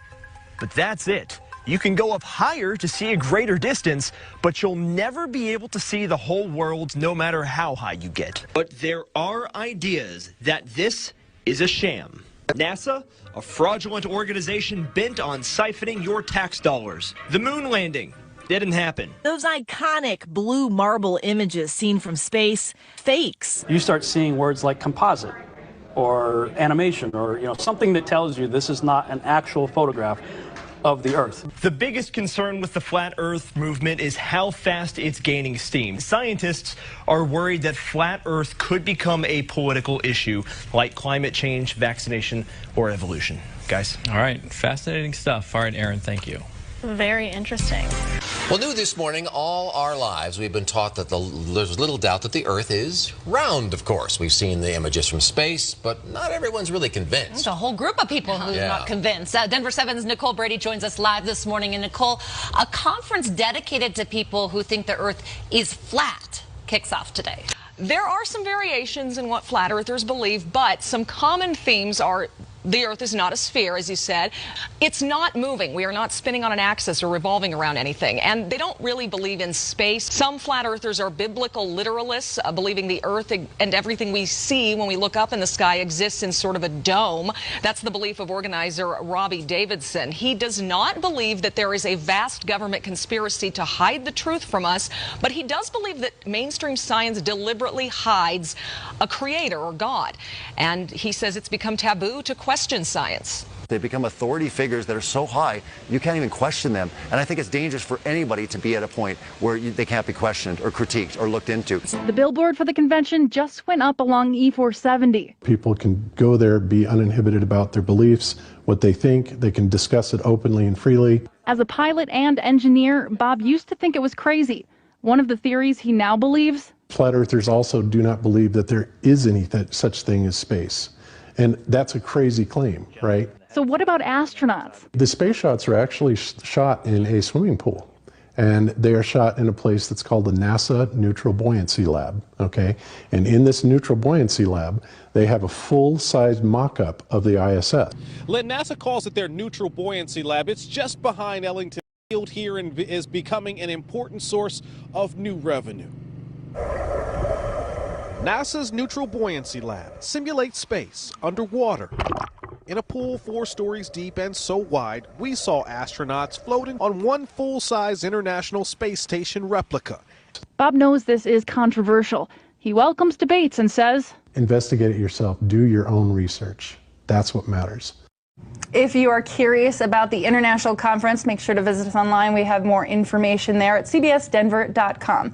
Live in Denver, Jamie Leary covering Colorado First. But I would say that people should have a better understanding of why it is they believe what they believe. The answer really is because all the smart people say so. And that should never be your baseline of why you think something is or is not true.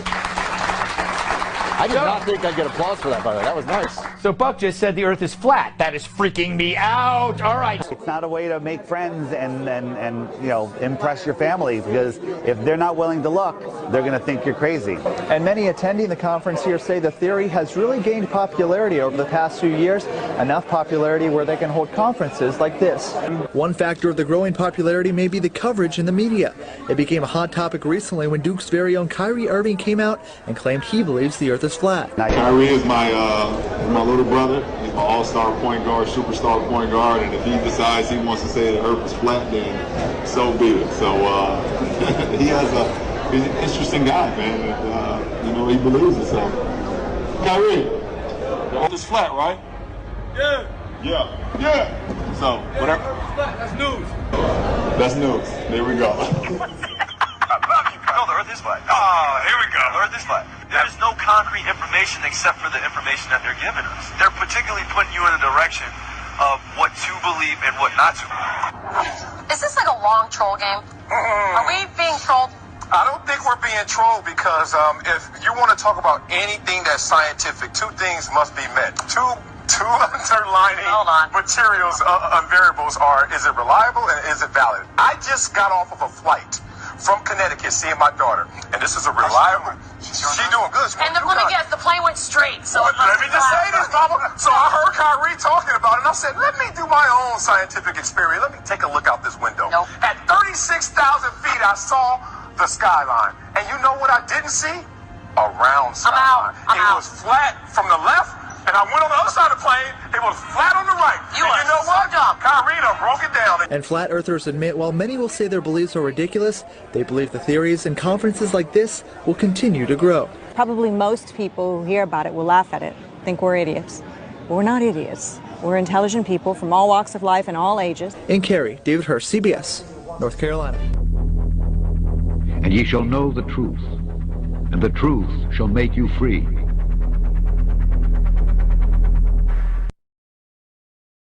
Is that legit?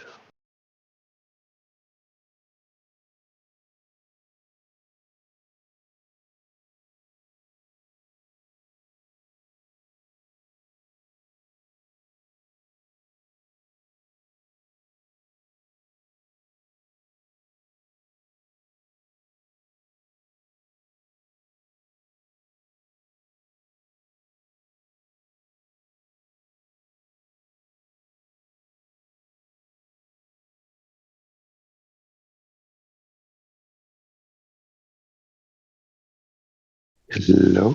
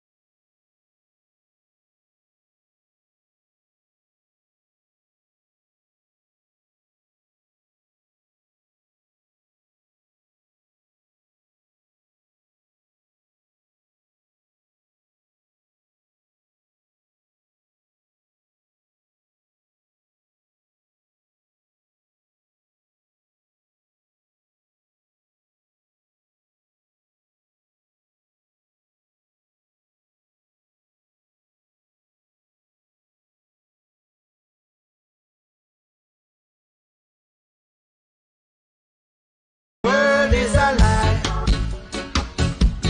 Nothing is real. The world is a lie. There is nothing I can feel. Good evening, everyone. Just wanted to make a really quick video about some things that's bothering some of my close friends and some of my friends all over the world. And one of those things is, and they tell me, they're like, well, just because I believe in flat earth, my husband laughs at me and calls me crazy, or my wife laughs at me and calls me crazy, my mother, my father, my brother, my family thinks I'm crazy, and they laugh at me. And they say, what can I do? What can I do? Well, it's really, really simple. Just laugh back at them. Now, you know why? Because you have to remember this. You believe the earth is flat and that the earth is the center of the universe. They believe they evolved from monkeys and that they live on a spinning ball that magically holds all the oceans of the world to it and just continues to move about 600,000 miles an hour through infinite outer space. But yet, they see the same stars that you and I do every night of their life. We're traveling all this hundreds of thousand miles an hour through outer space, but yet you see the same stars and the same constellations every night. And it's been that way for thousands of years. For example, the pyramids in Egypt were built to the constellation of Orion. And still to this day, they line up with that constellation perfectly. After 5,000 years, they still line up perfectly. Now, for one, they would have never got these pyramids built if we were spinning because they wouldn't have had the constellation to build to. It would have been constantly moving away from them. But now, like I said, you have to remember, these same people believe that they evolved from monkeys. Well, check this out. To evolve means to go from something less to something better. There's no in between and there's no going back. So why are there monkeys still here? Are those the retarded ones that couldn't turn human? So what it basically boils down to, you believe what you see with your own eyes. These people that laugh at you, their whole belief system was taught to them on television. I mean, they believe in space, they believe in all this stuff because they've seen it on TV. They don't know, they ain't never been there themselves. They just take it upon faith that the scientists who tell them this is telling them the truth. So whenever they laugh at you, laugh back at them. Because what you believe, you can see. What they believe, they've been taught on television. And don't get me wrong, someday, if they can show me a monkey turning into a human and water sticking to a spinning ball that's moving 1,000 miles an hour, and then I might stop laughing at them. But until then, Word is a lie. Nothing is real. Word is a lie. There is nothing I can feel.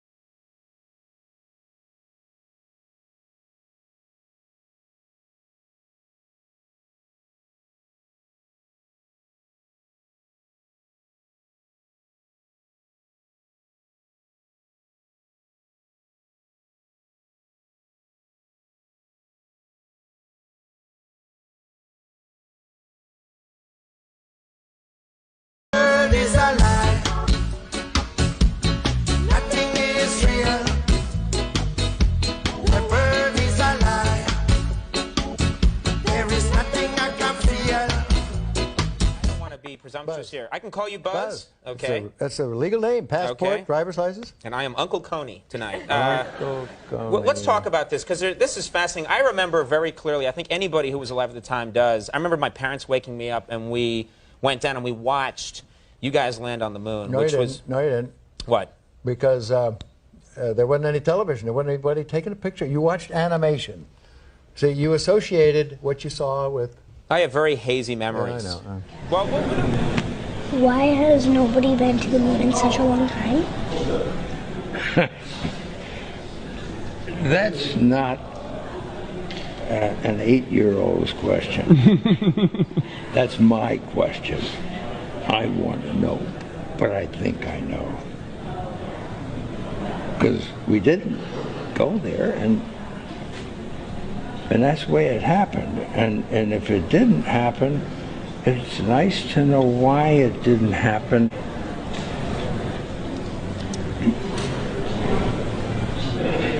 Because there's no gravity. And I'm a diver, a scuba diver, and when you get down underneath the water, you're floating. And that's just like in space. Until you start to move, and then you make waves or... Zoe, what do you say? Thank you. You are very, very welcome. I'm sorry, Jay. I'm No, sorry. I could see that how that would affect your Christmas. I made that whole thing up. What? I'm sorry. I guess I just wanted to seem interesting. I guess there's a real danger of that on this show. The pressure. Well, yeah, yes, people come out and they've run out of anecdotes, you know, and they just start making stuff up. Yeah. Like that Neil Armstrong guy. Have you seen him on the talk shows? Neil Armstrong, you mean the first man to walk on the moon? Talk about a fish story. Yeah. Man, and they're buying it. Oh, yeah. Yeah. Yeah.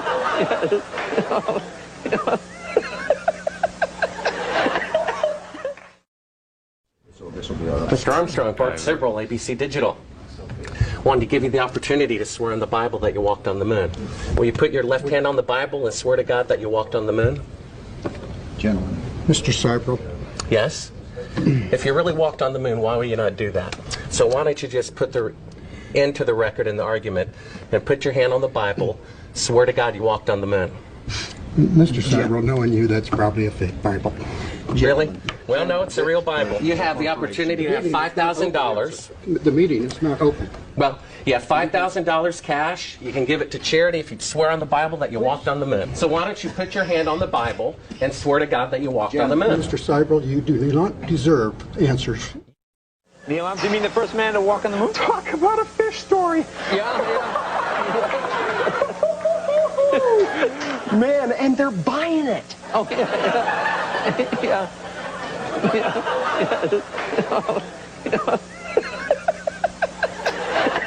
Word is a lie. Nothing is real. The word is a lie. There is nothing I can feel.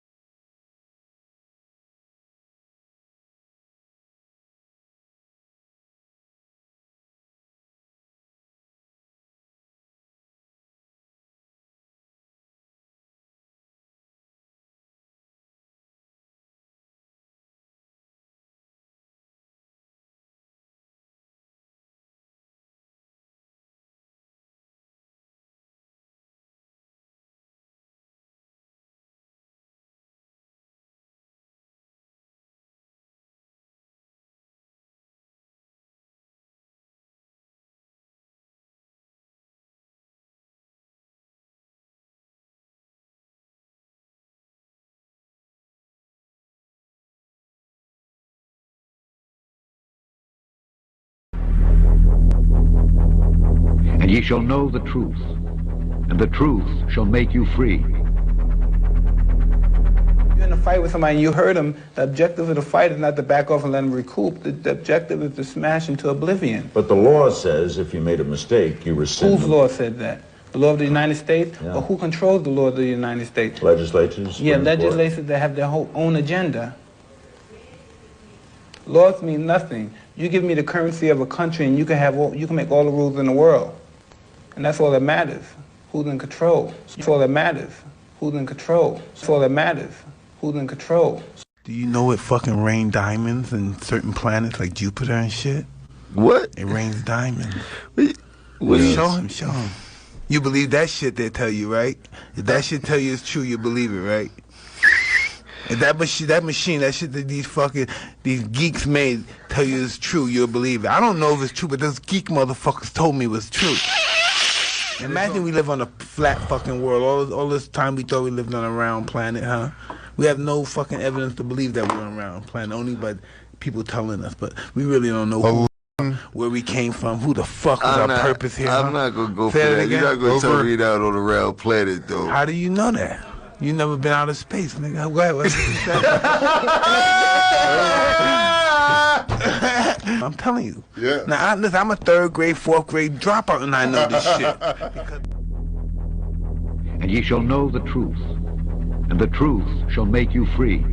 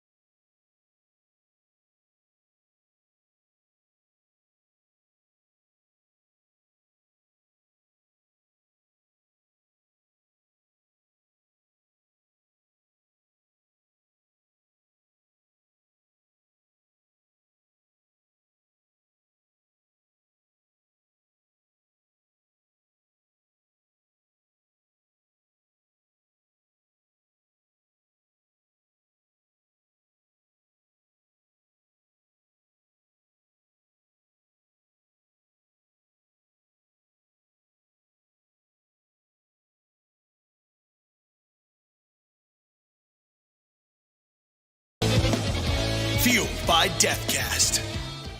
But then the question is, how do you do that? Because you got to remember, we've been flying in space for 50 years, and the only way to get your beverages, both Russian and U.S. and European and everybody that's gone into space, it's sucking through a straw from a bag. And this is where the second part of the invention was essential. And that had to do with surface chemistry. Things that I had learned in college in my surface chemistry classes, where I was sitting in the back of the room and my professor probably thought I was sleeping, and maybe I really was sleeping, but something subliminally soaked into my brain. And so there I was on station, wanting to have something other than a bag. And then I remembered some of my surface chemistry, and that's how I came up with this. Wow. Oh, weird. So this is the first generation zero-G coffee cup, and I made this on space station. I made this from a piece of plastic that I was able to snag from some of our procedures. And then the tape, this is special tape, it's Kapton tape, and Kapton fire retardant material where normal cellophane tape won't meet our fire codes. So we use Kapton tape, and I made this shape very specifically because of surface tension and contact wetting angle geometries needed to make the cup. Wow. How many iterations did you have to go through for it to actually work? Did you figure it out right away, or did you have to keep... I figured it out right away. and so notice this has a cross section of like an airplane wing. Yeah. Is that where you got the idea? And I think we may have some pictures here. Can we slide in those pictures? Oh, yeah. So there's a picture of me with this cup, And actually I made like 6 of these, so this may not be that exact cup. But you can see and look at that wacky, wonky surface profile there. That's because of this acute angle. And having an angle like this is essential for the operation of this cup, and it drives what we call channel flow. And can we switch that next picture in? So this shows the channel flow. So here's my cup like this, okay? And you can see in the real cup you have a surface tension giving this sort of a hemispherical profile, and then because of this acute angle in this cross section, it looks like an airplane wing, the fluid climbs up that angle and parks itself right next to the lip. And that way you can throw your lips over this lip and you can sip the coffee or the tea or whatever, and it just keeps flowing until the coffee cup is empty. That's so cool. What was it like the first time being able to sip coffee in space? Was it just was the sensation incredible? Yeah, it was amazing. Now, got a movie here that let me just venture off into new territory. I'm going to jump in front of the camera and I'm going to start this movie, and let's see if you guys can see it here. Okay. There it is. And so there you can see. Oh, so cool. You can see how the liquid is. The tea is just climbing up the side, and there's the end view where you can see that acute angle. And there's Steve Bowen and I sitting in the space station, and we're sipping our coffee. And you see, orientation makes no difference. So you can hold it over the top of your head, and you can drink these shades to dryness. Wow. And so now, for the first time, we as a crew can actually have a celebration and a toast with our coffee and tea in a way that's commensurate with everybody on the ground. Wow, that is just so cool. But I wanted you to kind of see what this cup allows you to do in a weightless environment.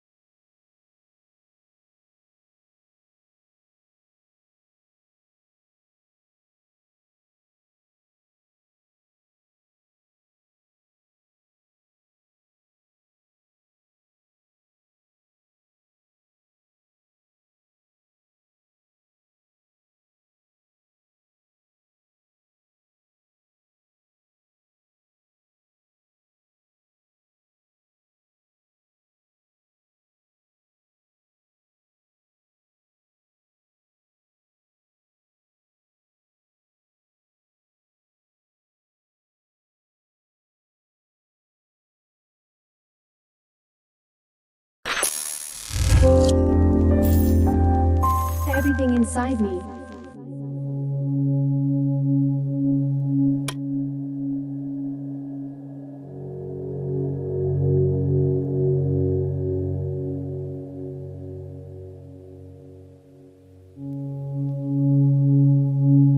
This video, link on the description box below, features a 1958 interview of Aldous Huxley with Mike Wallace.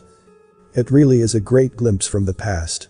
Wallace was smoking on the set, but that was natural back then, and Rod Serling, who produced The Twilight Zone, did the same.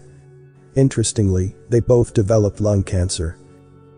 You might recall that Huxley wrote the classic novel Brave New World, in which he presents a dystopian vision of a future society known as the World State, a society ruled by science and efficiency, where emotions and individuality have been eradicated, and personal relationships are few. Children are cloned and bred in hatcheries, where they are conditioned for their role in society from an early age. There are no mothers and fathers as natural procreation is outlawed. There are no family units. Embryos are sorted and given hormonal treatments based on their destined societal classification, which from highest to lowest are alpha, beta, gamma, delta, and epsilon. The alphas are bred and conditioned to be leaders, while the epsilons are designed for menial labor, free of higher intellectual capacities. At the time Huxley wrote the book in 1931, it was published the year after, optimism about technological advancements were high, and there was widespread belief that technology would solve many of the world's problems. Brave New World demonstrates the naivety of such hopes by showing what can happen when technocracy is taken to its extreme. Huxley believed his world of horror was right around the corner, and, today, just shy of 60 years later, we're starting to see Huxley's world state closing in around us in the form of the Fourth Industrial Revolution's transhumanist agenda and the Great Reset, designed to trap us inside a net of constant surveillance and external control. Before I continue the video, please give a like if you've learned something. And don't forget to subscribe, and also click the notification bell too, so you won't miss any update. And watch to the end to avoid misunderstanding. Thank you.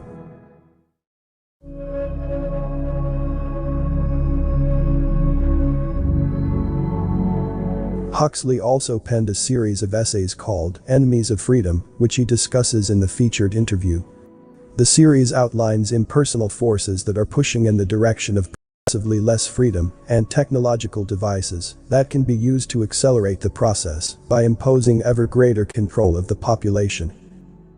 Huxley points out that, as technology becomes more complex and complicated, it becomes increasingly necessary to form more elaborate hierarchical organizations to manage it all. Technology also allows for more effective propaganda machines that can be managed through those same control hierarchies. Huxley cites the success of Hitler, noting that aside from Hitler's effective use of terror and brute force, he also used a very efficient form of propaganda. He had the radio, which he used to the fullest extent, and was able to impose his will on an immense mass of people.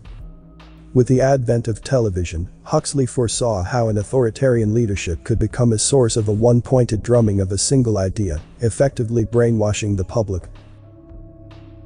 Beyond that, Huxley predicted the technological capability to bypass the rational side of man and manipulate behavior by influencing people on a subconscious level. This is precisely what we're faced with today. Google, but also to a large extent Facebook, has been collecting data on you for nearly 2 decades. They have created massive server farms that are capable of analyzing this data with deep learning and artificial intelligence software to mine information and generate incredibly precise details on just what type of propaganda and narrative is required to surreptitiously manipulate you into the behavior they are seeking. Huxley also points out the dangers inherent in advertising, especially as it pertains to marketing of political ideas and ideologies.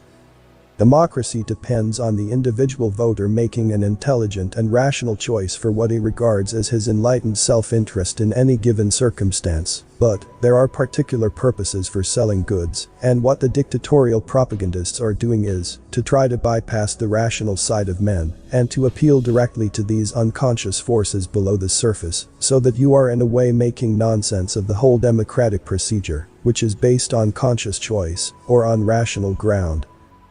Children are quite clearly much more suggestible than the average grown-up, and, again, suppose that for one reason or another, all the propaganda was in the hands of one or very few agencies, you would have an extraordinarily powerful force playing on these children who are going to grow up and be adults. You can read in the trade journal the most critical accounts of how necessary it is to get hold of the children, because then they will be loyal brand buyers later on.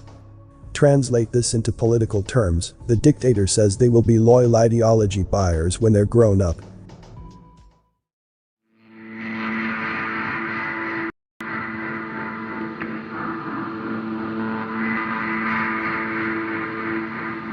Huxley argues that, in order to create the dystopian future presented in his book, you have to centralize wealth, power and control.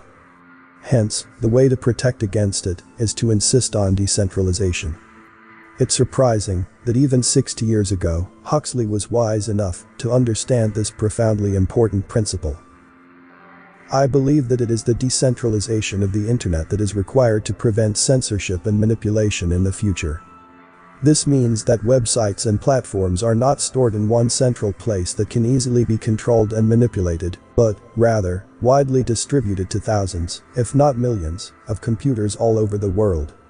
It would work, because if there is no central storage, it can't be removed. Decentralized platforms allow the majority of power to reside with the individual. Technologies that can be easily misused to control the public narrative must also remain largely decentralized, so that no one person or agency ends up with too much power to manipulate and influence the public. Our modern-day social media monopolies are a perfect example of what Huxley warned us about. The same goes for economic institutions too. Today, we can see how the role of the central bank, in the US known as the Federal Reserve, a privately owned with the power to break entire countries apart for profit, is forcing us toward a new global economic system that will impoverish and quite literally enslave everyone, with the exception of the technocratic social bankers themselves and their globalist allies.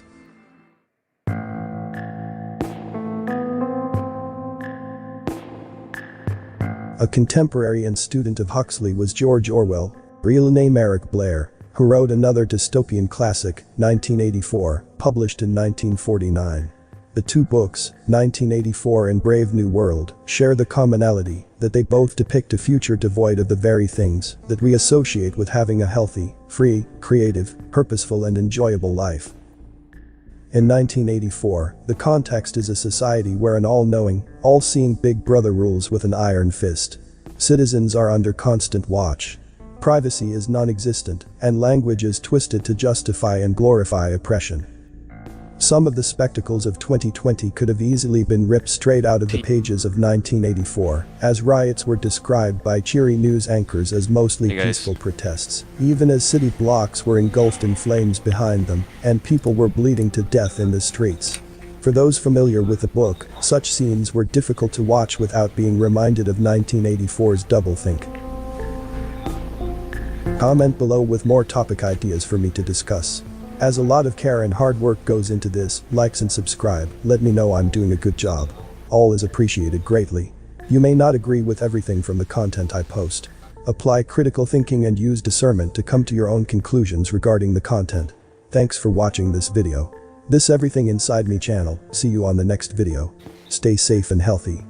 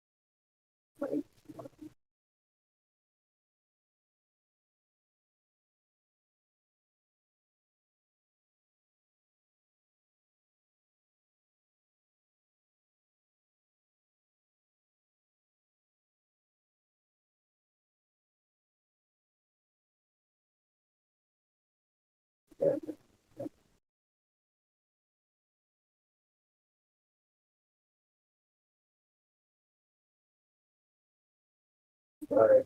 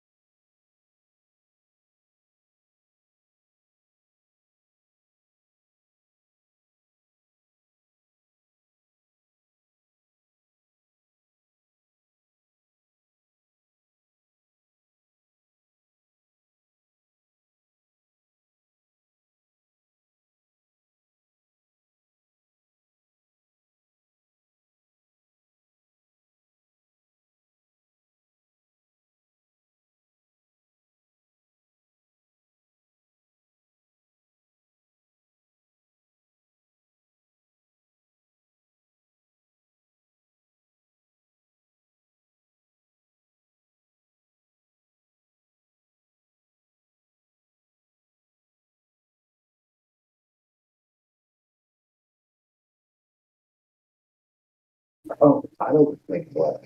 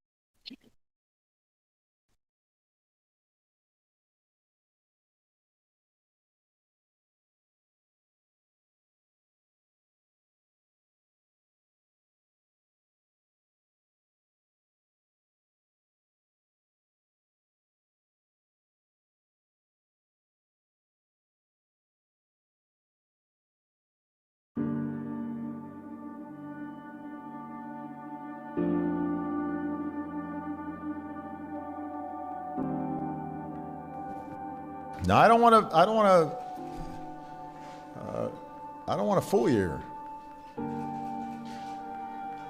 Last month, for the first time since 1972, NASA released a marble, a single snapshot of the Earth taken from outer space. And so much has changed in the decades between that first picture and the second. Borders have shifted, generations have come and gone. Our global population has nearly doubled. But one thing hasn't changed. Our planet is as beautiful as ever. It still looks blue.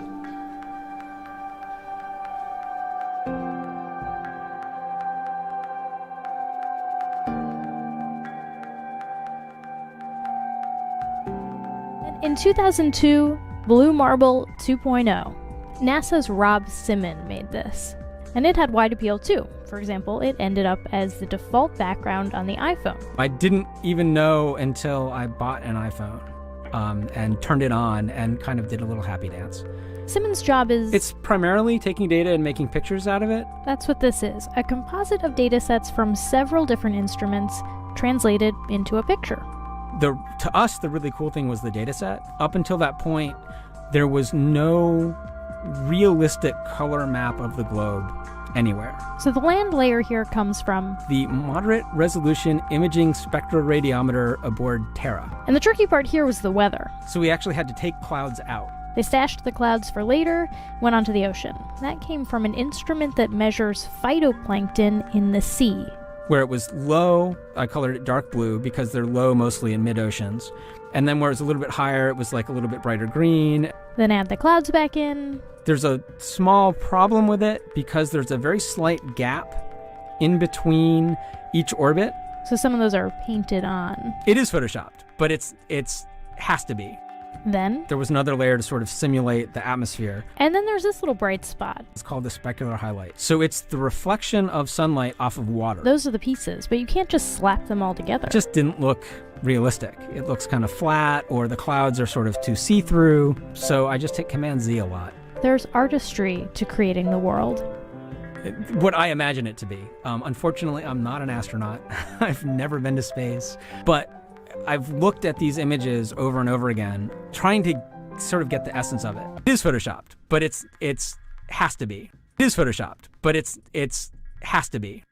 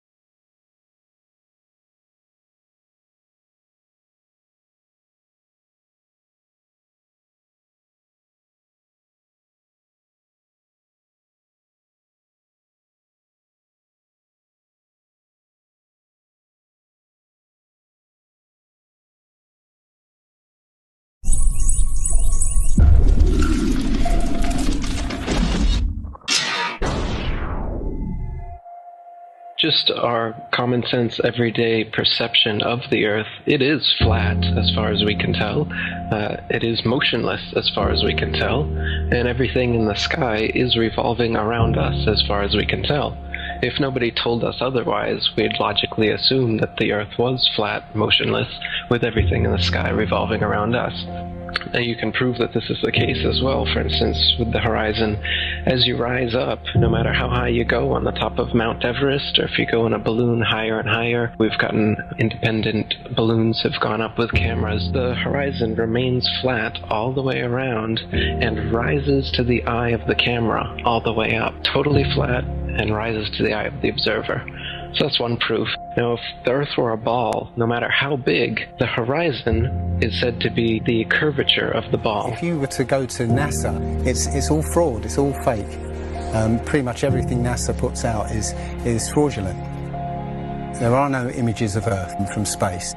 Put an end to this topic once and for all, turn Hubble round and show us Earth in real time, but they will not do it. They can't do it. It doesn't exist. Literally doesn't exist.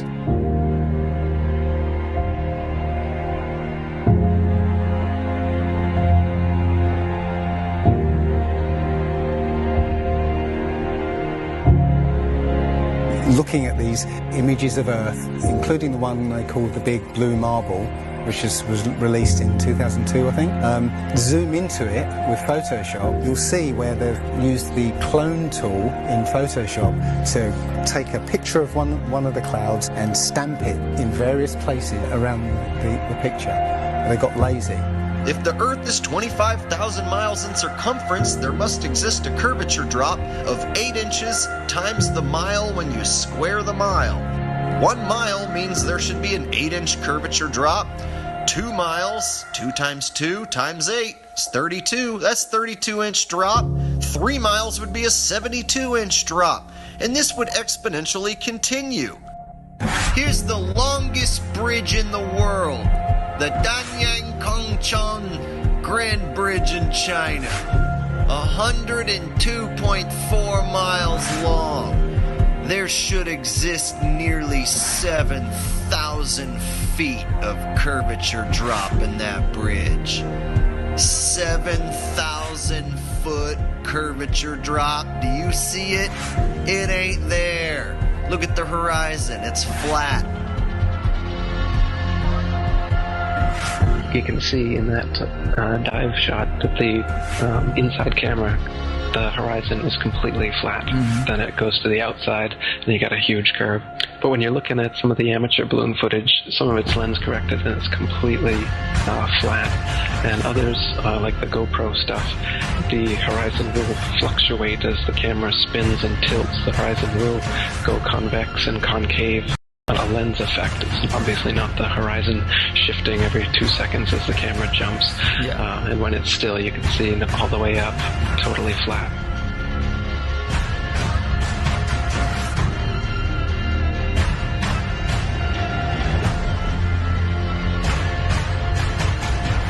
NASA is essentially Hollywood, and all the images that you think you've seen of a spinning ball Earth are faked.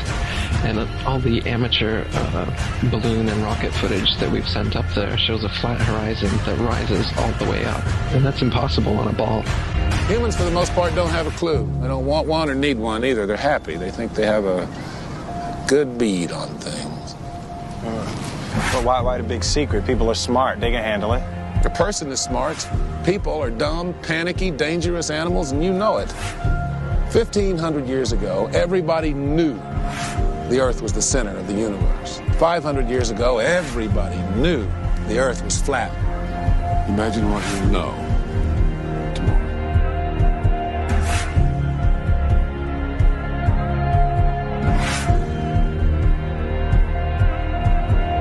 The horizon, for instance, is always completely flat, and you don't feel any motion.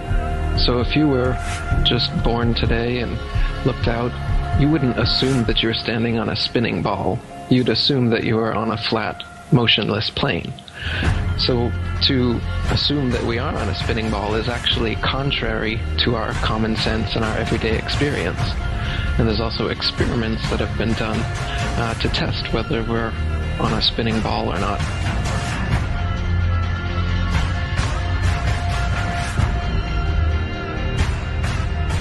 My question was, why, if it's a flat Earth, why couldn't you stand on the coast of California with a telescope and see Japan or Hawaii or something? And I think you know the answer to that. I'll let you answer that. Yeah. You can't see an unlimited distance. The lowest layer is the densest and not transparent. So if you imagine like a hot, humid day, the haze over a road, all telescopes will eventually blur out in that same kind of way due to the air. So no, you can't see an infinite distance. Is the Earth flat or round? It's round. Okay, now let's see. How do we go about proving that? Go to the seashore. Go to a seashore. Watch. As ships sail away, they don't disappear all at once. No, first, the bottom will disappear. See, the bottom of the ship is gone. Now we can see midway up, and then the whole thing disappears. Now, ships came back. They didn't fall off the table. So people realized that the world is curved. I mean, it's a big curve, but it's curved. So, the process of testing claims, the world is flat, the world is round, is what we call science. Now, if you have a claim that can't be tested, that's what we call pseudoscience. Extraordinary claims require extraordinary proof. Extraordinary claims require extraordinary proof. Boats don't disappear over the curvature of the horizon. Boats disappear due to perspective. All you have to do is go to the beach, watch a boat disappear from your eye, and then whip out your telescope, your binoculars, or your high-powered zoom on your camera, and you can pull the entire boat right back into view. Whole mass and all. Yeah, that's right. You think the boat disappeared? Just whip out your telescope, your binoculars, or your zoom camera. You bring the entire boat back into view, completely debunking everything Coy just told you. And here's my video proof. Extraordinary claims require extraordinary proof. Imagine that. You can debunk the curvature of the Earth yourself with just a simple zoom on your camera. Bye-bye, little boat. The flat Earth? Well, that didn't stand up to tests.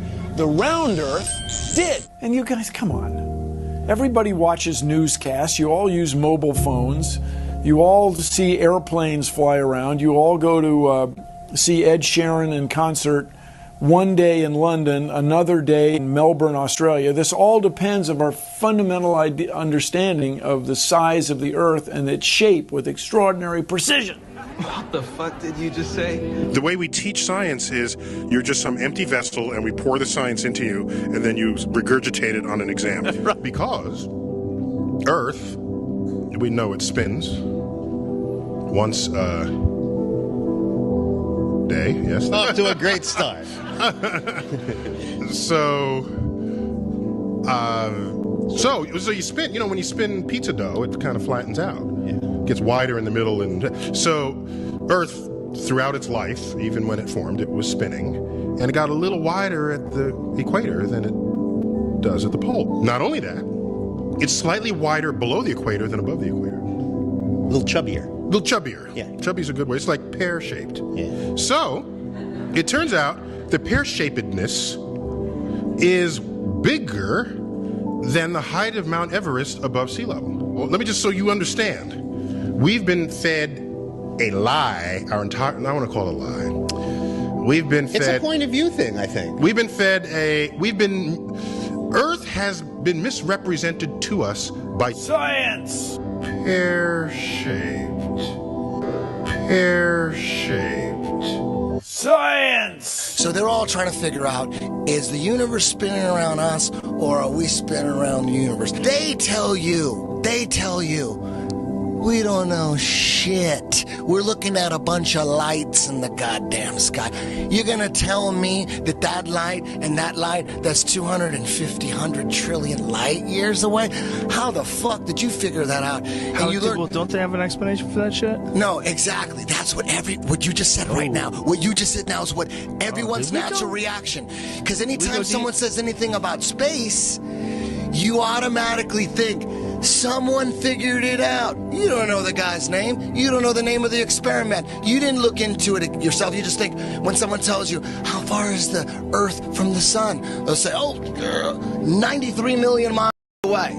Like you just, right. you everybody relies on someone figured that out and someone double checked it. You're going on what you read. And right now, cosmology, they don't know what the fuck to do.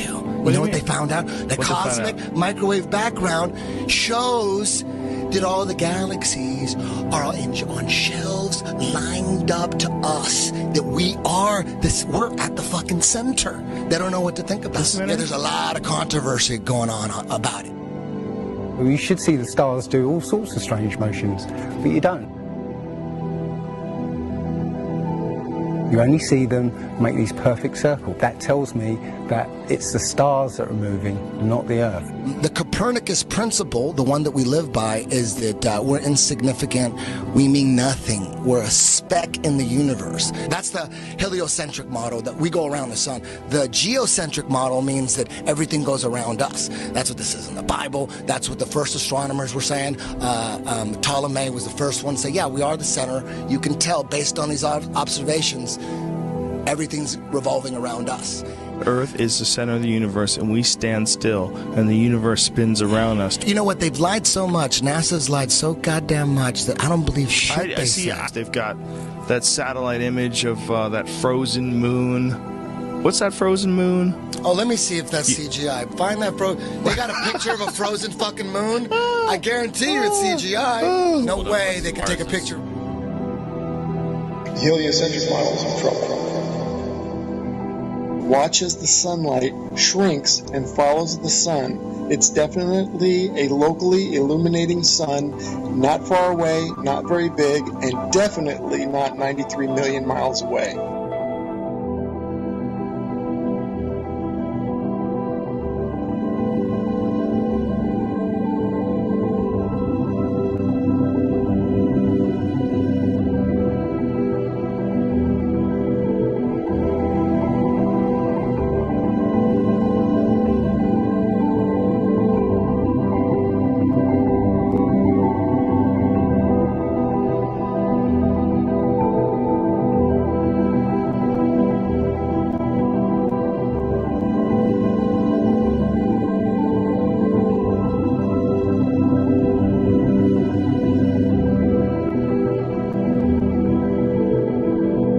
There's a place in Bolivia called Salar de Uyuni, which is a salt flat.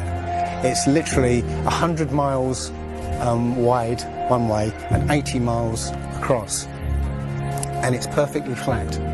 And when it rains, literally you get an inch of water, and it looks like a perfect mirror. Now, how does that happen on a sphere? Yeah, it shows you that, you know, if you're one end of this salt flat, you can see perfectly clearly the other end 100 miles away. So it's just showing you that, you know, the Earth is flat, and without the effect of the waves in the sea, you'll be able to see a whole lot further.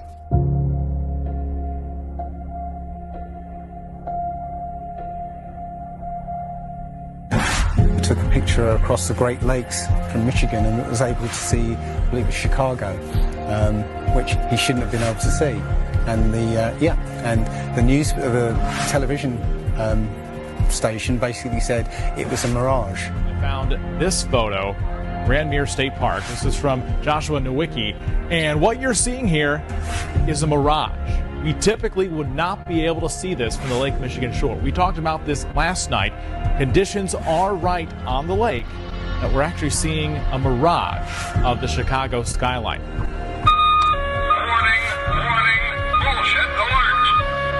Very interesting here. Here's what's happening. This is a good example of a superior mirage. So Joshua was on the Lake Michigan shore. He was looking towards the west, and Chicago's beyond the horizon. Should not be able to see it. However, with the right conditions, we have an inversion. We have cold air near the cold lake water and some relatively warmer air above it. This will bend the image of that skyline back towards the viewer. And so typically we would not be able to see this. This image would be viewable from much, much higher in the sky. They always say it's a mirage, but for a mirage to happen, you have to have very specific atmospheric conditions. You know, it's not a mirage. It's simply that you're looking across a plain.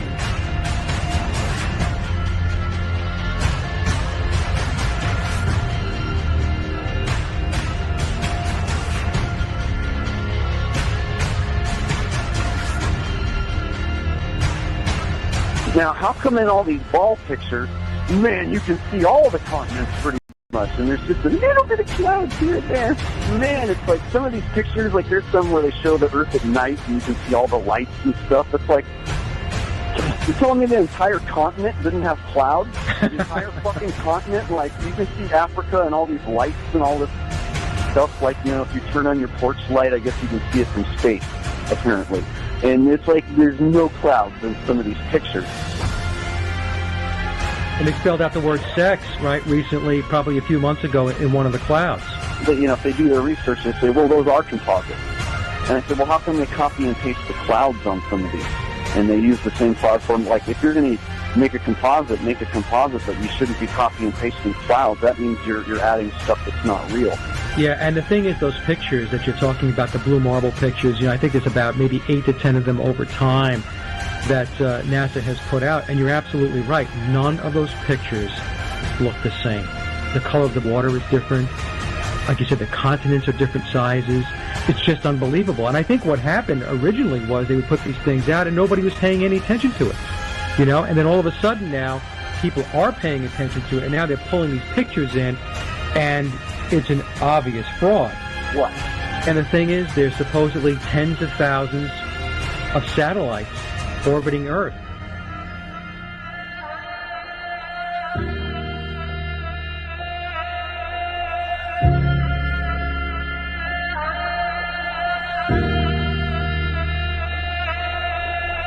We can't get any close-ups of Earth. We can't get a view of Australia with the buildings upside down.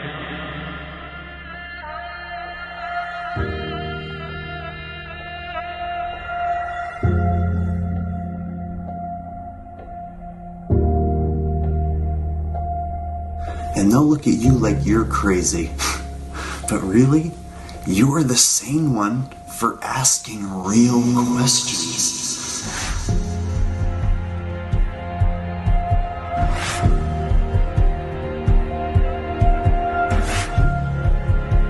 They're the fucking idiots for just repeating school book bullshit. That's how it works. I was taught school book bullshit in public school, and somehow I was able to break free and free my mind. You know how I did it? I watched NASA rockets explode a bunch of times.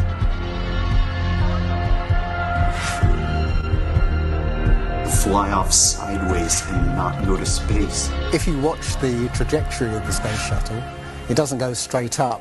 It always goes in a curve and out to sea.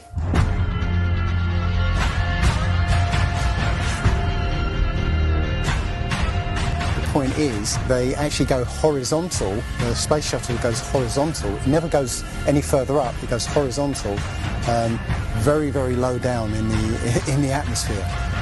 It's still in the atmosphere while it's horizontal, so it never gets any higher.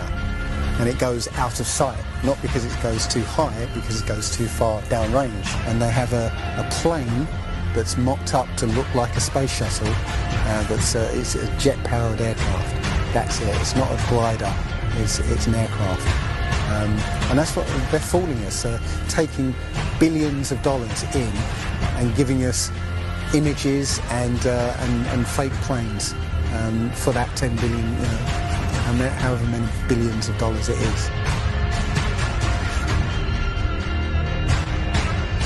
What goes up must come down, and literally we have not ever seen anything that has ever gone up and not come down.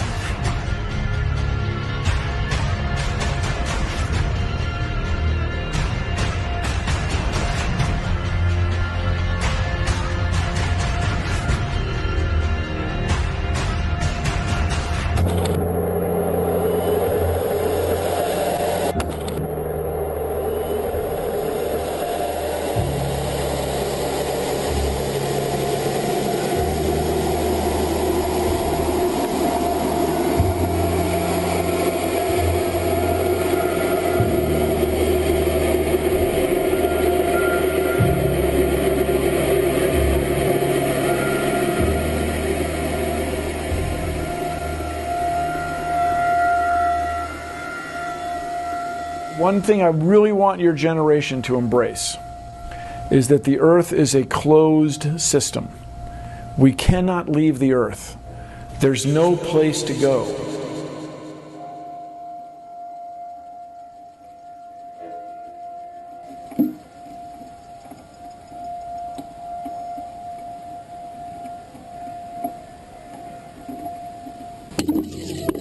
Rockets don't have brakes. It literally stopped. All of that angular momentum from the rotation of the rocket and the linear momentum from flying up just stopped. No, it had to have hit something. What would it hit? If it hit a solid surface, the rocket would have been destroyed, and most likely the camera too, so we wouldn't have the footage, and obviously that's not the case.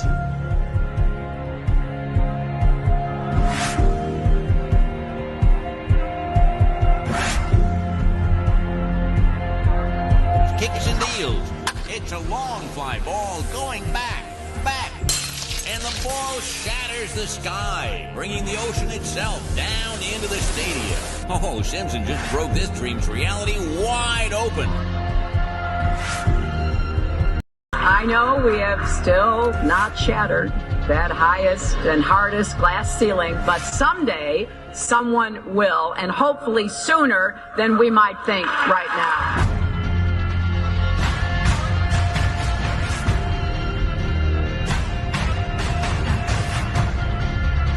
There's no place to go. Although we weren't able to shatter that highest, hardest glass ceiling this time, thanks to you, it's got about 18 million cracks in it. And it may be hard to see tonight, but we are all standing under a glass ceiling right now. People figured out that we were an enclosed system. The more advanced we got, it would be the biggest thought on our minds. That's all we care about. You could make a wildlife reserve 1,000 miles square. All people, all human beings would do is just be knocking on the fence constantly. Why is this fence here? Who built the fence? Why are we in here? And so on and so on. Why do you think that Truman has never come close to discovering the true nature of his world until now? We accept the reality of the world with which we're presented. Earth, yip, Earth, yip. Oh. Earth. If you start here, and you go around long enough in the same direction, you wind up in the place you started from. Yes, Thomas? Why don't we fall off when we walk underneath, Miss Sarah? Because of a force called gravity. What does gravity look like? Gravity is something we can't see, but we know it's a great invisible force that keeps us all here on Earth. It's a natural force that keeps us all from flying off into space. We were always told that the world is flat.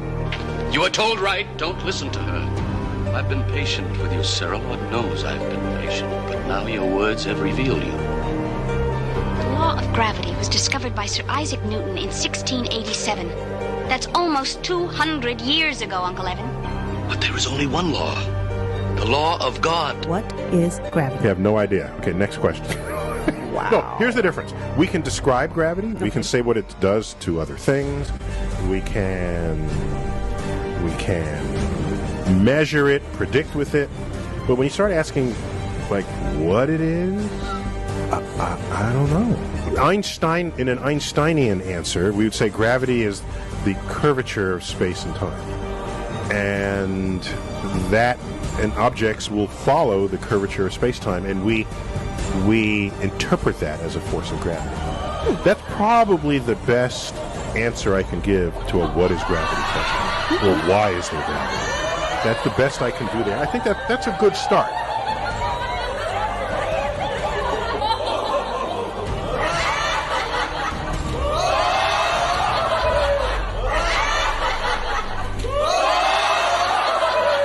The world is round. What? You know how everybody believes the world is flat, like a pancake? Well, they're all wrong. The world is actually round, like an orange. The world is an orange. And? And? Well, that's it. It's a great idea. It's one of my best ones. Yeah, but what kind of orange? Is it a navel or a juicer? What? Look, just sleep on it. In the morning, the idea will come to you again, and you won't even remember where you got it. Get it? Got it. Good.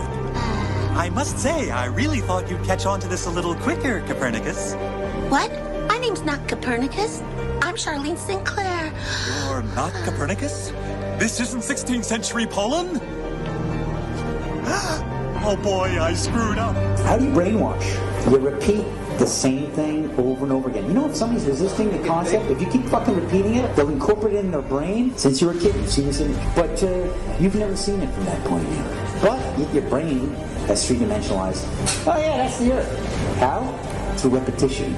Let's just all get on our hands and knees and wait for a scientist or an astronaut to come come along, or Neil deGrasse Tyson to come along and bestow upon us their knowledge. Now, as you can see, this is the evolution meter, and I've put God, the creator of everything, on the right side, and evolution on the left. I won't change my mind, because I don't have to, because I'm an American.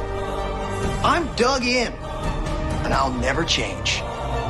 Mac, look, you're wasting our time. You're not going to get us to not believe in evolution. And why is that? Because the smartest scientists in the entire world all agree that it's real. I'm glad you brought that up. Mr. Reynolds, these were all the smartest scientists. Only problem is, they kept being wrong! Oh, this is insane, you fool! I'm a fool because I have more faith in the saints that wrote the Bible?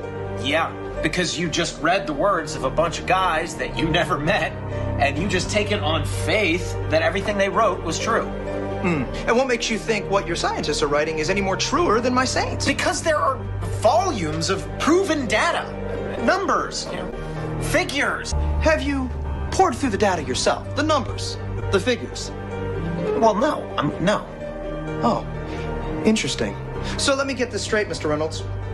You get your information from a book written by men you've never met. And you take their words as truth based on a willingness to believe, a desire to accept, a leap of, dare I say it, faith? Come on. Look, I mean, I don't even know how I'm supposed to respond to that. Like, come on. I rest my case. Matter tells space how to curve. Space tell... Did I get that right? The science community is ignoring a lot of the things that we're looking at, and so normal people are going out and doing experiments. And one of the experiments has turned up an amazing fact that we've not been told, and it destroys the whole idea of this heliocentric system, and that is the moon. Now, you can actually measure the temperature of the moonlight next to the temperature of the shade of the moonlight, and you'll find the moonlight is colder than the shade, the opposite from the sun.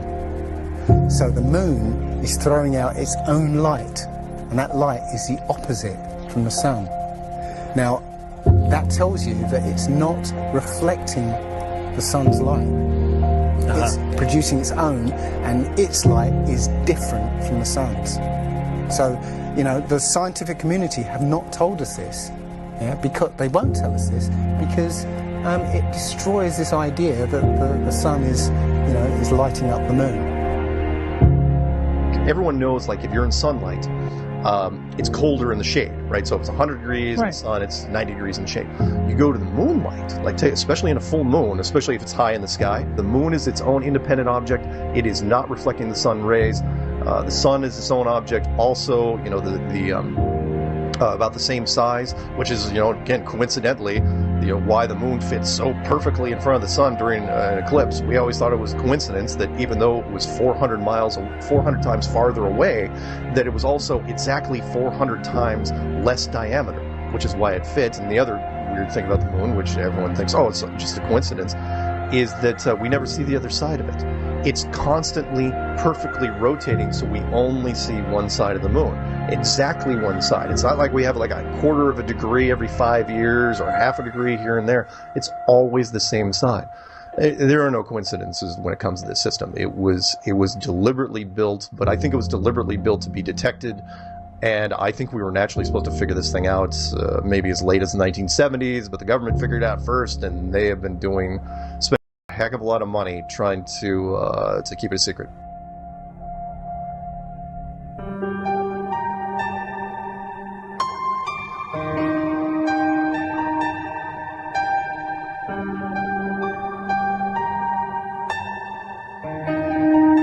When I look at the people who signed the Antarctic Treaty, and all the nations that were down there doing whatever they were doing signed a treaty, and I believe it was 1958 or somewhere thereabouts, saying, nope, nobody can stake a claim to Antarctica, and if you're going to go down there, you can only go down there for scientific reasons under carefully restricted guidance, but it's not a free-for-all. Nobody can just, hey, I'm going to go check out Antarctica and do a high jump of my own. No, can't do it.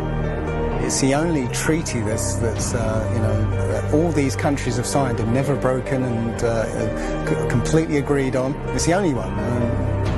What treaty is there that everybody's agreed on? We're being kept away from it for a reason.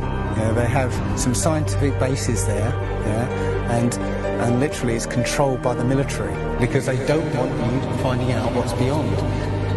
During 3 voyages lasting 3 years and 8 days, Captain Cook and crew sailed a total of 60,000 miles along the Antarctic coastline, never once finding an inlet or path through or beyond the massive glacial wall. So the other question is, well, how come ships don't go off the sea if it's flat? How come ships don't fall off the edge? Well, here's why you don't fall off the edge.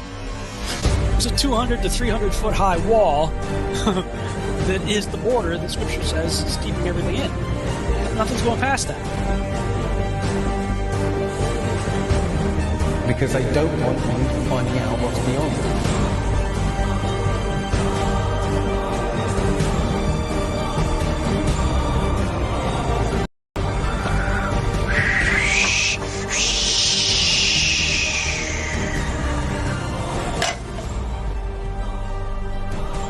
Personally, I think the unconquered south face is the only one worth scaling. It's a 20,000-foot sheer wall of ice, but that's never stopped me before. Risk? Of course I'm aware of the risks. Thank you for your concern.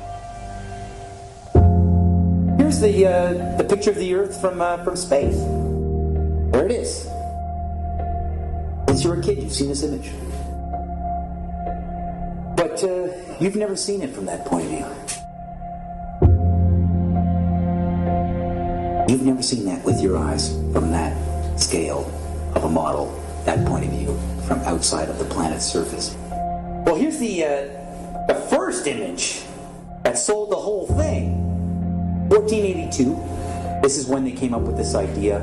We are on that thing. It's a ball. Hey, we should go to the North and the South Pole. We didn't do it yet. It's a fucking ball. Hey, nobody's even jumped up high enough to see if it is a ball. We can't do that. We don't have planes yet. It's a ball.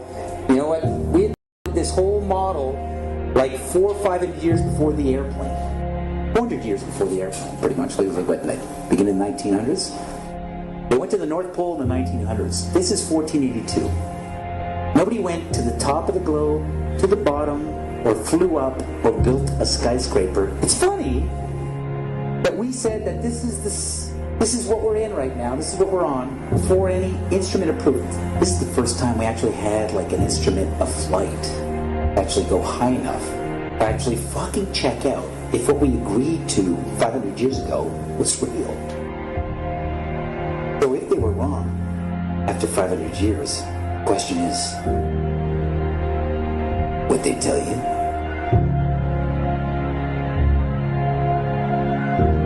Newtonian physics, why objects move on a ball spinning 1,000 miles an hour while it's going 26,000 miles around the sun. Basically the model we accepted right now. The sailor thinks that he's traveling around the Earth this way, when in effect he's traveling around the Earth this way. They began flying it around the world from Abu Dhabi last year, with stops in India and China, then across the vast Pacific. Does running round your neighborhood prove that the neighborhood is round? I was an airline pilot for Delta for 26 years. A pilot's primary flight instrument is his artificial horizon, which he has to be maintained level to keep from climbing and descending.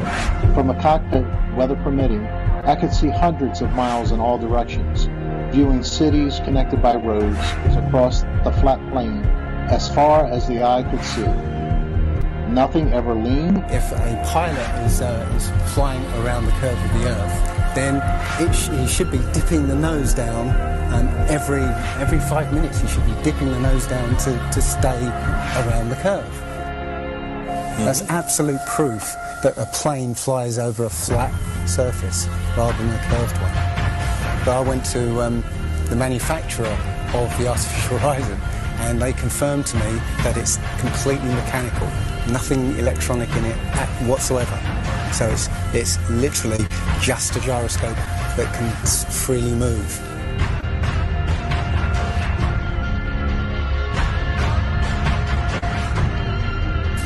right there is proof to me that planes fly over a plane.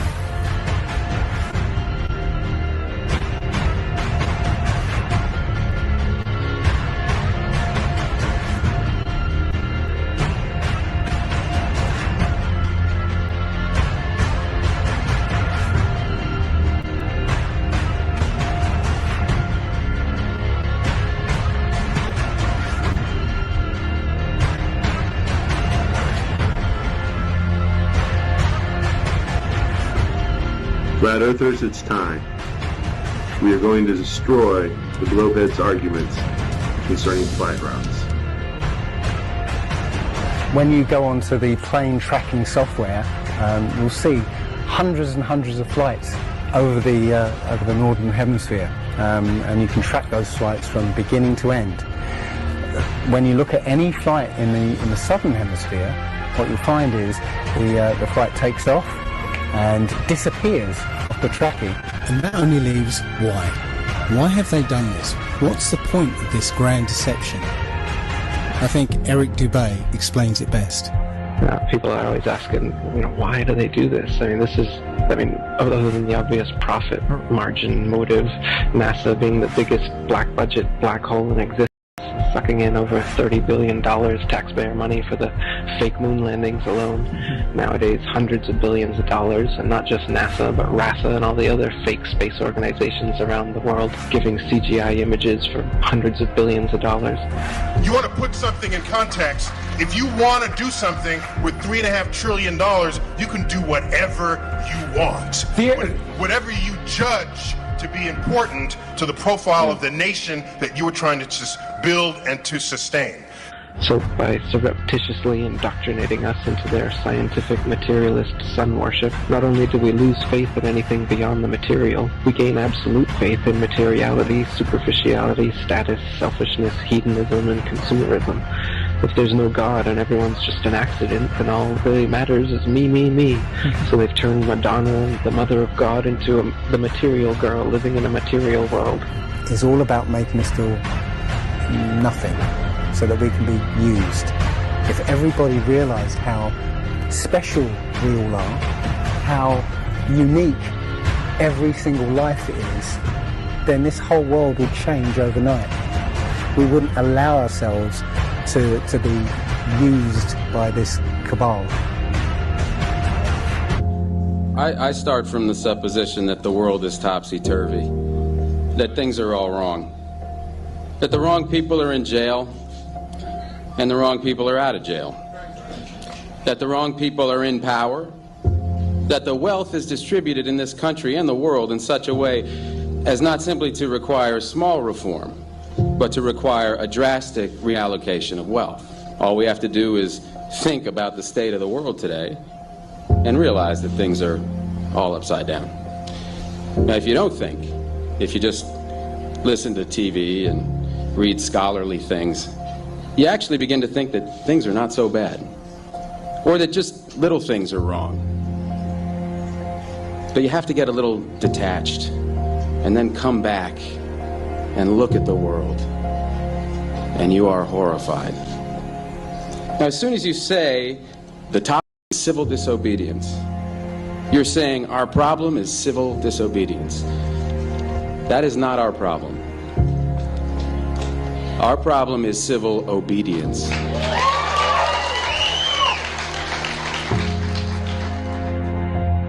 I think all our society is run by insane people for insane objectives. You know, and I think that's what I sussed when I was 16 and 12 way down the line, but I expressed it differently all through my life. It's the same thing I'm expressing all the time, but now I can put it into that sentence that I think we're being run by maniacs for maniacal ends, you know. If anybody can put on paper what our government and the American government, etc., and the Russian, Chinese, what they are actually trying to do, you know, and what they think they're doing, I'd be very pleased to know what they think they're doing. I think they're all insane, you know, but I'm liable to be put away as insane for expressing that. You know, that's what's insane about it.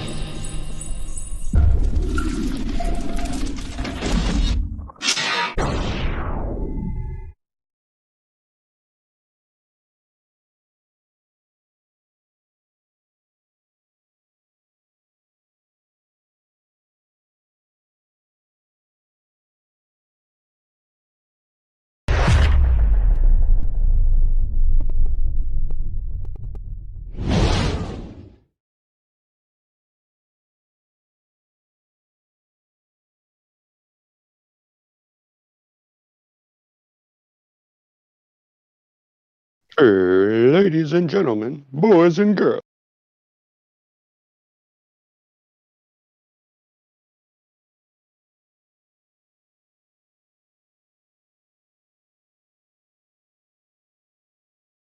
Have anybody in here?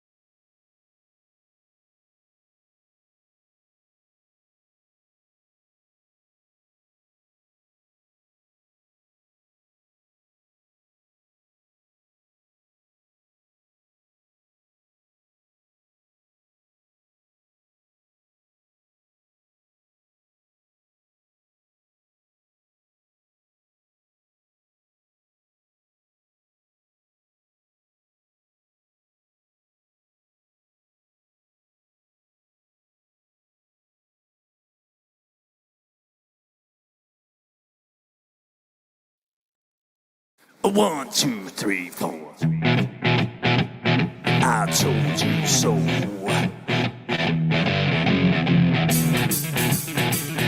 I told you. I told you so.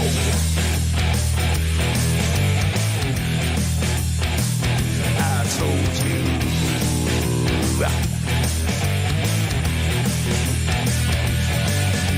Remember when I told you about 9/11?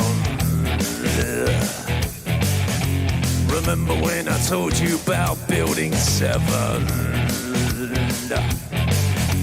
Remember when I told you about the fluoride in the water? Yes, I did. Remember when I told you about the New World Order? Remember that? Remember when I told you about the chemtrails in the sky? Remember when I told you that NASA was full of lies? Remember when I told you about the ultra mind control? Well, I just want to say that I told you so, yeah.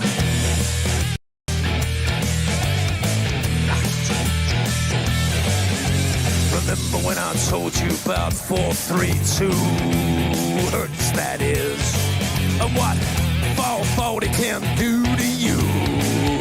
It hurts my ears. Remember when I told you about the vaccine agenda? Yes, I did. And that Michelle Obama is a transgender. Yes, he is. The dinosaur fraud, the climate change scam, and yes, Sandra Bullock is also a man. Remember when I told you that there ain't no globe? Well, I just want to say that I told you so. I told you so. I told you so. I told you so.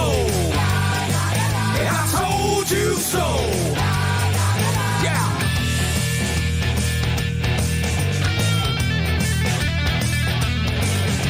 Remember when I told you about the TV flicker rate?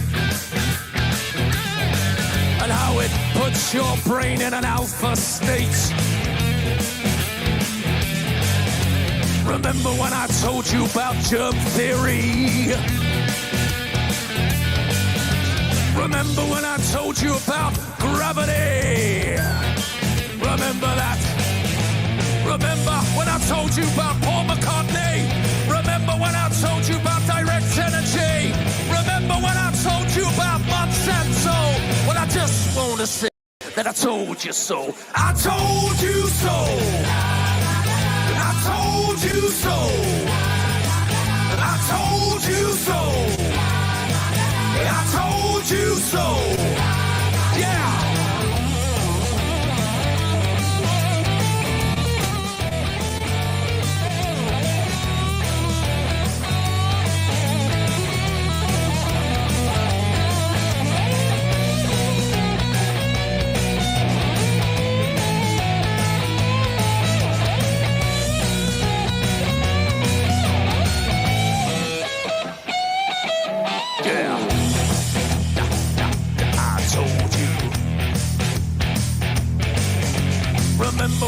told you about the mainstream media. Your so-called celebrities and pedophilia. Remember that child trafficking and adrenochrome. Remember when I told you about the Georgia Guidestone? Remember when I told you about the false flag operation? Remember when I told you about 5G radiation? Remember that I told you that? Well, I just want to say that I told you so. I told you so. I told you so. I told you so. Yeah, I told you so. Yeah. But you didn't listen. I told you so. I told you so.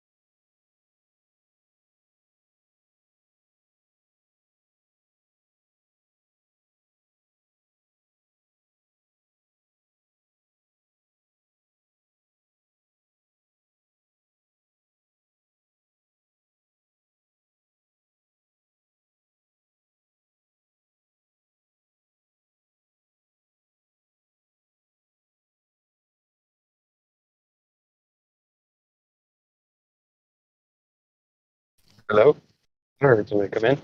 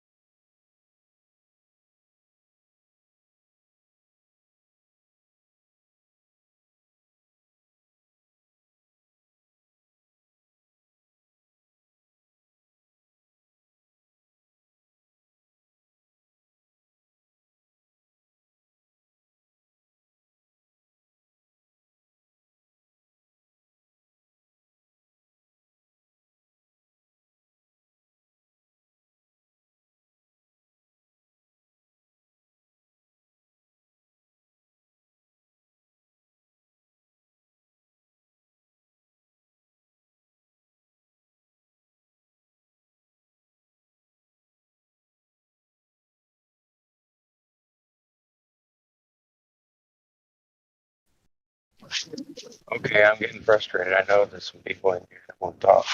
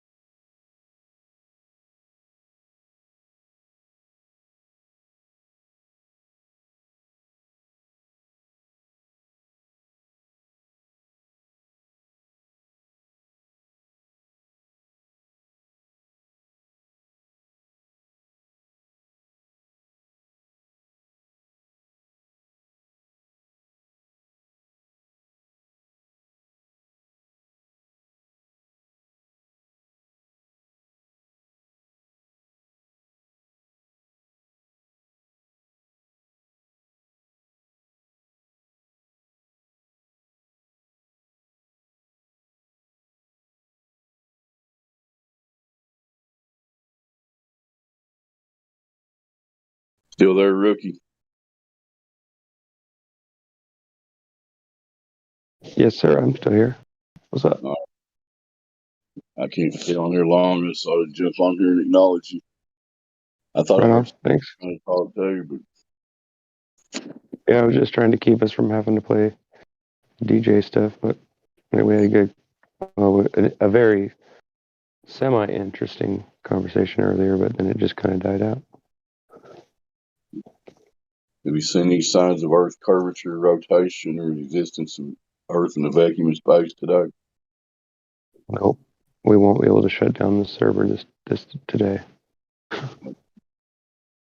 Sorry, guys.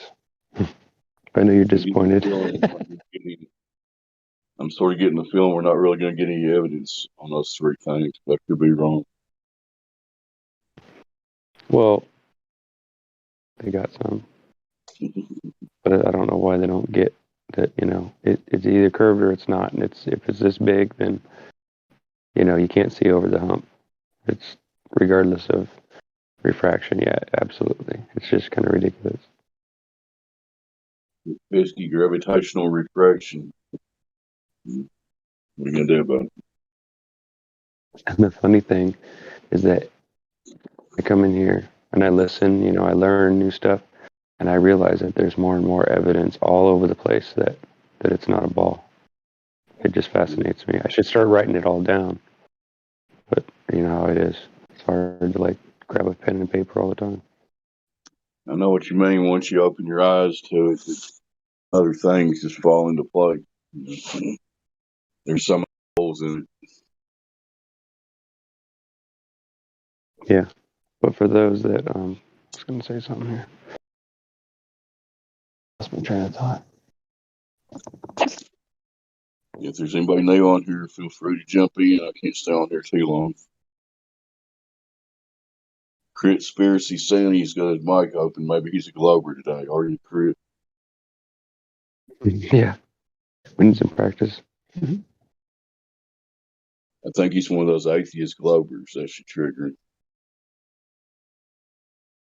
That'll do. He must not be near his mic. Guess not. Anybody else want to talk? Who just came in? Or who just opened their mic? I guess Chris not there. Yeah, that definitely wouldn't trigger Mars 2 seconds. Oh, I take that back. Crit is not a atheist Glover, so I was just joking. Of course, just get their attention. There's some chatter in the live stream text, voice text channel, but I don't know if we want to bring the conversation in here or not. No, probably not. What are they talking about? I think it's something, I don't know. I think it has to do with two people's argument against it, or somebody don't like another person, and so I don't want to, it doesn't need to be on here. Personal Yeah, shit on I the know we have live. way too much of that. Yeah.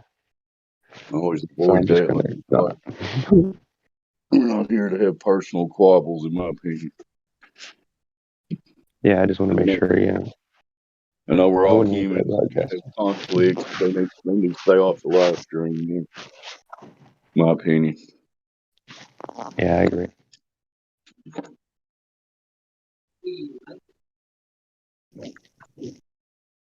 Anyway, for anyone listening out there, we're here wanting some proof of the globular object that everybody thinks they live on. And it's looking very doubtful that this object exists, in my opinion.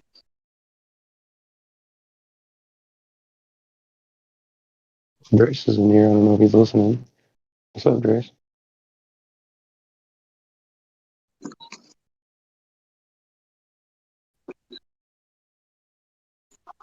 I feel like I'm bothering guys, but I'm trying to just fill in the gap here. Yeah, that's why they call me Dead Air Dave. I usually jump on here and try to fill in a dead air. Yeah, I would have to be careful with that because I'll end up philosophizing and pissing people off.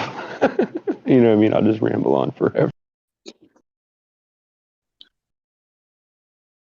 You could do something stupid like go get a book and just start reading it. Like, yeah, I could probably do that. I'm pretty good at reading. But I was thinking about if I had the ability or if someone could teach me how to pull songs up and all that and where they're at, I could always DJ in the middle, like when there's really no chatter.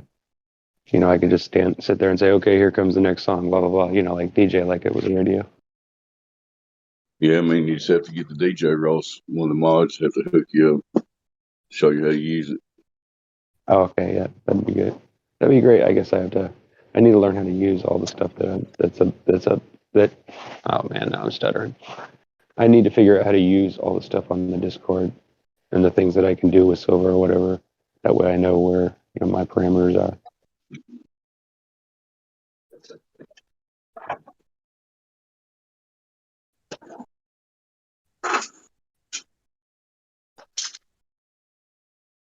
Yeah, I've been a Silver for a while, so basically the only thing I know to do is I can go to Big C Chicky and unmute people or mute them if I have to, but then I have to get a mod to give them the VC verified. So. Yeah, somebody kind of went over that.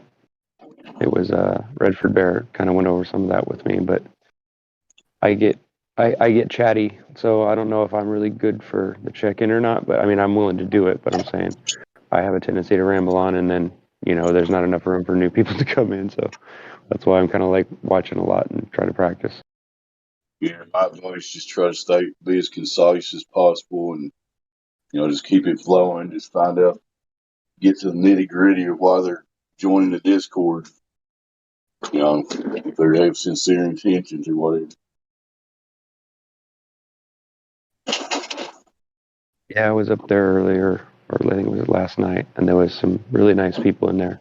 Some interesting people that weren't quite sure yet what they believe, but they were curious and they were serious, about all that. It was so we ended up getting into this conversation for like 15 or 20 minutes, and then like, you know what I mean? We had to break it up, but it was an interesting conversation with somebody that's willing to talk and listen and think and, you know, have a grown up conversation. You know what I mean? Get those down to the live stream. I know what you're saying.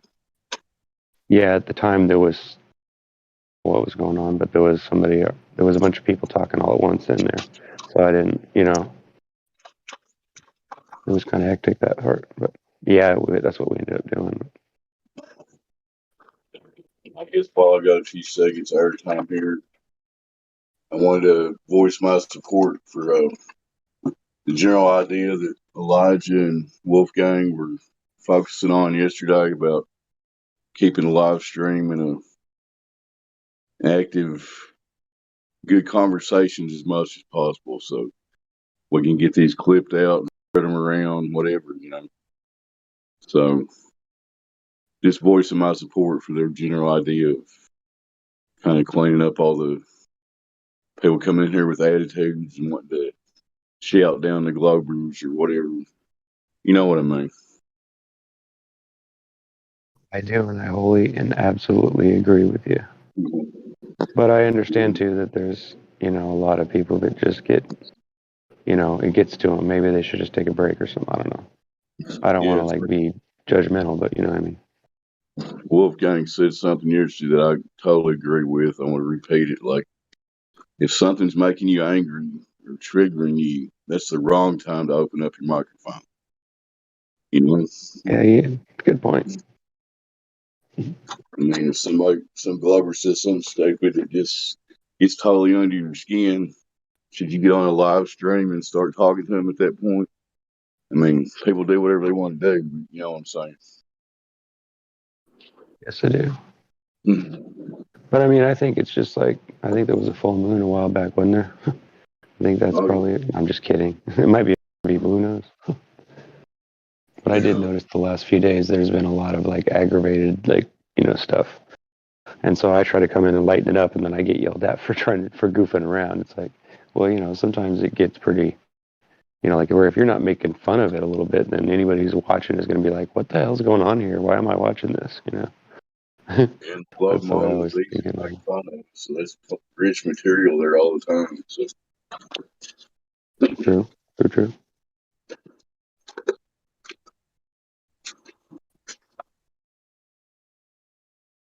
So for anybody listening, this is a 24/7 Flat Earth Discord live. We're here pretty much 24 hours a day looking for evidence of the globe. If you'd like to join the conversation, click the link. You can find it on YouTube or Discord or any other platforms they're broadcasting on, which I may not know them all.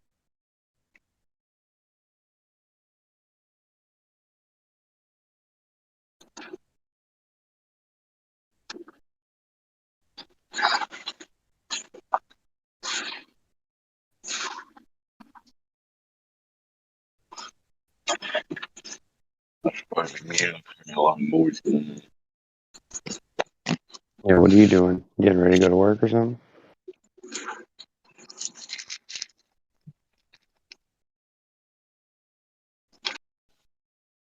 Yeah, I'm going to work in about 5 minutes. I see. Now I Good work calls, for myself. man. I have to go visit my daughter. Yeah, right on, yeah.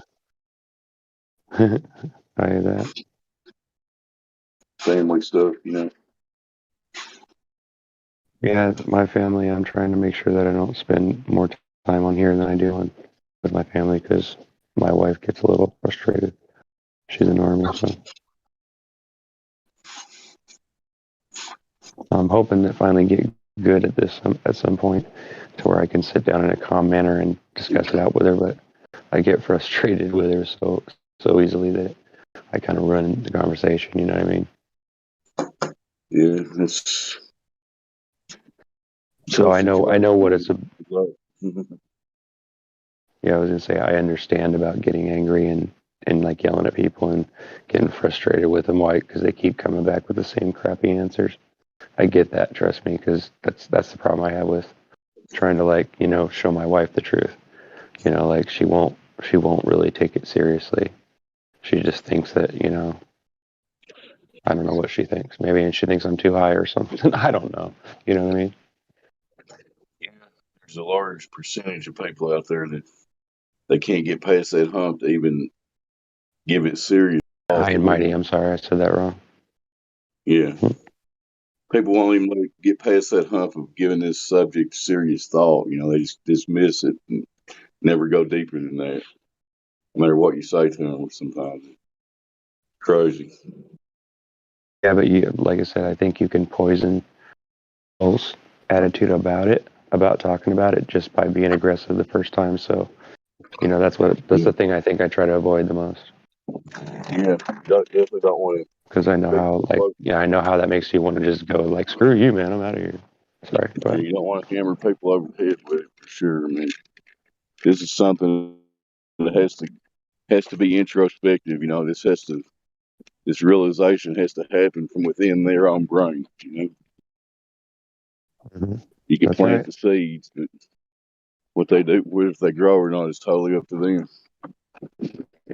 Absolutely, yeah. It's interesting how that kind of works out, right? Yep.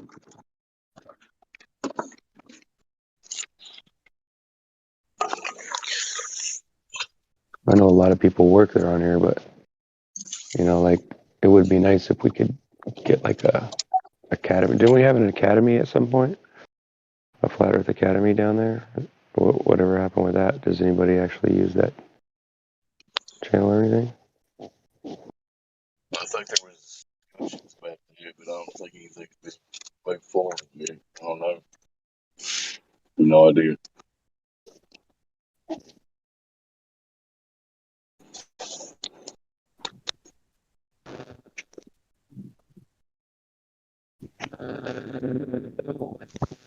Was that you? Is somebody trying to talk? Shit, I thought I was muted. I was getting in the car. Oh, okay. No, it just kind of went zzz. It sounded like a, kind of like a roboting or something, like somebody was trying to talk and we couldn't hear it. I don't think it was you, but I could be wrong.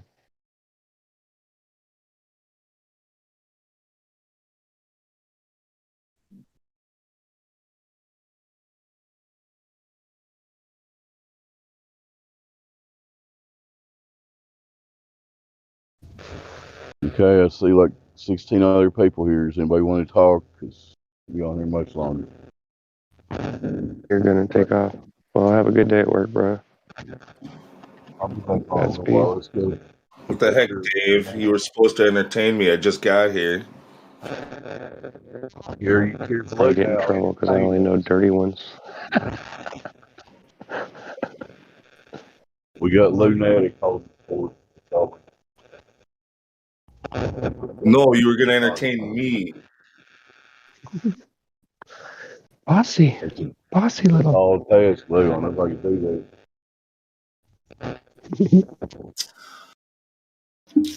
that. You're taking off, though. Have a good one. So did the Packers entertain you last weekend? Oh, dude. It's funny because you made your prediction and you could right away. I was like, yeah, that's most likely what's going to happen. Yeah. That's what happened. Always. Yeah, Aaron Rodgers can't. I don't know. He just can't make it happen in the playoffs. He does great, leads the team great all season long, but then in the playoffs, fail. Yeah, well, he can't do nothing about the punts. Ain't getting one block. So what are you gonna do? Yeah, that wasn't really his. That wasn't really his fault here, right? Yeah, the block punt and a blocked field goal. Not much he could do about that, of course. Yeah. We all get back to flat Earth. I'll check in later. Peace. Later. Have a good day. What's up, Blue? Not much. Just I was supposed to get my new bindings 2 days ago, but they were delayed down in the Chicago area. They should be here soon, though. Now today, So I'm excited to get those finally. I want to get them. I'm hoping it comes sooner than later so I can get them on my board. I had plans to go boarding tonight with a friend. But if it comes late, then I don't know. Because I got to to get the cheaper prices on tickets, I got to pre-order them online and all that stuff. So hoping they get here soon. Right. Yeah, otherwise you get there and then you can't get in line because there's not enough. Yeah. I know the resorts can get full easy, especially when it hasn't snowed well and not a lot of rain precipitation in a while. Yeah, around here it's been... Or at least around California, sorry. Yeah, around here we haven't had much snow, but it's been plenty cold. It's 5 degrees right now. So nice. Yeah, I was going to say, it's kind of funny how even though water seems to expand and kind of, mound up slightly when it freezes, you notice that puddles pretty much freeze flat. Other than that, you know what I'm saying? It's funny how many things are flat. That kind of gives you that sense of... Yeah, I mean... Not that it's evidence, but, it's just, you know what I mean? It's logical. It fits in the conversation. And when, you're cognitively thinking about it, it fits into that, argument. Yeah, you can definitely... you can pretty much... You can turn almost anything into a flat Earth conversation if you want. That's absolutely true. I never thought about it like that. To remember that. Almost anything. Don't be weird with it. You're just you do that too much and nobody's gonna want to listen. Oh, yeah. Yeah, but there's times where you can throw it in there and, keep a conversation going.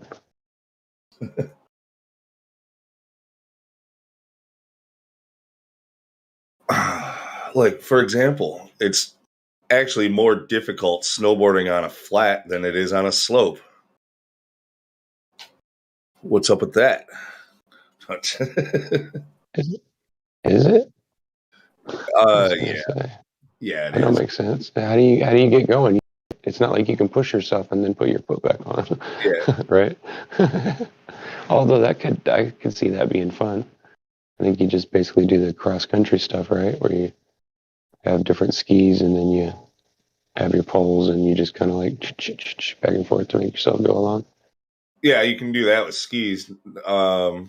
Not really so much with a Well, you kind of have to if you're on a hill, and you stop moving or whatever, you kind of have to do that, don't you? Kind of have to walk back over to a place to get away from trees or whatever. And so you got to learn how to walk in skis too, right? Right. Skating, basically. One thing that's kind of cool that I've seen recently with snowboards is they have what's called a split board. So it's it's a snowboard that you can split in half and then wear it as skis. Good for hitting backcountry and shit like that. Yeah, where it would be nice to be able to just walk in the snow. And yeah, I gotcha. Yeah, if you gotta cover some ground or whatever, where you do have to push skate like that, or you can use them. You can use it almost like snowshoes. I swear my cat is so funny. He's either got, I don't know whether it's had fleas biting him real bad or whether he got in a fight. I think he got in a fight. The top of his head has scabs all over it, like something bit him and bit down on him a couple times. And the inside of his ears, he's got some scabs too. But it's funny because I start rubbing his head, because I'm sure that's got to be itchy and stuff, but he can't scratch it because he's a cat and he has claws. So I rub his fingers and now he's holding my finger with his claw and he licks my finger and then he starts pulling his paw to pull my hand up over his face, so I'll rub him. It's so cute. Wish I could show it to you. It's crazy funny. It's funny. My phone out of my hand too. He's like, "Hey, pet me, pet me, Dad." Yeah, that's something dogs do a lot, where they're try to tell you where to put your hand. No, over here. Don't see that so much with cats. I've always wanted to have a pet pig, like a potbelly pig, because I've heard that they're really, really smart and you can train them to do things that most animals can't do. But of course, I don't live in an area where I do that, but I've heard that they're very, very intelligent, like as smart as people sometimes. I don't know, those little ones. I've heard of people having them in their like New York apartments and shit. Well, I guess if it was one of those like baby ones that stay really, really tiny, small, I guess it'd be different. But I can imagine what the guy downstairs would be thinking. Be like, what the hell's all that damn clack, clack, clack, clack on the floor every time you move around? It's my pig's hooves on the hardwood floors. Sorry. He gets excited. Yeah, sorry. Yeah. Satan came over yesterday, so we had a goat. Yeah, the goat came over. There you go. I was teaching him how to fetch. Mm-hmm.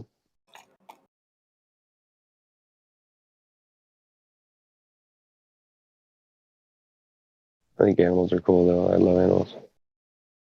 Animals know the Earth's flat, The birds know. They have to know, right?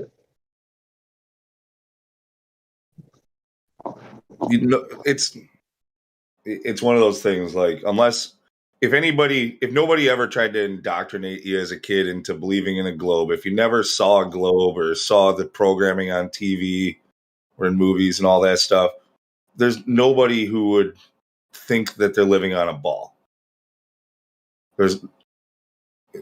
Your first instinct is that it's mostly flat, like, yeah, there's hills and stuff, but when you get a vantage point, when you climb a tall building or a tall hill or a mountain and you look along, like, you can see that overall it's flat.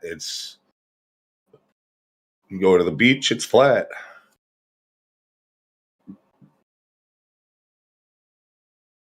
Yeah, that's one of the ones that I always bring up first is like, you've been to the ocean, right? And I know people that live right here near me, and I'm only like 40 miles from the ocean, or maybe 30 something.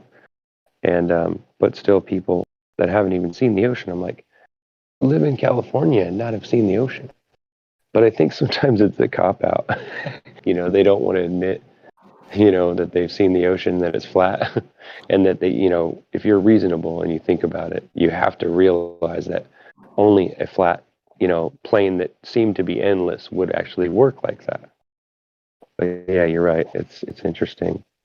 I mean, people's reactions and all that are. I grew up. I live in near Lake Michigan, and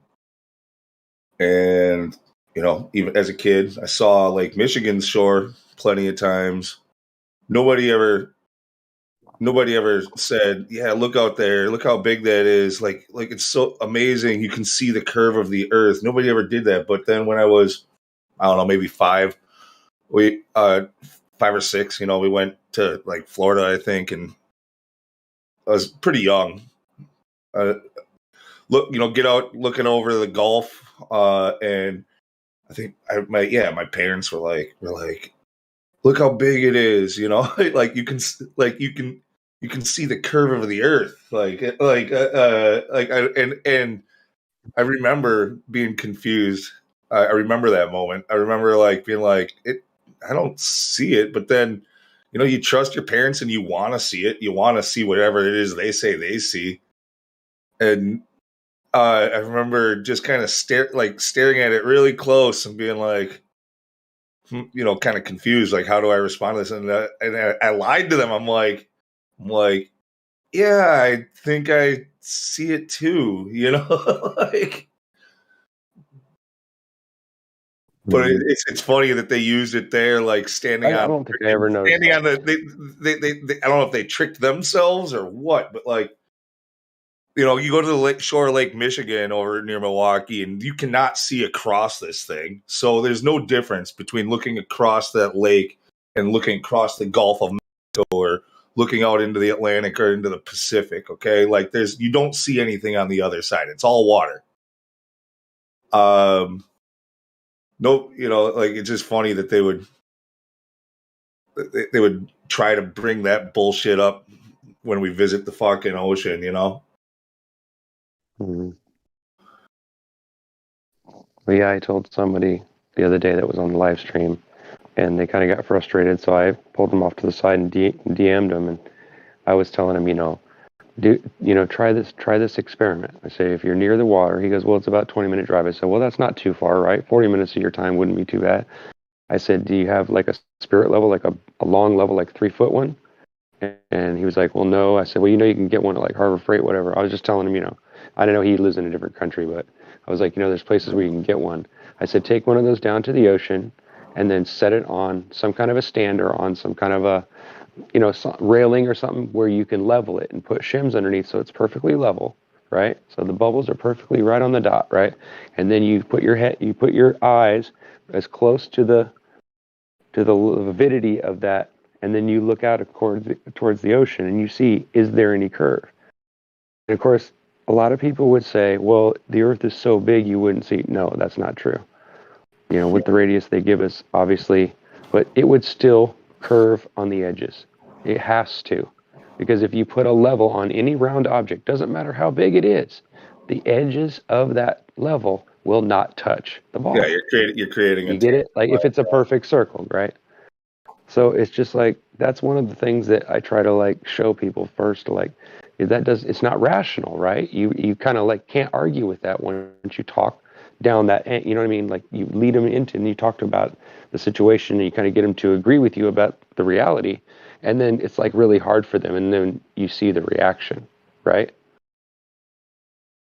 Well, a smart ass Glober would tell you that the problem is that you used a Harbor Freight level. That shit can't be accurate. Yeah, of course. I'm just kidding. Home Depot, but okay, whatever. I was just saying, you don't go to Harbor Freight for about precision. You don't go to Harbor Freight for precision equipment.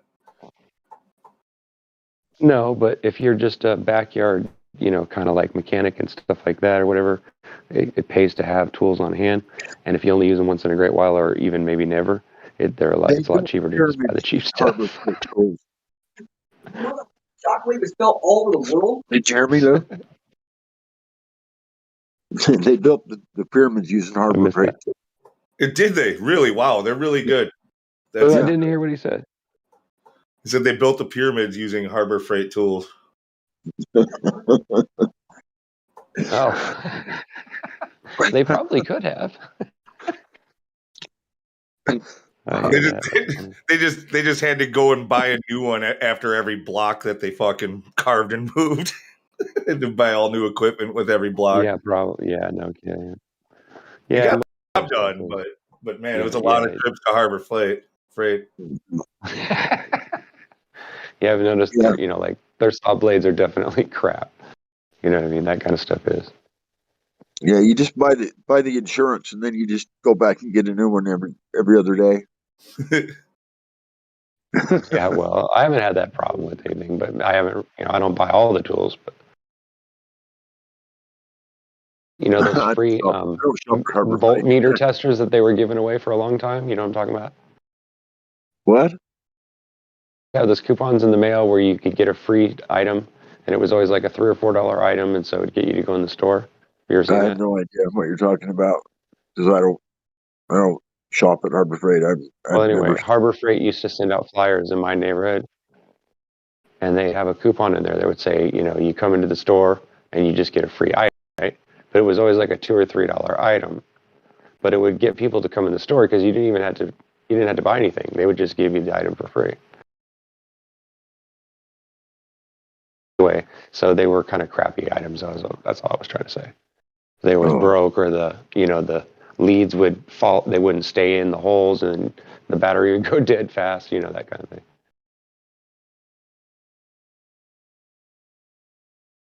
I know I took too long to explain that, and I just kind of ruined it. No, you didn't. My bad. Problem with what you just said, brother. You quit doubting yourself, man. You communicate to his client. Yeah, we're used to people being long-winded in their explanations. Don't worry about it. Like almost everybody here does it. I know, but I have gotten snapped at because I was talking over people, and like when they're dead. But yeah, I hear it. I think I know how to monologue, at least a little bit. Can't keep up with Lou though. That guy's long-winded, boy. Try to keep up with him, you'd end up suffocating. No.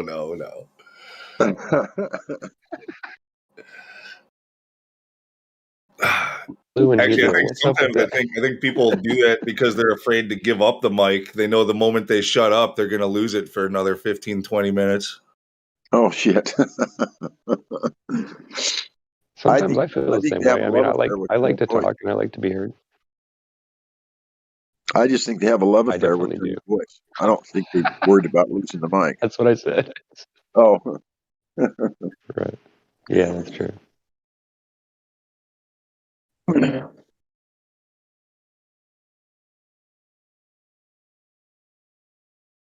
I actually blame the Brits for being too the most long-winded. Sorry, Brits. You guys are terrible at that shit. They'll tell you they're almost finished just to tell you they're almost finished. And they'll say it in a roundabout conversation that gets people to come talk, huh? I'm sorry, I didn't mean to cut you off, bro. Yeah, I said it, and they'll say it in a roundabout way too, to tell you that they're almost finished.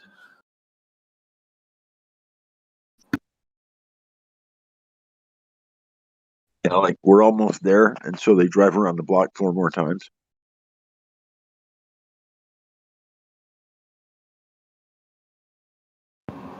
Maybe it is because of their roads that they do that. It's just the way life is. It's part of culture with all those roundabouts. Yeah. Oh, fuck. We didn't have roundabouts around here till about 10 years ago. I mean, we did on the freeways, and I guess, but now we got them all over down through the neighborhoods and everywhere. They took out the stop signs. They're putting them up all around the country. We got a ton of them that have gone in around here over the last decade or two also, but I do kind of like them better than stop signs, though. Yeah, it keeps as long as people know how to use them, it keeps traffic. Yeah, that's the problem. But most people don't know how to properly use them. They try to race you through the roundabout to edge you out, so you have to stop instead of creating a gap to let you in, or you're supposed to time it right and shit. And but people don't really do that. Yeah.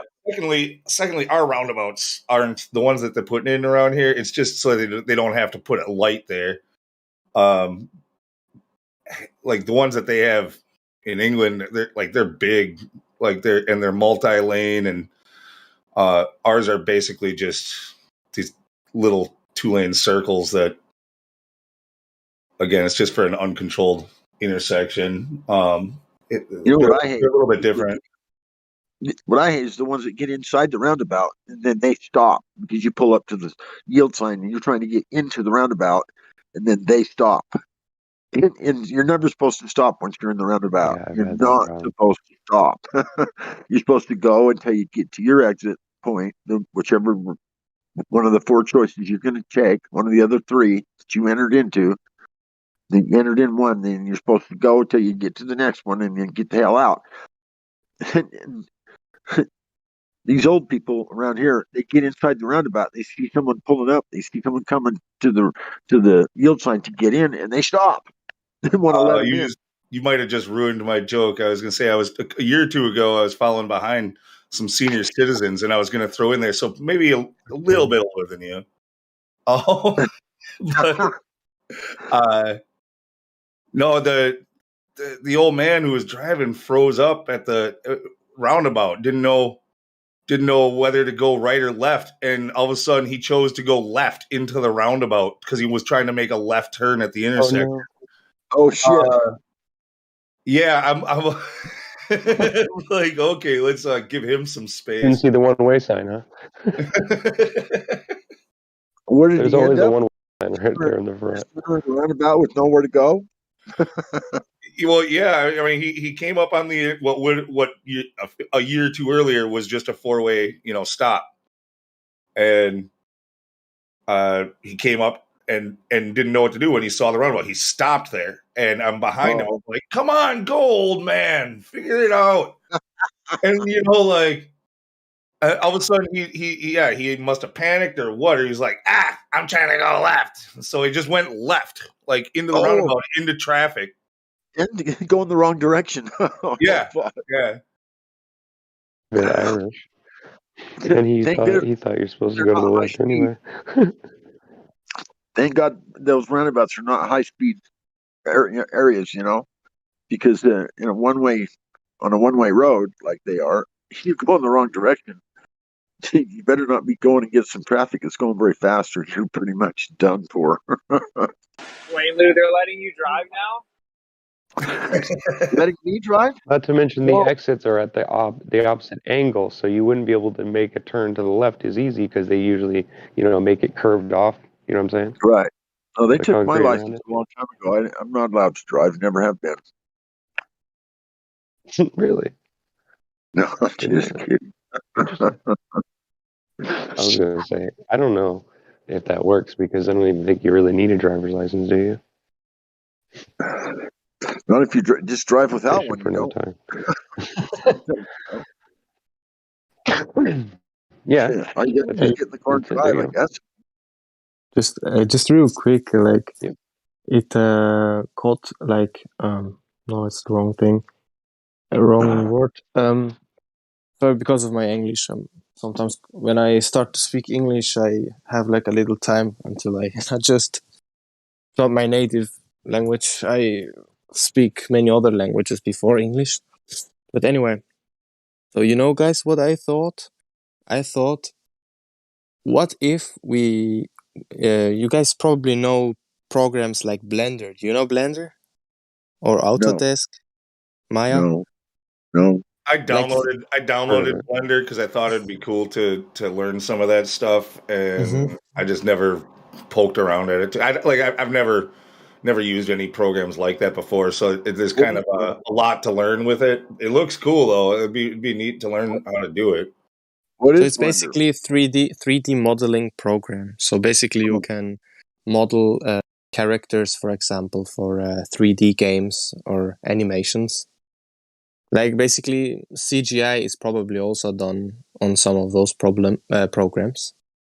But my question would be like, have you guys ever thought like taking basically the whole world as it is, with its size and everything that they are telling us, like the globe model, and making like virtually, and then zooming like out of it in that altitude and trying if it would look the same as if we see on those high altitude balloons, or if it would look very strange. So basically with that you could prove that if we could virtually speaking go high enough without flying with rockets or whatever, we could in the virtual world we could see that how we see it with the high altitude balloons, that they don't match up, like they are not even. Maybe one could do this experiment. I myself, I'm not very good at those programs 3D, but maybe one of you guys have used such programs or know how to do it with all the like data and stuff. That would be an interesting idea to see what it would look like. I'm pretty sure people have tried to model it, have done it.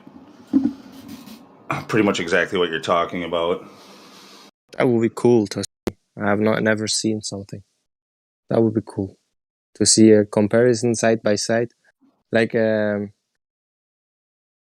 saw it a little in this, you guys know ODD TV, and I think in the first minutes or somewhere, when it comes to observation, you can see a little animation, like how when you would go up on a globe Earth, it would not look the same as we see it with high altitude balloons. So maybe my question has already been answered this way. But So sorry for the whatever. And basically, it already exists. Yeah. Well, a lot of globe proponents admit you wouldn't even see the curvature from 100,000 feet. So, like, I thought I heard the fucking frying pan guy. I heard frying away, and I'm going, I don't think that. I heard frying. fried food. Wasn't. God. No, I'll turn it off. Be a hot micing again?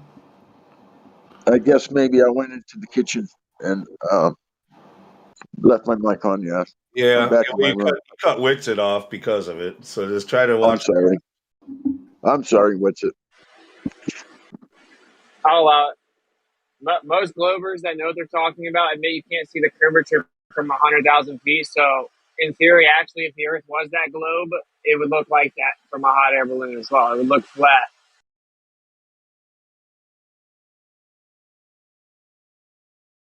Tyson said you couldn't even see the curvature from 63 miles up. Remember that? Yeah, you can't see the curvature from 252 miles, according to the guy who runs the world's biggest planetarium. Yeah, and then another guy, Tyson, said 250 miles, and that math is actually right. You actually wouldn't see the curvature.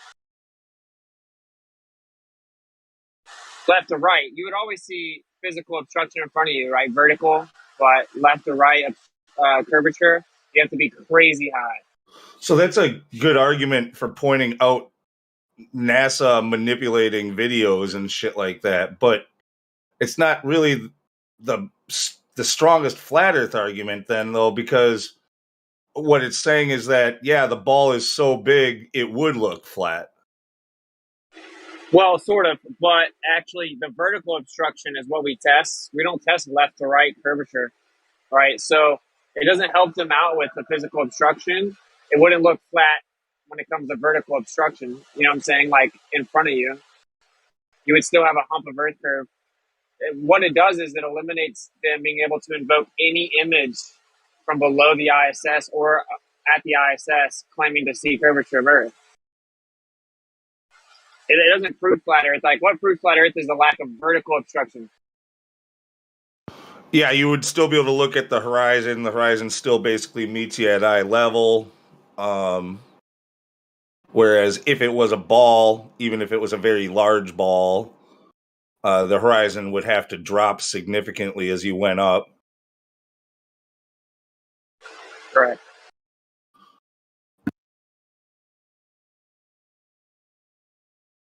And of course, a big part to add is that the horizon rises towards eye level, right?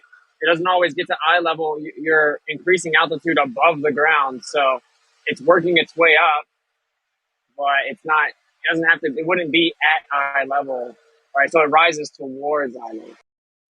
I always forget the command for the meme, but we have the one in the bot where it shows like kind of like whoever that was talking, where it was like 3D modeled, and we have like a grid, flat plane simulated with like a hot air balloon going up next to a ball, one that's a hot air balloon going up over a ball with the grids on it, and it shows you the difference of what it would look like as you went up. Wish I would remember the command for that. I think that's one of our better memes for demonstrating. Yeah, I was talking to some Globers yesterday about the stellanillion, and they say that it's refraction, and then they say that the sun and the moon, before it gets to 90 degrees in the sky, it's always just the apparent location. You never see the actual sun or moon. It's always refracted. Wow. Hey, yo, guys. So again, That's what had brought me into. Hey, so this is what I think. Since we already know what they believe the size of the Earth is, and we know on average how tall a person is, we could model a person, and then let's say, and then make the same relation, like in terms of size, like 1 to, I don't know how much it would be with the Earth, maybe 1 to 80,000 or 17,000. I'm not exactly sure, but we could do this, and then regarding to the height, yeah, it's not that easy, but basically we could do like you guys know metaverse or something. You guys know this, like this, the same thing with just with a flat Earth and a globe Earth, and then try to like simulate a high altitude balloon, or even something that goes higher up than that. So we are right now we can only do with high altitude balloons, the highest we can do amateurly speaking. But it's something like, even if we could go with that camera even higher than that, and then see and if it actually, like, we don't even have to go higher, although, and then if we could see that it's the same like we see on those high altitude balloons who are not with fisheye lens, by the way. So if we see that it's the same on a globe Earth, then maybe we had to then maybe this is not enough. But if it's the same, then Hey, why do you need to complicate so much with high altitude balloons when we have ultra high precision linear encoders? So in 100 meters, you would have like 0.2 millimeters of curvature and vector divergency angle. So if you line up two plumb tools apart from each other, yeah, you can measure if they are parallel or not using precision linear encoders. The most precise linear encoders are like 65 nanometer in 200 meters. Precision positioning. Yeah, of course, you could just calculate it with I You already don't need know to calculate. all those things. You don't need to calculate. You literally measuring. How many nanometers are in 0.2 millimeters? 0.2 millimeters. Yeah. Well, I'm not so sure. 200,000 nanometers. Yeah. And your margin of error is 65 nanometers out of 200,000. So it's a huge margin of error. It's like, if so small, you don't perceive it. I got you. Like it just from the observations itself, like all those experiments, lasers, etc.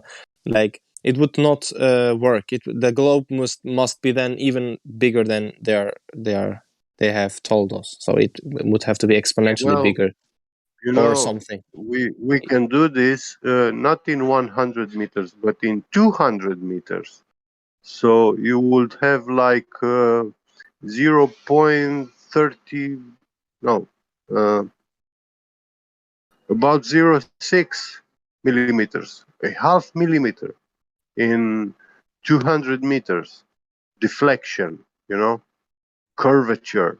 And according to that, you have a downwards vector change because it's divergent from the center of the ball. But if you find that those plumb tools to be perfectly parallel, then I say we have a problem. The down vector in one position of the sphere cannot be perfectly parallel with the down vector from a different location on that sphere.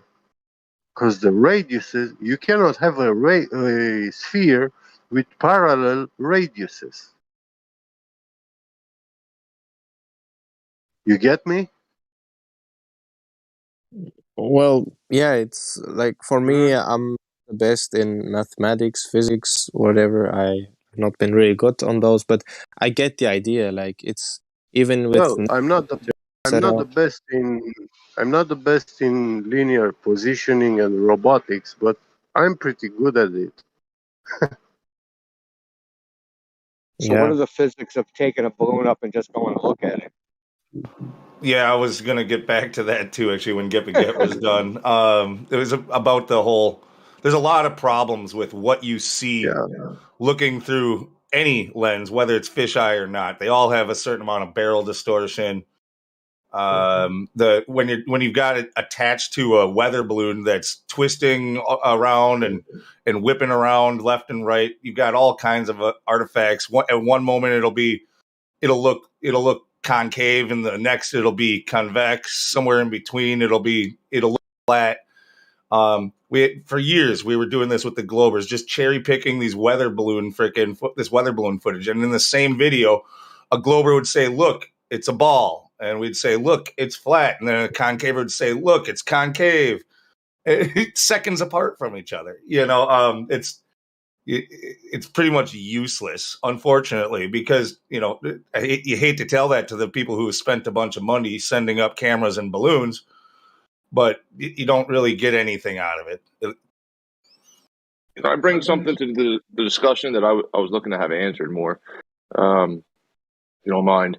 So Can I finish like what we were saying though? Oh, sure, yeah. Okay, so when you go up, high, right, it's colder and it has lower air pressure. So when a camera is designed, it's designed to have a focal length for standard atmospheric pressure. So when you go up higher and there's less air, the relative refractive index of the outside the lens versus the lens increases, and you get something called petrol curvature. So this isn't my opinion. This is when they design high aerial photography equipment for aerial photogrammetry. They fly planes and they do surveying from an airplane. They have to take this into account, the temperature and the lower pressure. So you have to have a camera designed for that environment. You can't just throw up any camera.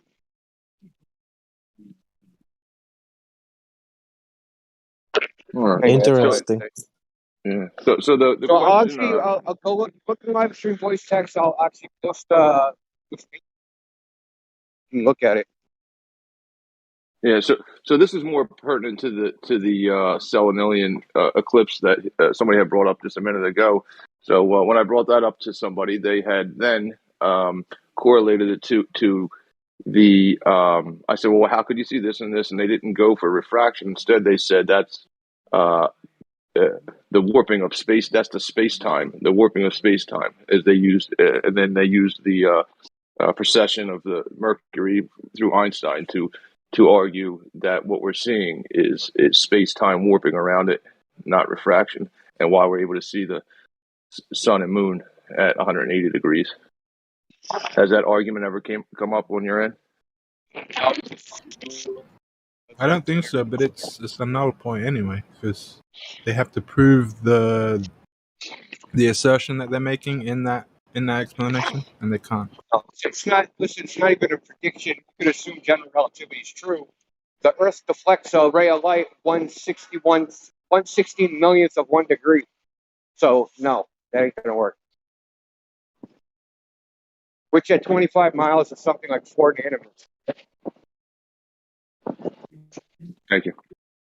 So what did that be at, like 40 feet at 325,000 miles?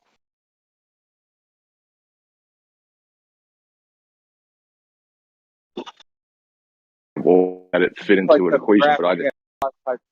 Sure.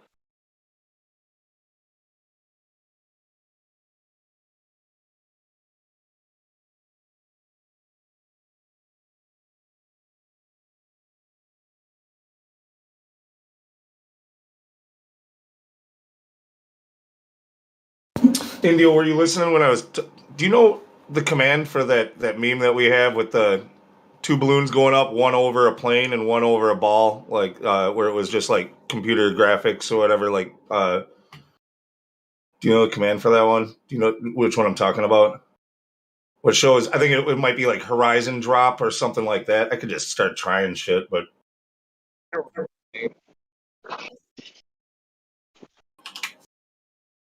For some reason, that rings a bell. I think that might be it. Yeah. That's the one, I think. Yeah, that's the one. Thanks, Trace.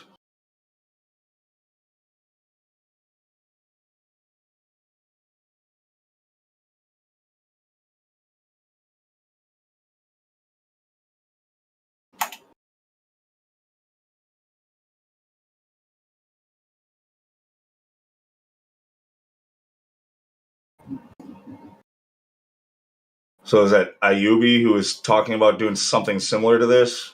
but probably wanting to do like to scale and compare it to weather balloon footage and.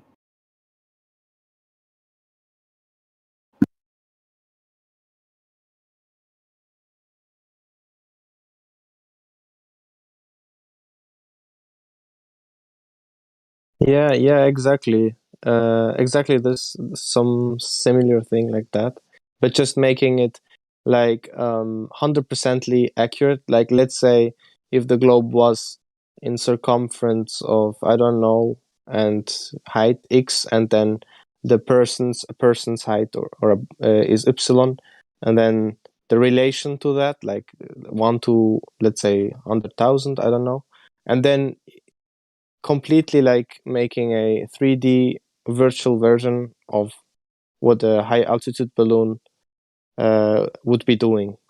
You know, like in Meta, like this whole metaverse project of Facebook, something similar to that. You know, but metaverse is of course not 100%. So you want to be able to put on like virtual reality goggles and look around from the balloon and stuff. No. You want- It's just that would talk be cool about that with too, though. rigs. I have to do Talk a about flat that, Earth sending up 2 balloons, thing in 2 metaverse. cameras. No, I'm joking. That gives me an idea. You ever talked Yeah, about yeah, that? yeah. Let's make 2 money balloons, in 2 metaverse cameras, with so you flat have Earth. stereoscopic vision. What? Send up 2 balloons, right? Send up a balloon with 2 cameras. The cameras are attached to like a gondola, right? So they're separated by like some distance, 10 feet, 20 feet, whatever you can hold. But of course, you're gonna have to like align the cameras properly. That's the hard part. But Yeah. then you can actually make a stereoscopic image, right? And you could throw on 3 glasses or Oculus Rift or whatever, and you would be able to, and it would be like the view would be as if you were, say, the cameras were 50 feet apart. The view would be as if your eyes were 50 feet apart, like you were a giant above the earth. That's what the viewpoint would look like. So right now, imagine your eyes are 50 feet apart and you were at like 100,000 feet. That's what it would look like. Yeah, I'm You got a really giant here in fucking head. Europe. Here in Europe, I can't. What is it called? I can't really measure with feet. We have here centimeters and meters, but I think I get what you're saying. Like everything would be very big, huge, right? Because our eyes are small.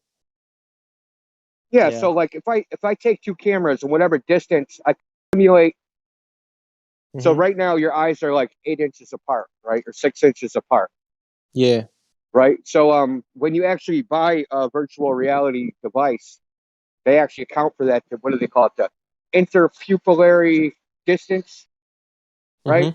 So that's the distance your pupils are apart. So you can use the camera and basically do this, right? You take 2 cameras and you have some distance apart. Let's say 10 meters apart. You have a pole, a gondola, a very rigid pole. Send it up. You film simultaneously at the same time. And if you watch this through a 3D glasses or through a virtual reality headset, the view will be as if you were a giant.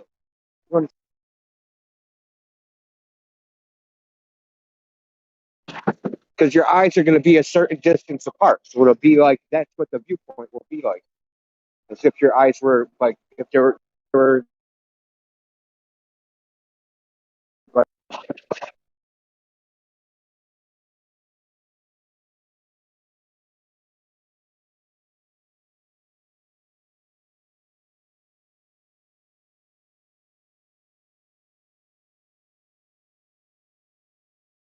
Adjusted the model to scale when I got here years ago, exactly as you said. Okay, yeah. Again, it's just an idea. I'm not 100% sure like how to do it. I'm not like good at everything or like a master or knower how those things works in virtual reality, whether with the goggles or without them. Like for me, it's just how could we replicate basically. But VR is really a good idea though to start to begin with. Like how could we replicate ourselves like as a person, and then replicate this the Earth, the globe model, everything, and then basically try those high altitude balloon things. And again, yeah, you got the idea. You got the idea what I'm trying to say. Again, my English is not the best, so sometimes I have a hard time to express myself. But it's just the idea is if we could get like some people here who are probably good at those things and can combine like measurements with and scales and just 3D modeling and animation and embed it in like a virtual game, sorta like a game then, where you could fly around, like just like in Minecraft creative mode.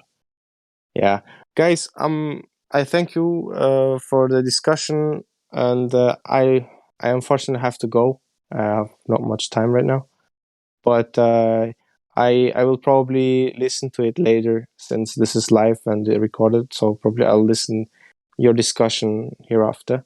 So, all right. Yeah, thank you. Have a nice day. We do.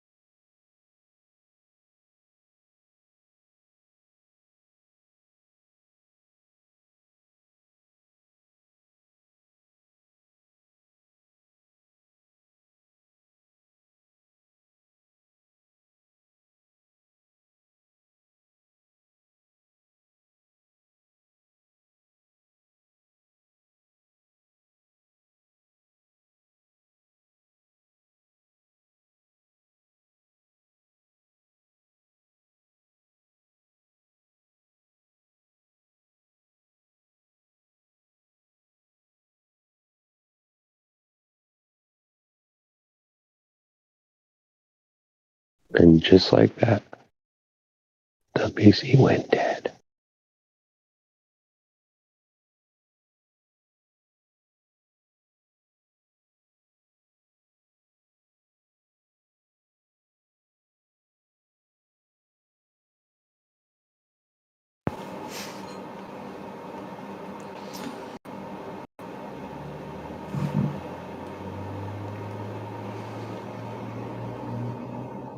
Anybody else got any topics?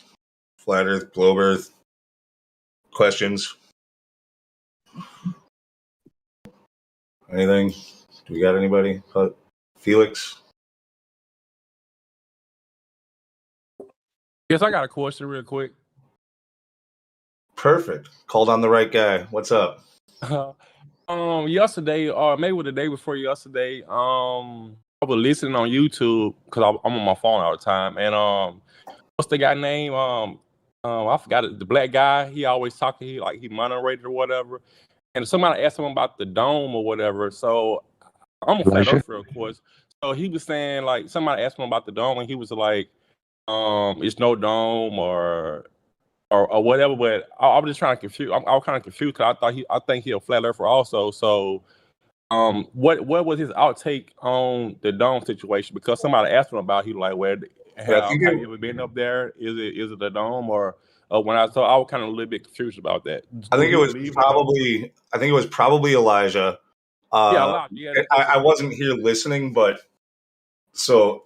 I think he was probably just trying to keep on the point that it, we've never seen the dome, touched the dome. There may be a dome. It's not that he's saying that there is no dome. It's just that we don't really talk about any dome. We can show that the Earth is not a globe, and our evidence towards the Earth being flat without any dome. You don't have to worry about like a whole model or anything like that. Okay. Yeah, it's also that the dome implies shape. Now, though it would be a logical shape for it to be, you can't confirm that. The only thing we can definitely say is there is a necessity for containment. So that's the stance, right? That's The only if you necessary assume- antecedent for gas pressure. But that's only if you assume the same physical laws down here on terra firma as up there. Which Well, we why would it can't change? say. Well, we But just don't have I mean, we can have that explanations discussion. We can have that discussion in a second. I just want to make sure that Felix gets why specifically the dome is not promoted, because it goes beyond what we can demonstrate and what we can prove. Yeah, no, I'm saying on that point, it need not specifically be a dome. It could be that there's no container up there whatsoever, because that we don't have any evidence that it does follow the same physical laws as down here, or that So it what? does. That's a separate discussion, and that's kind of Operation Fishbowl strange. and The assumption in science is that there's unification, that there's the same rules apply everywhere, but we only have evidence of terra firma, so. That's not true. We have evidence of the air that we breathe, and people can go up to high heights and stuff. So why would it change? But can you go up to where the lights are? Can you go up to the stars?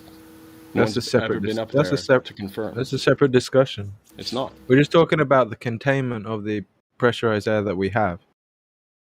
Yeah, but if you're applying the same laws, so any light source that we have on terra firma comes from an object of matter, right? Yeah, but see. So now you're saying that the light sources up there are objects of matter, which we can't.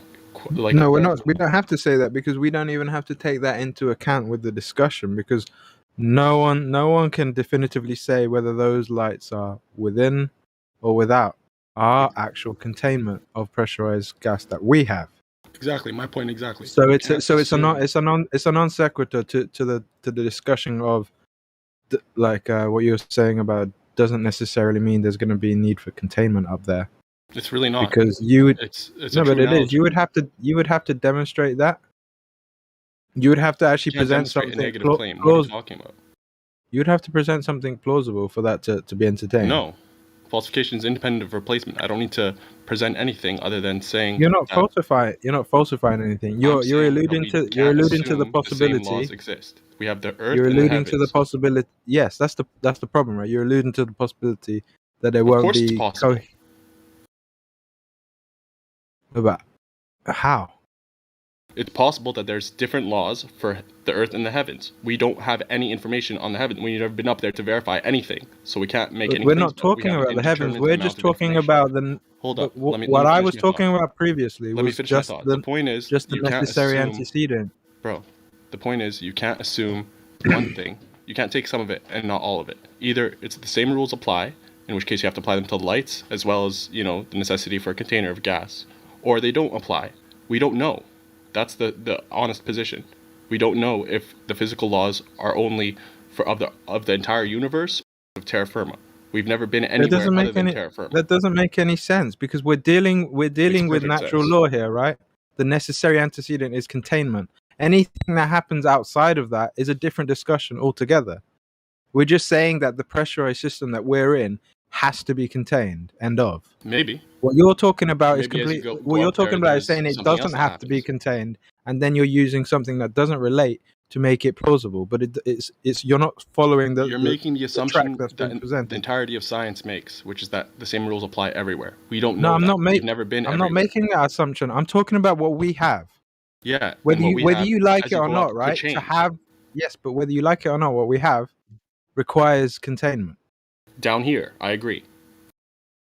So then what's your argument then? I'm saying as you go up, when you go up there, it might be different. It might play by different rules. We don't know. That's retarded. We might not necessarily need a That's dome. retarded. Yeah, but that's retarded. In actuality, even if you're applying our because when you say that it might not apply when you get up there, you're talking about a different place than what we're in. As a final point, even if we're applying our own rules of terra firma, we need to have a ceiling per se. All we would need is really high walls. Says who? Possibly. That's not how containment works. Well, we know that the air has weight, right? We know that No, there's no, a pressure gradient. not possibly. What do you mean? You don't think there's a pressure gradient? That's not what I said. You're saying possibly. Possibly, yeah. But it's not possibly. It is actually. Containment with an open system isn't containment. It's something else. You could have a pressure gradient with an open tube, right? Close at the bottom. Say that again, please. I was just. You could have a pressure gradient with an open tube closed at the bottom. Can you not? You can't have what we have. Well, you give me an example of what you're talking about. You don't know because you've never tested it. You've never had a vacuum chamber. No, give me an no. You asked the question. Happens. Give me an example of what you just Are you saying okay? So are you saying in a vacuum chamber you're always going to register the same amount of What's pressure? the vacuum? Why are you jumping out? Are you sure you didn't swallow the glow pill this morning? What are you talking about? Can you focus on what I asked you for an example? Don't hear a single word and then get triggered. Okay, in a chamber. No, but you're first off, there's no perfect vacuum chamber. Listen, you're vacuum chamber diverting means from a the chamber point. of air. Okay, there's always air. That's not what I asked. A vacuum chamber is contained on all sides. You gave me a statement that you could contain it with just high walls. I asked you for an example of that to have the pressure that we're talking about. It's cool, man. Forget it. The ocean. The ocean is open and it has pressure gradients. But we're talking about gas pressure. Well, that's a separate discussion. You have to keep. Surely, I'm not on my own here to say that you have to keep it within the realms of the topic that was brought up, and not divert to other examples that don't apply. For all you know, there's a different phase change. For all you know, this isn't real life, and you're just an imagination. That's the kind of logic that you're bringing to the table with such a statement. For all you know, the same difference that happens at the surface of the water when it converts to gas, that kind of clear boundary, might happen for the air up there. We don't know. No. Maybe there's different kind of phase of matter. You can't Who knows? You can't say that with a straight face. That's not how it works. Well, I just did. So deal with it. Yeah, well, you're not serious then, because that's not how it works. You're talking about a different. You're talking about a different thing that doesn't to be making claims of necessity of a dome. I didn't say. See, this is the thing. You're not even paying attention. I was addressing the guy's question earlier. Yes, containment. We have an indeterminate amount of information to say that's absolutely necessary. Say again. We have an indeterminate amount of information to say that it's absolutely necessary to have a container up there. We don't know that. We don't know the same rules apply. If you assume the same rules apply, then yes, it would necessitate a container. But we don't know that. Why would the rules suddenly change? If the rules suddenly change, you're not dealing with the same system. You're in a different system. Is the Earth the same as the heavens? That's ridiculous. What are all of our experiences from? Do we have any experiences from up there? Yes. Unless you're gonna someone has been up there by, and has experiences. Listen before I fit. Listen to so that you can hear the complete thought, right? Because unless you're gonna pretend like you haven't experienced going in a plane or going on a high height or anything, right? And saying that you've only ever experienced terra firma, you're not an ant. You've operated within the realms. You're saying being in a plane in the air is the same as being up at the lights, at the stars. I didn't say the lights. You said heaven. That's what we're talking about. You define the heaven. That's where we have to go. Are you in the heavens when you're in a plane? Pause real quick. Are you fucking kidding me, man? That's the definition. You have the heavens. If you're gonna take something like the word heaven, right, you're gonna have to go to where this word came from in the beginning, right? Bro, a centimeter above the Earth's surface is not heavens. Yes, scripturally speaking, under the words that you're using, right? It's the sky is defined as one of the heavens. So the birds heard it operate here first. A centimeter above the Earth's surface. A centimeter above the ground is the heavens. Read the book that you're citing by invoking the word. It's not my problem that you invoked. I'm not invoking. When you're saying it's either invoking or definitively citing. That all. Okay. Secondly, I'm not invoking any book. You're assuming things again. No, by using language, you're invoking definitions. you have to then operate within those definitions. Otherwise, Yeah, I we're know. not talking And you're about the one same that's saying that the definition of heavens is a centimeter above the ground.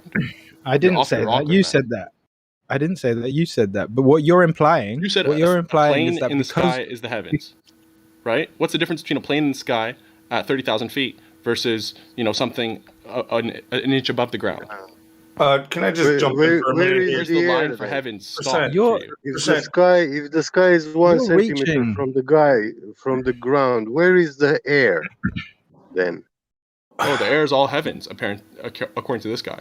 No bullshit. No, you're not. So you're not even paying attention. Let's get a back plane to in your the original. air? Let's get back to your original point, right? Oh, of course The you would. original point is that there doesn't necessarily need containment because it could be a different system up there.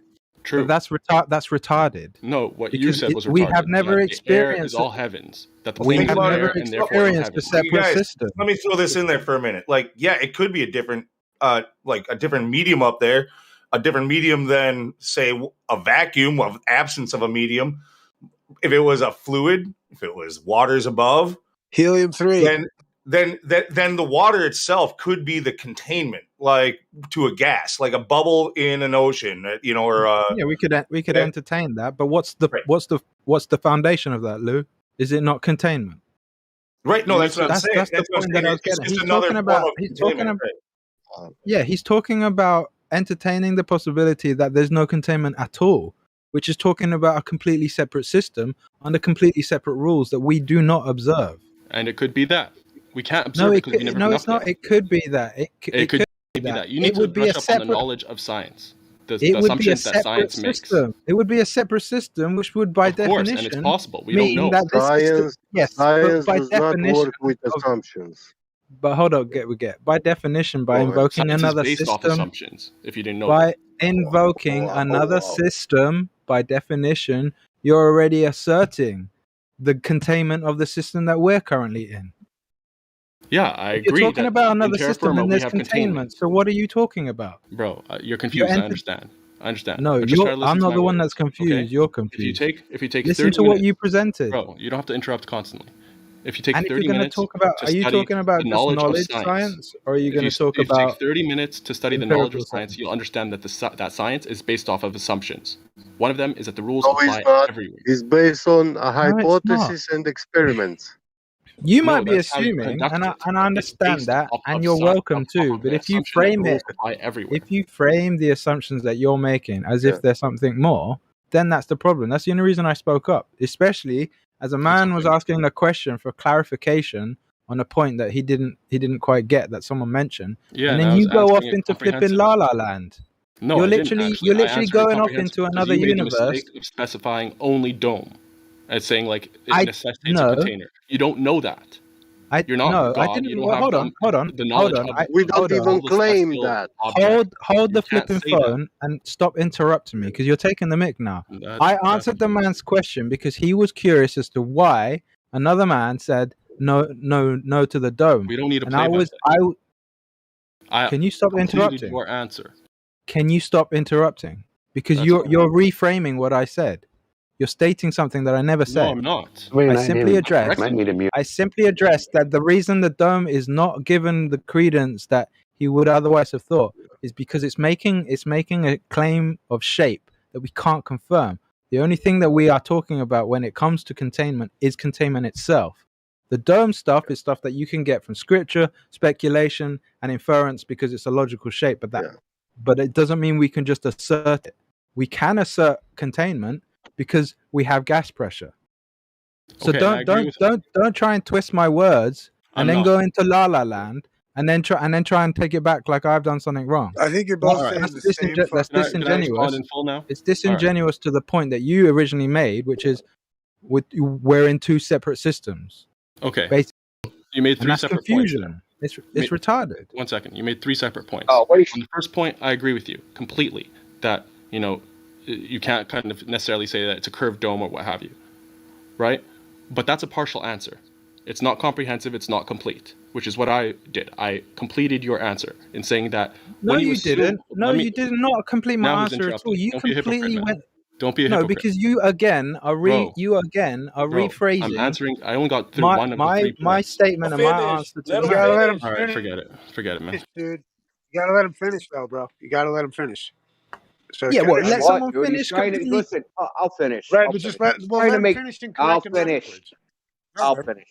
He's trying to make both sides of the argument at the same time. He's trying to say it's the same and different simultaneously. Well, what if the rules are different up there? Then these rules down here don't apply. Yeah.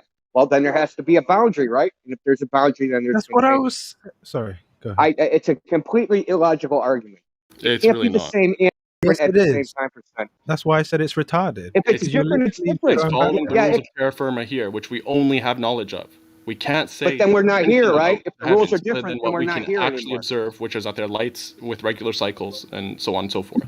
You can't Yeah, make and any if we claims go about up, the rules that apply to them. listen, cool. Yeah, and if we go up and we hit some point where the rules are different and gas pressure needs containment, then we're in a different place, right? We're not in the same place. That's what I said All the earlier. observations we have are on terra firma. Yeah, I agree. And Okay. you say that we can go, there's a spot where there could be something different. Then we're not on terra firma anymore, we're somewhere else. But if we're here, Well, we'll know we're not on terra firma when there's we rules. actually reach anything that's not terra firma, like the lights in the sky and stuff like that. The celestial objects. Yeah. But as far as we know, in the environment we live in and we have access to, gas pressure needs containment. Absolutely. We might reach a region where those physical laws don't hold true. Yeah, there could be a place, but then we're not in this place anymore. We're in a different place. Absolutely. 100% agree. And that's all I've been saying this whole time. Yeah, but No, maybe you I tried can. to say, well, we don't need containment for gas pressure. I didn't say that. On I Earth, said we it's do. possible we don't. I can see Because how we both don't of you know. were saying the same fucking thing. No. You guys were saying the same thing, in my opinion. No, there's a confusion in his point because when he invokes that, he's by definition talking about a separate system. So for Well, there he's to talking be a about the separate, idea. but He's talking about the possibility of but like please, there being a theory and something Issa, above listen. it. I make no But Issa, claims. I'm telling you to be intellectually honest and say that you don't know But because Issa, you don't know. man, you're interrupting. Please, Bro, Issa, you the can't point be that I'm interrupting. making, like once he invokes another system and that there could be other rules, by definition, there needs to be a barrier there. That's the containment that we're talking about. Right, but here's the So thing. Like this is but why that's why Indio said what he said. He's arguing both Can sides. I just He's can I point confusing it out? himself. It's Can I illogical. point out what he's trying to make in my estimates of what he's trying to say is like this. Somebody brought up the ocean, and it's like the idea that like fish live in a completely different system, and breathe in a completely different way in a completely different medium. However, that medium is also what we consider to be Earth.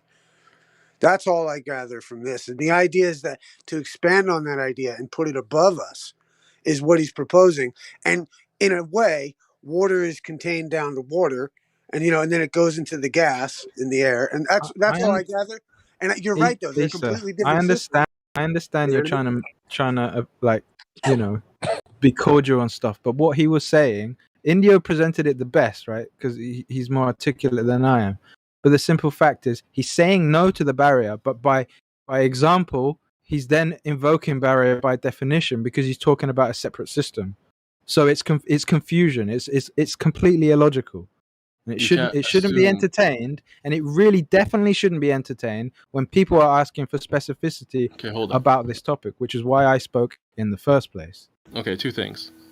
Fair enough. It's so because that was a true analogy that I made. The one with surface of water, whatever, that was an analogy I made, so he's right to say that's what I'm saying.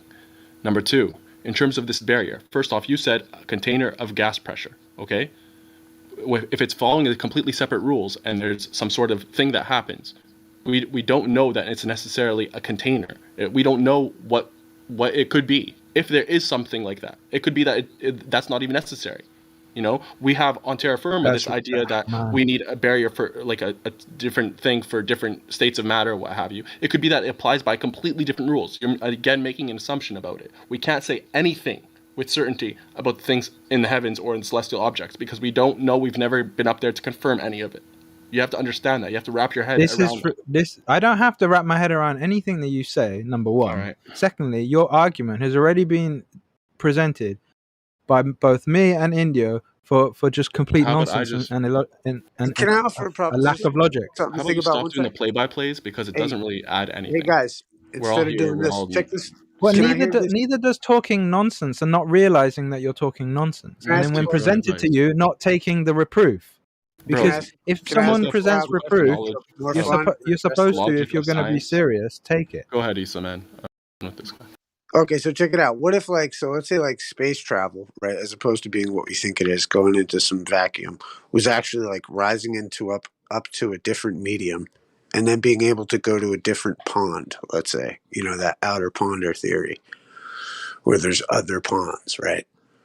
Like, what do you guys think about that? And so that medium would be traversable, just like we can go into the water, or just like fish can jump out into the fucking, you know, or a frog is amphibious, like, you know, like, or whatever, not frog, whatever it is. Like a semi-permeable membrane or something. Right, like, you know, and if put into that perspective, like, you know, are we limiting ourselves by thinking that that's the only level? You know what I mean? To, like, let's say the ocean meets the air kind of dynamic. You know what I mean? And then, like, you know, but that doesn't mean, you know, that's where, you know, you ever heard of megacryomatic cryometeors, dude? Megacryomatic meteors. You guys familiar with this shit? LSC used to be on it back in the day, but it's true and it's interesting. I've never heard of it. Oh, dude, What are they? there's Describe them. it's people have noted it as being like the evidence of the dome. Now, whether that exists or whether that doesn't exist, we don't. You know, this is why, Oh, is brother. that I like think the so. blue ice stuff? Yeah, that's falls from the Okay, sky. I've But heard of it's that, but not like the blue I don't ice know out of the enough. airplane's fucking urinal. It's like it's this other shit. You know what I mean? It's like, you know, fucking. It's called megacryomatic cryo something meteors. I've heard people talk about like a superfluid. Right, and that's what gets me talking. And we used to talk about this back in the day. Was this idea of this like helium-3 because everything gets so cold, let's say. And what if you had this medium and you were able to traverse it? Does that mean that there's, you know, not a dome, or that, like, you know what I mean? Like, and that's where I kind of see this conversation going. And maybe in this conversation, you both can address whether or not you think you could do But that. then That's why when we you talk have a about problem.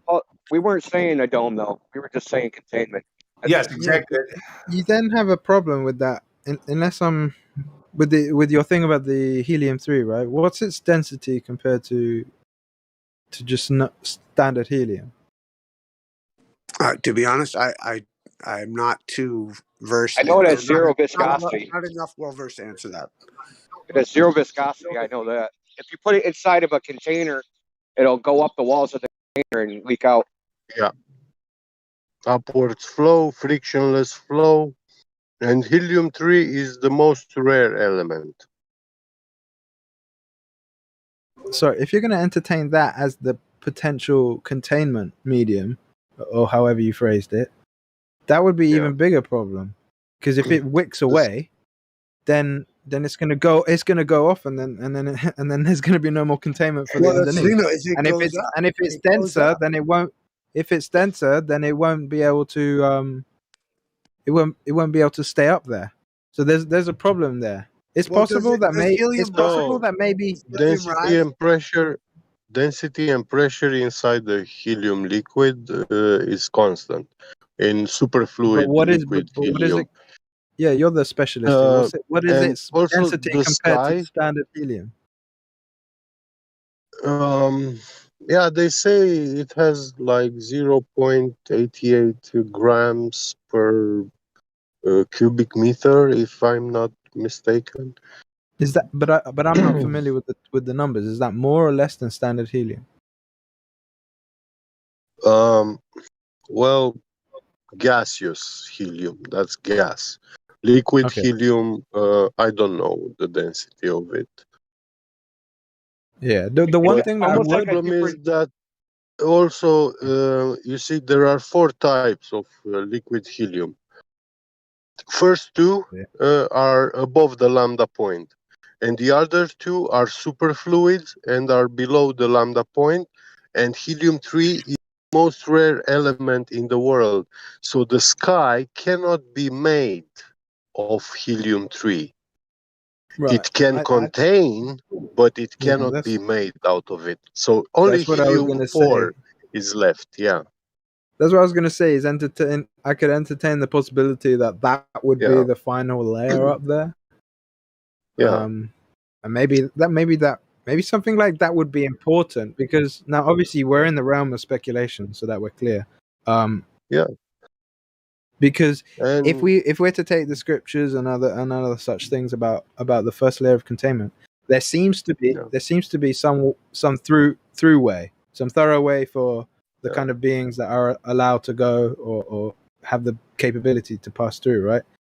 And maybe something like helium-3 would be like the anti-room type medium needed for the going back and forth without it affecting the lower levels of the gases. Does that make sense to anyone? I know get maybe, but I'm not sure about anyone else.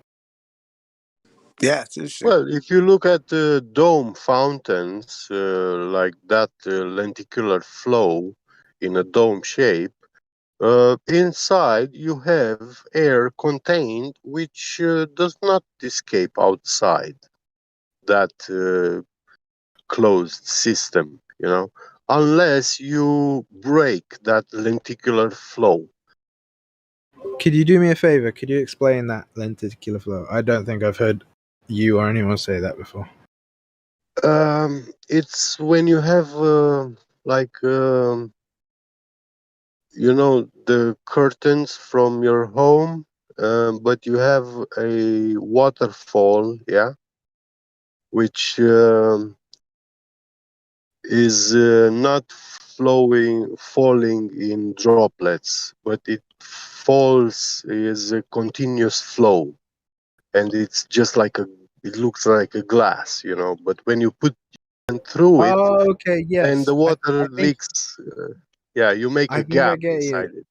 Yeah. You mean, I guess I've heard it referred to as laminar flow, right? Is that the same thing? Laminar. Yeah, I'm sorry, my bad. Okay, that's okay. I just checking. Yeah, Yeah. carry on then with your other point. So,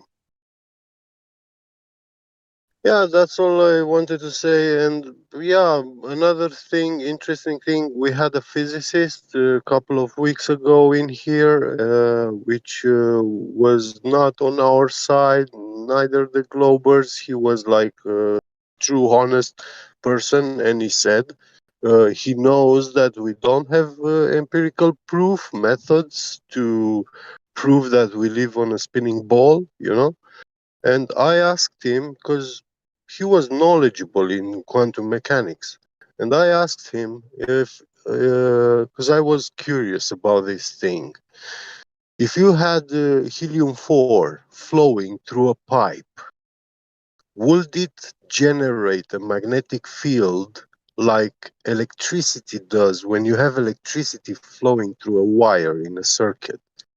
And he confirmed to me that yes, it does that.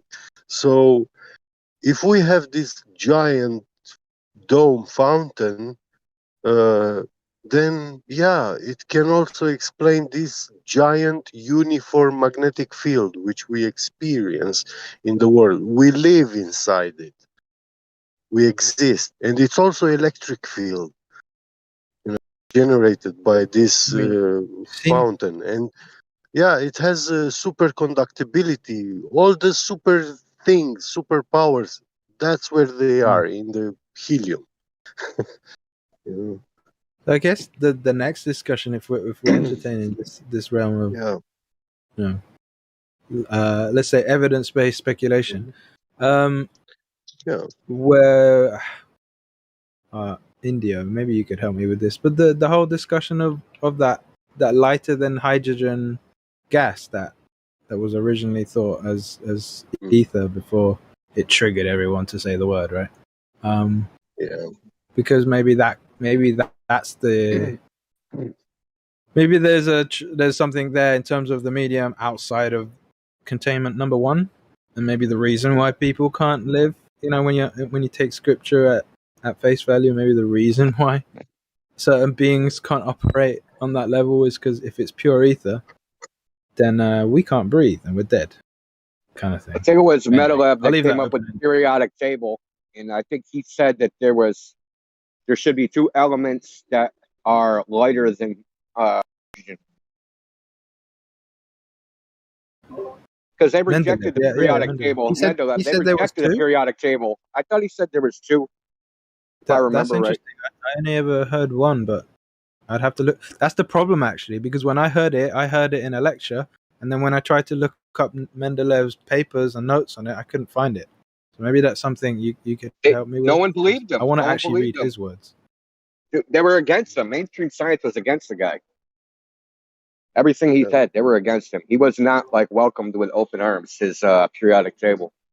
It doesn't surprise me because of because of their alchemy nonsense, right? They like the whole control and stuff. But do you remember the major argument they had, or was it just the fact that he was challenging their ignorance? I actually don't know a lot of details about it. I just know when people bring up how science rejects some theories, they usually bring up Simowitz and him. Simowitz was the germ theory guy. Right. Yeah. That was a Came up what with year was washing that? your hands. And they institutionalized him, and they like attacked him. They didn't just like we're going to ignore you. They literally attacked him. Had him institutionalized. No, I sound base. Hey, Witchit, did you see that video I posted in Admin Mods? I have not. Oh, go watch it. You're in it. All right, I will. I'm actually driving an RV right now, so. Oh yeah. Yeah, it's pretty. It's a little cartoon I made, so it's pretty cool. Okay, sweet. Well, animation. I'll check it out, brother. I don't know, but I'm getting desperate. These Globers, I want something from these Globers. One of them to bring something. Give me blood. Okay, you forbid us to use light to make measurements, despite the fact that we use light in industry, in precision, working measurements, and all the ultra precise, actually, ultra precision tools, measuring instrument tools. But hey, if we can't use these, then show us a mechanical device or a sound-based measuring device like a sonar that can actually detect this motion of the world empirically. And it's not like we use electromagnetic radiation as for targeting systems or anything like that. Yeah. Mm-hmm. Shh, don't tell anyone. That's sarcastic. Yeah. Yeah. That's the main construct of pseudoscience fanatic religion. You have to deny the whole reality. Everything that is real, you have to deny it. And take it as apparent illusion and any sort of bullshit. Yeah, and why are we going to do that? We're going to reject optical methods because of their pseudoscientific claims about refraction that have no basis in reality. Yeah.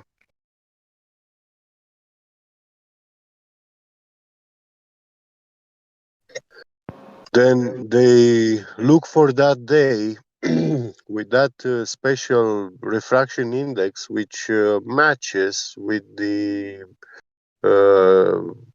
imaginary curve, And hey, we found it. Yeah, we have it. That's it. That's the magic number. Bullshit. That's a magic number which happens in one certain day in one certain weather conditions. It's an isolated which they case. don't even have. They don't have anything like that.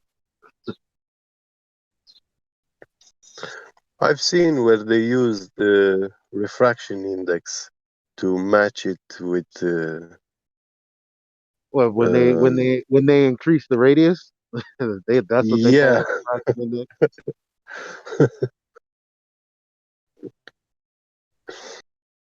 But yeah, I mean, there's nothing in Andrea Thomas Young's paper that will account for 1,000%. discrepancy. I don't care what they. Yeah, 1000%.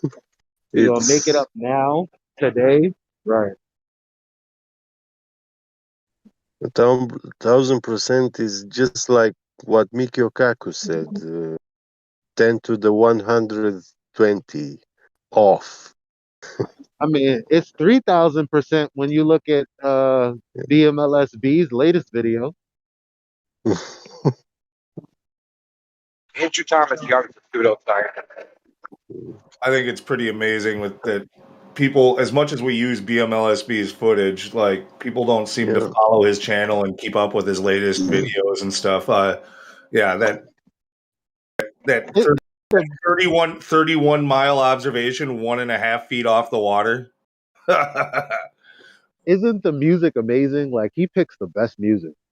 Like I listen Sorry, to, I what was the watch channel his name? video just for the BMLSB 69. Thanks. Because when they're talking about refraction, they're obviously arguing. I mean, because they've heard people try to build some defense against the one screenshot and the one day with the one video. Like we got BMLSB has like 7 videos after that. Different videos, and it's all the same problem. You can apply the same logical syllogism. If P, then Q, not Q, therefore not P. Yo, Well, it's the not guy refraction. yesterday. You're even seeing it even in the black swan. That's not refraction. That's atmospheric turbulence.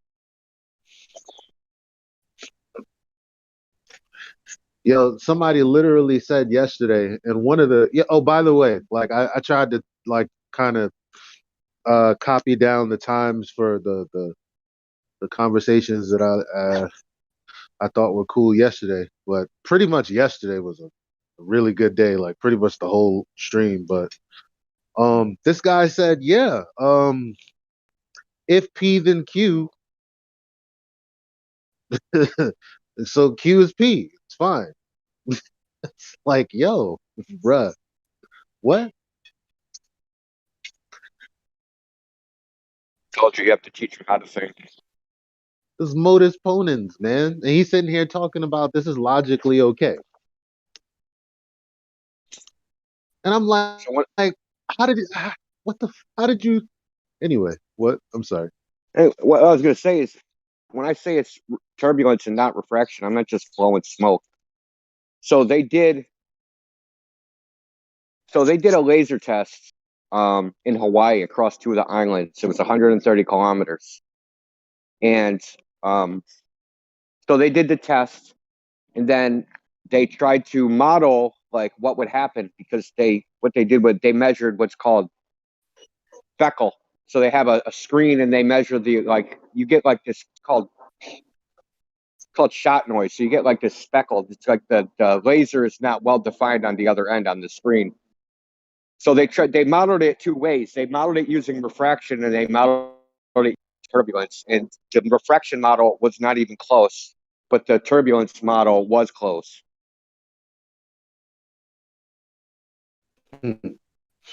So turbulence is just like the wind's blowing here, it's going 1 mile per hour here. 5 feet further, it's going 2 miles an hour in the other direction. Going up it's going up a little bit further. So this constant shifting and moving of the air deflects light in the direction it's moving in. So you get this moving around of the light. Mm-hmm. You can kind of see it when you look at like what's that called? Oh, turbulent flow. Why they don't do geodetics, do surveying on windy days. When you look at turbulent flow, it's basically the same kind of pattern. Yeah, you can see it in water too, right? When you look at light through water.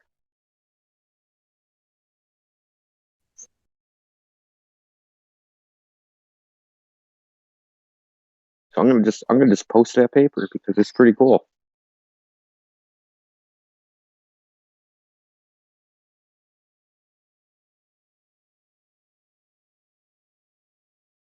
No, it can't be anything on a piece of paper that describes exactly what I see. It has to be something else that we don't actually experience. It can't be what this thing is saying, which is exactly the words that describe what I'm seeing. Can't be that. No.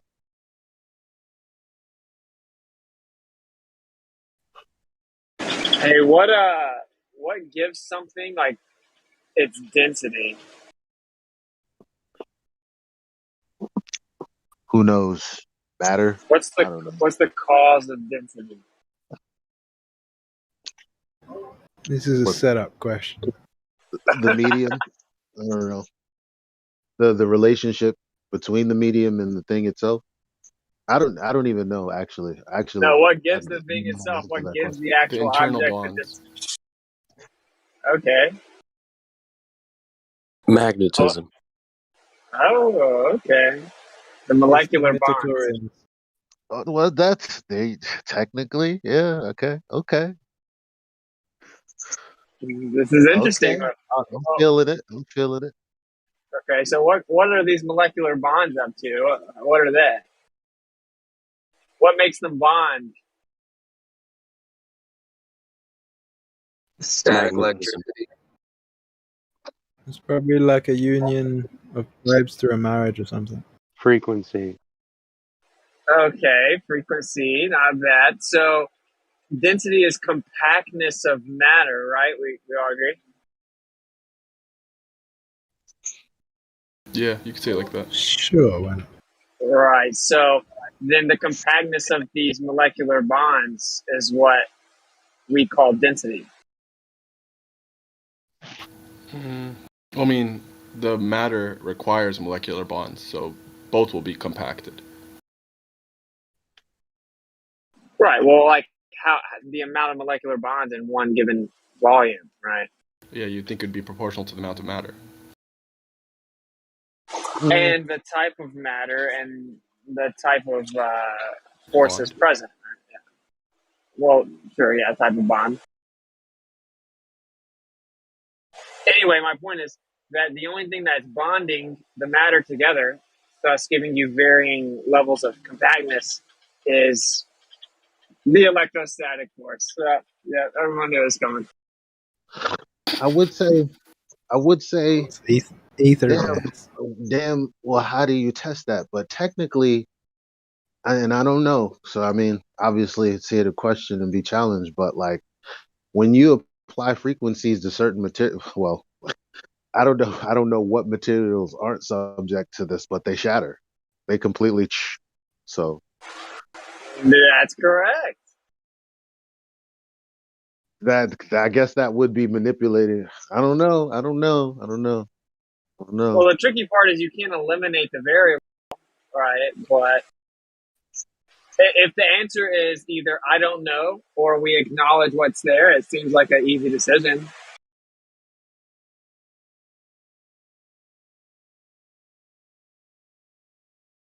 Hey, what if that's just source code? Say again. What if it's just source code? I mean, I think not sure everyone else might follow, but if I say to you, it's the law that actually holds everything together. Okay, yeah, I'd agree with that. It's the word. Yeah. The vibration, the frequency, yeah.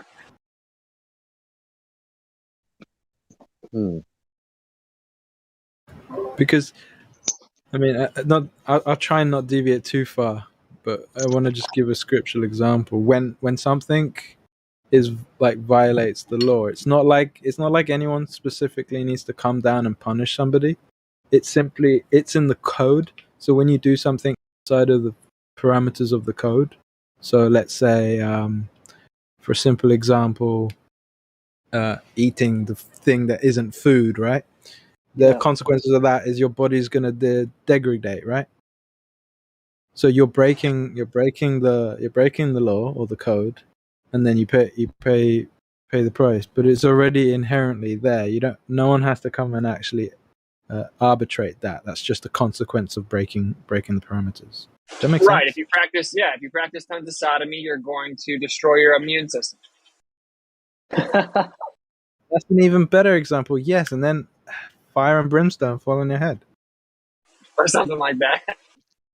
I think along those lines all the time, man. Like, because again, like, like people go, "Ooh, I'm a sinner. Ooh, ooh, look at me, I'm getting smote by God." Oh, ooh.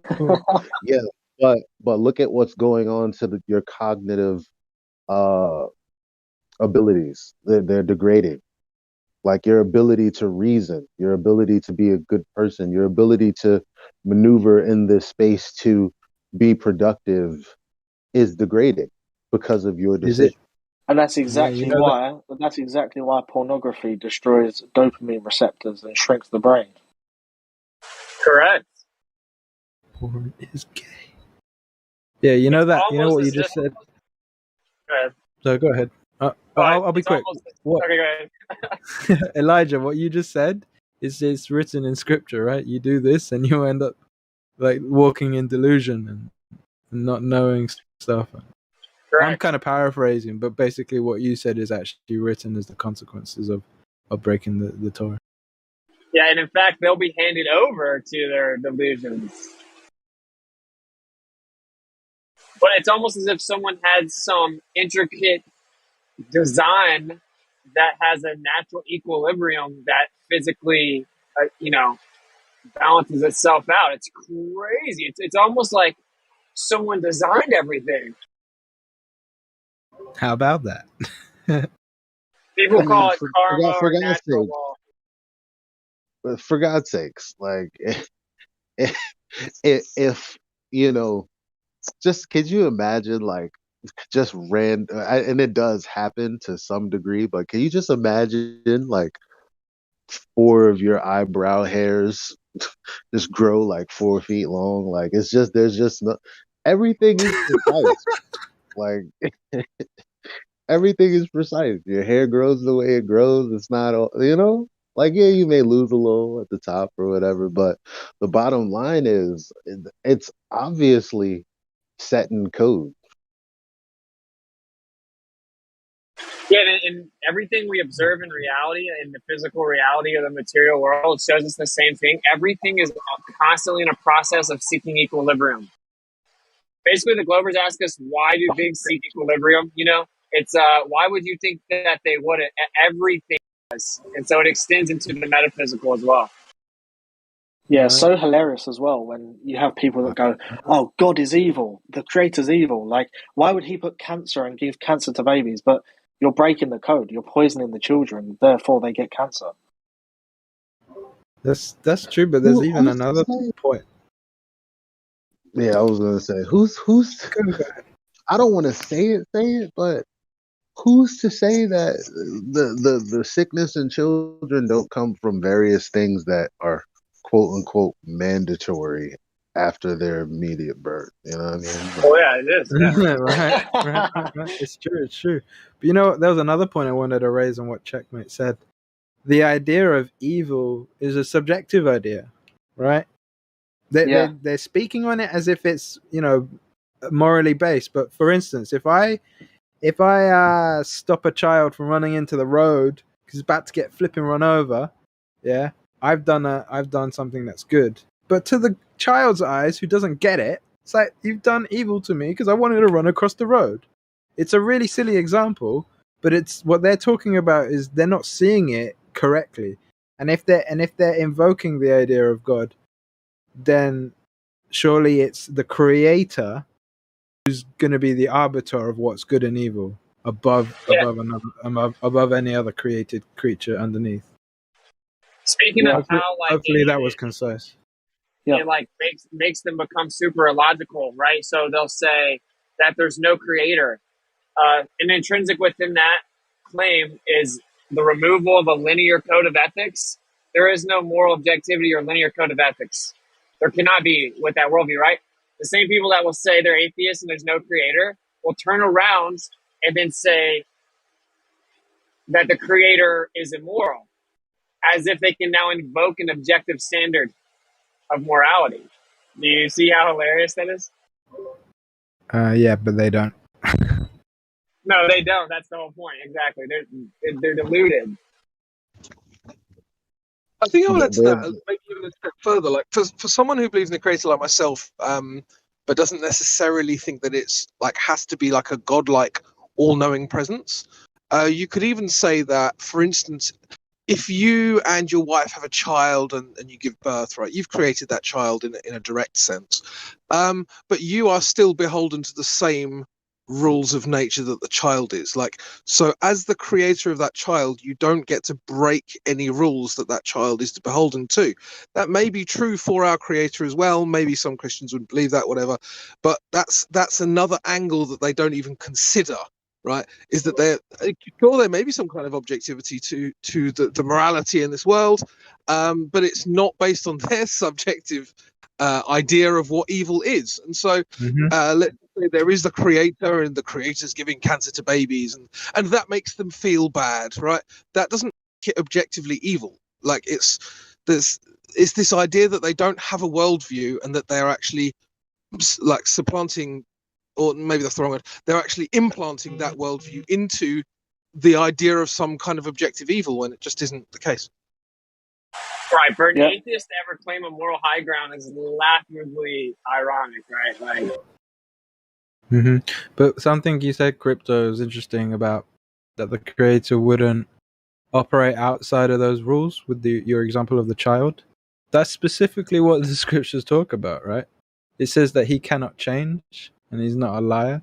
So he set like all these rules that and instructions that you find in the scriptures. He operates by them and he's not going to deviate. Otherwise, wouldn't be of any value. It's like it's just a useless creator, useless ruler. There's not like you can't. How would I? Like, why would you give any credence to an operating system that doesn't operate by its own rules? There you go. That's an easier way to talk about it. But yeah, what you say is actually found within the scriptures, which is kind of interesting. Yeah, and to be honest, even as a non-Christian, I never say that there's like the Bible is useless. I think there's many truths can be found in the Bible. I think to deny that is just to be kind of led by a worldview, being led by like an anti-biblical worldview, which is, it can only be emotional, and doesn't make any sense. Like, why couldn't the Bible contain some truth even if you don't believe all of it? That doesn't make sense to me.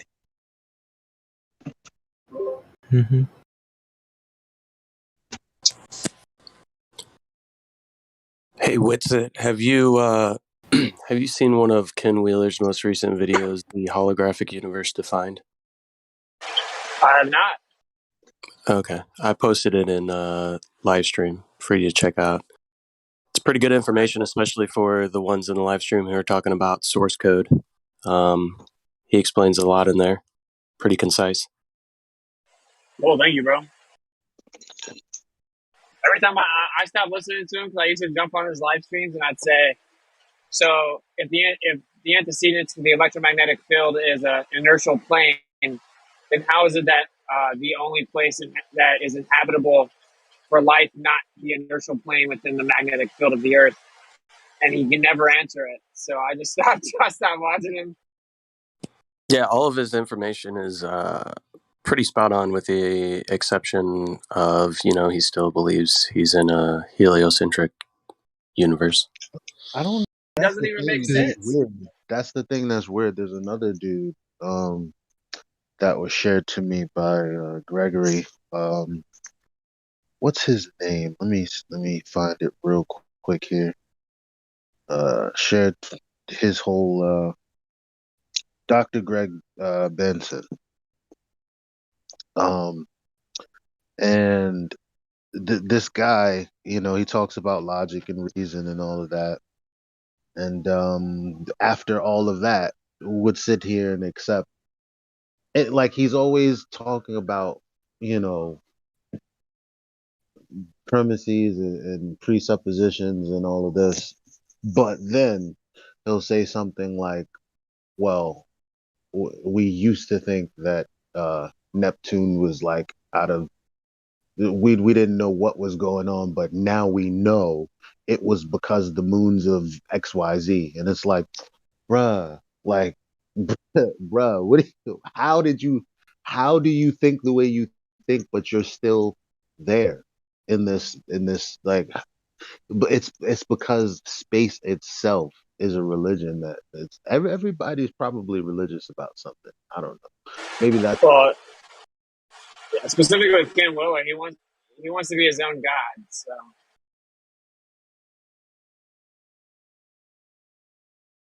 Yeah, that's true.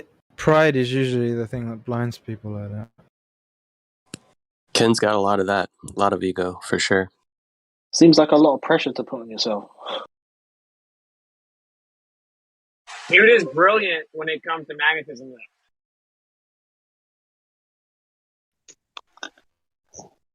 And I say that meaning he's able to concisely relay the information that has been hidden from the fatherheads of electrical field theory.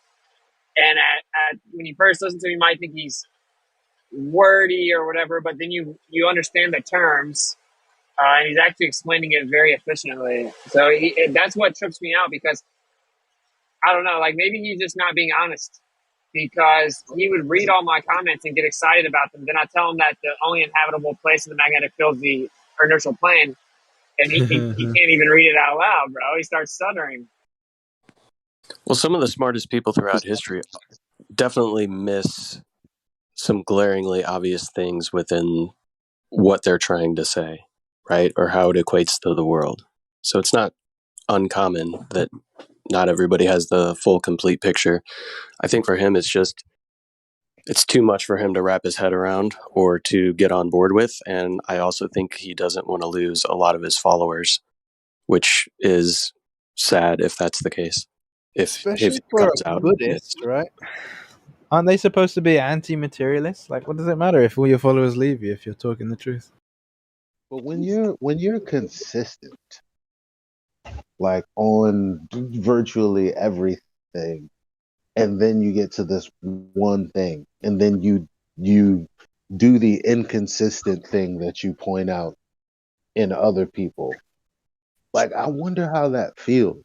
Like, it's got to be cognitively painful. Like, for him to sit there and stutter and go blah blah blah.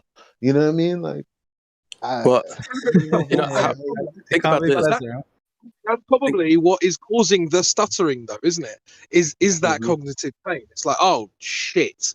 Like, what's going on in there? His alarm bells are just ringing. He's asked me a question. I don't know how to answer it. Fuck. Yeah.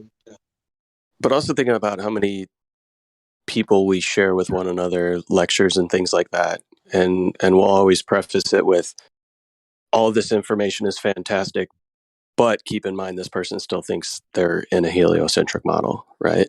So a lot of people fall into that trap. it's the ridicule. I think I'm Yeah, pretty I sure think it's because I you know what, that might be why Flat Earth was released. It had to be. Why? Because randomly, with no together, with no cohesiveness or an actual idea behind it, you can look back at like old Reddits and a lot of other places where people just gather and talk, comment, whatever, and they're all questioning things that have been said about space. Like, what? I used to be in school and Jupiter had like 60, like 19 moons, and now there's fucking 70. What? And like, people question shit like that. And it's like, oh my God, too many people are questioning too many things. Like, there's so many people out there going with different cosmologies, but still will say, oh yeah, it's still a globe, and we still. But a lot of people question the Big Bang. A lot of You know what people it, question a lot of things. you know what it could be though, because of the tendency for humans to venerate supposed authorities above their own understanding or just above scrutiny. They might be so lost. So with that as the backdrop that like a lot of humans have, they could be so lost in the details that they don't even think to question the big picture. So they have like the man said earlier, Napalm said, but you preface this with, but they think they live on a ball, because everything they're dealing with, they can the ball doesn't actually relate, they can still think that without it actually affecting their working knowledge of that specific topic. Does that make sense? They're like that, so they could be so focused to not actually think that it's questionable, right? Because it's such a big thing. That's one of the things that constantly comes up with the young. It's like a pilot. It's like a pilot, right? And all their training and everything that they do throughout the day on a daily basis. A lot of them, up until recently, still thought that they were on a ball, even though it had nothing to do with any of their instrumentation, anything that they learned in flight school, the way the planes are designed, any of that. But there's still that baseline assumption behind it. They just don't. Yeah, because like, everything still works. What's the major thing we get that we kind of mocks? Like, why would they lie? They think it's too preposterous for it to be a fallacy, that they haven't actually investigated it, and that's often why they think like that. Because for anyone here to get to the conclusion we've got to, we actually had to do the legwork. So if they don't think that the legwork is required, then they won't do it, and then they won't ever think to give it any effort.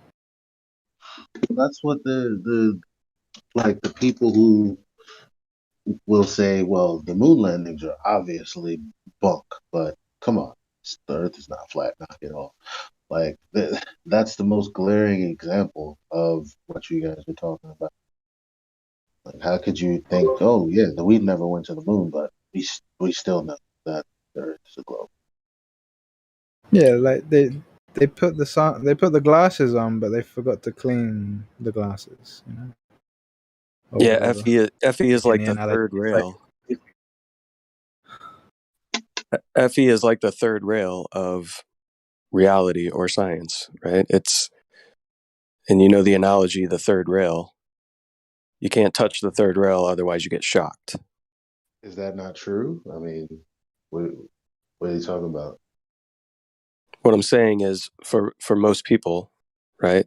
Take, for instance, somebody like Ken Wheeler or anybody else that we've talked about where, yeah, they have a lot of great information, but they still have this background understanding that they think they have of living on a globe in a heliocentric model.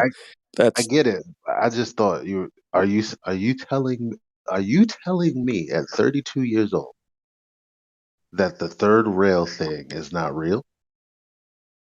No, I'm saying that FE is the third rail that anybody in the public viewpoint, right? Anybody with new scientific theories, they can put forth whatever they want as long as they don't touch that third rail, which is equating it to a flat and stationary Earth. Does that make sense? No, yeah. I was like, whoa, mind blown. See what I'm saying? The whole world's a lie. Fuck it.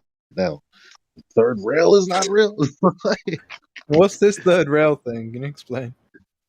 It's the trail. I don't know what you would call it over there, a trolley or whatever. The train. The third rail. Okay, connecting so the it'll be the circuit. tracks, and then it'll be the third rail that powers the whole Right. thing. Yeah. No, I got you. Subways and stuff. Yeah, you touch the third rail, you get shocked. So never touch the third rail. My question is, why are you even on the rails in the first place? Leave it alone. Stay on the platform. Take it easy. Some people pee on it. Not everybody can I afford that understand ticket, bro. Sometimes you got to follow the tracks. We're not all rich like you, bro.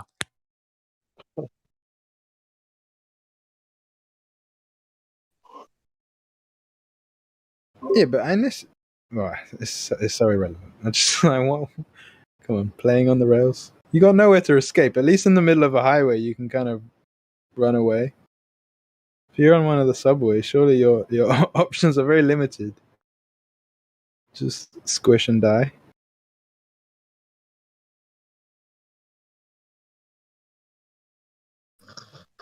Right. Didn't mean to shift the conversation to the third rail. It was just an analogy. It's all right. The opposition is so weak that this is where we end up going. It's better than talking about the Third Reich, I suppose. No, it's all about the Fourth Reich. They're coming from the moon. Remember? Yo, crypto, we hit like 62 people yesterday on like just a random Monday. Oh, Sure, it nice. wasn't 6 million.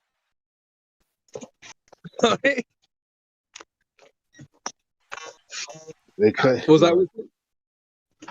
He said 62 people. I wasn't sure if he meant 6 million.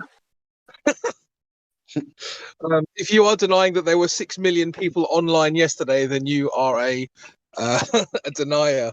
And that's 17 countries in Europe.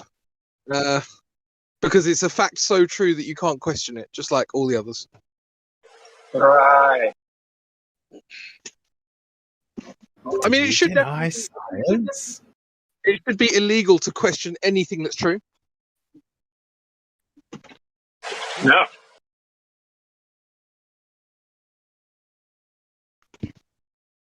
I just hate when people say there's all this science for the globe. Like it irks my soul.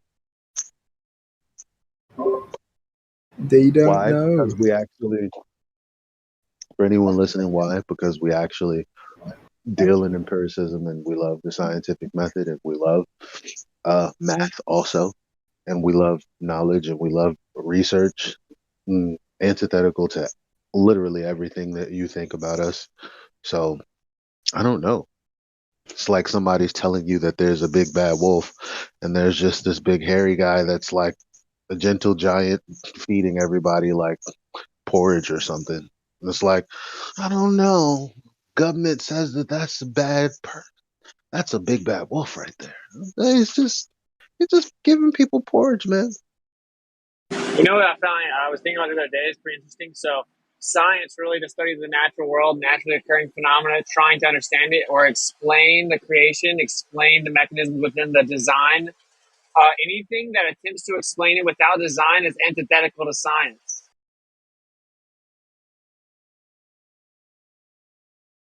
Chew on that one. Anything that attempts to explain the natural world and attempts to eliminate design is antithetical to science. Right. Because it's not designed. It's like a big random thing of nothingness where some things are. Yeah, of course these people aren't scientists. Their fundamental foundation is antithetical to science because there is no viable way to explain the mechanisms of the natural world without acknowledging a natural balance of design.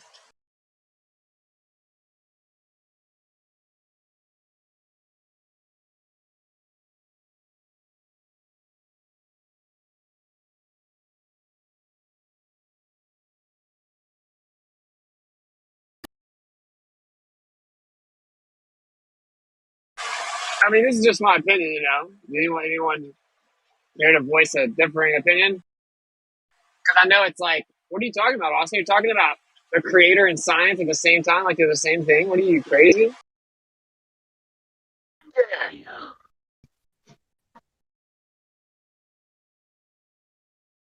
Not really. Science removes belief, Austin. It's not the same as God.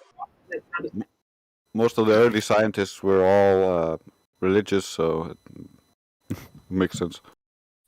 Yeah, even like years and years ago, when I was kind of still a filthy glober, I still thought that there was this like, oh, science versus religion, and I always even back then I realized this is stupid. Like, if there is a creator and he's set certain rules for the universe, and science is the study of those rules, then why would it be a dichotomy at all? It never made sense to me. And now that I understand more about this whole topic, I understand that it's a curated propaganda to juxtapose them against each other, and actually they aren't enemies at all, and it makes no sense for them to be enemies. I think it's because historically, like ancient man, attributed directly to God that which was explained later by science.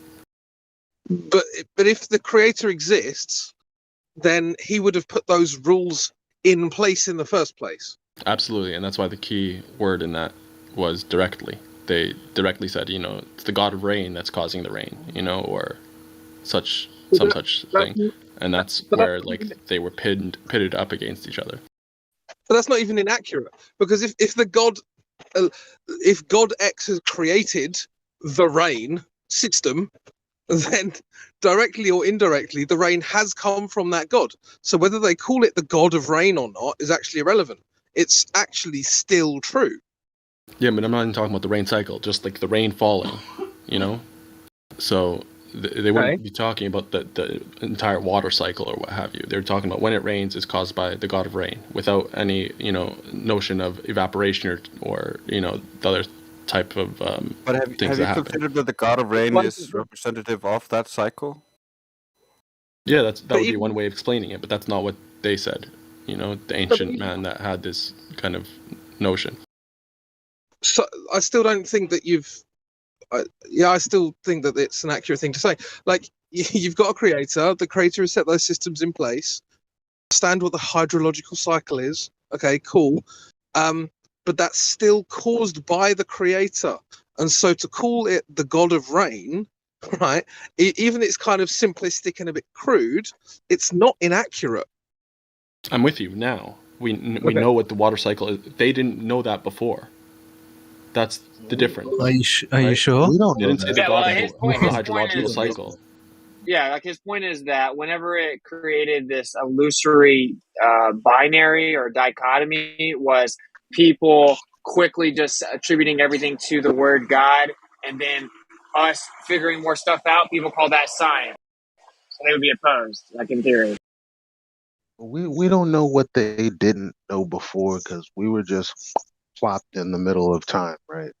We're just in the middle where things already, it already exists here. The knowledge of the hydrological cycle and the serocycle and all of these other cycles. It's already here. We already know. Like it's hard. It's kind of weird because sometimes I imagine how, how could we not have known? Like at it, how could we not have known certain things? It like where does all this begin? And like when did we go from not knowing how to eat to cooking filet mignon? You know what you know what I'm saying? Like You I know, don't. though, Elijah, and I know obviously I'm always bringing up scripture, but it just doesn't, and it doesn't have to be scripture. It could be any other ancient text. I'm sure there's something like this. But when you read Job, for instance, it describes a snowflake. It's like, what? How did they know what the snowflake looks like? It's like, well, clearly these guys knew more than where we've been let on to believe that they knew, right? There's so many examples that in ancient texts and whatnot. And just look at the ancient structures. Don't tell me that these guys weren't cleverer than the guys that we're dealing with. I mean, you're New York, right? New York municipality, bunch of retards, right? Same as infrastructure in the UK. It's retarded. They had less poison hitting their brain. That's true as well. I did want to go back to what Crypto's saying, though. He's right. If you say the reign of God, the rain, or the God of rain, right? Like, well, And if we're the creator is the curious God what of rain. Elijah's response would be, but if we take, oh, sorry, No, I might be delayed. You're good. you came in like scrambled. Try again. Yeah, we have to go again, mate. Okay, so if you say it's the God of rain, well, the creator created the rain and the air and everything, so that's technically not an inaccurate statement. I think kind of what Crypto's saying is, ironically, they're more accurate than an attempt in modern times that prides themselves on being science, where they eliminate the factor of design, right? So they're actually more primitive in their assessment than one that just crudely says God of rain, Right? They're drunk on their so-called knowledge. Yeah, I think there's a happy medium of knowing inherently that it comes from, a creator, but that it happens through these natural processes that the creator kind of created, as it were. Right. Yeah, So you understand that all it is learning the process of design more detailed. Root, yeah, Absolutely. yeah. root 100% systematic. That's literally exactly what I was going for. And I think Elisha's kind of expansion on that point as well was absolutely spot on. These people, it's almost like they've attached an ego to understanding the process of God, or so to speak, and that therefore they think now they don't need God, right? So there's this like enormous arrogance that goes behind understanding things like the hydrological cycle. And I think that's where the propaganda comes in, because they're saying, oh, we don't need God, we understand the basic processes. It's just stupid.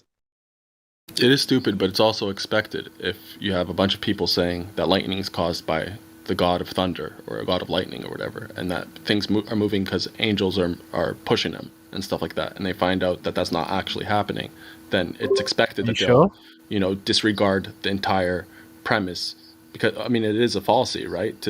Because the premise is wrong, the conclusion is wrong, but it's expected kind of fallacious thought in that kind of context. Yeah, there's an issue there, because, well, Trace, go ahead. Oh, it's fine. I was just annoying. You haven't Where- proven the premises. You just say that it isn't like that, but you don't know that it isn't like that. Well, It's just what? Well, no, I think I might be on percentage's side, because a faulty premise could be a begging the question fallacy. So you already have in your mind what's doing it, the thing. Yeah, I agree. But it's not like we can't inversely just assume it's not because it's fallacious, you know? That's also true.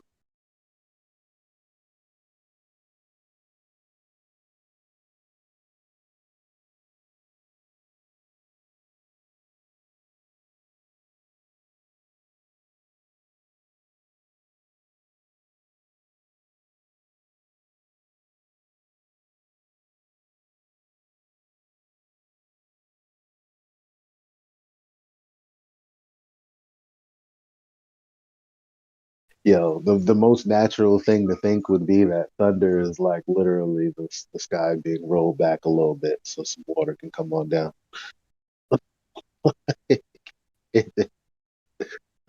Oh, you know what's funny? Because the way it rolls, like it literally does roll.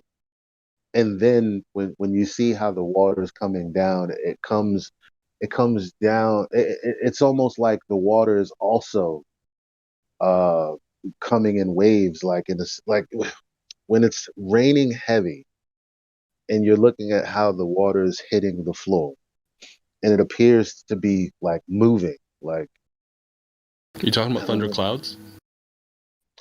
well, both rain and thunder. Because I've heard thunder roll over, and I'm like, oh, it's gonna rain right now, and boom, it's raining right now. Of course, there's rain without thunder too. I mean, so whatevs.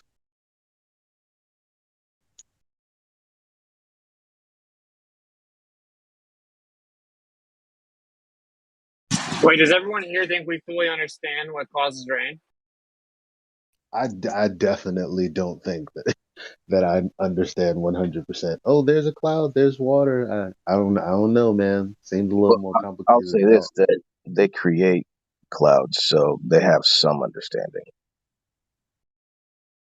Well, no, I'm not saying that you can't make water fall out of condensation. I mean, after like a concentration of water could then fall. I'm saying, is that actually proven to be the sole causal agent of rainfall, though? As crazy as that sounds, I've been there in that thought process. Pressure differential between high and low pressure, hot and cold. Same way that condensation will form on your windows when you've got the AC blaring, but it's 110 degrees outside. That pressure differential will form condensation. It's not going to rain in your car, though. That's the thing, bro. Well, actually, Actually, it will. Right. It could in a sense, because I mean, I do feel like it'll roll down. You're going to create a cloud in your car? What? No, I'm Elijah. saying you'll see the condensation on the dome. And then they can drop of off. your car, and then the little water droplets will roll down your window. But but in this Earth's dome, there's a barrier of gases that keep the lower pressure gas, the denser gases below. So that it's not going to rain up there. It's not going to cause condensation up there because they'd have to pass through all those gases. Yeah, but you're agreeing with him about pressure differential. But yeah, but I'm not saying that causes rain. When a thunderstorm blows through, does it get colder? That depends. Like Elijah said, thunderstorm doesn't always equal rain. It rains without the thunderstorm. And it thunders It's that without pressure but then temperature. again, maybe it's raining somewhat. Sorry, Sonny. It's all right. The pressure, that ratio between pressure and temperature with moisture is what we're experiencing. Right, but like I said, they can create clouds too, and I've seen that on TV.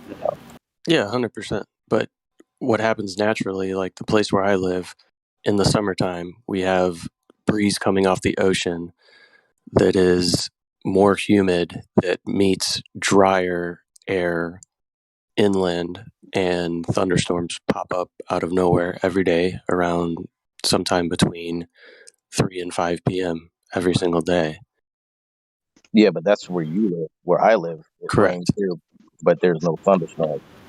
But I like the question that Whitsitt asked though, because that's the one. Those are the ones that none of us seem to be able to answer. Well, I think some people in here brought that up. They've brought photos and videos of rain from a cloudless sky.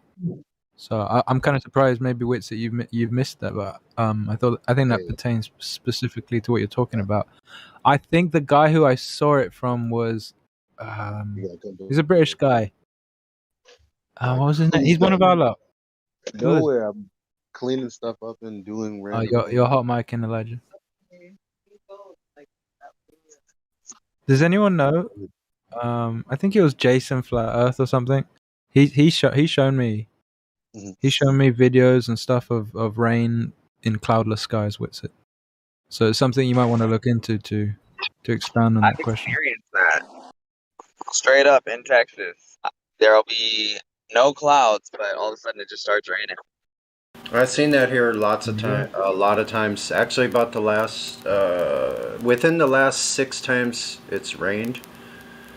2 of those times it was raining in bright sunny day. I couldn't see the clouds. It was pouring rain, and it was bright sunny on the same streets.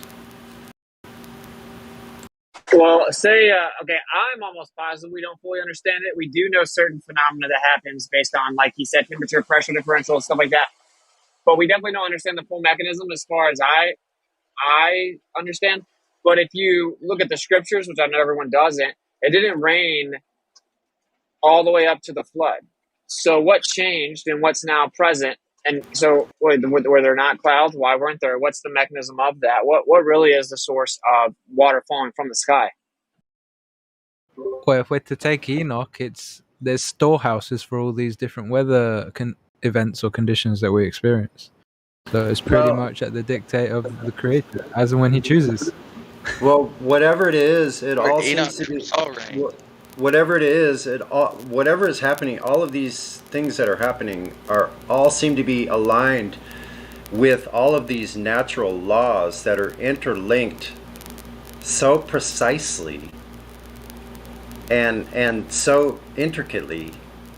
Really a complex system. Think about all these natural laws that are like concrete barriers of these that you cannot go, like we don't know how as humans to go outside of any of these bounds. That's why we call them laws. Like we don't know how to interrupt the gas laws, other than with containment, things like that. So moving outside of the bounds of any of these natural laws, they're tight guides to how everything here works.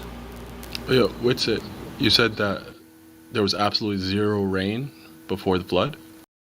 Yeah, water had never fallen from the sky. That's why everyone .no is so crazy. Yeah, that was the sign that the shit was about to hit the fan. It was the first time it rained. Yeah, because Water came up from the ground to take care of all the vegetation. Yes, you yeah, had there was a geysers pop mist. up. The initial instigator for the plants was a mist. It's in is it?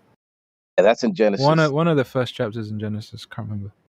Okay, now we're getting into the gravy. So, is the areas lacking humidity maybe just something that's now here after the flood, and so now we have that combination effect, right, where the less humid areas will hit the more humid areas, and then we get what we call rain. Well, if you go with the Bible, like if people believe in the ice wall, that never existed back then, right? There was the land was the same everywhere, so that's why there was a mist to water the entire earth. I mean, now you have seasons. Seasons never existed before the flood. I don't think that's true. You had night and day, but seasons didn't. That means something died. Well, no, you're right. No, you're right. Because like You can still have the water coming from the ground and having my bad. seasons. I mean before the fall. My bad. The stars were for the seasons. So Yeah, seasons were already a thing. I think it's specifically Seasons came with the fall. They weren't when Adam and Eve were in the garden.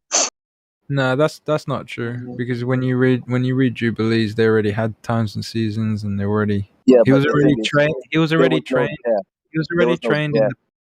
Hold up, please. He was already trained in the priesthood, and the priesthood was about doing certain things at certain times, the appointed times. So the seasonal idea that came after the fall doesn't work, especially like what Elijah said: stars and sun and moon created for seasons. That was day 4. Right. Yeah, but in the Adamic period before Adam and Eve fell, they lived in the garden. Seasons didn't exist because seasons connotate death, right? Because when it's with seasons, you have fall. No. You're equating things that shouldn't be equated. Seasons is literally the revolution of the luminaries.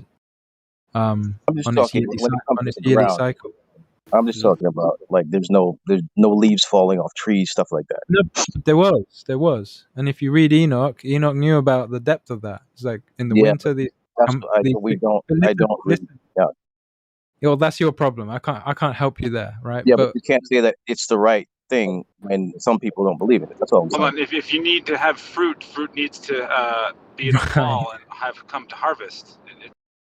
I always thought like Eden was like an everlasting spring type of season. No, it's never said that. It's Eden is simply not simply, but it's a kingdom. It's a walled garden. So the definition of gardening is like a walled off area, right? So it was a specific section of awesomeness within Earth. It wasn't the only thing. It wasn't the only place that existed, because remember, after Adam and Eve had their children, Cain was banished. He was banished to an established land. So Right, but I mean, the garden was their home. You had the rest of the earth, yes, but that was their home.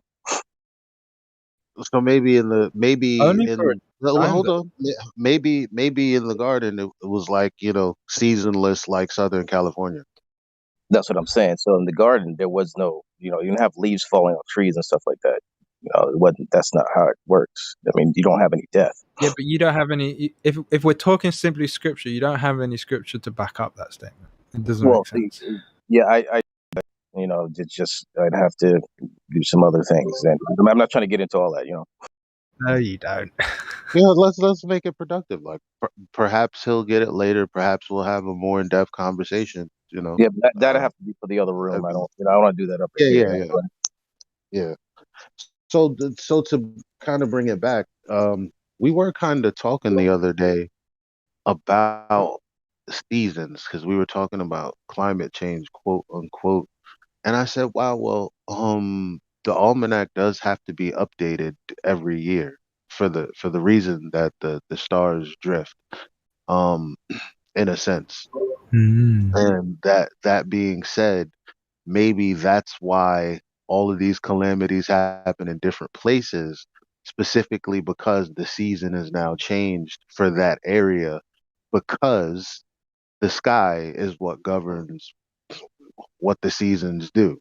And if it's drifting, then the seasons must also be drifting, in my opinion. When you say drifting, do you mean drifting in relation to how people operate within No, I mean the drifting as, you know, Over the if land, the weather's going to if be different over the land as the sky drifts over the land. right, because it's on the same track, but it'll drift a certain degree, meaning this same particular constellation will be just okay. the- Yeah, which isn't is and isn't the only way an established place can enter into a new age is if the constellations no longer are overhead at a certain time, based right? on Because their you. calendar that they've created. So I reckon that would have something to do with like the fact that we're nearing the end of this epoch or this era, because you have the constant yearly revolving cycles, but then you probably also have like a bigger cycle. Like what is it they call like entering the age of whateverness? Yeah, I don't necessarily ascribe to their terms, but is that what you're going with? Is that what you're sort of, referring to? sort of. David Yeah, David Flynn well, goes over actually, David Flynn goes over the supposed cycles of the stars, like I think it's a 2400 or 2600 quarterly cycle. But if you look up David Flynn, it's hard to find his stuff because it's so old and he passed away like 8 years ago or so. But he does a really good job of explaining the cycle, whatnot. Like somebody said earlier, he's a baller, so take that into consideration. But uh, I think his information is still pretty sound.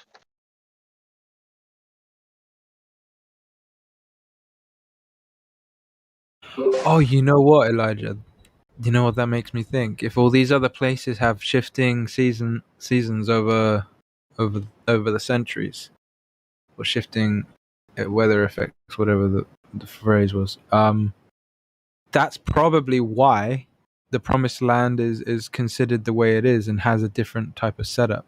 Because I know this is a bit extra specially heavy on the scripture, but it talks about how that land was like the prize land. And so let's consider like a painter or a sculptor. It's going to be like, that's my favorite part of the sculpture that I made, kind of thing, right?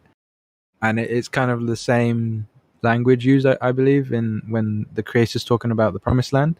And then the description that it actually gives it is that it's not hot, it's not cold, but it's basically like I can't remember the word, but it's a nice land. Whereas all the other lands that were promised to the other sons of Noah, that one was promised to Shem. They had like somewhere extreme hot, somewhere extreme cold, and all the rest of it. Are you following what I'm saying, or did I lose you? well, yeah, but are you still going? No, I'm done. I just want to make sure it made sense. Before I ask anything Well, else. because I thought you were saying like there was a time where the season was perfect. The season in a sense that, you know, everything is good for that time period, and then all of a sudden things change. Well, not all of a sudden, but over time things changed. It was no longer perfect. Not No, perfect, but yeah, maybe it's because I didn't phrase it the best. I was just thinking in terms of what maybe one of the reasons why the promised land is given such a um high respect by the creator is that in that place these kind of seasonal things that happen over since the beginning of time to now, those shifts that you're talking about, they won't shift in the same way for that land because of where he oh placed it and how it behaves. Does that make better sense? yeah, yeah. Okay. It's just it was a thought. It wasn't necessarily a complete thought. And you guys agree that Polaris moves just a little bit? I don't know about Polaris. Yeah. It looks like it kind of moves around maybe. What? But Yeah, I would Yeah, no, it kind of does. describe it like I'd kind of describe it like when you're doing a spinning top.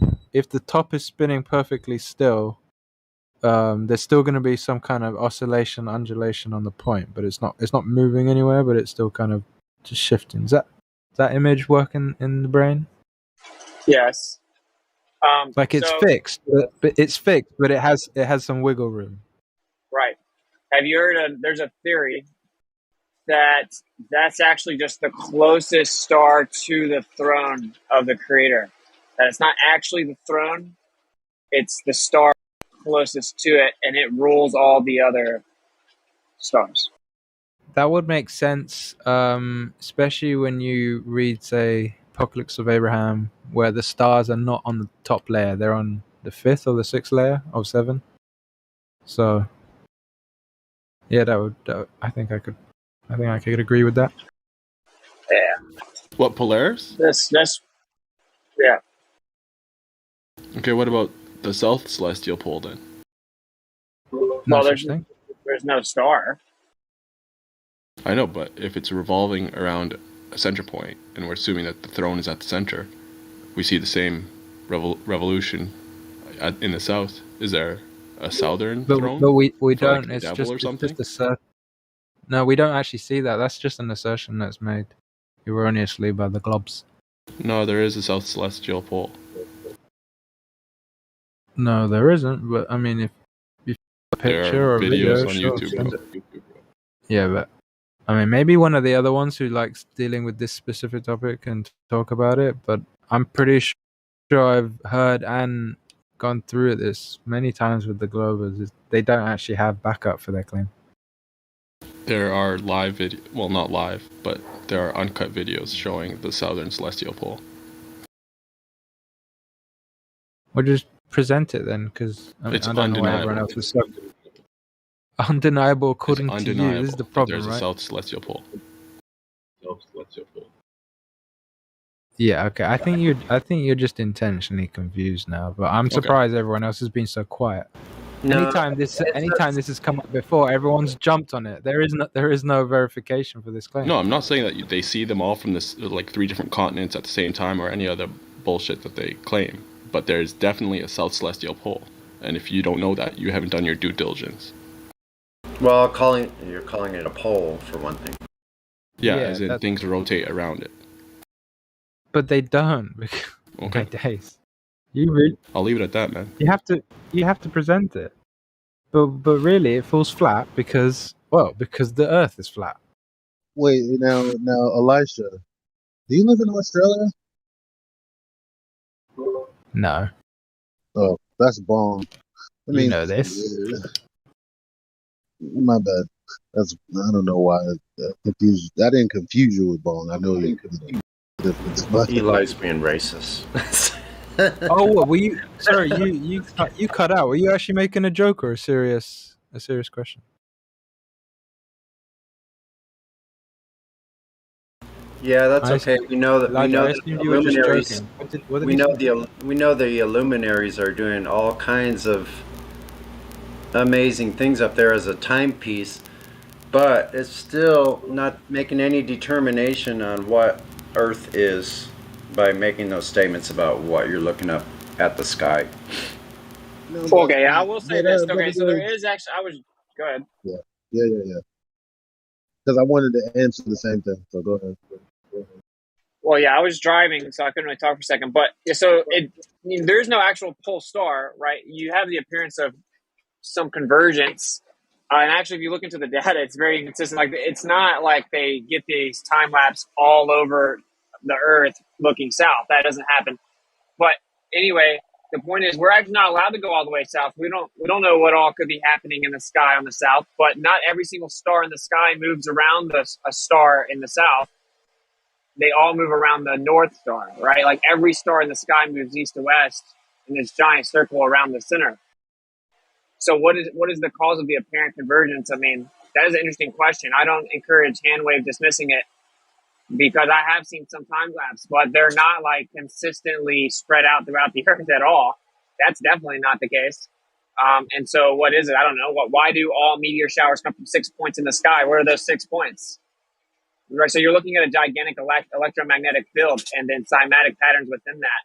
So if you're on the outside of the field, it's not even out of the realm of possibility you would have a parent convergence. But every single star in the sky doesn't move around the center star there. There is no center star. Every star in the sky moves around the center star in the north.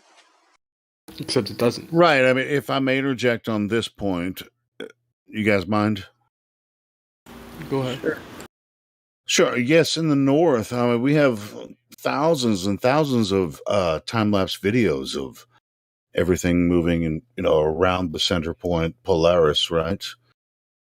But you asked us about the south center point, and you said there's there's much footage there, and it's confirmed.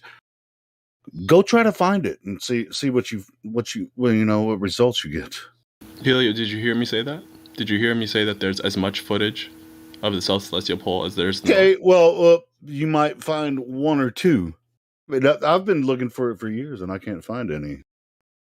That's you a simple question. genuine. Did you hear me say that?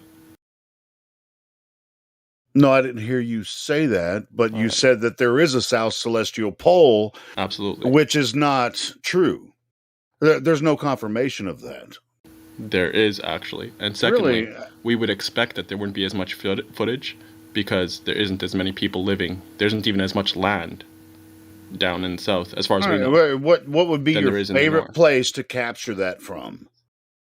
What's that? Well, we If gotta you were get going past, to capture it, we gotta get past the contention that there isn't one. I mean, I've seen photos. So No, what I've are we seen it. I've actually seen it arguing? too. Because I'm trying to get past. I'm trying to get past the point of just arguing about consensusly that happens, right? Like you can see some sort of. Yeah, there's an anomaly. Yeah, I agree with that. But it really. But as far as whether or not you should be able to see it in the south the same way you see it in the north, that's not going to happen. What do you mean in the same way? Talking about the time lapse footage. Yeah, there is time lapse of the South Celestial Pole. Where? Yeah, it only shows a couple stars, and it doesn't have a center star. Like it only shows a few stars. Well, I it's do called time lapse of the Sigma North Pole Octantis. star. Yeah. But wait, I do time lapse of the North Pole star, and the whole sky, every part of the sky you can see has a star in it moving around it. And doesn't I'm with you. work the same I'm not way. saying that there's a big It doesn't look the star same way. kind of close to the center as we have with the north. I'm saying that there is a focal point, a pole, with which all of these things are going around. Based on what? Based on what? Where? Based off Where? of video, bro. You can, if you haven't looked at. You just YouTube said that you Let's didn't. share one. You just said that wasn't in consensus. That I don't No, understand. I think he's saying that things are still rotating around a point. There's just not a star at the center of it to represent that center point. Yeah, and if we're being technical, the star isn't yet at the center of the north. That's why they call it Sigma Octantis. There are a group of stars that are a focal point in that area where this, but it doesn't work the same way that it does when you're looking north, or when you're in the northern What do you mean? hemisphere. No, you tell me what you mean, bro. No, you just said it doesn't work. What's the difference? Aside from one having a brighter star near to the center. Well, Are you going to show it to us anytime soon? Yeah, I mean, you're going to have to show it to me, man, but I've been looking for it for years. I can't find it. So, to be clear, you're saying that you have never seen a time lapse of the South Celestial Pole. Well, what I'm saying, I'm being very clear. I would like you to show it to me. That's what I'm being clear about. All right. Yeah, show us what you're talking about, and then we can analyze it. How about you just do a quick YouTube search for South Celestial Pole time lapse? How about that you post that? It's easier because you know where it is. No, I help those who help themselves. Ah, that's secret. Okay, thank you. I'm giving you literally the keywords to search. But you don't want to do that. But you don't want to share it. I'm not your errand boy. Seek knowledge for No, yourself. you've seen it before. You are not helpless. You Seek knowledge came for in here. yourself. You came in here, offered the information. You're welcome for it. And now you can go ahead and share the information with us, unless you're trying to keep it secret. I don't know. Bro, I told you exactly. Again, the this steps. is completely Exercise some agency. unreasonable. So let's just go along with this then. So there's a South Celestial Pole. Okay, great. What are you trying to say? That was the point, actually. Show us your favorite video what is the footage point? of time lapse of the South Celestial Pole. Show us your favorite one. Or you could put in some work, Helio, and search it yourself. Oh, I've already done this. I told you that. I don't know. I if you want have. you to show me your favorite video. No, it's all right. Why you don't?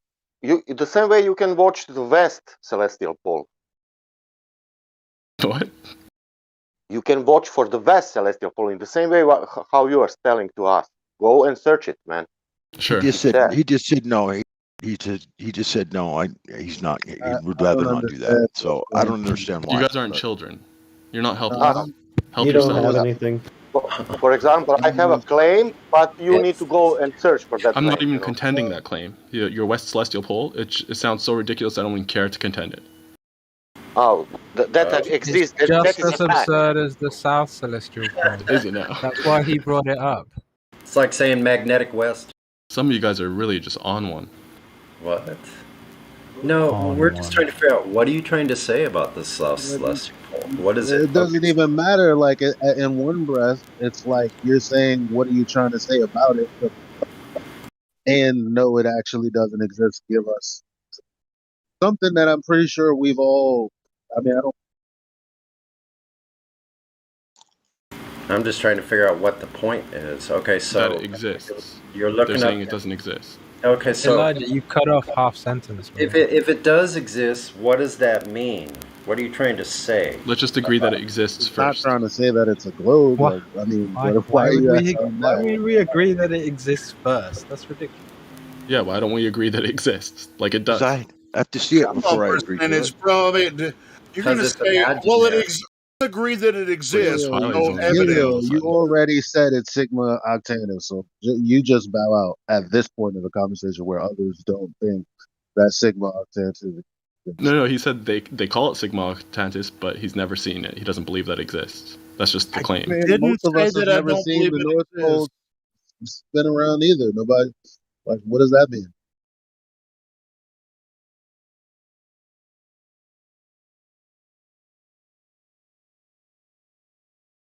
What do we even call you with all these percentage signs? Anyway, why don't you change your name to Lives in the South Celestial Pole? I don't. Well, Sonny, to be fair, he's been here for a long time. I know. I'm just kind of being flippant. I apologize. I'm not trying to be a jerk. No, I mean that's why I'm giving him shit right now, because he refuses to actually post his favorite South Celestial Pole time lapse footage. I don't have a favorite. I don't pick favorites, Helio. But if I did, you'd be my favorite. Bro, you seem bored, man. Are you okay? I'm G, man. I appreciate your concern, though. You're welcome.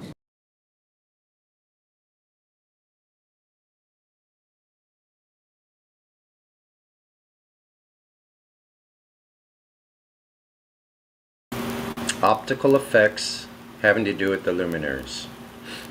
That's what we're talking about. We don't know what the source of these optics are, whatever we're seeing up there. What like it could be. We're in speculation here. So lensing going on. I mean, like some people have done a few examples of similar types of effects that we're seeing, but we don't know what the source of any of this is. Like even if the things that are manipulating the lights above us, if they're physical or not, we don't even know that. Are they only electromechanical? Or I mean electro? Sure. Electromagnetic properties? No, that's definitely something to think about. But that's outside of the scope of the conversation. Yeah, I was because responding to Witsit when he said that the stars are evolving in obeisance, in obedience to this throne that's at the center, right? But if that's the case, then we'd also have a throne in the south, because there are two celestial poles. No, that's not necessarily so. The celestial pole in the south appears to be deformation off of some sort of atmospheric effect. based off of what the video showed with that Spanish dude. You can duplicate the effect with a whirl toward the north and a whirl toward the south, but it appears to be deformation off of atmosphere or some sort of glass structure. So it looks Yeah, but like we could also say that the possibility. south is the true one and the north is the deformation. But the magnets don't point there. So why isn't it accompanied by a south pointing magnet? Most of the time, most people say that the magnets point north. So magnets just align I'd with expect the mirrored line. magnetic activity as well, but that doesn't appear to be the case based off No, the magnets align with a magnetic field. Keyword align. Line. So are you saying that the magnets point south? As far as I can tell, they point north. South as much as they point north. That's not what I heard. I heard that there's local anomalies, but the magnets, when I've heard people talk about the magnets, they point north, not south. No, they align to the north, south magnetic lines. That's what they are. So the north appears to be a true position. The south appears to be, at best, a ring or a... Not if you're being objective. If you're being objective, it could be, that it's pointing south and then also aligning north. They're pointing together. Or it could be a monopole, which only points to one, but we don't know that. And all of our magnets on Earth are dipole. The only problem with that is we don't have corroborating evidence with the geography. The land appears to extend ever outward past the equator, according to Robotham and other people's reports, based off of how much land they were clocking per latitude, per unit latitude.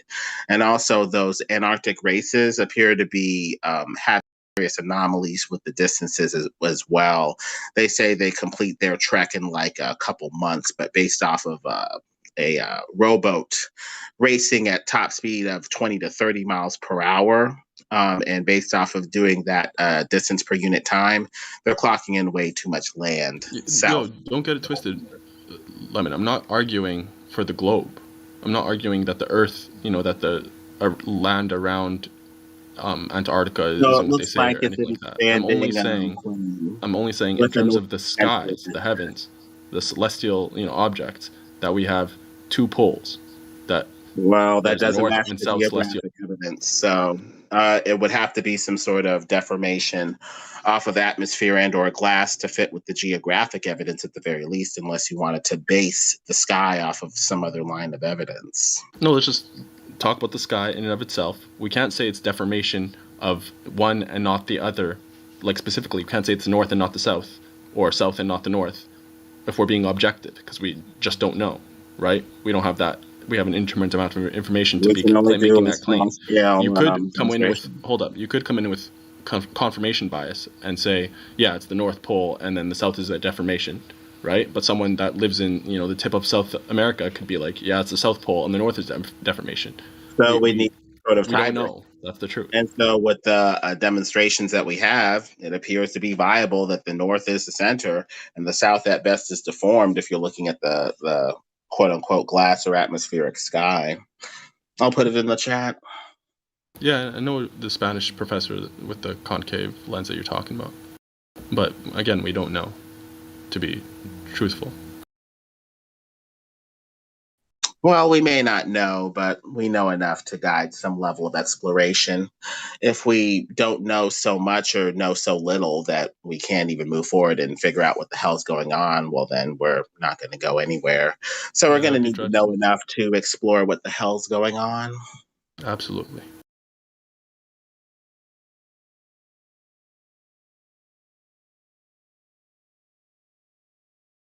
Say there was a throne, though, at the celestial pole, and the stars are rotating in obedience around it. Then there's the south celestial pole, and there's also a throne there. Is it possible that we have dichotomous gods? No. That speaks too much of metaphysics for me. It could be or not, but that as above, so below metaphysics is not going to go with me being a committed theist Christian religitard. But maybe, but I'm going to have to say no. Yeah, I would think, it's possible, you could think about it and be like, yeah, the masculine is ruled by a god, and then feminine is ruled by another god or goddess or what have you, and, but I think for me it just doesn't make sense because at the end, they could. How did these two gods of equal power come into, existence or become eternal together? It just doesn't make sense for me. It has to go down to one. There has to be the single self-causing cause, the single creator.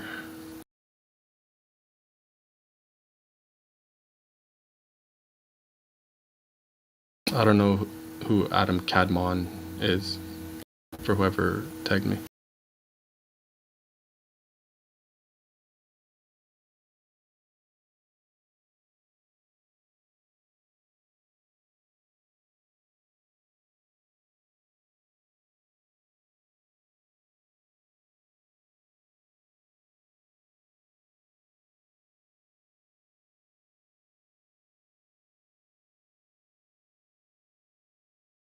Is there any studies done, climbing an elevation? Does the magnetic attraction get weaker?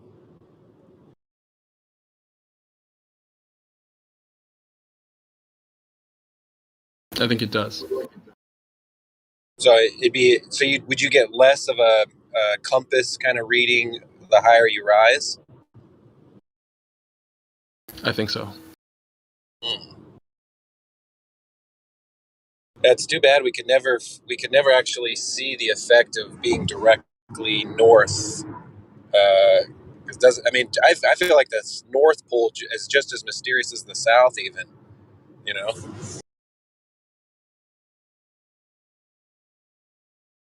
Maybe everything's focused on Antarctica, but there's some deep truth in the North Pole.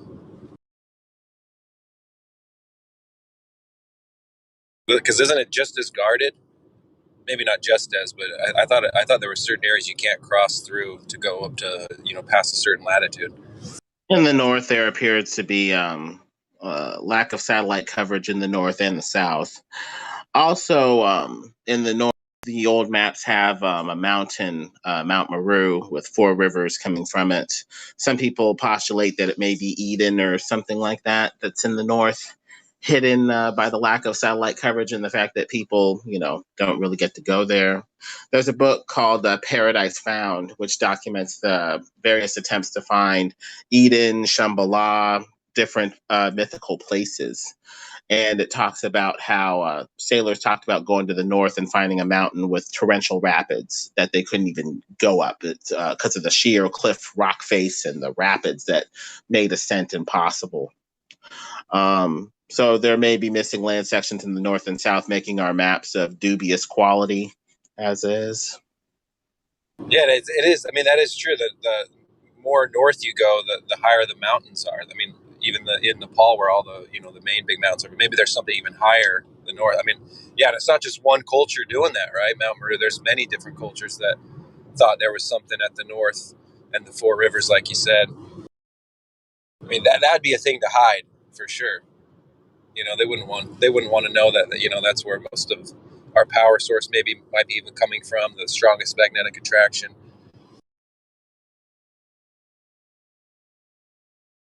Yeah, I mean, that's another thing. The public, I don't know if they could handle that kind of stuff.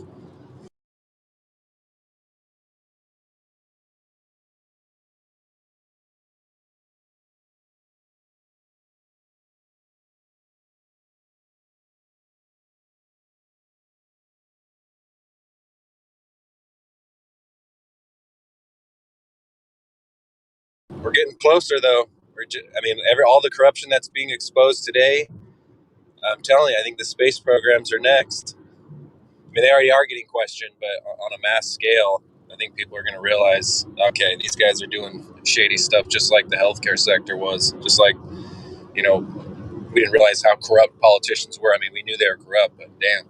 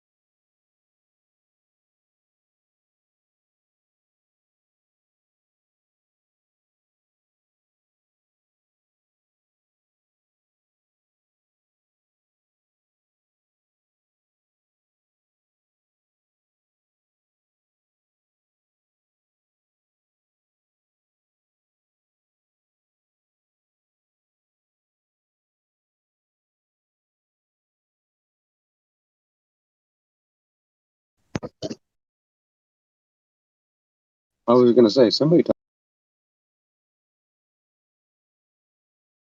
I'm still waiting on that South Celestial Pole footage.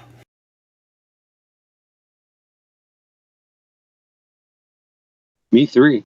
I'd love to see something like that. I've been looking for it for years. I can't find it. Yeah, I've had people use it in a conversation, but I ain't never heard of it. Yep. I mean, I understand why they think that because of a magnet, how a magnet works, but there's no proof that the Earth's center of the Earth, or that we even have a center. But even so, we don't have any proof that it's actually magnetic, right? I don't know. We do have evidence that the Earth, has magnetism. That's no. I mean, you know what I mean, right? Yeah, like there's a pull towards the north, but it doesn't pull downwards towards the center of the Earth, right? So if you stood near the North Pole, your compass would still point towards the North Pole, right? Center of the Earth. Yeah. Well, yes, there's a magnetic field. That's you can't dispute that. But of course, I mean, if you assume that the Earth is a globe, then you're going to come up with this weird idea about this globe and stuff. But yes, I mean the magnetic field I agree. is a thing. Yeah.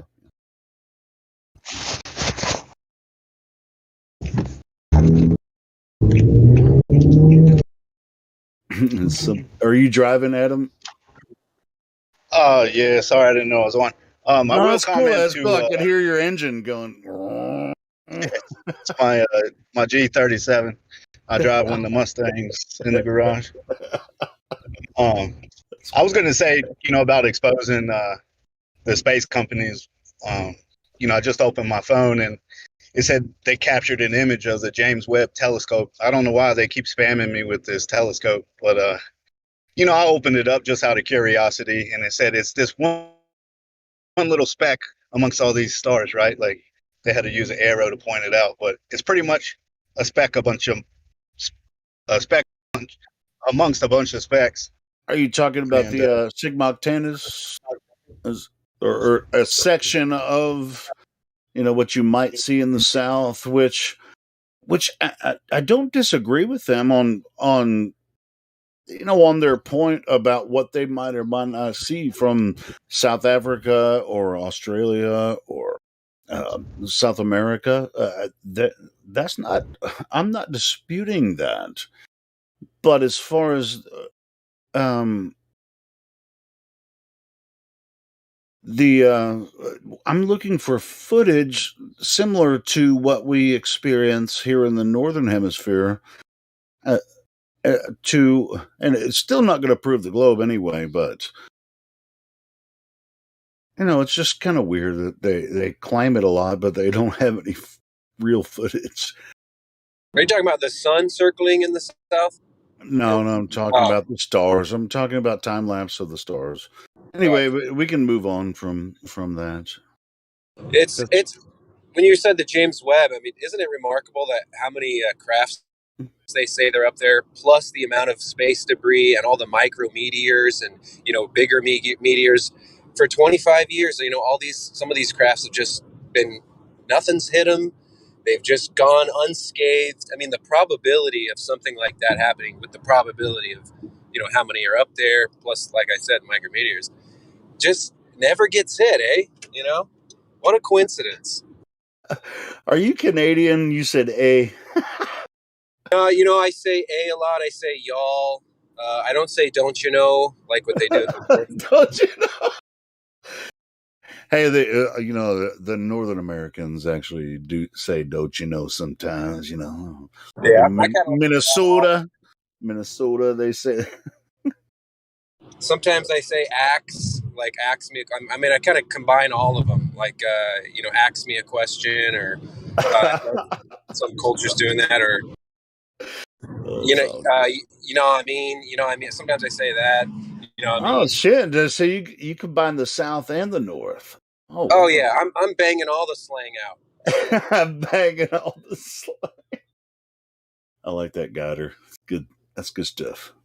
I went to Canada on a vacation for like 2 months, and I somehow picked up their accent, man. All my friends back here in Virginia thought it was Oh, you can't hilarious. help it. You can't help it, man. You went to prison for a vacation? No, I went to. That's Oh, Australia. I got you. Yeah, I live there. So I can say that because I live there. Well, I'm Was this sorry to hear that, man. Was this pre-Trudeau or was this current Trudeau that you went to Canada? It was 20 years ago. So I was on a fishing trip with my grandpa, and he was like a professional fisherman, and we did that. And he did some posting, trespassing signs on one of his friends' lands. I just fished the whole time. Hey, Where in Guider. Canada? My bad. Go ahead. I was asking where in Canada, because some parts are completely different than other parts. It was Thousand Islands. What's that, Ontario? Cool. That's in the east, right? Yeah, isn't Quebec the most extreme out of Canada right now? Aren't they the one with the most restrictions? Quebec? Yeah. Oh, yeah. They're introducing a tax for people that didn't get the vaccine. It's so bizarre, man. It's like tax. Did you guys see what happened in Brussels yesterday? Water hose. Weren't they like hosing down protesters? Dude, there was like 50,000 people in the streets in Brussels, Belgium, because they were trying to enforce this, like some new restrictions and shit, bro. They were freaking. Yeah, the vaccine extremists need to chill. I haven't heard They about need- that at all. What? Oh, Are yeah, you it's all fucking over. serious? No, that's just gonna Tell happen. you what, Helio, post your It's gonna favorite happen video here. of that. I mean, it's the Great Awakening versus the Great Reset, but there's going to be a Great Reset, just not how the globalists want it, not how these creepy, extremists want it. So there is going to be a definite reset, but it'll be probably It's weird more. because in the UK they got rid of all of the restrictions. Effective tomorrow, there are 0 restrictions. Yeah, I mean, it's pretty much that way where I'm in Arkansas. I mean, if you want to wear a mask, you can wear a fucking mask, but I don't wear a mask, so I just do. But yeah, the people got in more control now because the people are deciding for themselves. I mean, look what they've done with school boards, companies. They realize how much power they have. It is that classic A Bug's Life Pixar scene with the ants and the grasshoppers. Yeah, that's interesting. Other people will say it's because Boris Johnson got caught having a party when there was lockdown. Oh, hell yeah! Oh, So he's shit, trying to make it seem like it's not a big deal anymore, and they're getting rid of the restrictions and stuff. So other countries What do will you follow really suit. think that? But hopefully, they do it's follow not. suit. That's not why. That's not why, bro. But you can think that if you want to. It's a part of it. I mean, it's a part of it, but most people like blue pillars and people that are just so ingrained in the system actually need to see that, because a lot of people were questioning it before and said, "Look, this Boris guy is no go. Like, let's just take the IS off. He is just Boris Johnson. I mean, we know it's so boring to see him do what he does and how much corruption is embedded into his soul. We knew that, but Yeah, to it see works on the same way with our quote unquote leader or president or whatever here. I mean, it's the same way with that. Yeah, we got Biden and Boris. They're the same damn thing. What's really nice is that what I think I see, or I hope I see, is that a whole big bunch of another generation, the next generation coming up, completely just disregarding the news. There's a whole generation of people that just know that it's kind of bullshit and nonsense and just don't trust the television. It's exciting to see. It was a long way to go, but probably more now than ever before. Well, and look what's happening. You have individual reporters becoming an entire industry. So look at James O'Keefe, Jack Posbiak. You got Tim Pool. Even they're just Stephen Crowder. I mean, this is in the American news. I guess in Australia you got what's his name? Yavi. I can't remember his name. I don't know, but it's individuals going after the establishment's propaganda, Mockingbird Media, and they're becoming the news. I mean, Telegram has taken off; it's huge. Trump is coming out with Truth Social, which is going to go after Twitter and Facebook, these leftist echo chambers, and It's huge. There's a new shift of media and information coming. Yeah, it's Good. just like That's, at a certain point, you just. I'm sorry. Go ahead, Fraud. no, no, no. I was just saying, yeah, it's good because like that Twitter and Facebook, they censor so much fucking shit. It's annoying, dude. Yeah, just turn it off, and you won't believe it anymore. Well, no, you just need to change. You need to change it as well. I mean, I think having information, besides your local neighborhood information is good. World information is good. It's just it has to be unbiased. It can't be paid for by the Clinton and the Gates foundations. You know what I mean? Because they are extremely corrupt, and we get it now. We see that how much propaganda. It's propaganda versus propaganda, really. You know. Yeah, no, the truth has got to get out there. This shit can't go on, man. This is ridiculous. Well, Yeah, it's I mean, changed. A lot has changed. CNN has lost 90% of its viewers, and before it was just a myth that they were in it for like government. They're like a hand of the government.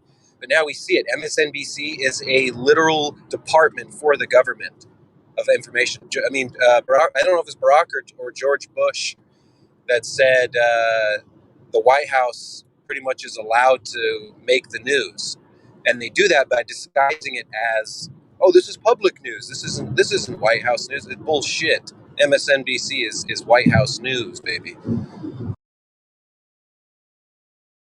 you watch this video. Well, no, not this video. I watched that one earlier. Hold on, I got. Yeah, go for it. Yeah, they fabricate falsities all the time. It's so boring now. It's so easy to detect. Well, it's like I think the protesters, like in Brussels or whatever. I mean, it's like if I'm going to protest, I'm going to go without a mask. I don't need to. It kind of reminds me of some Antifa shit, But anyway, here's a video you can watch. Well, yeah, some of them wear masks to hide their identity, obviously, and those are the hijackers of movements. Like even people here, the feds that hijacked January 6th and Trump rallies, and probably even Black Lives Matter rallies. They It's wear like, masks. what the fuck are you scared of, man? Why are you wearing a mask? I know exactly. It's like if you were for freedom and you're for anti-mandates, then why are you wearing a mask? Why are you out during this? If you believe that the pandemic is a farce, then why are you buying into it with wearing a mask? It doesn't make sense. These guys are so good. I mean, look at all of the shit. Look at all the disruption and the corruption you can create because of this mask shit, right? You can do anything now. You can get away with so much shit because it's okay to wear a mask. It used to be if you wore a mask, people look at you funny, like, what the fuck's wrong with this person? But now it's okay. It's encouraged. You can Dude, commit it used to be. Yeah, you're right. If you walked into a bank with a mask on, you're a fucking robber. But now they say you have to wear a mask. When Yeah, you go into the bank. exactly, dude. If you can't, dude, in some gas stations, same thing. Yeah, exactly. You couldn't go in there without a mask. Now they encourage the robbers. It's like it's a great destabilization. It's to be applauded the way these guys are carrying out this act of treason. You know what I'm saying, against the people, against the citizens. This is basically a coup of the citizens. They're taking over us. You know what I'm saying? It's crazy. Yeah. Check out that video. This is what's happening in Belgium right now. It's insane. Well, and what's interesting is looking into alternate Earth theories or whatever you want to call it in the space programs.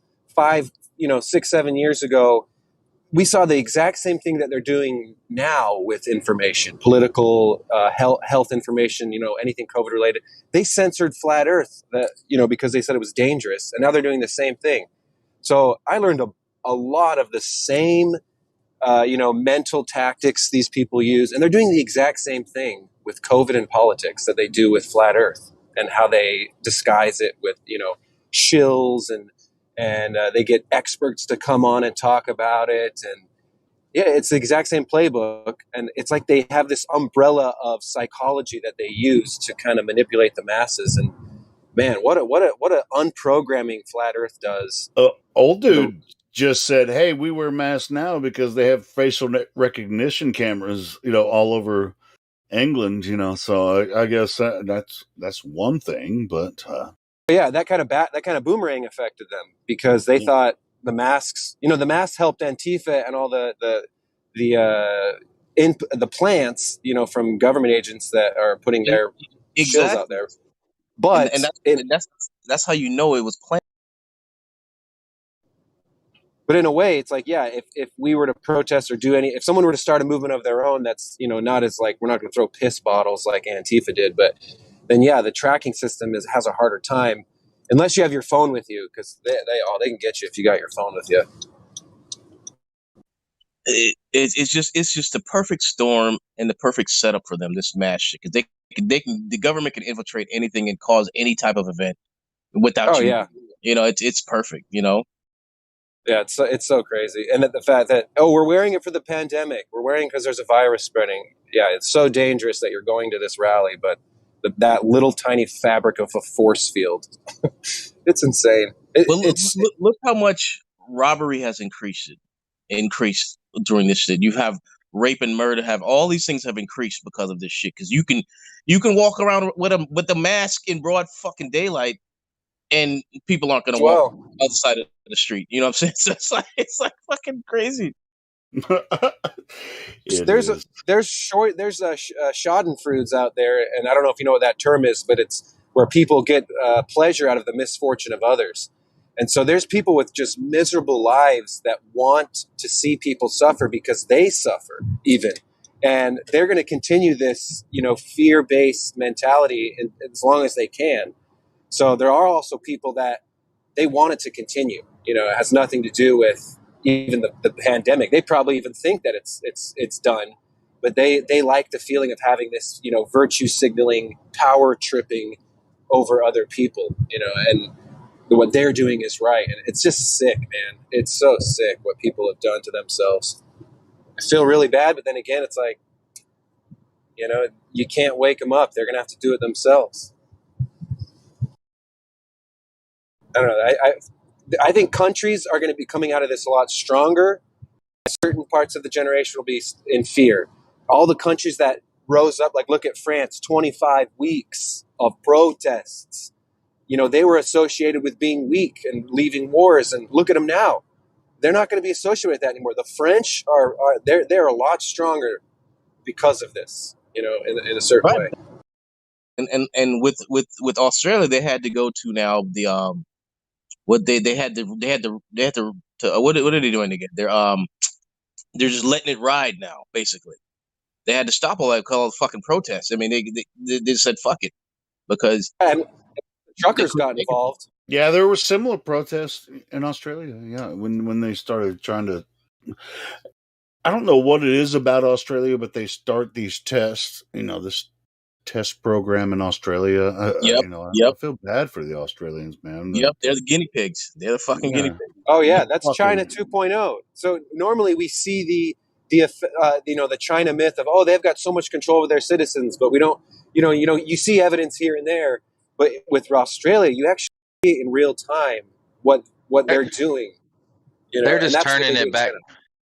They're just turning it back to what it originally was. Penal colony.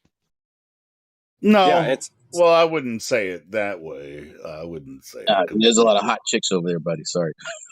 Well, I know that, but I'm just saying. I mean, they wouldn't even let you travel to different counties or different states because you didn't have the jab. Right? Yeah, they were shutting everything down. They're shutting everything down. But now they stopped.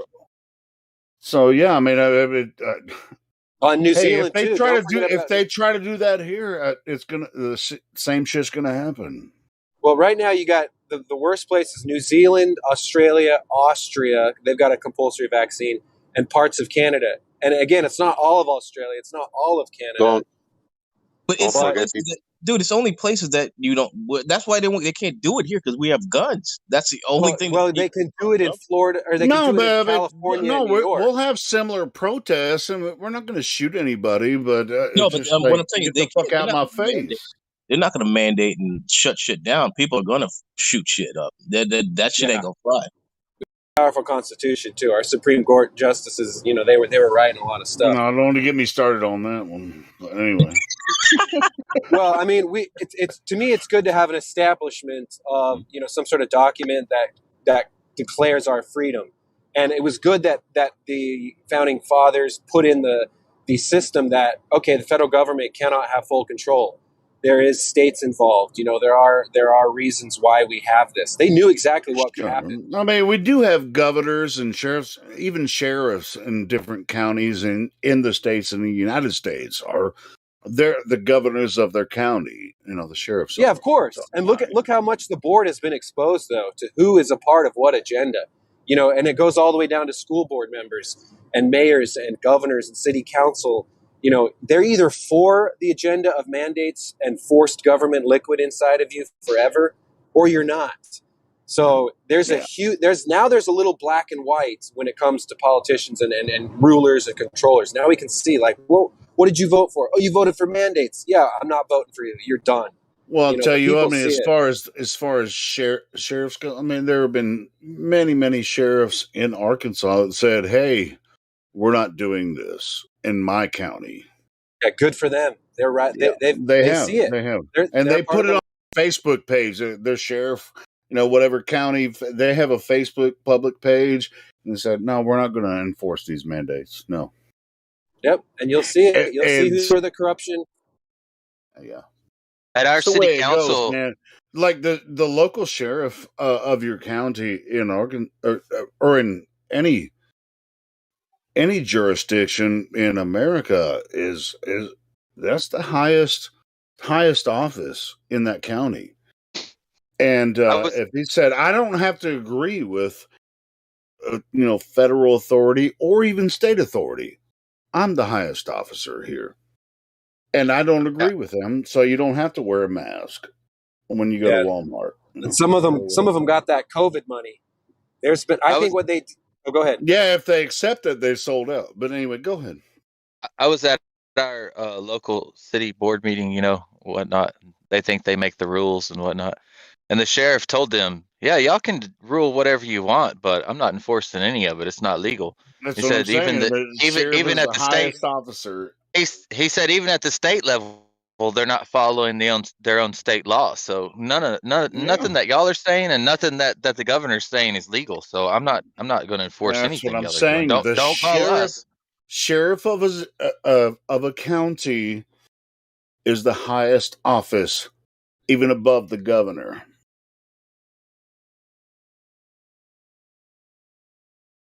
In the United States, legally that way. So if a sheriff says, "We don't have to follow your rule, governor, or your rule, United States of America," the sheriff is the highest office. Well, I mean, logically, in Louisiana. Logically, who's going to enforce any laws that they come up with?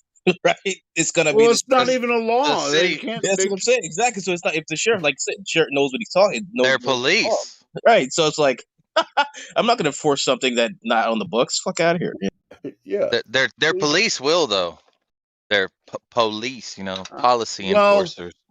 They will, but usually the sheriffs are more they're kind of backing off from some of that. I think they are backing off from some of that.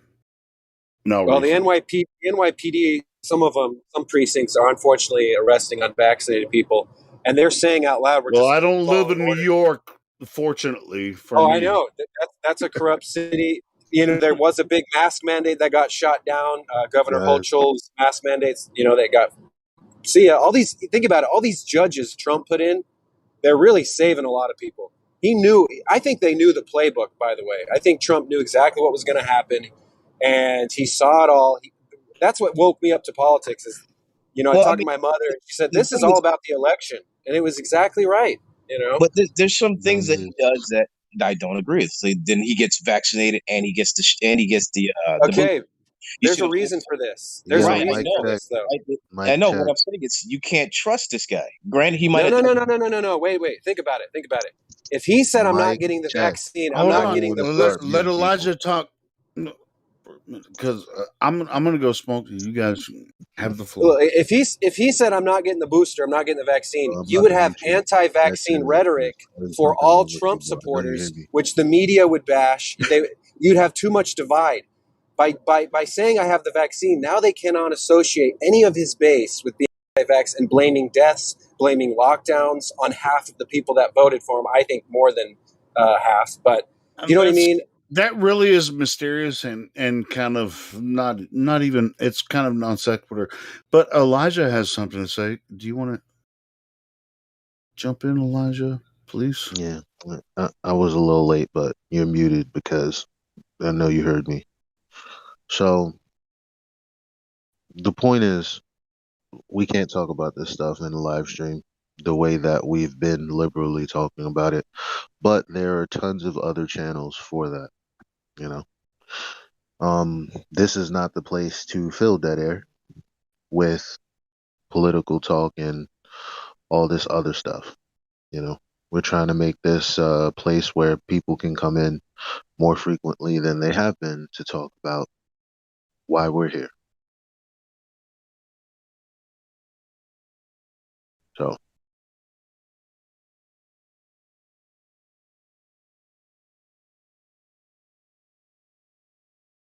Sure, and Guider and everyone else, talking about that. You're right, Elijah. I mean, I got a little carried away too, but yeah, I mean, this is a place to talk about shape of Earth, which I mean, Earth obviously doesn't have a shape, but we've talked about all that means is you know, there's a chill chat right there.